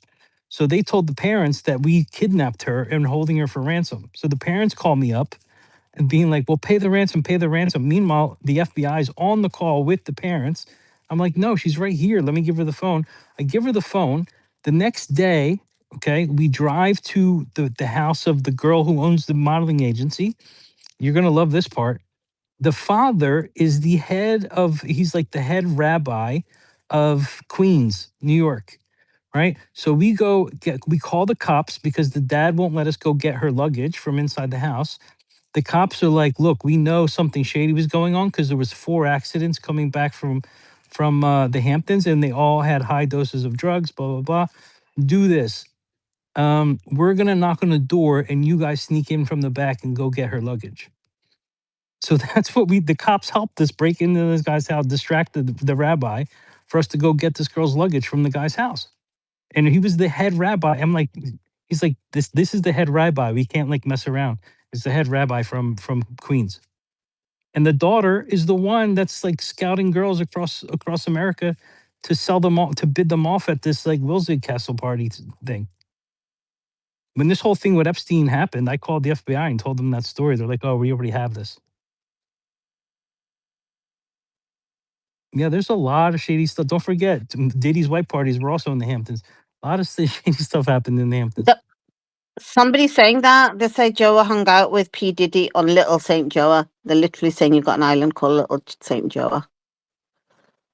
Look, if I had an island, you'd all be They're so invited, but don't bring your children. That would not be allowed. Bebo says the space has been I would reject that infiltrated. invitation. Why? Because it's an island. Space has been infiltrated. I'll serve halal food, Suleiman. That's funny. That's funny. I love Joe. I met Joe in person. He's amazing. He's amazing. Let's go to on the Hussein. island. Tell Sorry. everyone it was on the island, Suleiman. No, I did not meet you in the island. I was It in was an Singapore. island. Or Singapore. Singapore's an island. It was. All right, okay, but it's not your island. I went to Singapore, and obviously Joe was a posh guy. He's like, "Oh, let's go to this coffee place, Lordy Da," and I was like, "All right, blood, like I'll meet you there." Some posh place, but yeah, it was good coffee actually. But anyway, back to you, Hussein. Give us your you were gonna jump in with something before. I was gonna wait for Doc to finish his shower, and then I'll get back in conversation with him. I actually totally forgot what I was gonna say. Can we talk about Hezbollah for a little bit? Yeah, go. Yeah, just something to touch up on. Beatrix mentioned it earlier. Some attacks that Hezbollah initiated. I just want to give some detail and granularity to that regarding their capabilities. So essentially, they've been using these. They're not quite rockets. They're in between rocket and a short-range ballistic missile. It's based on the Zelzal 2 Iranian-designed essentially it's a short range ballistic missile, slightly less, but they've since in the last few years they've been able to put GPS guided kits on it in addition to their inertial guidance. So and they carry a 400 kilogram warhead, which is actually substantial. And in their terminal phase, they get in at Mach 3. So this is actually substantial capability with 200-kilometer range. They've been targeting Tel Aviv and essentially keeping their heads down. So that's a major capability as far as standoff area denial capabilities that Hezbollah has. And more impressively, in the small team tactics arena, what they're doing in the asymmetric warfare guerrilla, they're engaging as Israelis. I mean, they're using some of the most novel anti-tank techniques with mainly with AT-14 Cornet missiles and their Iranian analogs, and some reverse-engineered Israeli spike missiles, which has a top attack mode, and it's fiber optic guided. So these have wreaked havoc on Israeli tanks. The Merkava tanks are very highly protected tanks, and there are reports that they've knocked out over 110 of them just in a week of battle. Not destroyed fully; some of them were fully destroyed, but out of the battlefield. I mean, these are significant numbers, and they're writing the playbook on this type of warfare, and it's telling because the heavy hits that Israel is unleashing on them by air assault, this murderous campaign, it's indicative how much Israel is reeling because of their losses on the ground. That completely shatters their image as this modern, badass, brave, these rising lions. Bullshit. You have these small team, badass Hezbollah guerrillas kicking ass. And you can be objective about it and not even have a side. Let's say both sides are equally have a moral ground, which obviously they don't. We know who the evil ones are. It's just impressive to witness. And I just want to put it in those terms, a little more detail, so you guys understand what these guys are doing. And I'll land it on this point. In order to get rid of Hezbollah, you need to ethnically cleanse all the Shias. They're wildly popular. People love them to death. They have healthcare clinics for the poor. They do charity. They're the most honest ones in the parliament, which the Christians and the Sunnis admit that the least corrupt ones are the Hezbollah Shia parliament members. And the track record is there. This is objective truth. And so we need to have real credible evidence. So when people were trying to label Hezbollah as a terrorist group, I'm like, dude, they're attacking military targets. Israel has threatened and raped the integrity of Lebanon, and constantly destroying lives and homes. I mean, they are barbarous, and We need to have like very salient arguments as we get in the world, and or tell people that are on the sidelines or misinformed, with very clear points, because this is an information battle, and we need to really change the American psyche of who the good guys are and who the bad guys are.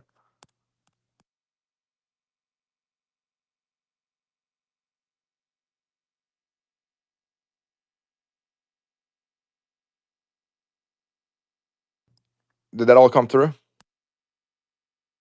Yeah, Yeah, no, it's okay. Sully's taking a break. Yeah.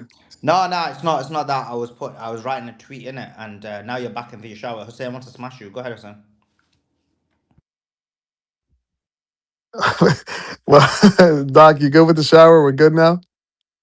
Yeah, but now I'm pampering myself. So Okay, okay, okay. Oh my God, I got breaking news. Somebody, Mukit says on the YouTube chat that Joe had an appointment with the dermatologist on 9/11. They're still going on about you, Joe. You proper infiltrated. Where were you on 9/11? Come to think of it, Joa. Sorry, Brother Hussein, go ahead. I'm just loving this YouTube chat. No, Go ahead. That's hilarious. I also am interested. Where was Joa on 9/11? Yeah, if, I At the swear, dermatologist, according if to I the tell receipts. you guys, Joe got the text message, in it. He was placing options trades with Cantor Fitzgerald and Howard Lutnick. Maybe he was busting some moves out with the other four guys. I was. This is now the conspiracy theorist. I was in the tram car because inside the World Trade Center. You had the subway and you had the tram, right? I was in the tram under the World Trade Center, which stopped at the next stop, did not stop at the World Trade Center, at a place called Century 21, which was a big department store across the street. Ran down the Wall Street I was working on Wall Street at the time. Ran down to Wall Street. All these gates that I had never seen before were down on the exchange. So my cousin worked in the Bank of Portugal, and which is right across the street. And I stayed inside the Bank of Portugal while everything was going on. Were So you you were working there. for Were you working for Urban Movers? Oh, and he was there. No, and not the elevator company either. So So just to clarify, you were there. No, apparently, yeah, no, I we was found out underneath. actually because Ben's saying Jonah was taking his nephews to school for the first time. That's what Ben's saying. Joe, Oh, are you a good dancer? Hold on, why are you always in the tunnels, Why Joe? do So you you were in the why do you tunnels ask? under 9/11, and then you were taking these girls to the tunnels in New York. Like, what's going on here? Joa, where were you on I 9/9? worked in Wall Street. I worked on Wall Street. That was a Joa, where were normal you in 9/10, business bro? day. What? 9/10. What's 910? When Charlie Kirk got assassinated, where were you? I was on the space with you guys listening to it when it happened live. No, no, Where were you you on? weren't. Where were No, but you Don't on that's make not a us October the location. 7th? complicit. Don't make us complicit.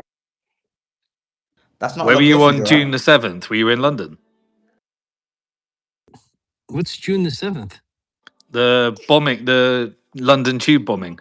No, I wasn't in Where London. were you on December 7th? Were you in Hawaii? No, what's December 7th? Isn't that Pearl Pearl Harbor. Harbor? Yeah, it's Pearl Harbor. Oh, yeah, too old. Way before me. So Joa, where were you? Not that Where old. were you on September 10th? Did you say? Obviously, Fawn isn't a location. On September 10th. What's September 10th again? Kirk, Kirk's assassination. Yeah, I got on spaces with you right when it But happened. Spaces isn't a location. I'm asking you where you were, like physically. I don't even know. He I don't was know if I with the was. Mormons. I was wait in September. I was probably in Dubai at the time. East Now, sticking a Israel. profile See, on look, he as was in saved UAE. does not So give he was in you Israel. alibi. You in East Israel? No, you know where I was? I was in Japan at the time. You sure? I'm positive. It's definitely not the Japanese. Yeah, that clears you. No, it doesn't. Salia's saying Joa's story is a bit off. And somebody said, let me find it. Instead of saying Davos Jonah, surely it's got to be Little Saint Jonah. Oh, Ikariam said that. Little Saint Joa. They're saying he was in the military base with Erica. That's where he was on 10th of September. He was in the military base with Erica. Oh God, that's it. They're like Dan saying lawyer up, Joa, lawyer up, Joa. Just GT's like Joa's a dancing Israeli. These guys are like so funny. Where was Joa when Michael Jackson died? That's what they want to know next. It's the dancing Portuguese. No, I was He's been I busted I tonight, guys. I lived in told you, didn't I tell you YouTube chat that he was dodgy and he was fishy? There's something not right about him. You see now? I You see? All I the receipts are lived coming out in tonight. New You see that, York. guys? I lived in New York. I summered in the Hamptons, like many other New Yorkers. That's all that happened. Hey Joe, Hamptons have is you ever very been to very cool. Israel? No, never. Good. Yeah, I don't think I'd go now. They come to him. He doesn't have to go to them. He has to maintain his cover. They come to You him. you meant West Israel, right? I've been to West Israel. Well, that's Israel. Israel. Dubai is East Israel. You Israel is don't West see Israel. like I don't you don't see them though. Supposedly, like I do have Jewish friends who What? said I was moving to Joe, what Dubai. did you just say Yeah. there? I said I do have Jewish friends from America that I hadn't seen in a long time, and they're like, "Oh, we should go out to Dubai." And one of the guys is like, "Oh no, they don't like Jews there." And I'm like, "Actually, I don't even know." And then the girl that he was with was like, "No, no, I think they allow Jews now." So, but I've never seen them in Bro, Dubai. are you joking, bro? Dude, there's When I'm tons. There's there, Jew, dude, it's Jew Central there. What are you talking about? exactly. What are you talking Where? about? It's like they're Dude, in everywhere. Dubai, all they have a diamond district. Dude, and they're like super welcome there. There's a lot of them. There's two diamond. Well, there's the gold souk and then there's the diamond warehouse. Which one? Because I've been to both and I hadn't seen it in either one of them. Bro, they're in there Because you knee deep, blend in, bro. Joa. That's why you can't spot the difference, you see. We spot the difference. You blend in, you blend in. Let me read just a couple of more of these because this is really funny. Where was Joa on 22nd of November 1963? Where were you, Joa? I was still in my dad's. Yeah. And then He they was in say Cuba. Rabbi He was in Shmuley ain't Cuba. got they say Rabbi Shmuley ain't got squat on Joa. It's like what?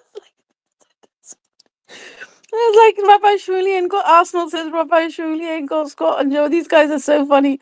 They were like Joa killed Bill, not Beatrix. It was a false flag. That was so funny. They're like every time there's a false flag, Joa's in the tunnels listening to our space and he uses it as an alibi. It's so funny. This is hilarious. But anyway, I'm gonna pass it back to Suleiman because otherwise I'm gonna make the whole night about where was Joa when this happened. It's because you blend in with them, you see, Joa. That's why you can't see them. That's why you're No, like, no, they're not there, they're not there. You see but that? I what? But do we have. spot the I difference. do. I do have a big You blend honker, in, you so some blend people do in. think I'm Jewish. You don't say. I mean, literally, there's nearly 650 people on I YouTube, mean, and every single ask one of ask them. ask Solomon. Solomon, do I? You met me in person. Do I look Jewish? I could definitely pass for one. I think, but I don't Yeah, know if That's I so look. racist, Joa. I don't think it's the first thing that comes to someone's mind. I can pass as Israeli. I've been told by Israelis, for better or for worse. So I thought you were Israeli. I'm yeah, sorry I to thought hear you were that, as well. Cyrus. yeah, it's I thought unfortunate. I thought Jews weren't Yeah, I thought ethnic. Cyrus. I thought you were Israeli. That's why I Right? brought you up for a different perspective. Anyone could be a Jew. That's the I hate to problem. ruin the surprise.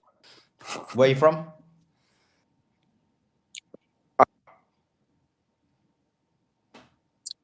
Why did you cut out for that Mossad? Fuck. There we go. It's Cyrus? back. I'm Persian and Azeri. I'm half Azerbaijani and half Persian, but I'm born in the U.S. Ah, okay, cool. Joa, do you look Jewish? Yeah, a little bit. You do, bro. Leave him alone. He was in the belly of the whale for Is 3 days and 3 nights. is that the first thing that would come to your mind though? Mm, These guys want to know how well you knew Melania. To be honest, that's what they're no, asking I don't now. think so. I didn't know Melania at all. Epstein, and by the way, Epstein's the one that introduced Trump to Melania. And supposedly, the first time they actually hooked up was on Jeffrey's jet. And She now just she's came What's the out coming source today out. on and said that? it What's wasn't the source true. on Now that, she's coming. Joe? Well, Is that that's what they were saying. That supposedly there's a statement that when they first met, she said he's like, oh, my friend Jeffrey introduced me to her. So there's two things, Joa. So she came out today and said that she's never been on his jet. But then Ryan replied to my tweet where I posted her statement and said, "Yeah, that's because they met. Because that's because they were basically met in Florida." So that still means your statement's true that it is possible that they basically Epstein introduced them, but just not on the plane, but in Florida. If that makes sense. Okay, let's bring the conversation back to the geopolitics. Can I just say? Can I just say one more thing, Oh my, please? Just one more thing, please, please, bro, please, the chat's not gonna please, finish. please. You're This just is really gonna. There's funny. always gonna be some. No, but this is really. I got to give it to these two people, right? So Mosh Pit says Joa gave birth to BB. And Bebo says, why does Joa's IP location say Caribbean? These guys are so funny. The whole chat's on it. Why does your IP location say Caribbean? What are you doing in the Caribbean islands? It doesn't. They're making that up. That's not true. They're not. They're not. Unless our chat never lies. They're literally the little feds. The little feds. They're doing a good. They're good. Doing good homework. They're doing good homework. Carry on, guys. Carry on. But I have to pass the space back. Sorry, guys, but I carry on reading. But I have to pass it back to Suleiman because Yeah, we gotta make Joe are it crying in professional the again. This is tunnels what to happens. Suleiman now. You hand the space to Beatrix, and automatically it becomes once again about. Oh, it's been fun though. Oh, it's been hilarious. Listen, Joa, remember, hell hath no fury like a woman scorned. Don't mess with me again, right? Look at now the whole chat thinks that you're Mossad. See that? For the first time, the chat is on your side. And Exactly. Exactly. Wait, wait, It's true, it's wait. true. Is Trump alive or dead? Wait, did we just settle that question? Good on that. Beatrix, there's a question for you. Now, don't go have another shower, yeah? Yeah, suck my head, right? I can't turn my mic off. My mic's open, but I can't turn it off. I keep trying, but I won't turn it off. Now I have to pick out my clothes for the evening. So you guys go ahead. I don't think Beatrix answered your question though. No, women do that. You know, it happens to me all the time. I ask a direct question, and then to kind of look around in the air and kind of come back and go, "Oh, did you hear about what my girlfriend told me yesterday, last Tuesday?" Cool. Okay, let's go to Jonto. Jonto, jump in, give us your thoughts. Hey, hello. How's everybody doing today? I Doing well, appreciate doing being well. granted the mic. Okay, Suleiman, I appreciate being granted the mic. I've been listening to you all for about 3 years now, and I really appreciate, the knowledge and all the information that you've been putting out. You as well as all most of your co-hosts, your co-hosts and your speakers that you usually have up. I appreciate all of that. I had a question for Casey, but I don't see her up here any longer. But that was basically. I had a question for her, but since Joe is still up here, he just mentioned Brazil and about Portugal still owning Brazil and controlling Brazil. So I have basically a question for Joe. I kind of the see Joe. resources. Yeah. Okay, like you said, the resources. So not necessarily the politics, No, not the but okay. politics at all. It's a company. There's a specific company in Portugal called Galp. It's like one of the top 10 energy producers companies in the world. Um, they bought they bought one of the biggest biggest I don't know what you call it, deposits of LNG.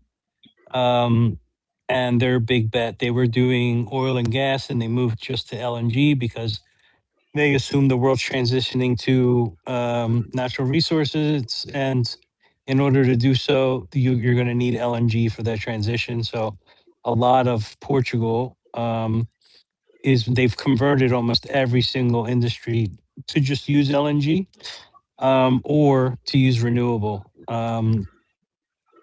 for residential, and that's why it's not because of the fact that Portugal used to colonize Brazil. It's not because of that.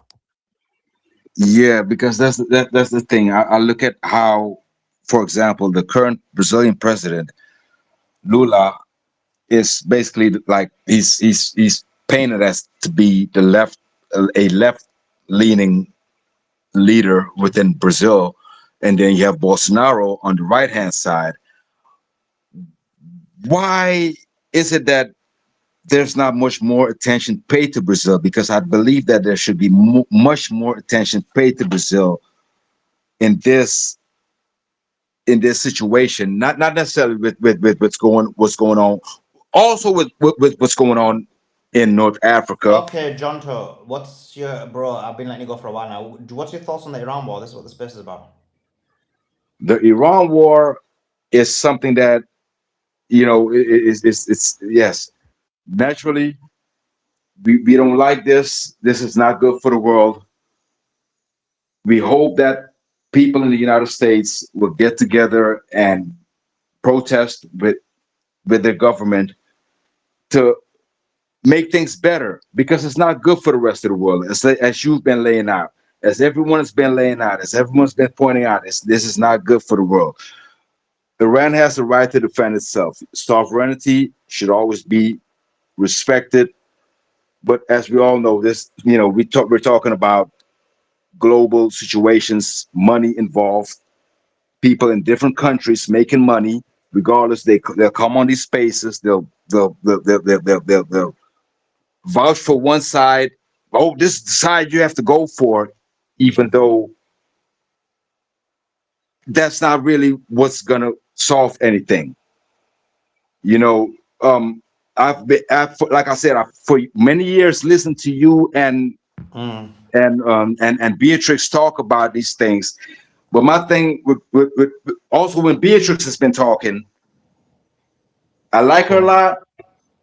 But many of the things are that Thanks for that. Let me give some breaking news. many of the things Appreciate your have comments. been that many of the things have been that Cool.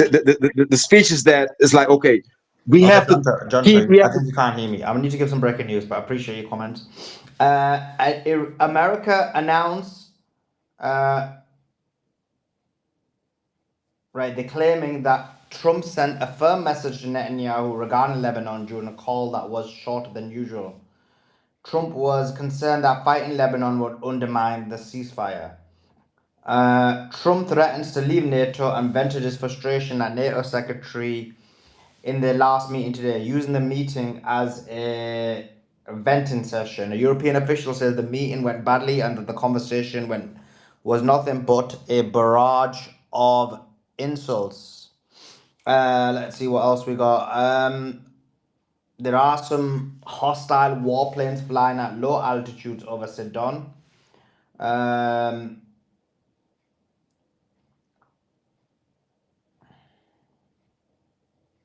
Okay, South Korea to send special envoy to Iran. The South Korean Ministry of Foreign Affairs announced that the country will send a special envoy to Iran to review the situation in the Middle East. The decision was made amid conflicting reports from the United States and Iran regarding the reopening of the Strait of Hormuz.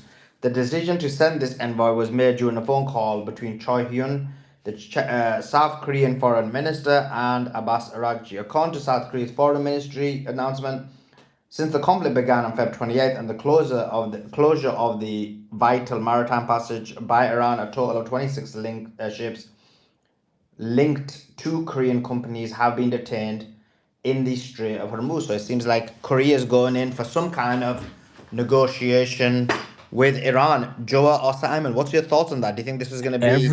Every American ally is turning their back, Simon. See that? Like I was saying, And South Korea is huge, right? South Korea is big Helium. for America Yeah, they need the helium for the semiconductor chips. because they can't get out of Ukraine anymore, which is where they used to get it. It's a very specific type of helium for you to make those And by the transistors way, on I your mean, computer. Joe would know this, right? The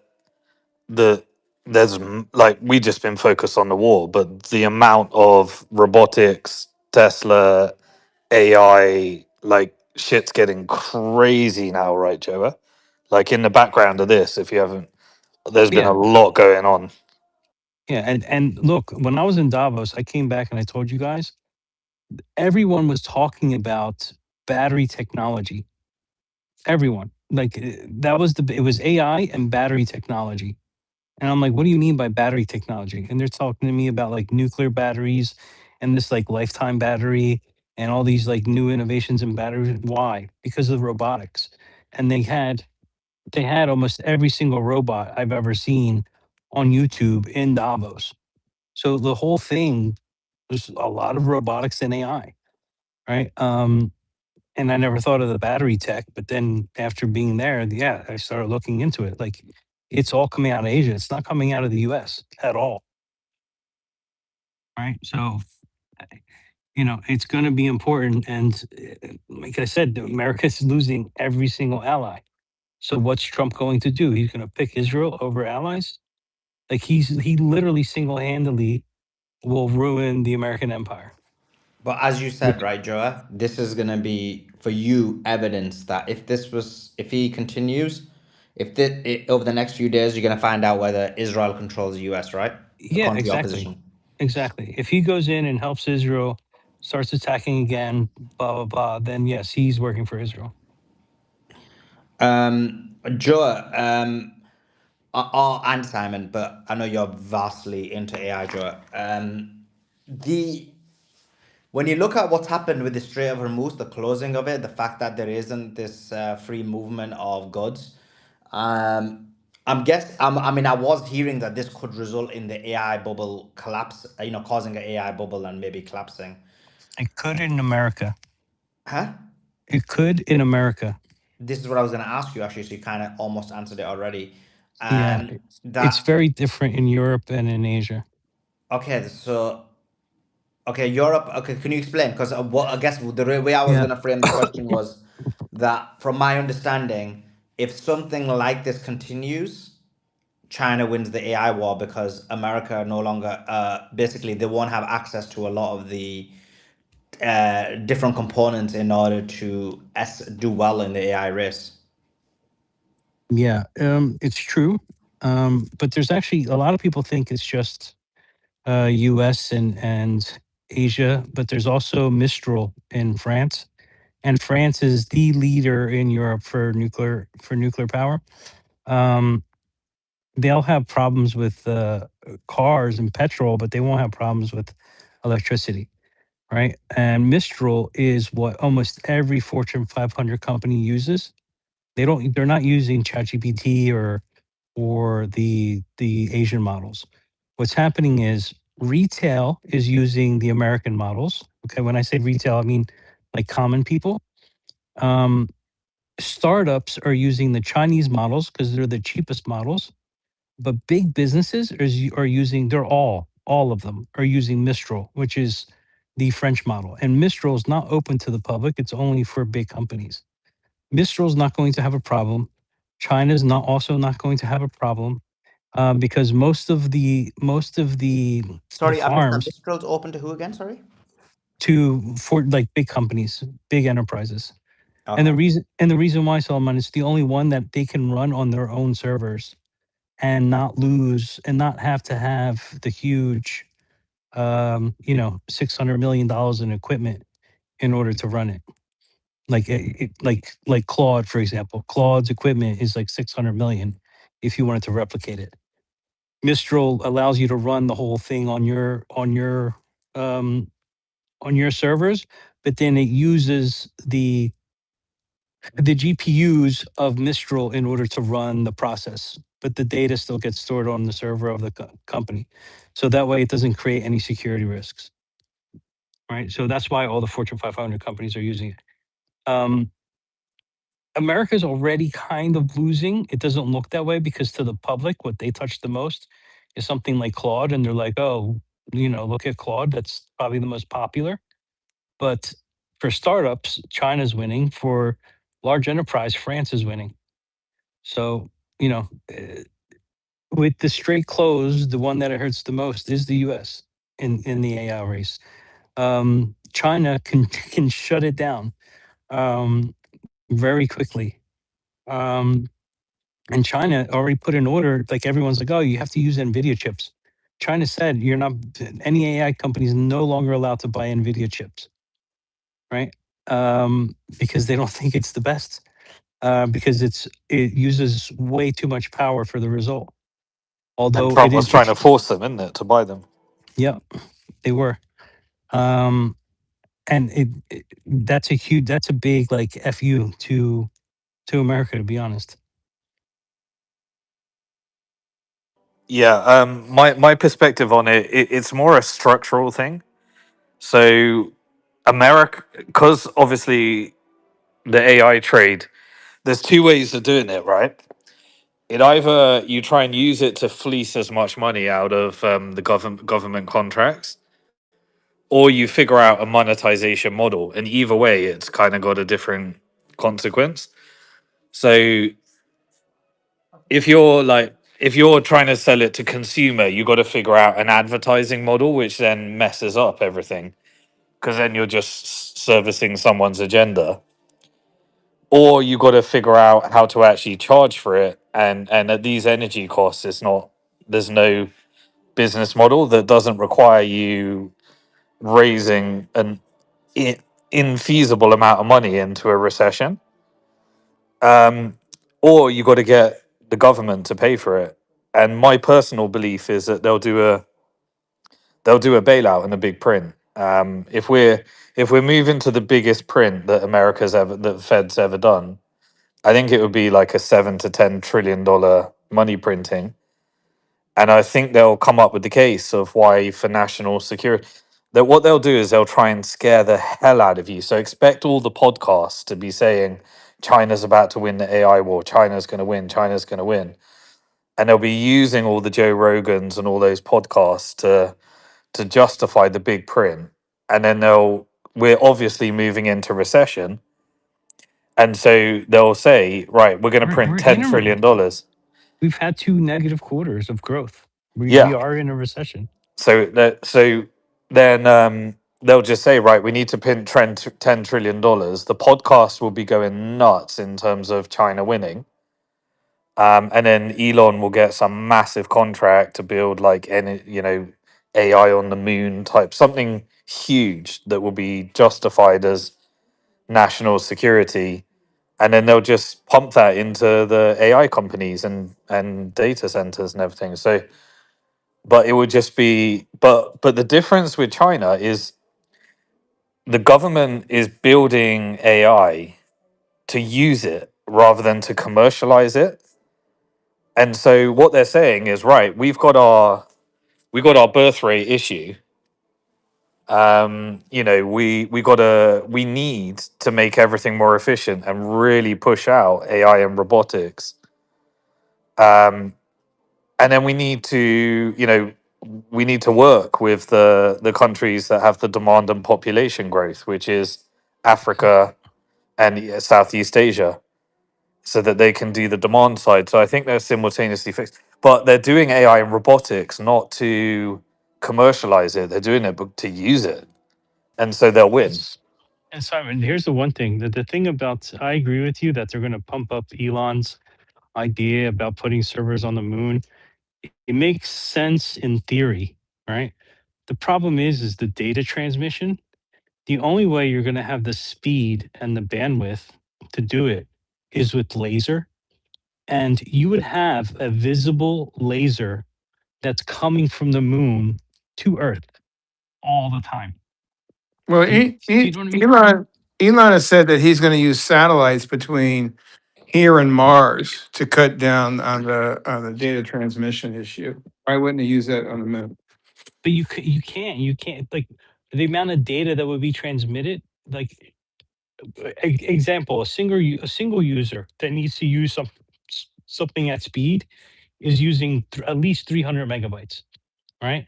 At 300 megabytes, 1,000 customers. How do what does that look like? The satellite doesn't handle that. Do you see what I mean? Like it doesn't make sense.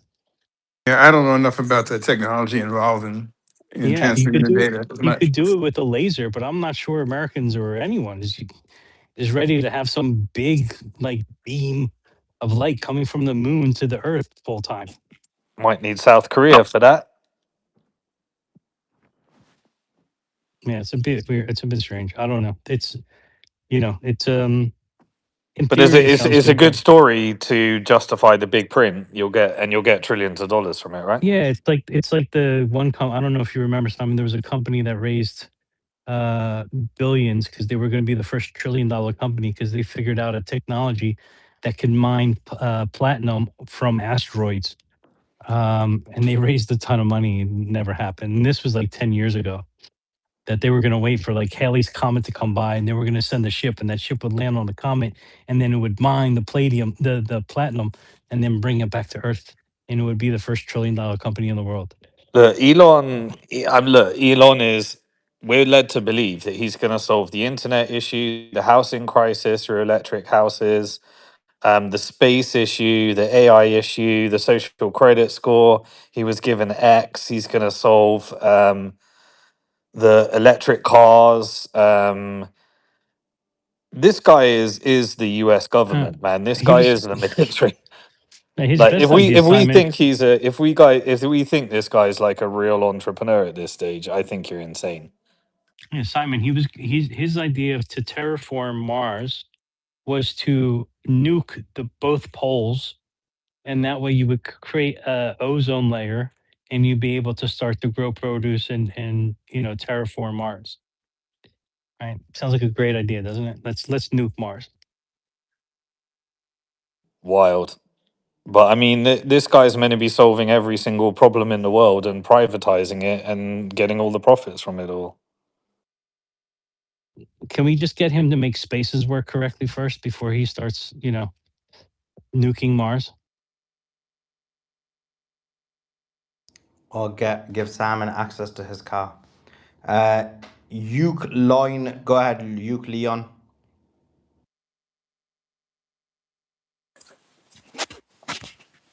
Yeah, hello, yeah, guys. Well, I've been following the space for about 40 days, and I think it's the best space around.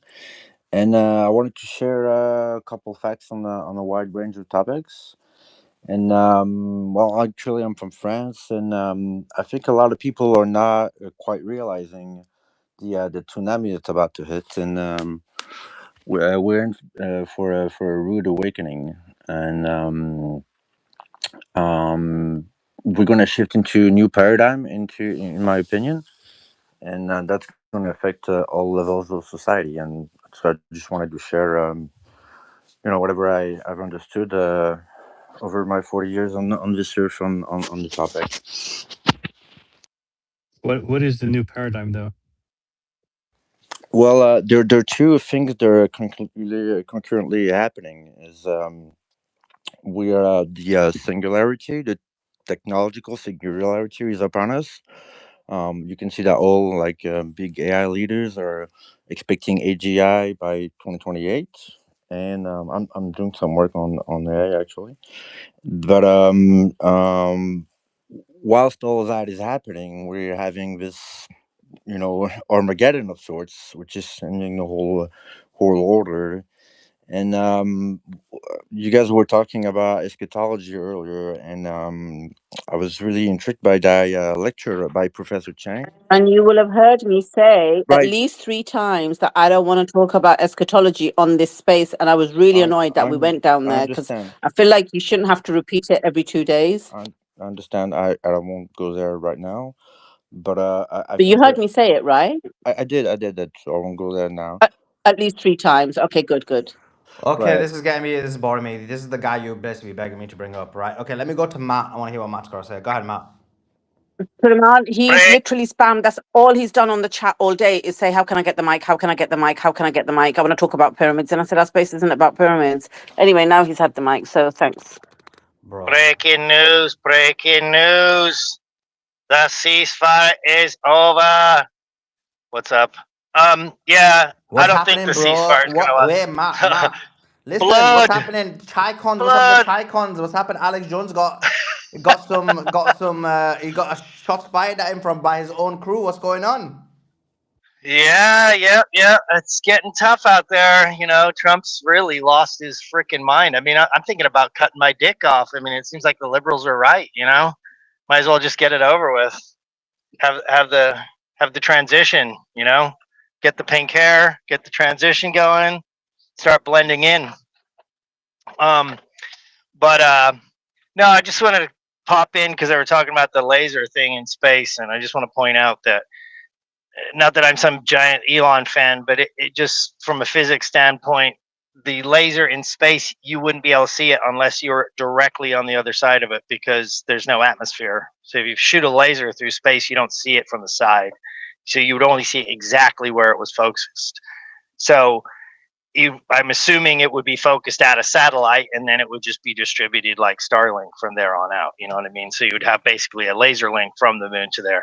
Other than that, I would say my prediction on the so-called ceasefire. I think the only reason why Trump agreed to so many things, at least initially for Iran, is because he was dying for a deal. And the reason why I think he wanted a deal, not just to get out of it, I think because he's losing the PR war so hugely, because everyone's like, well, we started the war. And you're like, you're about to nuke someone because you started a war. It's like, so I feel like it's a PR judo move where they're eventually going to say, hey, we're at peace. You know, we were at peace. We were at peace. And Iran, they didn't want peace. They didn't want peace. You know, so now he's like rewinding the clock and flipping it over for the goldfish brain of America to say we were already at peace, and then Iran blew the peace either through a false flag or some BS. But I foresee that he's going to now claim that he was the peacemaker, and they're the ones breaking the peace. That's my theory on that one. And how would he do that? Through a false flag? Either through a false flag or through, oh, we never said we never said they could have the money, we never said they could keep. There'll be some, they're disagreeing over what was agreed on. So I mean, somehow or another they agreed on the most important agreement in the world, but somehow or another they don't know what they were agreeing on. I mean, it just sounds Well, like they're just making it up as they go along. So who's they'll just there? like, oh, we never said. Well, Trump and the people who are writing the deals, right? So they'll say, oh Mhm. no, we never said it was that we were going to include you getting a fee for the Strait of Hormuz. We never said you could keep your nuclear weapons. We never said you could keep this, that, the other. They'll just switch it and they'll say, hey, we tried to make a deal. We had peace. They broke the peace. That's just my theory. I think that he's got such a bad PR over here that, I mean, I'm literally going crazy with this shit. It just sucks to have been a 3-time loser at this point, 3-time Trump voter, and only for this all to go down. It really does.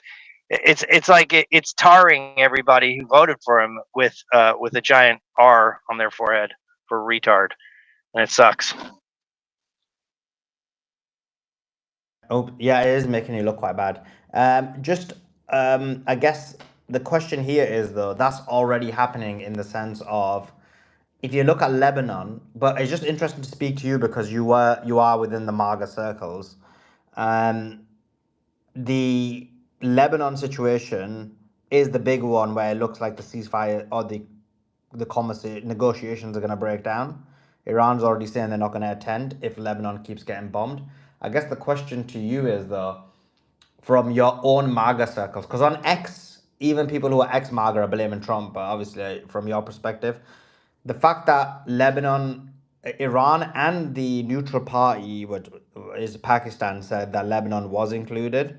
Reports are saying Israel, basically Trump did include it, but then he got a call from Netanyahu and changed his position.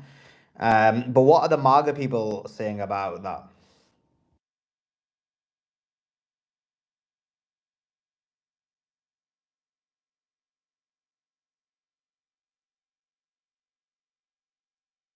You there, Matt?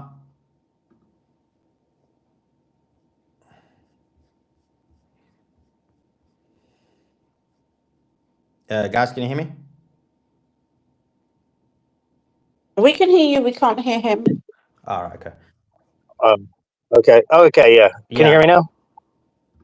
Yeah. So I got a phone call, unfortunately, but so from the Lebanon standpoint, yeah, I think that they're going to say, "Oh no, that was never a part of the deal." Even though they're saying it was, they're just going to wriggle out and make some part. They're going to keep making the deal less sweet, or some false flag's going to pop off, or Israel's going to create a false flag. They're going to bomb something and say it was Iran, and then they're going to say we tried peace. But they don't want to do it too soon because I think they're retooling. So they're probably going to wait a little while, take a little breather.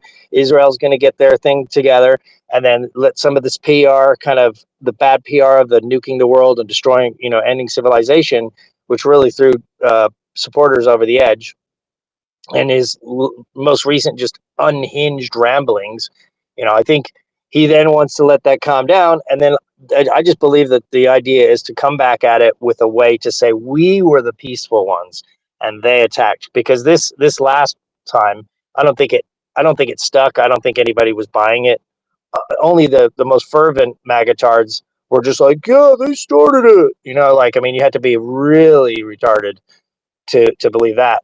But now I think if they do say, well, Trump was trying for peace and he was doing this, I think that they would possibly at this point in the game start buying into, oh, it was Iran and they didn't want the peace and they wouldn't accept the deal and they're being unreasonable.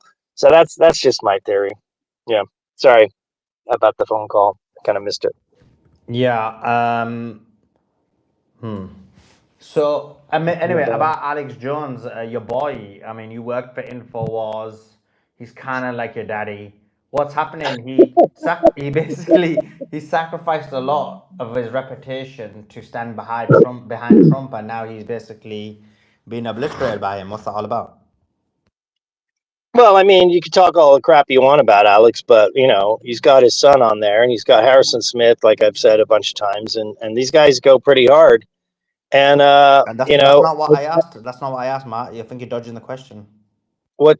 So, what are you saying? Why is Trump throwing him under the bus, or why is Yeah, Alex? yeah. I'm saying like this guy was so loyal to Trump to the point where it impacted his credibility, and now Trump's basically taking him out. Why did Trump do what he did? Sorry, That's what you're asking me. I'm asking that. What's your thoughts on the fact that Trump basically stabbed him in the back? Oh, it's just more insanity. Just fucking just another betrayal. It's just horrific at this point.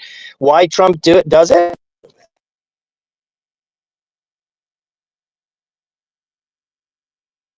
You what? He's People are trying to say he's crazy and he needs to be impeached, including myself. And so when Trump hears that and he's losing the PR war, of course he's going to do what Trump does. And he's a loser. You know, Alex Jones, loser, failed. You know, people think that they're like part of this team or club. I don't really buy that. I don't work for them. I've done stuff with them. I've never got paid by them. But you know, I know all the people at the studio and stuff. I'm definitely friendly with them. But I don't believe that they're coordinating behind the scenes. I do believe that you know, Alex Jones took a long time to come around on the Israel thing, but I mean, he literally is pretty much going there at this point in the game, and all his other hosts are going there. You know, so I don't think there's some coordinated plan with him and Trump. I think yeah,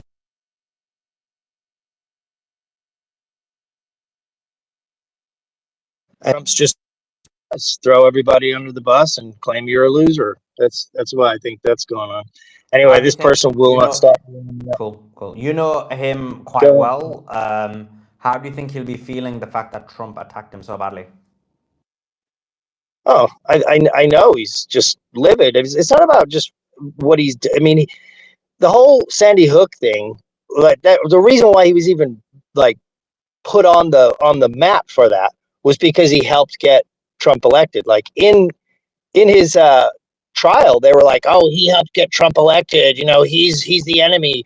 Basically, nobody ever mentioned Alex Jones and Sandy Hook until like 3 days after Trump got elected, and the analysts were saying that Alex Jones getting behind Trump was a huge push that actually got him into the populist zeitgeist. And so, and Alex Jones has been pushing for him. Like Owen Schroyer got a fucking pardon from him, but they also went to jail because of J6. You know, him and a lot of people did. So when they got pardoned by that, they're like, "Oh my God, he's at least doing what he said he was going to do." It started looking like he was going down the right road. Epstein ship pops off. Now all of a sudden he's just, I just see him spiraling. Like I'm, to be honest, I'm a little concerned. I'm like worried. I'm worried for myself. I'm worried for Patriots. I mean, at this point, I just don't know. He seems like he's pretty much capable of doing anything.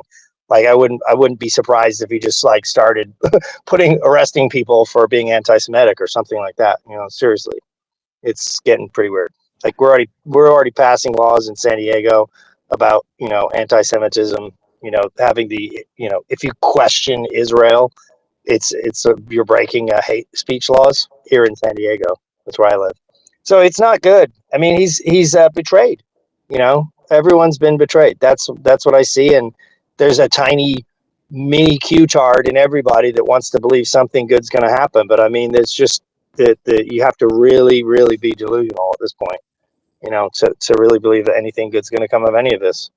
And I just think is ruining our reputation as Americans, ruining our reputation as Trump voters, ruining global economy, and not having any great effect either. It's like we talked about the AI before. It's like, I mean, our roads, our infrastructure is completely collapsed, and it's just like all we do is just spend money on war and war machines and all this. And it's like if it turns out that all these war machines aren't Okay, even breaking useful. news. 1 second, we'll come to you in a second. Oh, breaking news. Huge breaking news. Huge breaking news. We're hearing there's multiple explosions in West Tehran. Multiple explosions in West Tehran. This has been confirmed by a number of Austin accounts as well. The question mark becomes: ceasefire over? Was this Israel? Was this the United States of America? For several explosions in West Tehran. Ceasefire, is it over? We're just hearing right now several explosions in West Tehran. It seems like the ceasefire is over with Iran. Who is it? Was it Iran? Was it Israel? Was it the United States of America? What is going on? What day is it today? Thursday. Today is Thursday, right? Today is Thursday. The the conversations about the ceasefire was meant to happen on what you call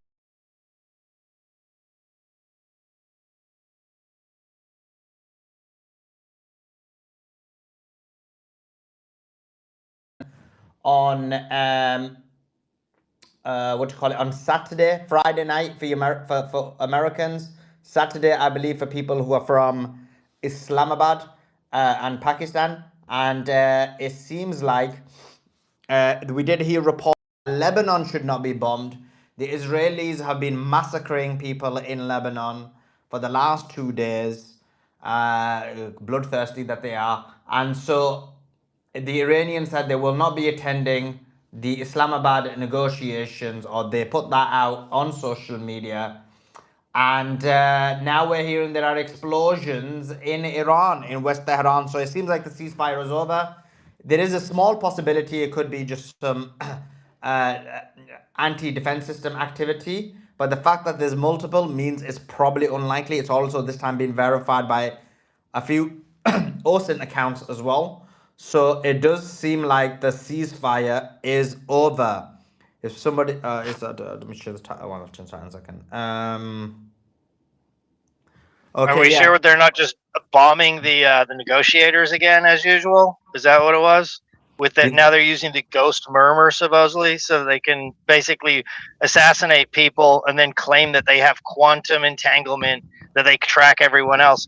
When really what it is somebody in their circle narcs them out, and now they can pretend that we just are omnipotent and can go around and basically nuke anybody independently using quantum physics to track them. But I mean, I don't know. Are the negotiators alive? Do we even know that? We don't know anything about that. We don't know whether they're live or not. We know the negotiators were meant to go to Islamabad, and then we heard that they were no longer going. So this is big news. I can't highlight how big this is. We are seeing possibly the end of the ceasefire, as much as of a ceasefire it was. But it does seem like there is a possibility that this is the end of the ceasefire. Joa, if this is right, what's your thoughts? Well, I want to see who it's from, right? Before I can have any thoughts. True, because if it's from Israel, you're gonna say, okay, they did it on purpose. If it's from the United States of America, then it's a different story. But I guess the question is Israel. How can they even? The chat is saying it's UAE, but they mean is East Israel. But the what? I mean, look, there is a chance that Israel could launch an attack on their own, although logistically it's very difficult. And I've been saying this a lot, and I did see an interview with Joe Kent, a clip, and he actually said the exact same thing, that logistically they're not able to maintain It's Oh, well, it's not hard to attack them, but it's hard to maintain for long periods of time. exactly. because of the refueling. So you can get off one Mm-hmm. attack or something or two, but yeah, in terms of maintaining, it'll be very difficult. So I guess it is still possible it is Israel, although they probably need some help from someone. Um, Simon, what's your thoughts? What's your thoughts on this?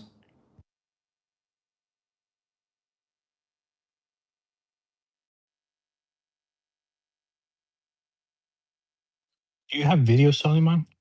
No videos. It's just been confirmed by actually Zayo OSINT accounts as well and non-Zayo OSINT accounts.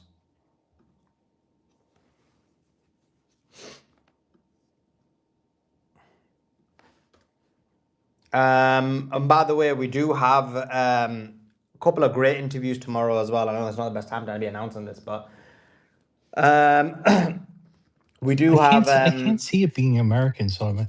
Think of the PR, right? If America went in right now and just started attacking, it's I don't know. I really hope it's not the U.S. But Explain can what you mean Israel about the PR. attack without America's support? Can they do it logistically? They can. They just can't stay for hours with air superiority. They did it before, remember? When Trump was tweeting them, do not take the bomb.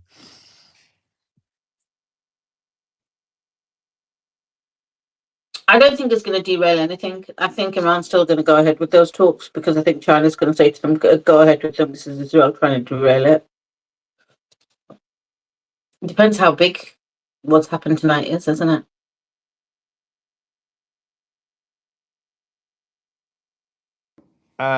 Let's get some people up here. Cyrus, is there anything you want to add on that? Man, you guys covered a lot. I think the big issue is that this is a cataclysmic shift in power structure in the Gulf, and America is not really seceding power. It's we have to share power. It's the pass. It's not the passing of the guard. It's sharing it, and it's so unprecedented. I just don't see how this would continue and like not shake up like the quote unquote deep state to the core. It's such a big deal. It is such a like public humiliation via an unjustified and uncalled for war. So it's almost too good to be true. Even if Israel stops attacking or tones it down, I just think there's so many voices in the deep state that are trying to sabotage this. Like that's my only thing that doesn't like compute. That is just so unprecedented. We have no frame of reference on how this is going to shake out.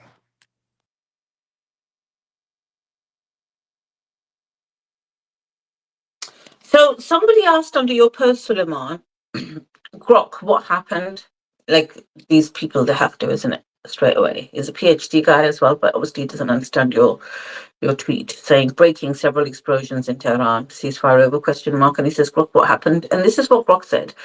Grok said reports of multiple explosions in northern and western Tehran over the past hour, including in areas like Tehran Pars.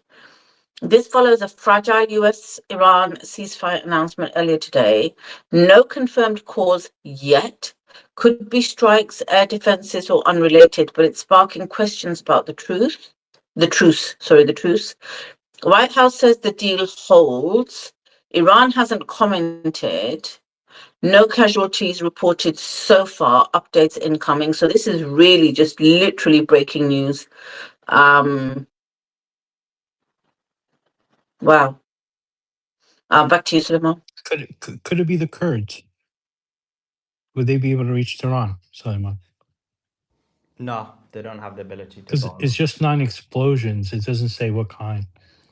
Yeah, it's highly unlikely the Kurds would be able to carry out multiple, because what they'd have to do is they'd have to be within Iran, and they're not even located throughout Iran in the sense of in a network perspective. So they'd have to be in like so many different locations and coordinated. So the chances of it happening are extremely, extremely unlikely. This is when you look at the multiple locations it's here spread out across Iran. It's likely from the air. And it's likely, I mean, I just can't see how US couldn't be involved in it, but let's see, it could be just be Israel. We'll have to wait and see, but yeah. It'd be really far fetched if it was the UAE, but at the same East time, we don't Israel, know, bro. right? Can you get your terminology right, please? Sorry, Eastern Israel? East Israel, yeah. East Israel, right, okay. Yeah, it could be East Israel. Oh my God, Joe, were you in on it? It could be Mossad, dude. It's still there. That's possible, No? but again, the level of coordination you would need for that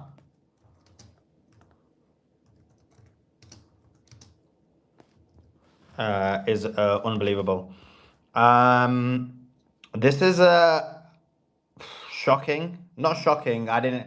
To be honest, like totally transparent, I was thinking I'm gonna end the space a bit early today because there's probably nothing gonna be happening. So I'm a bit shocked that this bombing occurred today. To be honest, Uncommon, thanks for joining us. Hope you're doing well.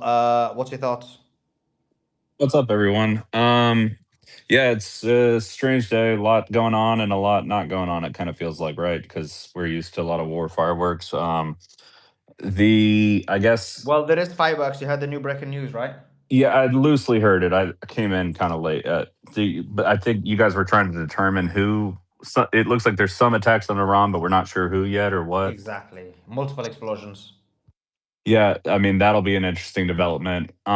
There's been some other developments throughout the day that have obviously the Melania thing about Epstein is out of the blue, and people are reading into that. Obviously, Trump going hard after Tucker, Candace, and basically everybody that's been criticizing him for the war.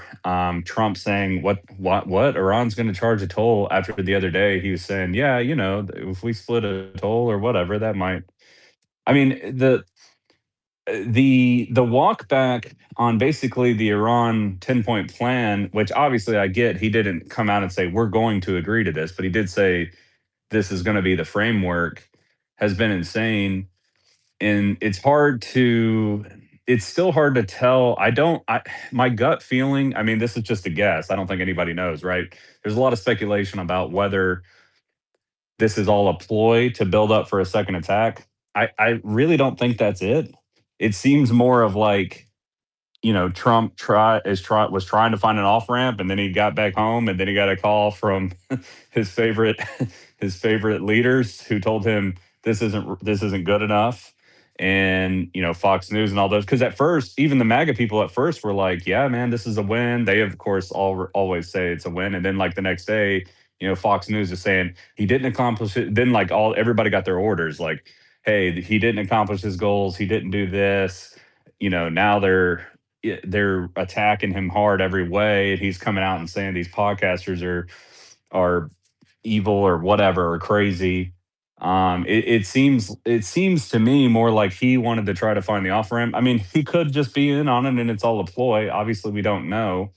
Another thing that's interesting, I saw Soleiman somewhat reported on it, I believe, or on potentially more troop movements into the area. And Andrew, you might be able to speak to this, but this is something that I've listened to a couple different people that I think everybody kind of who's been mostly correct as the conflict has gone as to whether people are looking for an off ramp or if they think the war is going to escalate. McGregor says he thinks it's going to go back into escalation. Larry Johnson says he thinks it's going to go back into escalation. Scott Ritter seemed to think it's going to try to find an off ramp. But just on that one, and I agree with you, and I want you to continue. But remember, that's been Scott's position throughout. If you remember my interview with Scott, and we've got him on tomorrow actually at 3 o'clock, so I will ask him.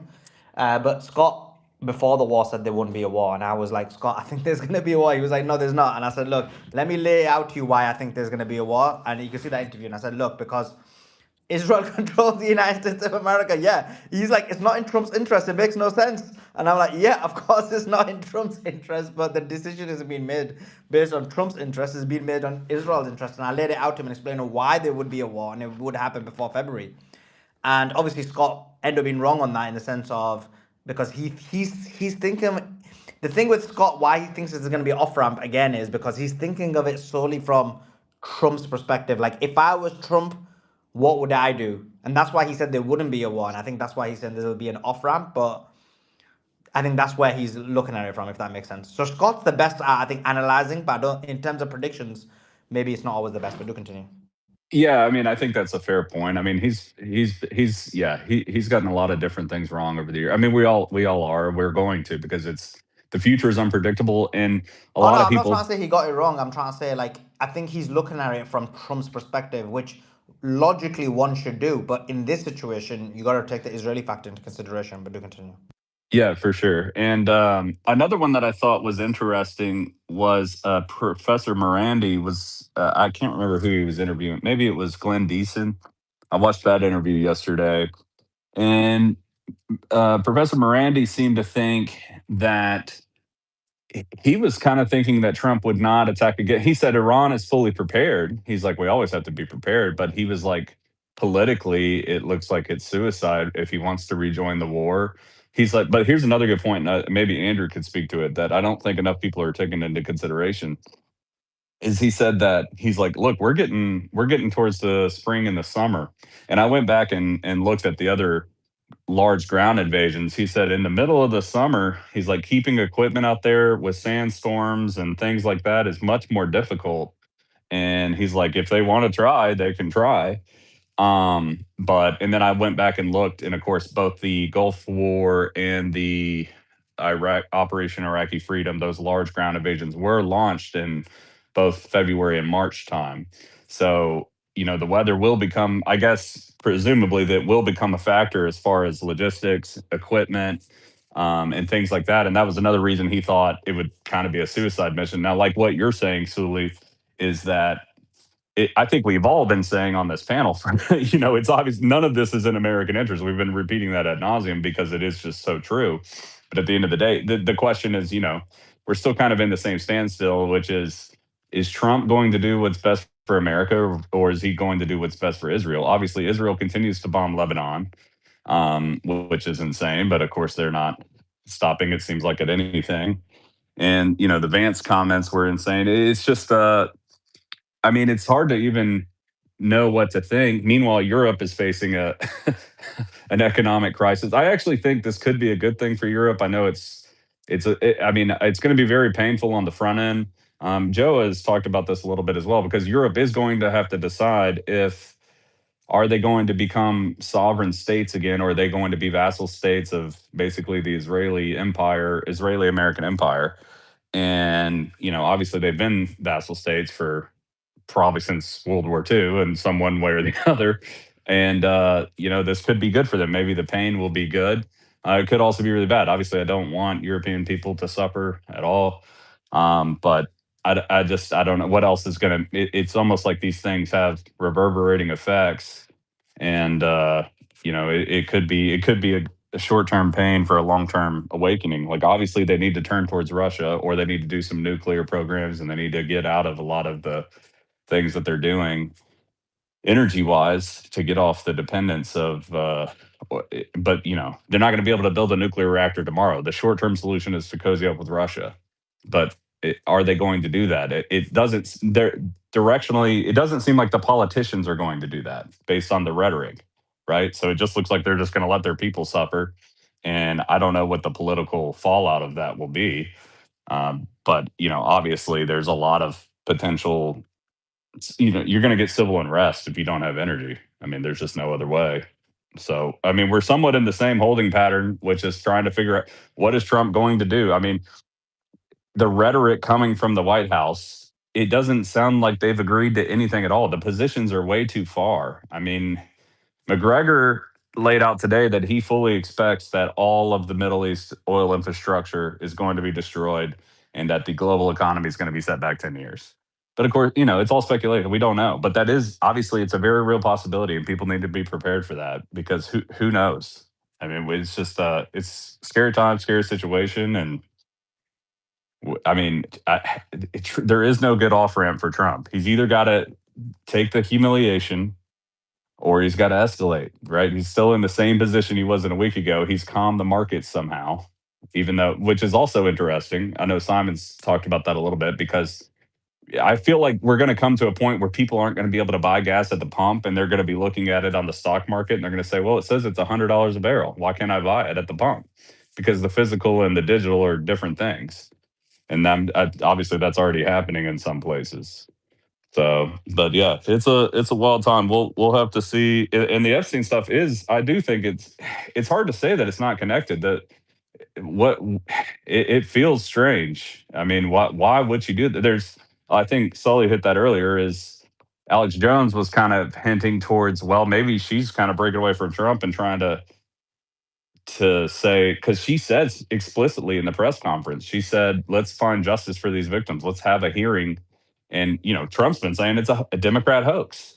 So which is it? So is he, and he apparently didn't know about it. So what does that mean? Does that mean she's breaking with him, or other people are reporting she's trying to get in front of a damaging story that's coming out? So it's just it's so hard because we're lied to so incessantly. It's hard to even tell what's what. In the CBS reporting, there was CBS reporting today saying Trump did agree to everything that Iran had basically laid out, and Lebanon ceasefire was part of that agreement. And now Trump's just walking it back. And, I'm almost inclined to believe that, because based on the way the story has gone, I don't believe any of the New York Times reporting that everybody was against the war the whole time. And, I think that's all BS, and they're just putting that out to save their political careers. But this idea that Trump was trying to find an off ramp and then got a call the next morning from really, really pissed off Israelis that have something over his head or threatened to shoot him, I think that's very possible. And now, because it's even the rhetoric is there, even for Trump, the rhetoric is getting deranged to where, like, one minute he's saying, yeah, why wouldn't we charge? Why wouldn't Iran charge a toll? The next minute he's acting like he's never even, he's like, what, why would they do that? And he's saying the strait is open. We can all see it's not open. It's just bizarro world.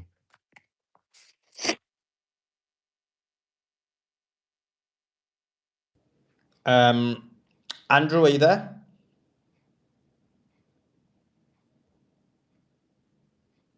Sir, yep, here.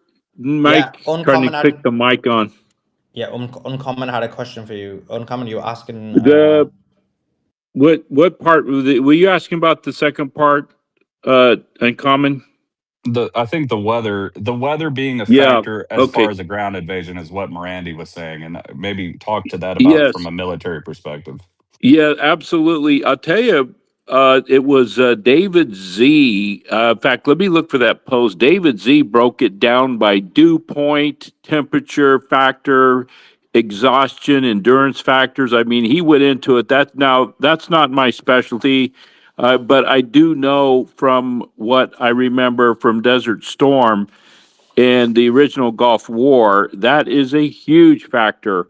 Also, I had at length very long conversations with both of my sons when both of them were deployed. And the one I lost, especially his second tour, he had two tours in Iraq, one tour in Afghanistan. And let me tell you, these guys were our tip of the spear, extremely well trained. He was with Second Ranger Battalion, 75th Regiment, and his physical ability was insane. I'm talking top level physical conditioning, and it wasted him, man. They were like hurting. People don't realize that our troop would be carrying like 100 pounds, 50 kilos, 100 pounds on their back, battle geared up, okay? And the heat, with the heat index plus the dew point, get into all those factors. It is a very major big deal. And March, April, we get into April, which we're there now, but we get into May, huge factor. Huge factor. Weather is now definitely on Iran's side. Yeah, so definitely. And I can look for that if you want, but I think David Z had that post. He posted it earlier today. Yeah, and I was actually a little surprised that, I guess maybe not surprised, but even like you said, Scott Ritter's looking at it logically. It seems like Professor Morandi's looking at it a little logically too. And I mean, at the end of the day, they know the stranglehold, but he's thinking. It seemed like more of what he was talking about yesterday, that he does see the political fallout. It almost seems like he was indicating that he definitely doesn't think that Iran's, or that America's going to be able to go back in or restart the war, because it's effectively it's political suicide and it's mission suicide. But I mean, we all know that Tactic. Yep. he still might do it. I mean, I don't know. I mean, the Yeah, whole it war has would been be. political suicide. Before I said it wouldn't happen. Now I'm saying 150%. And if I'm wrong, I will. I'll stand out on Main Street, and take my clothes off. I mean, it's not going to happen. It's even if, let's say, if Maniac, this insane maniac, and with his little corporal Hegseth, attack. the you think we had a fallout with those last generals that resigned? No, it'll be horrific. It'll be monumental. The conversations I'm having with retired military, I'm talking retired 25 and 30-year career professionals. One I was just talking to again recently, and he won't come on the space. I mean, I understand that some people feel uncomfortable. He's like, it's like, don't even go there. It's beyond insane. I don't even have words at this point. Honestly, I don't. I wish I even had the vocabulary to say it's what's going to happen is all of that will be used as saber rattling and is a threat, a feint, military feint, just to say we're going to kick your ass. And it's like some stupid bully walking out there knowing he can't do squat. He just had his ass kicked. America lost, past tense. The war's over. It's done. So for us to come back, it's not only bringing Russia's laughing. I mean, when I say Russia's laughing, we saw, by the way, awesome interview, Sully. The Russians are laughing hysterically. They're going, yeah, come on, America. We want to see you go to your final knees again. The Chinese are laughing. The Iranians are going, please come and attack.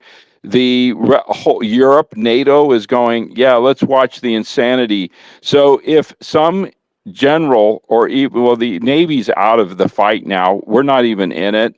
And our submarines have to disengage and go way out into the deep water to fight our fight unless we're going to use ICBM launches. Our submarines are waiting for a 24/7 nuclear total complete end of the world stuff, but we're not going there. So basically, it's just one paper tiger. It's one, the empire has changed. Simon eloquently laid out how the end of the British Empire, and I really believe that really did happen at the Suez Canal. Well, I think from now on in history will mark the cornerstone and actually the watershed moment of American hegemony ended at the Persian Gulf. But what's really sick and twisted, in the late 90s and early 2000s, I was still very connected with the Navy. And I was talking personally to admirals, and a very close friend of mine, he passed away, a 4-star general. He was NATO Supreme Allied Commander, General Robert Kingston. And we would talk, and I mean, we would sit down and talk for a length. And I was in his library and read his books. There was 2 books written about him. And we knew without a doubt that we had this big threat. We got the big stick. We're going to control. We got the Persian Gulf. We're going to kick some ass. And I listened to this, and I'm sorry, I have no respect for the man. I'm not going to mention his name. He was the CENTCOM commander. He wanted to go kick some ass in 2019, and thank God the Pentagon, the JCS, told CENTCOM, no, stand down, Billy, stand down. You're not going to go kick ass at Iran, because they knew we would get our ass kicked. So here we go. We had to find out. Yeah, well, FO, and what's so ironic, Hegseth said in his little corporal complete humiliation ritual in Quantico, Virginia, Hegseth said, well, go ahead and FO, if you FO, you F around, you're going to find out. Well, yeah, we found out all right. So I'll just land it here by saying it won't happen. It's a big threat.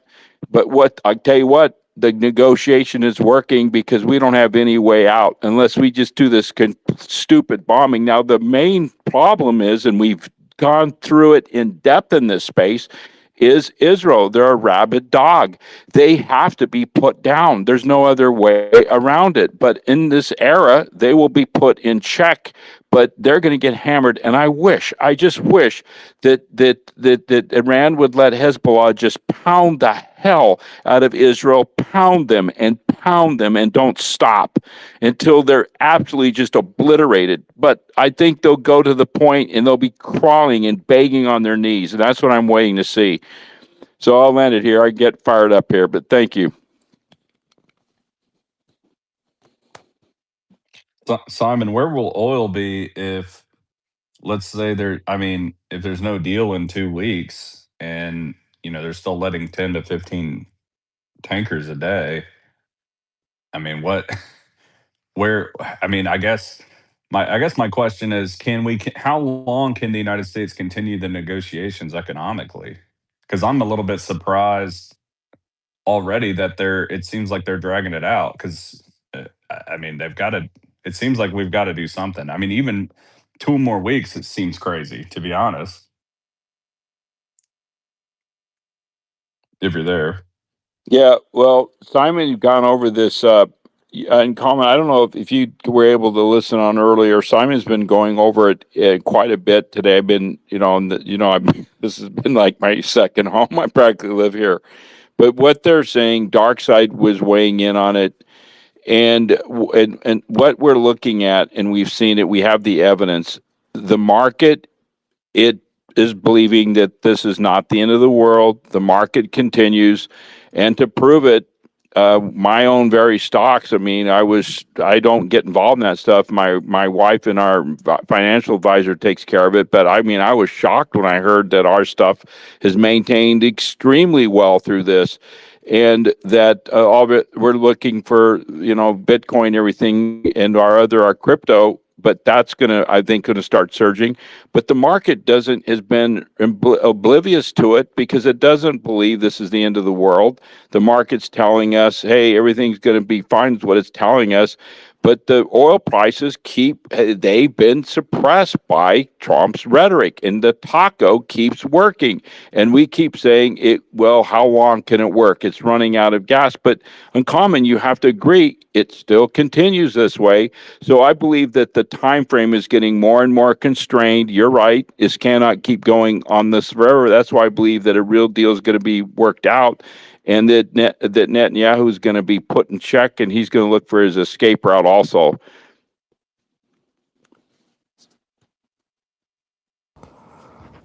Cool. Some breaking news. The breaking news is that the American delegation apparently have arrived in Islamabad, but there's no signs of the Iranian delegation, who said that they will not be attending the talks due to the Americans and the Israelis breaking the ceasefire. So that's the latest news on that. Cyrus, you had a hand up. Do you want to add anything? Yeah, just a couple of closing points on Andrew's topic. Trump is a legacy man. His legacy is so important to him. So I think his megalomania for the first time is going to actually play in our favor. He does not want any major casualties on his report card. He does not want a global recession on his report card. So I think he really pushed it as far as he can with the bellicose rhetoric and this apocalyptic talk. And I think he pushed the global economy to the absolute precipice. I mean, we are teetering. So if he re-engages in this war and we're just 1 millimeter from spiraling, right, where it's out of control. And I think all his advisors, we have some very smart people in our government, and their moral arrow points north, so they're have moral grounds, and they're very astute and competent. And I'm sure there's many people in his ear telling him exactly what the outcome is. There's people wargaming the situation on the military end. There's economists in his ear. He knows exactly what's looming in front of him. He must make a deal. The only outlier is the rabid Israelis who truly have rabies, and they're completely unpredictable, irrational. And I think that the U.S. is probably in this meeting is going to give Iran essentially a red herring of what to expect from the Israelis, and asking Iranians for a lot of restraint to be like, hey, let's. We're not going to really predict them the next 2-3 weeks. Bite the bullet with us. And I think there's those kind of conversations are going to be happening. That the U.S. will essentially divulge that, hey, Israel is not on their leash, and they're just kind of running around the neighborhood biting people. So I think the Iranians will show restraint. I think as long as it's not blatant, and the U.S. publicly chastises Israel for these flagrant violations of the ceasefire and of basic human rights, and the basics of not committing war crimes. They're doing everything in plain day sight. So I think as long as the U.S. maintains a very vocal posture on Israel, and to chastise them and to try to rein them in publicly, I think that will satiate the Iranians, because a lot of this is about saving face. And the Iranians need to believe that there is a change in position. There's a shift in policy where Israel does not get free reign anymore. I think if the administration of Trump can relay that to the Iranians, I think they can buy some time, and and have Iranians kind of not take it so hard these next couple weeks until there's more clarity.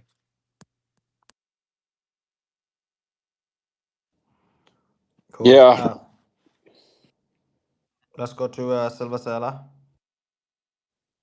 Konnichiwa. Sorry, man. Thank you for the microphone. Simon, Beatrix, brother, Andrew, the veterans. I'm going to do my thing real quick and I'll be right out. Here we go. Welcome to today's segment of Anti-War Veteran Minute with Silver Sailor. I'm going to read a quote from John F. Kennedy. Those who make peaceful revolution impossible will make violent revolution inevitable. Thank you. Silver Sailor out. Cool.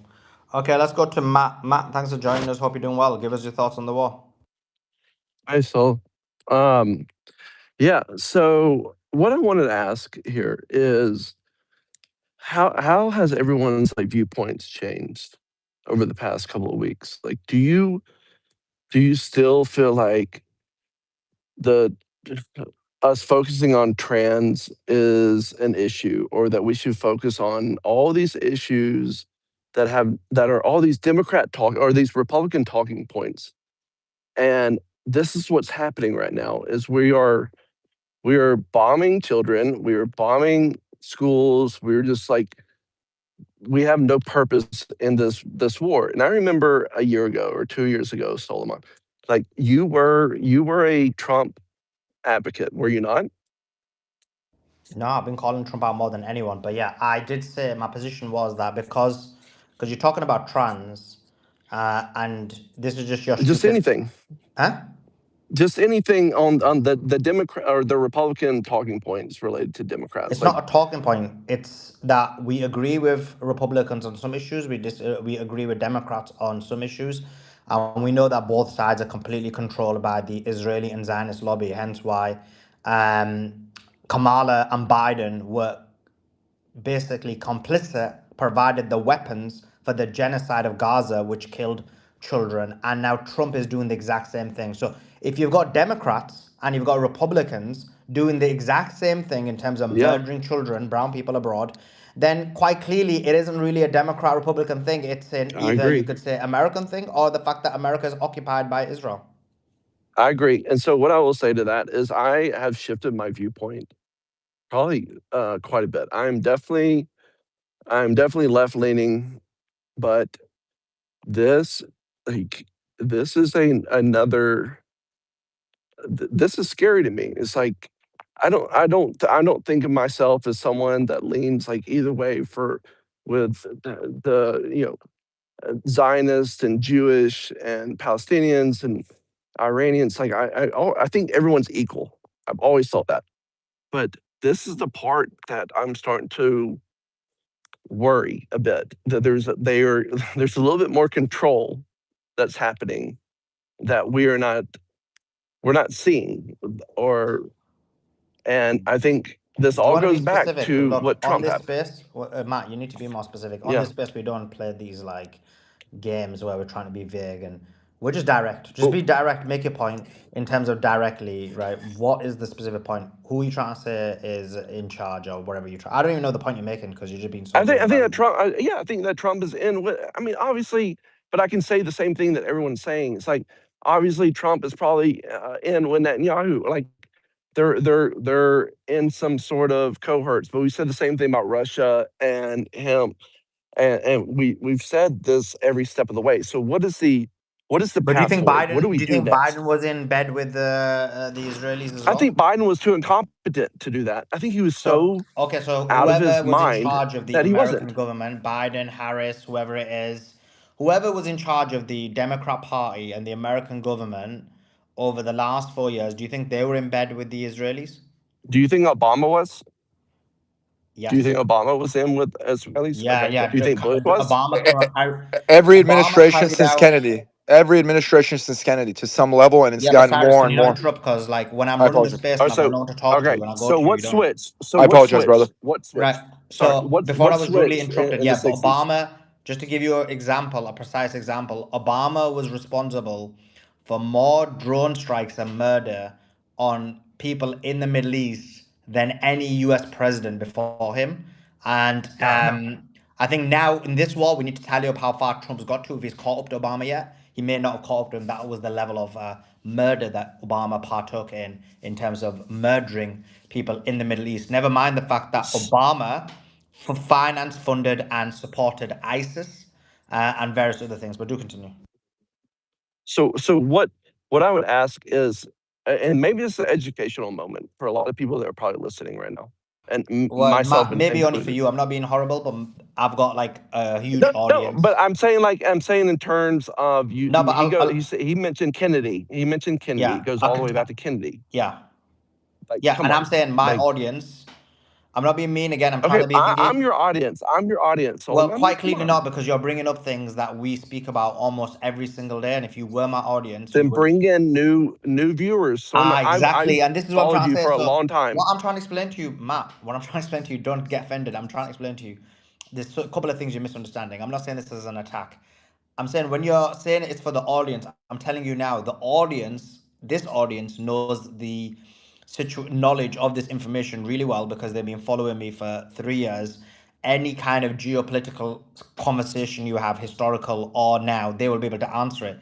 But that's not a problem. I don't mind engaging this conversation with you again because, as you said, there may be one or two people who you have this conversation with, who whose mind you may change, who you may wake up. This is what we've done over the last 3 years. We worked so many people up. So I'm saying, even if This it's not it's for the not true audience, right I now, don't mind Solomon. engaging in There's this. so many I more. don't mind engaging this conversation with There's you. Go ahead. there's so many more right now that are I would have never I would never even like considered thinking in this direction is what I'm saying. And it's starting to pop into my head. And I promise you, more and more people are thinking that. So what I would say is like take a bit more of an educational viewpoint of like we see what's happening right now. We see the murders that are happening, the innocent people that are being killed. I don't care if they're killing generals. I don't care if they're. I Okay, mean, Matt, war is again, war. you're doing that thing called vagueness, and it's a bit like, look, let's be direct. And I think you're kind of, I don't know if you're doing it on purpose or not, so let me ask you some direct questions because I feel like you're being a bit. I do not do anything on part. Yeah, no, Yeah, I'm yeah. So doing I think this. Like, I'm that's why I being said me. let me I'm ask being you me. some. Well, that's why I said let me ask you some direct questions. So, do you accept that Biden's administration was in bed with the Israelis? You didn't answer that question. Go ahead. Yeah, 100%. But I Okay, don't think Biden was aware of it. To be that's honest, I fine. You think it think was he was his seen out? I administration. mean, that's your choice, so no problem. But the point is, Yeah, yeah, I mean, that makes it worse. That actually shows that he'd be even more in bed. That if Biden's not really the president and whoever is in charge I don't think is. Trump's the president either. I Good don't think point. Trump is the We're in president agreement. We're in in a lot of agreement ways. here. It's the Zionists who control the United States of America. So our position is that Israel and Zionists are taking America down a very dark. Our position. I'll say my position because actually we have diverse opinions on this panel. So my position is that they're taking America down a very dark path. It is very extreme. It's very pro-war. It's began since, as Sarah said, I mean, with America, it began a very long time ago. There was kind of a little stumbling block on the road when it came to JFK for a period within his administration, and then they got it back on track with LBJ afterwards. But the point here is that when it comes to this foreign nation, and I know you say you're from the left wing, we don't like when it comes to culture issues. What, like, okay, you said about trans, like, okay, you have an opinion on trans, that's your opinion. I stand with the trans community as well. Trans over feminists all day long. Everybody knows I don't like the chicks. In my chat, I literally tell them, get out of my chat. They don't get out. But that being said, coming back to the conversation, look, these culture issues, yeah, left wing have their culture issues, the right wing have their culture issues. Me personally, I've got my own viewpoint on these culture issues, but that is kind of broadly, in a way, secondary to the greater issue is the murder of human beings at mass scale and the stealing of people's land. And what we witnessed over these last few years has been horrors unbetold. So I guess my question to you, Matt, is what is your thoughts about, and you kind of alluded to it, you said you're moving more towards it, but what's your thoughts on this Israeli Jewish Zionist grip and Zionist grip on the United States of America? Well, I mean, you can see it in how the relationship is. You can see it with Jared Kushner and everyone over there. But like, this is one of those things that's like, if you're not on the inside and you don't know, but also I hate it. Like, I'm a liberal. I'm a Democrat. I grew up a Republican. I'm, as you can probably hear from my accent, I'm from Alabama. I am very much a Southerner. I grew up around, Bible thumping Christians my entire life, and everyone that I ever grew up with, they still are just MAGA, MAGA, MAGA, even to this point. But Matt, like again, you're And going back but to that whole point again because let me be clear on this. I don't care if you're left or right. I've got people, yeah, I'm interviewing people regularly for this space. We run this space 14, 15 hours. I do about 3, 4 hours of interviews, which are streamed into this space.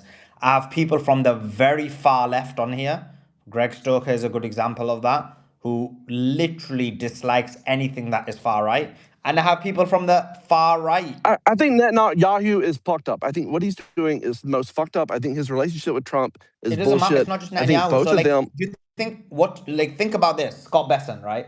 Scott Besson is someone who's part of the Trump administration, somebody who helped destroy the Iranian currency. But Scott Besson also did the same thing to George Soros, for George Soros. So this is an example where it's not really left or right. This is what you need to understand. So you mentioned about Netanyahu. Yeah, Netanyahu is an evil guy. There's no doubt about it. But Netanyahu is just and it's not just you actually. This I'm saying to everyone really, because a lot of people do end up blaming Netanyahu. They do end up saying, "Oh, guess what? He's doing it for his trial." No, he's not. This is Netanyahu carrying out the actions of his actual state. The basically the Zionists, the Jewish Zionists in his state, which is the overwhelming majority of his population. He is enacting their orders to the public.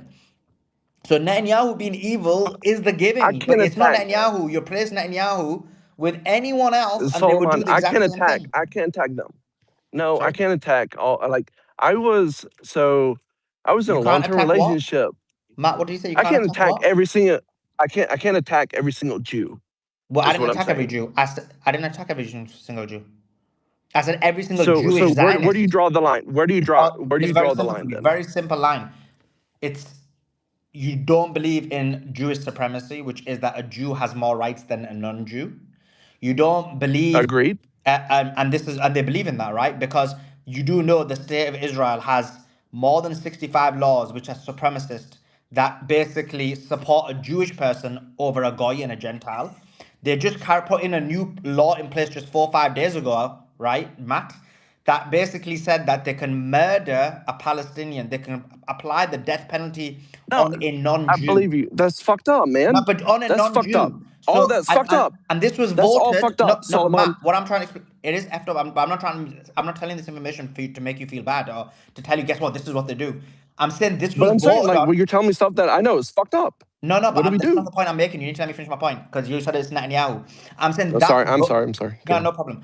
It's late in the night, so it's no problem. That thing was voted on overwhelmingly by the Knesset. So this isn't just Netanyahu; it's the entire government. It's largely the whole population. And what I mean by that is, it's not the whole population, but when 60 some percent or 70% actually of Jewish Zionists in Israel, it's almost over 80% supported the genocide in Gaza.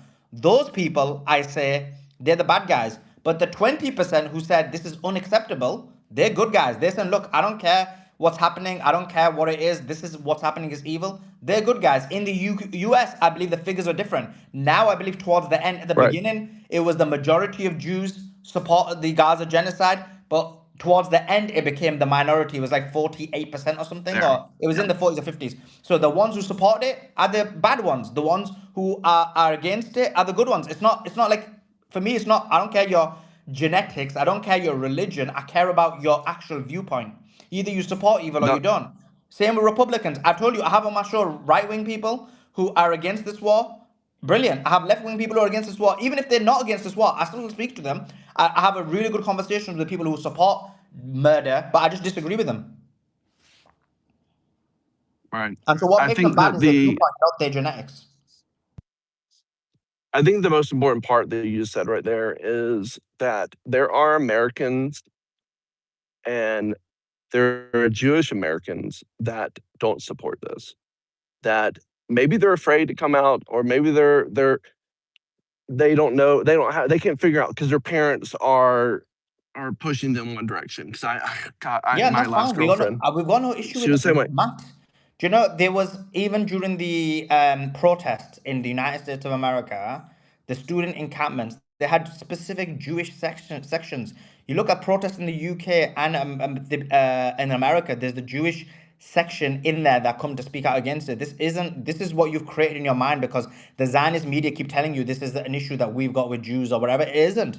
It's specifically against those people who support it. Pete Hegseth is a Christian Zionist. He supports it. The Arab Gulf states, I've called them out more than anyone else. I'm actually banned from a number of those countries and Israel for calling them out. They're all Zionists. But the point being, there is a problem, a systemic issue that the majority of Jews in Israel do support this. And the majority did support this in America, but now it is about 48 to 50%. It's almost in the middle. So those And the people are majority of people problematic. supported Trump, and the Sorry? majority of people supported Trump. They did, So yeah. what I would say is the majority of people supported Trump when he first got elected, and that has continually to decline because more information, more transparency about who this evil Well, do you think person so? Do you think is coming out. did he get more of a percentage of a vote this time or the first time? No, but he got more percentage of a vote that time because it Yeah. wasn't during COVID. But it's also in terms No, of no. I'm when we're saying more thinking of a like, percentage, not in terms of numbers. He got more of a oh, percentage of it. percentage, Yeah. He got more of a sure, and percentage of the vote percentage this because he time. made it But do harder you for know people to why he got vote. more of a Like he made it. percentage in the vote? No, but Matt, do you know why he got more of a percentage of a vote this time? It was because of a range of things, and this is what you're not understanding. When people voted for Trump, different people voted for Trump for different reasons. For example, Joe is the guy who's on the space is probably one of the biggest Trump haters there is. But he ended up voting for Trump I know him. solely. Sorry? Yeah, he voted for. Sorry, I was just saying. Sorry, I know. Yeah, Yeah, he voted for Trump solely based on Bitcoin. A lot of people voted for Trump because Biden and Harris supported the murder of Palestinians, and hundreds of thousands of them got murdered in front of our eyes. Millions of them got injured. Millions of them got displaced. We saw that with our own eyes in 4K. So some of them voted for Trump thinking we want to punish these guys so they learn. Others voted for Trump thinking or hoping, just a dot of hope that maybe Trump might change things. He obviously did, and he did something worse, or if not equally. No, I don't know if it's worse, but it's as bad. who would So you rather have, Biden or Trump right now, Solomon? Tell me. they're both the same. No, pick one. Like if we were stuck, which one? It'd be the same. It'd be the same decision. Yeah, I think a lot of It'd be people come out. exactly the same. We would still be in the war with Iran. Actually, it's probably maybe Biden would be worse because actually, let me tell you why. Funny enough, now you asked the question. I haven't thought this through, but you asked me the question. They would all carry out the exact same actions, but the difference with the Republican Party is actually the Republican Party has almost become split down the middle. A large part of them have been speaking out against the war. Candace Owens, Tucker Carlson, even someone who I've attacked more than anyone, Alex Jones. Who else did she attack today? Megan Kelly, someone else I attacked more than a lot. All four of them, many others on the right have all come out against this war, and there is a split. When it comes to the Democrats, though, the problem is because many of them are Democrat shills, you have less of that kind of situation happening. So if you were to look at it from a percentage perspective, maybe more Democrats would be still supporting this. So I mean, I don't know, and I think they would do it based on saying, "Oh, women's rights" or something, because they would run some kind of propaganda to get them on their side. Oh, women are oppressed. We need to do this. We need to save the women, and Democrats are like, "Oh yeah, it's all about the women. Let's save them." So actually, now you said it, it might have been worse with Biden. You should All right, also then point who out should be in office right now? Who should be in office right now? I you just should told also you it might have been worse with Biden. I just answered your question. Oh, No, who I'm should be saying in no, no. office? I'm saying I'm not. Oh, I'm moving them. I'm not saying them. I'm okay, saying like I'll answer in the like question. who Like would I be think the Thomas Massey perfect would have been person? against it. Thomas Massey.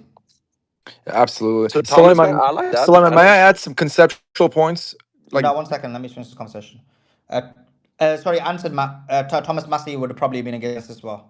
No, I think Thomas Massey would have been. Believe me, I disagree with 90% of who he is. Who? But also, I know he's Thomas Massey, Oh, okay, right? okay. Yeah, of That's who course. you're referring to. I disagree. Not 90%. I would say like probably 60%. But I think that he's one of the very few people that have stood up to the establishment. He stood up to Trump. He stood up to those in power. He's not afraid. He lives in a freaking, like a van or a motorhome, and he's just like he doesn't care, but he cares about like everyone being equal. He cares about prosperity. He cares about equal rights in a sense, kind of. But he also just like so. Yeah, I agree with you on that. I don't think I would vote for him, but I do But agree that that is a good point. I well, think you yeah. wouldn't vote for him Okay, go ahead. because your mind just thinks Democrat, Republican, ours doesn't. And just to give you an example, so we, for example, support Greg Stoker in his election, and he's far left. We support Anthony Aguilar in his election. I think he's kind of like independent. We support Jose Vega in his election. He's left wing. We support All Dan right, how do you feel Bilzerian. about Gavin Newsom? Gavin I'll Newsom, answer. I'll answer that Dan question. Blazarian, really? Yeah, I Dan support Dan. Blazarian, really? Yeah, I God support. damn it! I support Dan Bilzerian over Randy Fine all day long and twice on Tuesday. Oh, It's fuck not both of even. them. But seriously, Dan Yeah. Blazarian, So come who do on. you support? All right, Randy Fine and Dan Bilzerian. neither of them. No, no, but Neither of them. I this is could your care problem, you less. see, I'm because not gonna pick. I'm not gonna yeah, pick a you're not point gonna with pick, either of but them. we will. I will I pick because Randy Fine has been causing and laughing at the dead bodies of Gaza. He's been putting legislation in that demonizes Muslims. He's been one of the most evil, horrific things, and you're like, oh, I can't choose between the two. That kind of shows your no, but I psychology agree that with you're that. such That's a awful. that That's awful. you're Solomon, such a stop, stop, Democrat stop, shill stop. that you can't even think outside the It's not box to think that. Democrats chill. We've had these conversations before. It's I don't not even me being remember a you, Democrat. bro. I I'll be think honest with you. I know you don't, and I honestly unfollow you for that. But Dan Blazarian, he has a very tepid I don't past with even like if women. you unfollow me, made a difference. I've got like Like nearly 900,000 followers, but do continue. I don't even know what that means. It But means like he's not like when you look at your X and it says followers, it gives a number next to it. It means how oh many my followers. God, this is literally like this is Trump 101. This is like who are you? So No, if no, you don't you're the care one who about said my I don't. viewpoint, No, wait one second. why have you Max, had a 20-minute Max, conversation with Max. me? No, because you the one who mentioned about unfollowing. And I'm saying, because I don't really care about following or unfollowing. I've never been bothered about it. I'll follow people. I follow people with like 10 people, 10 followers. I don't really care about followers. You mentioned followers, and when I responded, you're playing the victim. You said I unfollowed you. I don't really care if you followed me or unfollowed me. It makes no difference to me whatsoever. No, I meant you unfollowed me. Or I It doesn't matter. unfollowed I don't you. care about that. Oh, okay, I didn't even It remember that doesn't I matter. followed you. But anyway, do continue. I know you don't. It doesn't matter. But what I was saying is, I don't think any option is a good option. See, this is your problem, you I see, think. and this is why your mind is so messed up because Oh my it is God. a big difference. So it's like saying almost. Let me give you a comparison. It's like saying, who do you prefer, Hitler or I don't know, like Dan Bilzerian? You're like, oh, I can't choose between the two. Oh man, Who do like I it's so prefer? I complicated. prefer It's Dan such a tough Blazarian. decision. Like I don't know, it's kind of tough. Are Like you I've got joking? Hitler on one side, I've got Dan What Bilzerian on a the other. I what don't an know who to choose. awful comparison. What a It's not terrible actually. comparison. How So is it an awful like, are you comparison? joking? Randy You're Fine. comparing Hitler to Dan Blazarian? I'm comparing Hitler to Wait, Randy Fine. you just compared Hitler to Dan I Blazarian. think you're too slow. You're Did you not even not? understand the. You're so slow. You're not even understand the comparison. I compared Hitler to Randy Fine. Do you not get that? Oh, okay. Okay, so you changed it. Okay. No, I So didn't change it. You're just too slow to I would understand. still pick Randy Let me give you a Fine lesson, Matt. Because if you didn't talk as much over and try to Hitler. listen a bit more, you would understand basic concepts. So I'll explain to you how the analogy works because you may be too slow. So I said, do you support Dan Bilzerian or Randy Fine? And you were like, oh, they're both so bad. It's so confusing. Like, I'm hard to your choice. And then I said, okay, let's remove Dan Bilzerian. Let's put Hitler in. And I said, would you support Hitler or Randy Fine? And you were like, oh, you're comparing Hitler to Dan. Randy Fine. Exactly. Like, why is that hard? So you would choose I Randy think Fine you're over Hitler? slow. I think. Well, yeah, of course. Okay. I would pick anyone over Hitler. Really? And why is that? I think if anyone here says that they pick someone else over Hitler, I would love Why to would see you pick them raise Randy their Fine hands over right Hitler? now. Please explain.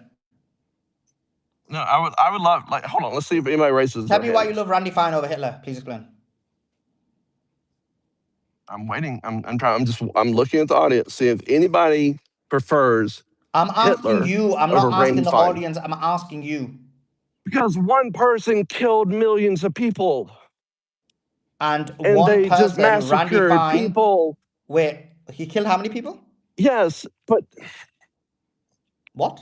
I'm saying Hitler killed millions of people. Okay, and Randy Fine has supported the murder of hundreds of thousands, probably 600,000 Palestinians, millions of them are being displaced and injured. But the problem with you is because you value And that's a awful. And Jewish that's life awful. over Screw him. a because you No, value a I Jewish don't. I life Whoa, don't over a don't put that in non-Jewish your life, mouth. your mind can't Come wait. comprehend on, it. What man. did you say to Suleiman? Matt, what did you say? Screw you. Why do you talk like that? What did I say? You don't Oh, talk because like he's a. that. I didn't even hear him saying it. Thanks for that, Andrew. But anyways, he's retarded. Yeah. That's why What he's a did I say? retarded person. That's why, because he literally just demonstrated what he is. He would support Randy Fine. He says Randy Fine and Dan Bilzerian the same. No, I Where said I Dan wouldn't Bilzerian support and Randy either of these Fine, there's a people. huge Oh, you're difference. just yelling and Dan making noise. Bilzerian has not supported the murder of people. Your boy Randy Fine has. Dan Bilzerian has not supported the genocide of hundreds of thousands of people. Your boy Randy Fine did. Dan I Bilzerian don't give did a not fuck about support Randy Fine. the Stop yelling and displacement of a stop. millions Oh of my Palestinians god. like Randy Fine did. You're not gonna Dan get a Bilzerian political did not office. support the murder of Muslims. Dan Bilzerian did not laugh at school children being murdered. How dare you even say that the same? And the fact that you're able to make a No one differentiation, and said the they're reason the why I made this same. thought experiment with Oh my you, god. but you're too You're slow literally to just understand this. I was trying to demonstrate that actually you could have two this is people that why you you're consider bad, but actually one could be worse and be like, I prefer one person over oh the my other. god. But your mind is so warped and controlled by the Zionists, and you're such a Democrat shill that your mind can't even think outside the box to think that All actually right, the two man. people, one could be exponentially worse than the other, and actually, yeah, one may be better than the other, because if one's worse, one is better. But such is the low IQ level of your understanding, such is the low IQ level of your nature, you're not even able to think like that. How dare you even say that a man who has spent and has caused directly the abuse and murder of so many people is the same as someone like Dan Bilzerian? He's been calling out the genocide in Gaza. So actually one person has been trying to call out the murder of human beings. The other one has been supporting the murder of human beings. But because you're a Democrat shill, you can't even think outside your box. Or because you're a worshipper of Jewish people and you think that because you worship them, they're valued more than the goy, you are thinking that you need to value them over non-goys. This is your problem. Can you not see the difference?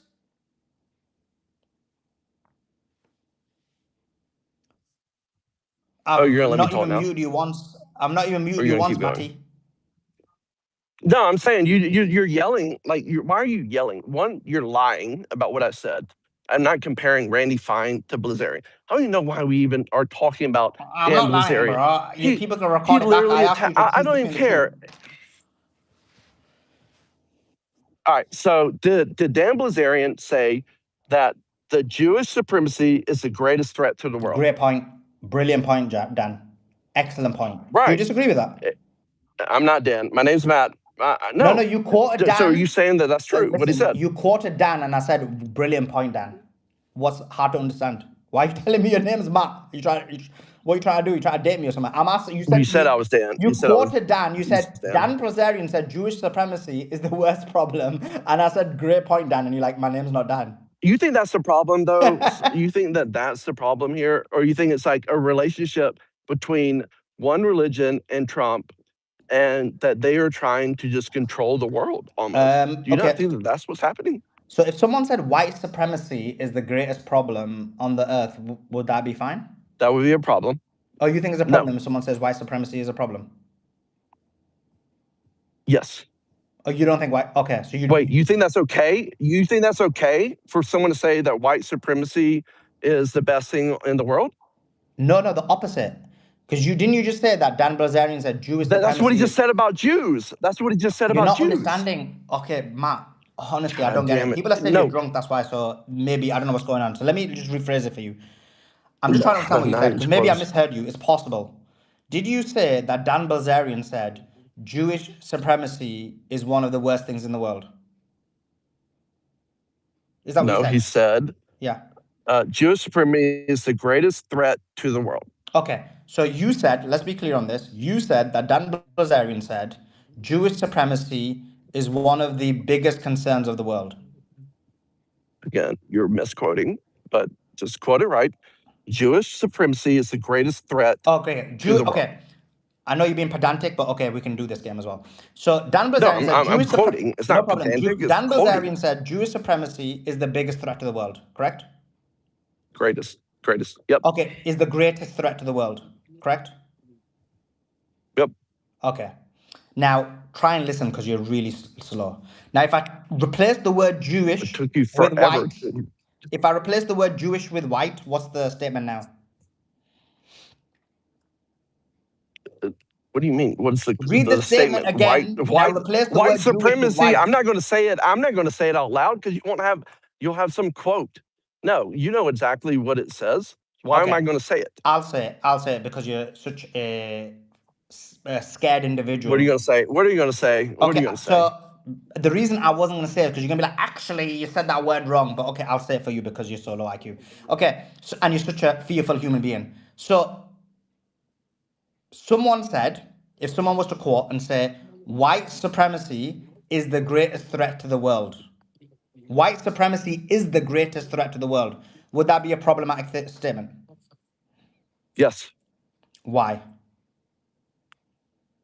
What do you mean? Why? Why would they? Why are you saying that they're not? Are you saying that Jewish people are the greatest threat to the world? Which one is it? Bro, are you... You can't be this slow, bro.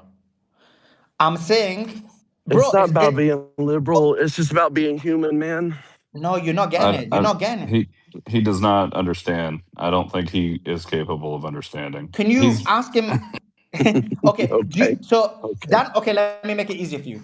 In that statement, Dan Bilzerian is saying Jewish. Okay, let me make it very basic. In that statement, and it's going to be a paraphrase, right? Because I think you were so stuck up on getting the words right, you never even understood the statement of Dan Bilzerian. So if someone said Jewish supremacy, if someone said to you, guess what, Matt? I think white supremacy is bad. Would you agree with that person or not? Yeah. Would Okay, I brilliant. agree Stop with there. Stop him there. Stop saying that talking. white supremacy is Stop bad? Yeah, talking. of Stop course. talking. Stop talking. Okay. So if someone said to you, white supremacy is a problem, but Matt, I think white supremacy is bad, and you be like, you said, yeah, that it is bad, right? So you're comparing the Jews to white No. nationalists?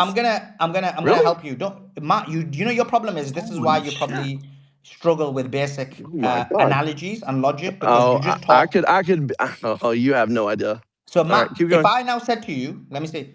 So I said to you, let me just for the audience, I said to you, Matt, I think white supremacy is really bad, and you said, yeah, that's of course it's really bad. Now I'm just going to swap the word white with Jewish. Matt, I think Jewish supremacy is really bad. What's your thoughts on that?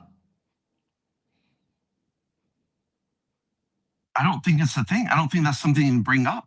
Like So it's okay why to is bring it up Jewish about supremacy white. even something you bring?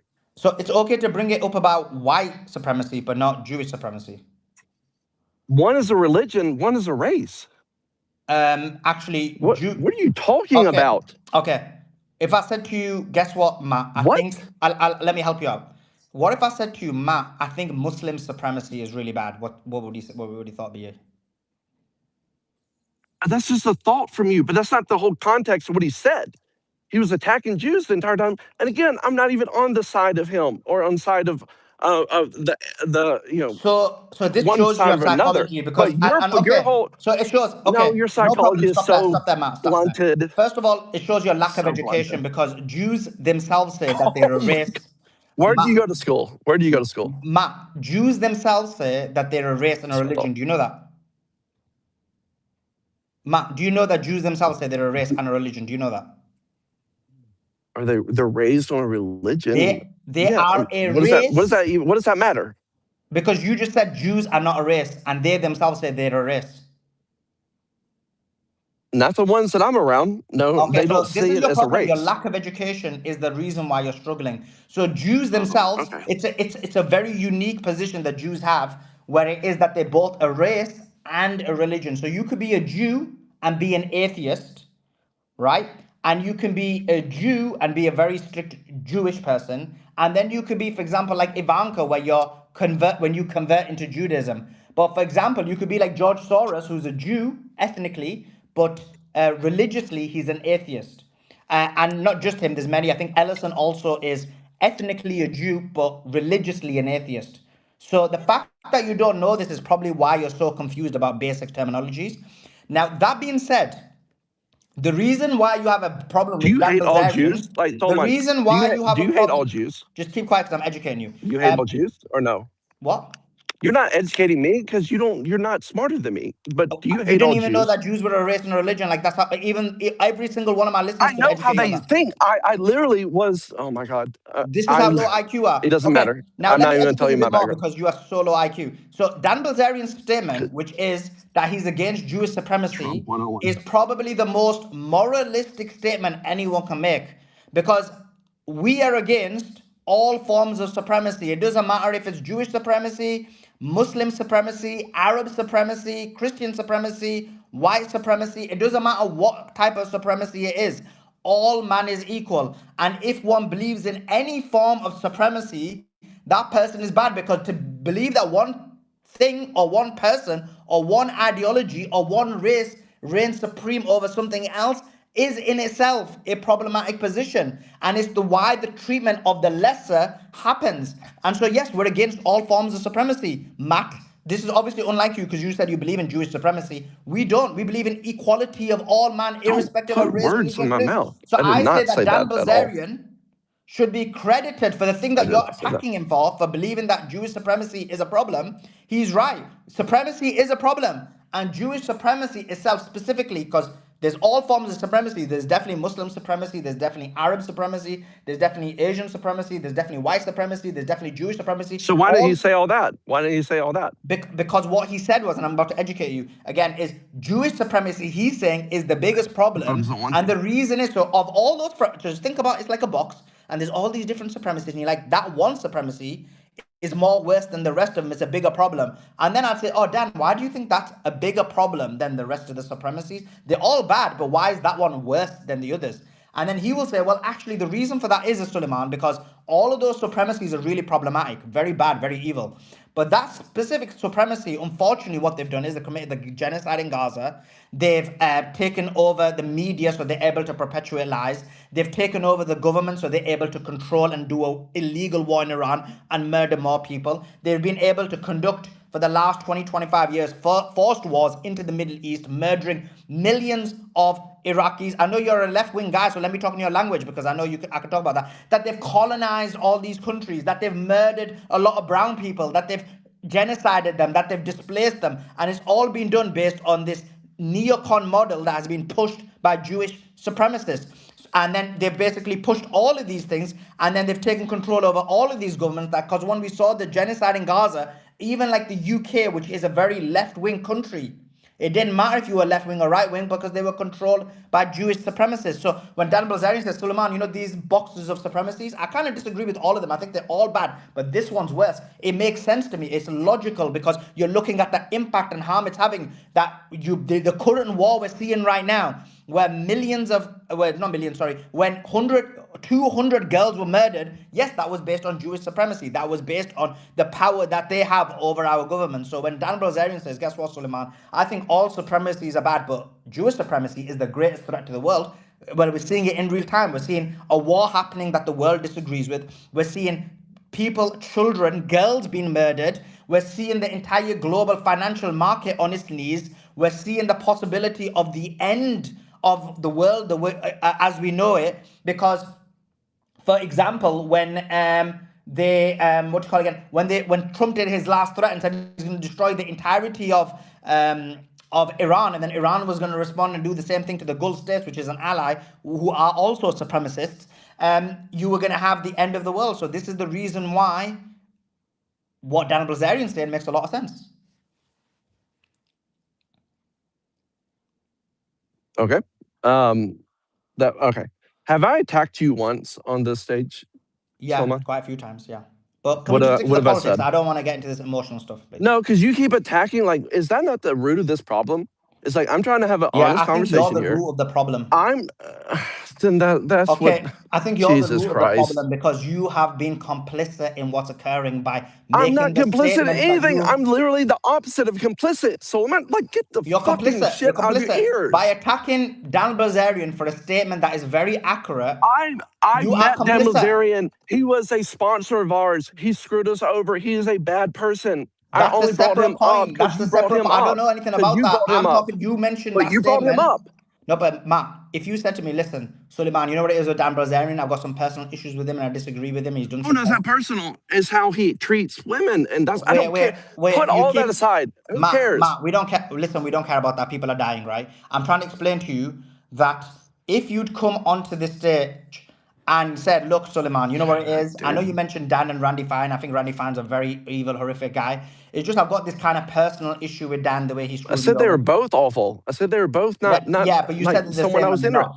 So No, in I didn't. You like told Matt, me you to need to pick stop. someone. I said I'm not going to pick You anyone need to stop interrupting me. What you should have said because you was talk when you came on the so much. stage. Guess what, Suleiman? My issue with Dan is because I'm an emotional guy, because he screwed me over personally. I care about that more than, for example, the murder of everybody else, and that means more to me. That would have been. I would have been Oh okay. no, that's He's a not bit what of I a said at all. selfish. Don't I lie. would have Don't thought lie. you're a bit of. I said if you Don't had said that. lie. I didn't even say, You're so bro, are you slow? I bullshit. didn't even say you said that. I said if you said that. I said that that's what I like I said know if who you type said of that. You person he know, is, but Matt, why does it even matter? Why does it Matt, even matter? you mentioned it. Like I didn't even they're know both anything about shitty it. people. Matt, I you need know to. he's probably paying you under the He's table not. and He's not paying everything. me at You all. like He's move not paying on me at from it. all. Bullshit. Bullshit. There's Dan not a chance that Bilzerian that's is not true. paying me at all. What are you talking about? There's not a chance that's true. There's not a chance that's true. But anyway, Yeah, it there is doesn't a matter. chance I that's don't true care. because what you're saying is a No lie. one would Maybe fight for maybe someone this Netanyahu's much. paying you. Maybe you're on the Epstein files. Maybe you're on the Epstein Why would files. Are you on the Epstein files? I don't care. I came into this room basically saying Are you on I the hate Epstein what's files, Matt? happening right Matt, now. are you on I the hate Epstein everything. files? Can you let me Are talk? you Can you on let the me talk Epstein for files, two Matt? seconds and Matt, are then you on I'm the done. Epstein And then I'm files? done. And No, then I'm no, done. there's not going to be 2 seconds. You're going to keep quiet now because you basically made a slander against me, which was a lie. So let me be clear on this, Matt. And I don't know if you're on the Epstein files or not. You may have got abused by Epstein. I don't know. You may have been an abuser with Epstein because we could just make allegations, right, on people. Is what you're doing on the space. But what you're basically saying is you are so egotistical, you are so arrogant that you just because of your personal feelings about Dan Bilzerian, you care about that more than innocent people in Iran being murdered, which is what Randy Fine supports.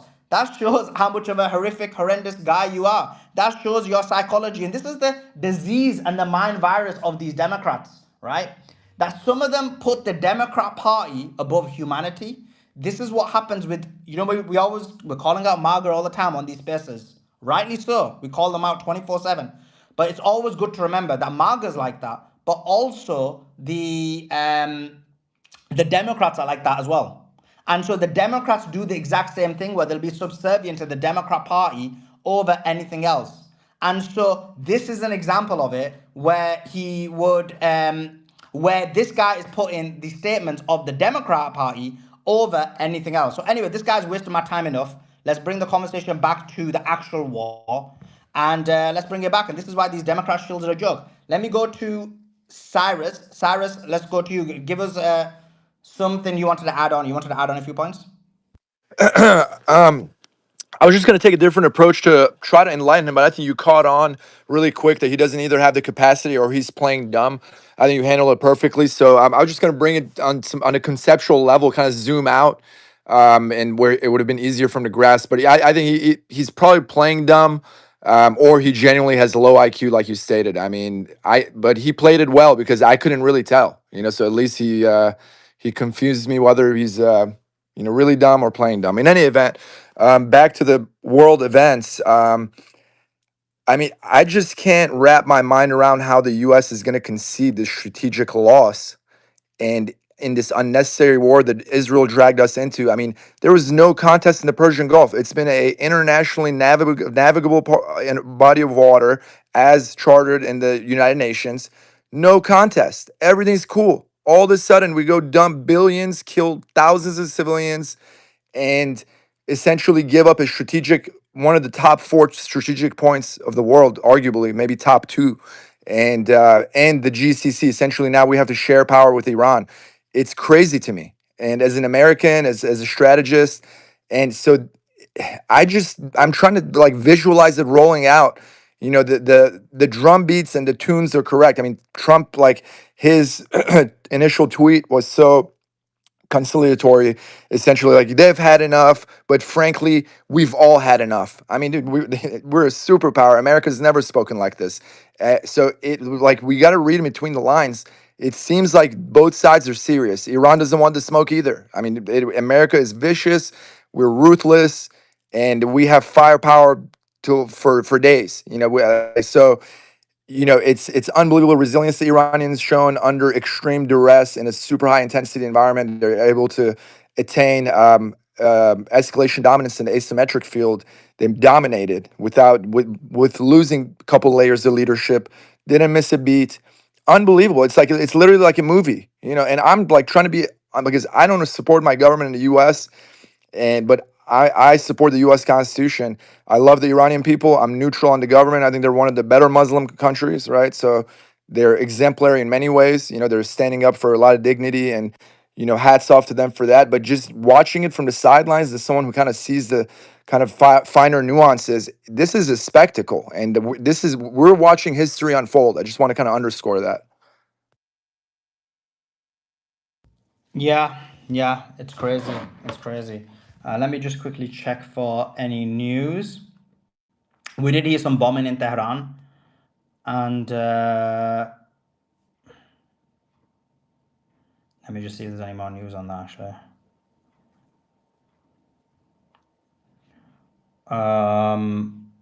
Let's go to Andrew in the meantime. So, Andrew, oh, yeah, go ahead, Andrew. oh man, that's perfect timing. I was going to say, Sully, real quick, I want to ask you a question. You called me. Hey, what's your call, Sully, right now, Suleiman, on this Iran, this hit in Iran? What's your call? Who did that? Is this Israel, U.S.? Your best. What's from your insight knowledge, sir? I mean, I've got no inside information on it at the moment, but if I had to guess, I think it's probably Israel. Yeah, that's my call, sir. I really do. Yeah, and just to where we're at right now, we have a massive table here, an architectural table, and we have thousands of jigsaw puzzle pieces. And Suleiman, I've been with you, my dear Suleiman, for moving into day 42 here, and we are now getting a clear picture. U.S. has lost. U.S. has bent the knee, and we took the big Lima for loss. Iran has won, past tense. Okay, we've gone over this. The rabid mad dog Israel, and this Zionist rabid machinery that literally has been plaguing the entire world. We all know, we all understand this has to be put in check. Now, we're dealing with a new we have a complete new world order, the new global structure. We're in a multipolar society. The MAGA and a lot of the boomers are just like in denial. I'm giving a perspective from the United States. Born and raised, I'm an American, served over 20 years active duty, U.S. Navy, submarine warfare, or consultant, and then so I'm looking at this from a rear view mirror. I saw and I've seen the decline of the United States of America for the past, I'd say, since the 60s. Well, I won't go into all the moral issues.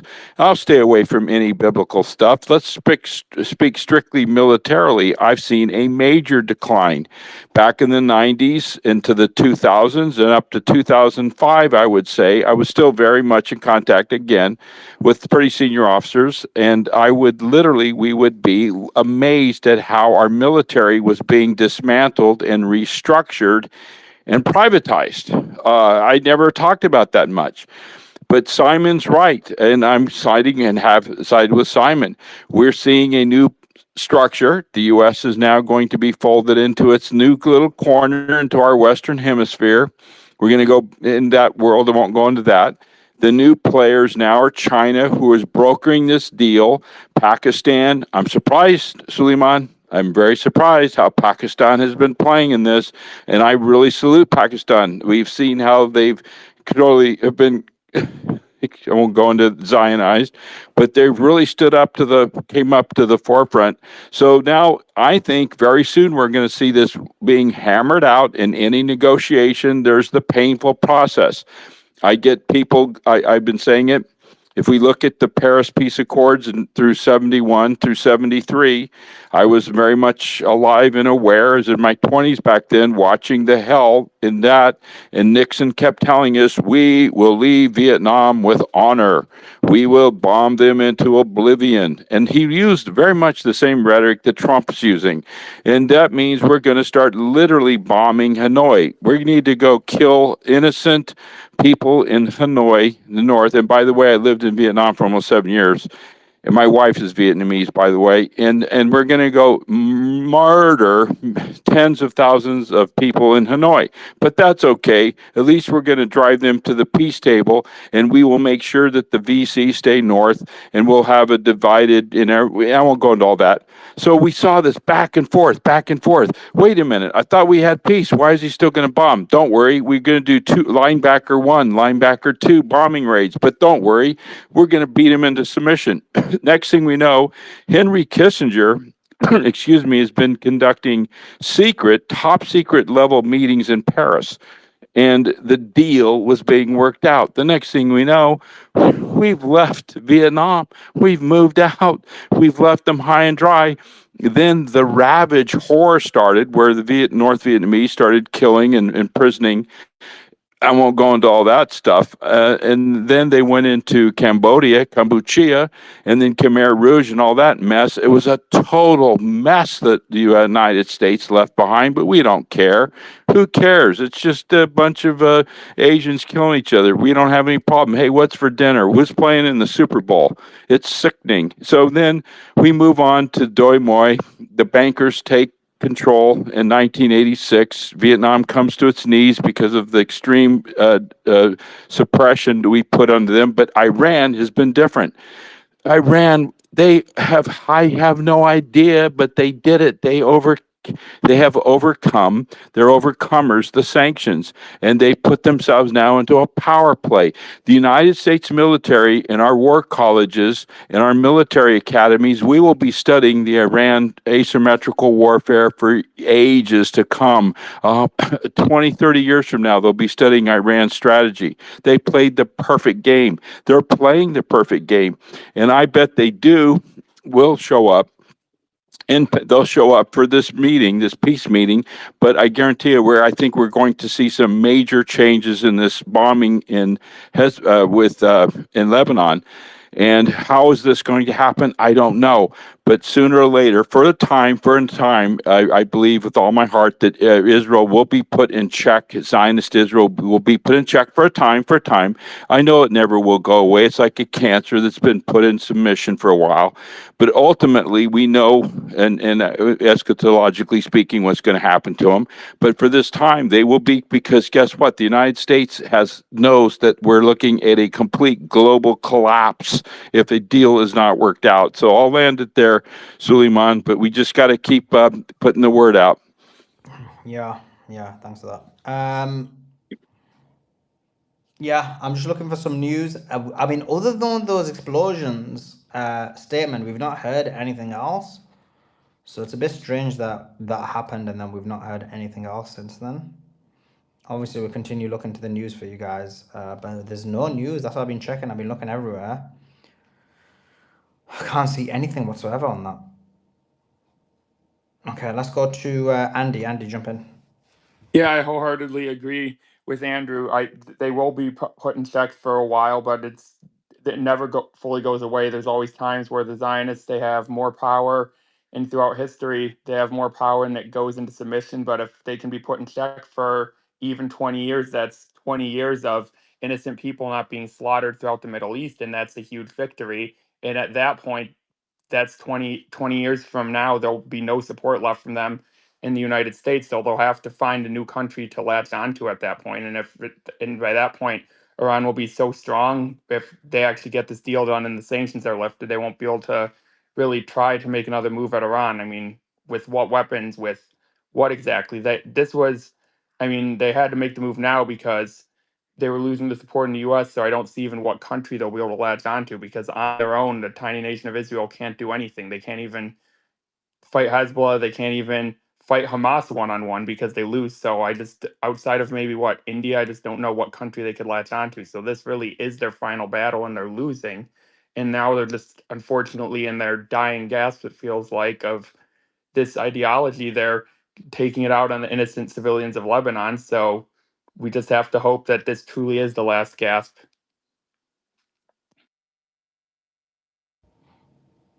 Yeah, Cyrus, you wanted to add anything? Yeah, I would like to discuss Pakistan. Back to Andrew's point, he said he was surprised regarding how Pakistan handled themselves. I wasn't surprised at all. In fact, I predicted it at the onset of the war that either it's going to be Oman or Pakistan, with a leaning towards Pakistan, that they're going to play a pivotal role and catalyzing force to make this thing happen, to make one of the most complicated peace deals happen. And that is a huge role to uptake. And that's mainly by virtue of the lifeline of capital that Saudi Arabia has provided. And now they have a military pact where they are essentially, Saudi Arabia is unofficially under the nuclear protection of Pakistan. And luckily, Pakistan has always maintained very, um, you know, very positive dialogue with Iran, similar to Turkey. Although they're Sunni, both Turkey and Pakistan are Sunni. They've had very cooperative relationships with Iran. So that's all very organic. So that Pakistan had a very organic role in this, and not to mention the tremendous U.S. support they receive. I think to the tune of $2 billion a year, just to keep them, on the right side, I guess, of our policies. So Pakistan's a very complicated internal um, kind of dynamic anyway. So Pakistan is a very complicated fruit to dissect and try to understand. But for the sake of this conversation, I think they are going to play a pivotal role. They're doing a great job as long as they can maintain security on site, in country. If there's a series of meetings, and because Israel is going to find every way, they're going to throw everything in the kitchen sink, trying to kill these people that are trying to make peace. And yeah, that's it. I will land there. Remember, though, a lot of people in Pakistan are very upset about this war. Remember, there were the riots at the U.S. consulate right after the assassination of Khamenei. So even if the government might be a bit, to some extent, have different commitments with IMF loans and some stuff, rank and file people in Pakistan are not Zios or anything. The No, for people sure. of Even the Pakistan, government played a good neutral role. I mean, I think exactly. Pakistan played their cards perfectly. They didn't lean heavily towards Iran. They didn't lean heavily towards the U.S. mission. They maintained their identity, character, and they're playing a very constructive role. And I'm loving to watch it. And actually, I predicted it, so it's actually making me feel good that it's rolling out like that.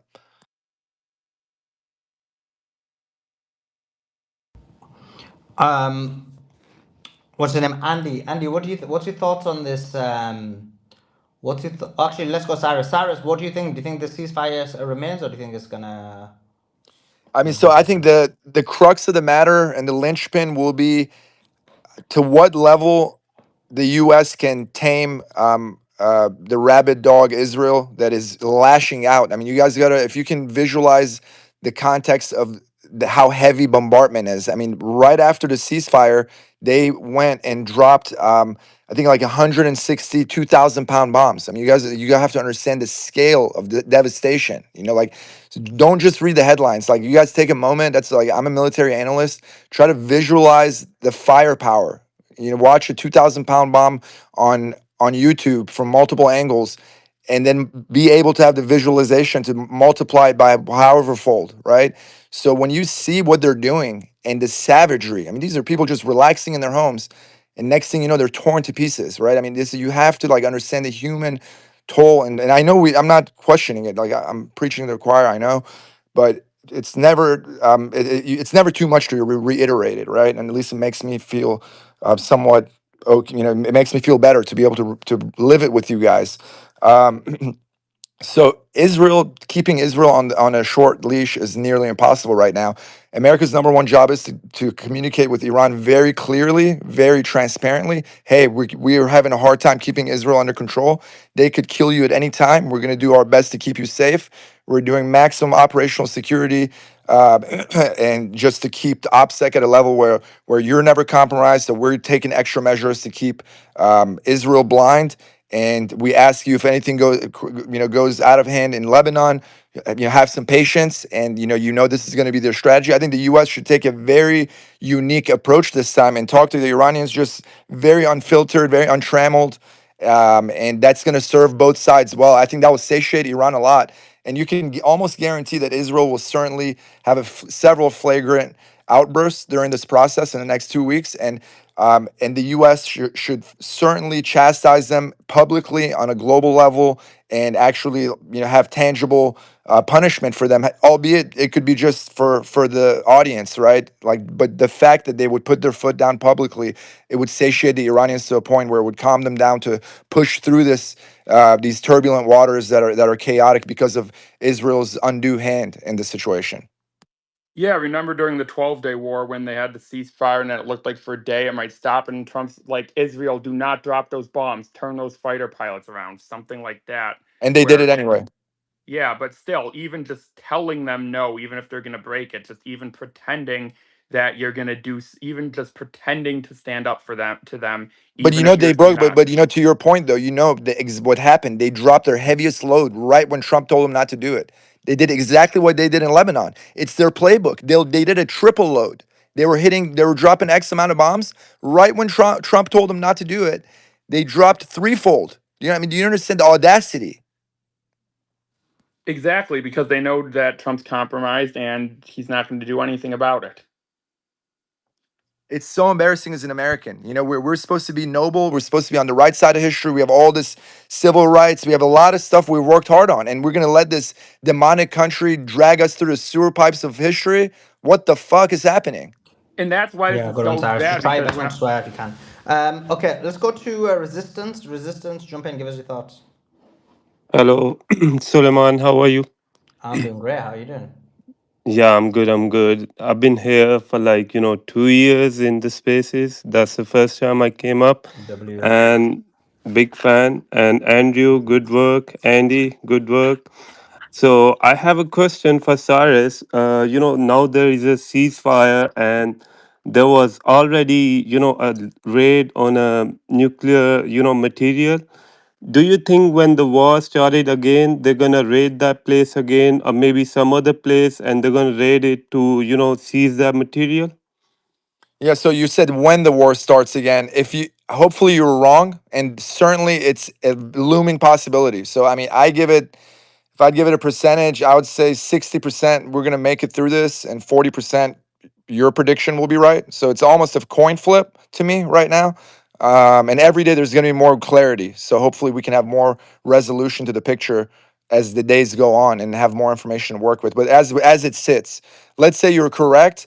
Absolutely.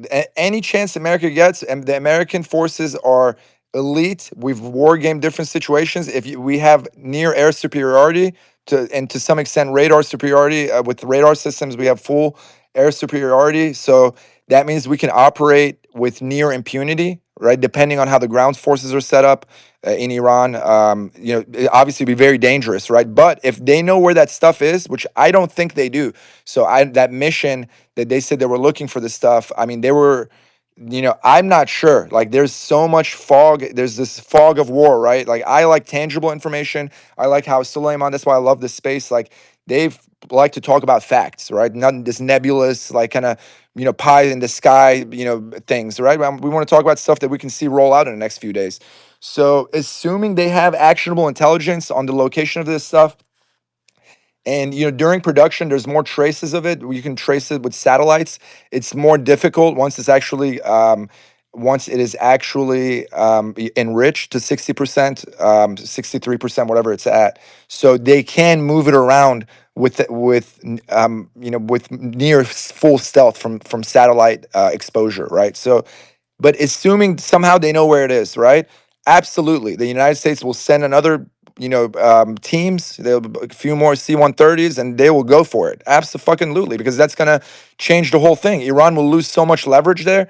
The United States would take any advantage. You give them an inch, they'll take a foot. They'll take a mile. America's ruthless. Don't get it twisted. Well, just keeping that in mind that, I think a couple of days ago, Netanyahu, he came and he said, either we're going to seize that material. And on top of that, Secretary of War, Pete Hegseth also said that. So assuming that, like, keeping that in mind, they said those things. Let's say if we just create a scenario in mind that if the purpose of this ceasefire is to just make some sort of surprise attack because they've already But it's not. It's tried for not one. though. All the indications are this is not like the last time. And because look, you gotta grasp this. We are at the precipice. These guys are economists. Do you not hear these guys talking? We are at the brink. We have 10 different schools of thoughts in economy. All of them are saying the same thing. We are at the brink of a major global recession. If this slips, if this spirals one more notch, that's why Iran has escalation dominance. They have an economic nuclear button. Otherwise, the US is not going to come to the negotiating table. America's a bully. The only way we're going to talk is if Iran puts us in this position. That's why we're all saying this is historic. Oh my God, Iran pulled it off. What the fuck? Like, this is a big moment. So now these next 2 weeks are very perilous.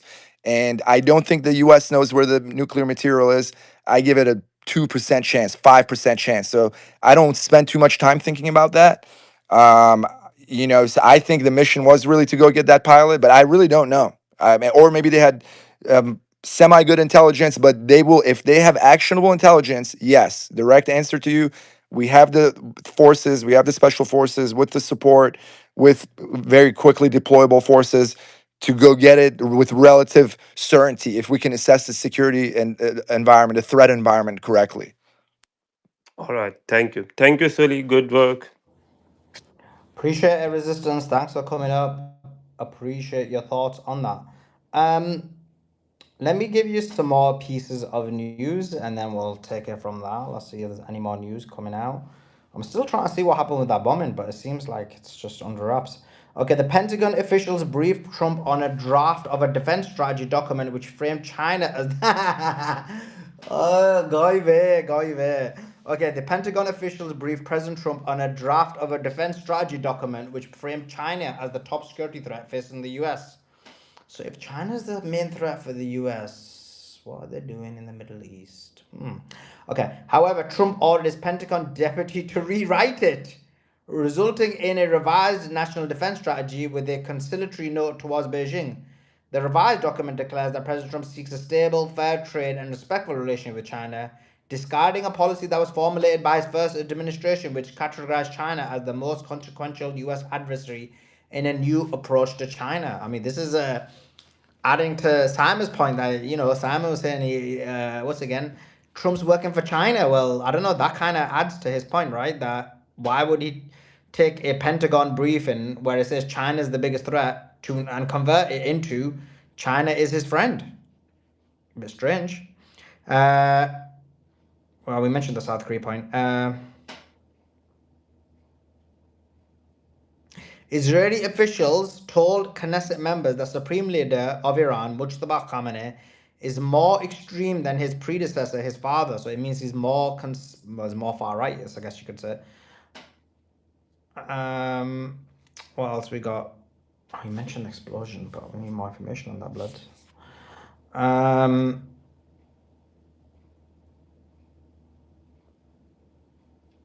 Okay. Andy, what I never asked you this, or maybe we did speak about it. I'm not sure. What's your thoughts about this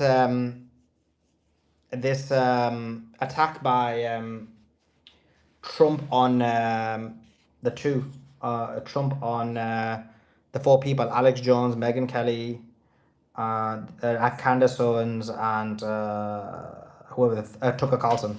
I mean, it's not shocking, sadly. I mean, he's alienated his biggest supporters, and Alex Jones was like his ride or die day one. Like there isn't a Trump without an Alex Jones, and so it's him alienating everyone. He's literally left with Lindsey Graham, Ted Cruz, Ben Shapiro, Mark Levin, Laura Loomer, and Randy Fine. It's literally just Zios left at this point, and neocons and warmongers. Like everyone that was MAGA America First, like MAGA's dead. There's nothing left of it. You even have Benny Johnson now saying Netanyahu tricked us and gave bad intelligence to Trump, and he shouldn't be allowed in the White House. So even the paid influencers that have artificially propped up podcasts that were still riding with him like that weren't really OG MAGA. Like no one knew who Benny Johnson was 10 years ago. Even some of the newer guys that were artificially propped up as more of the second wave MAGA are turning. Like I was OG MAGA back like 2015 as a 14-year-old. Like in 8th grade, I would argue my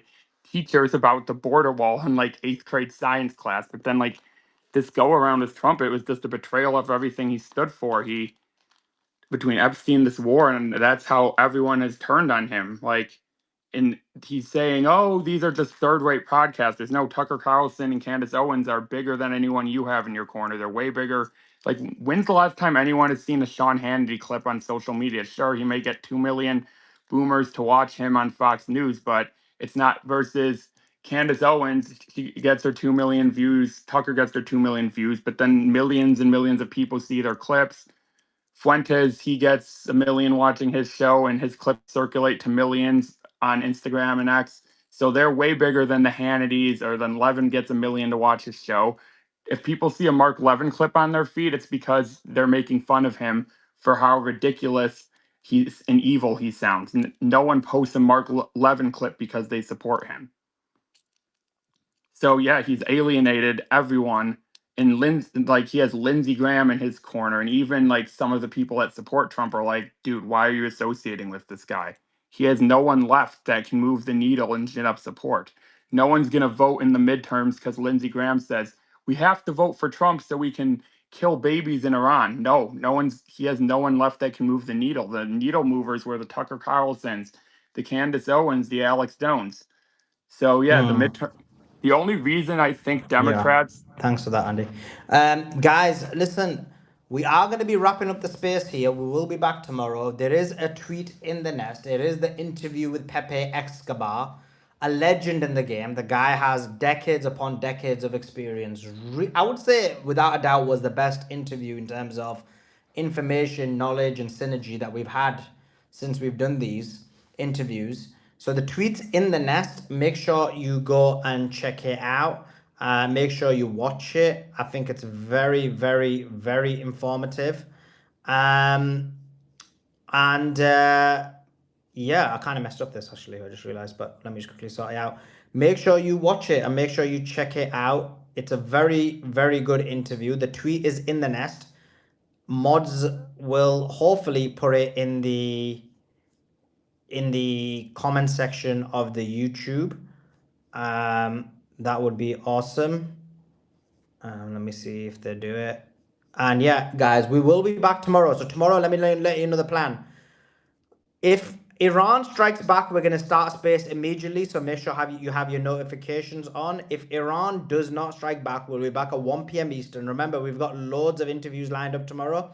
We've got the legendary Lieutenant Colonel Daniel Davis. We've got Scott Ritter. So we've got Daniel Davis at 2, Scott Ritter at 3. These are all Eastern times. We've got Steve Jeremy at 4. So those are the ones we've got lined up at the moment.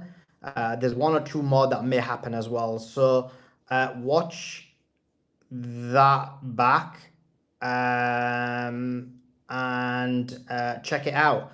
I've pinned it in the YouTube nest. It's in the X page nest. Wait, let me see. I've just seen some breaking news. Let me make sure. I'm about to wrap up, but hopefully it's not huge. 1 second. Okay. So yeah, that's it. We're wrapping up. So have your notifications on X and YouTube because we will start immediately. I am in the comments there as well. I will be chatting to people like I normally do in there. So come across. But we are wrapping up here. Appreciate you guys joining in. Appreciate you guys listening. And for sure, we will see you next time.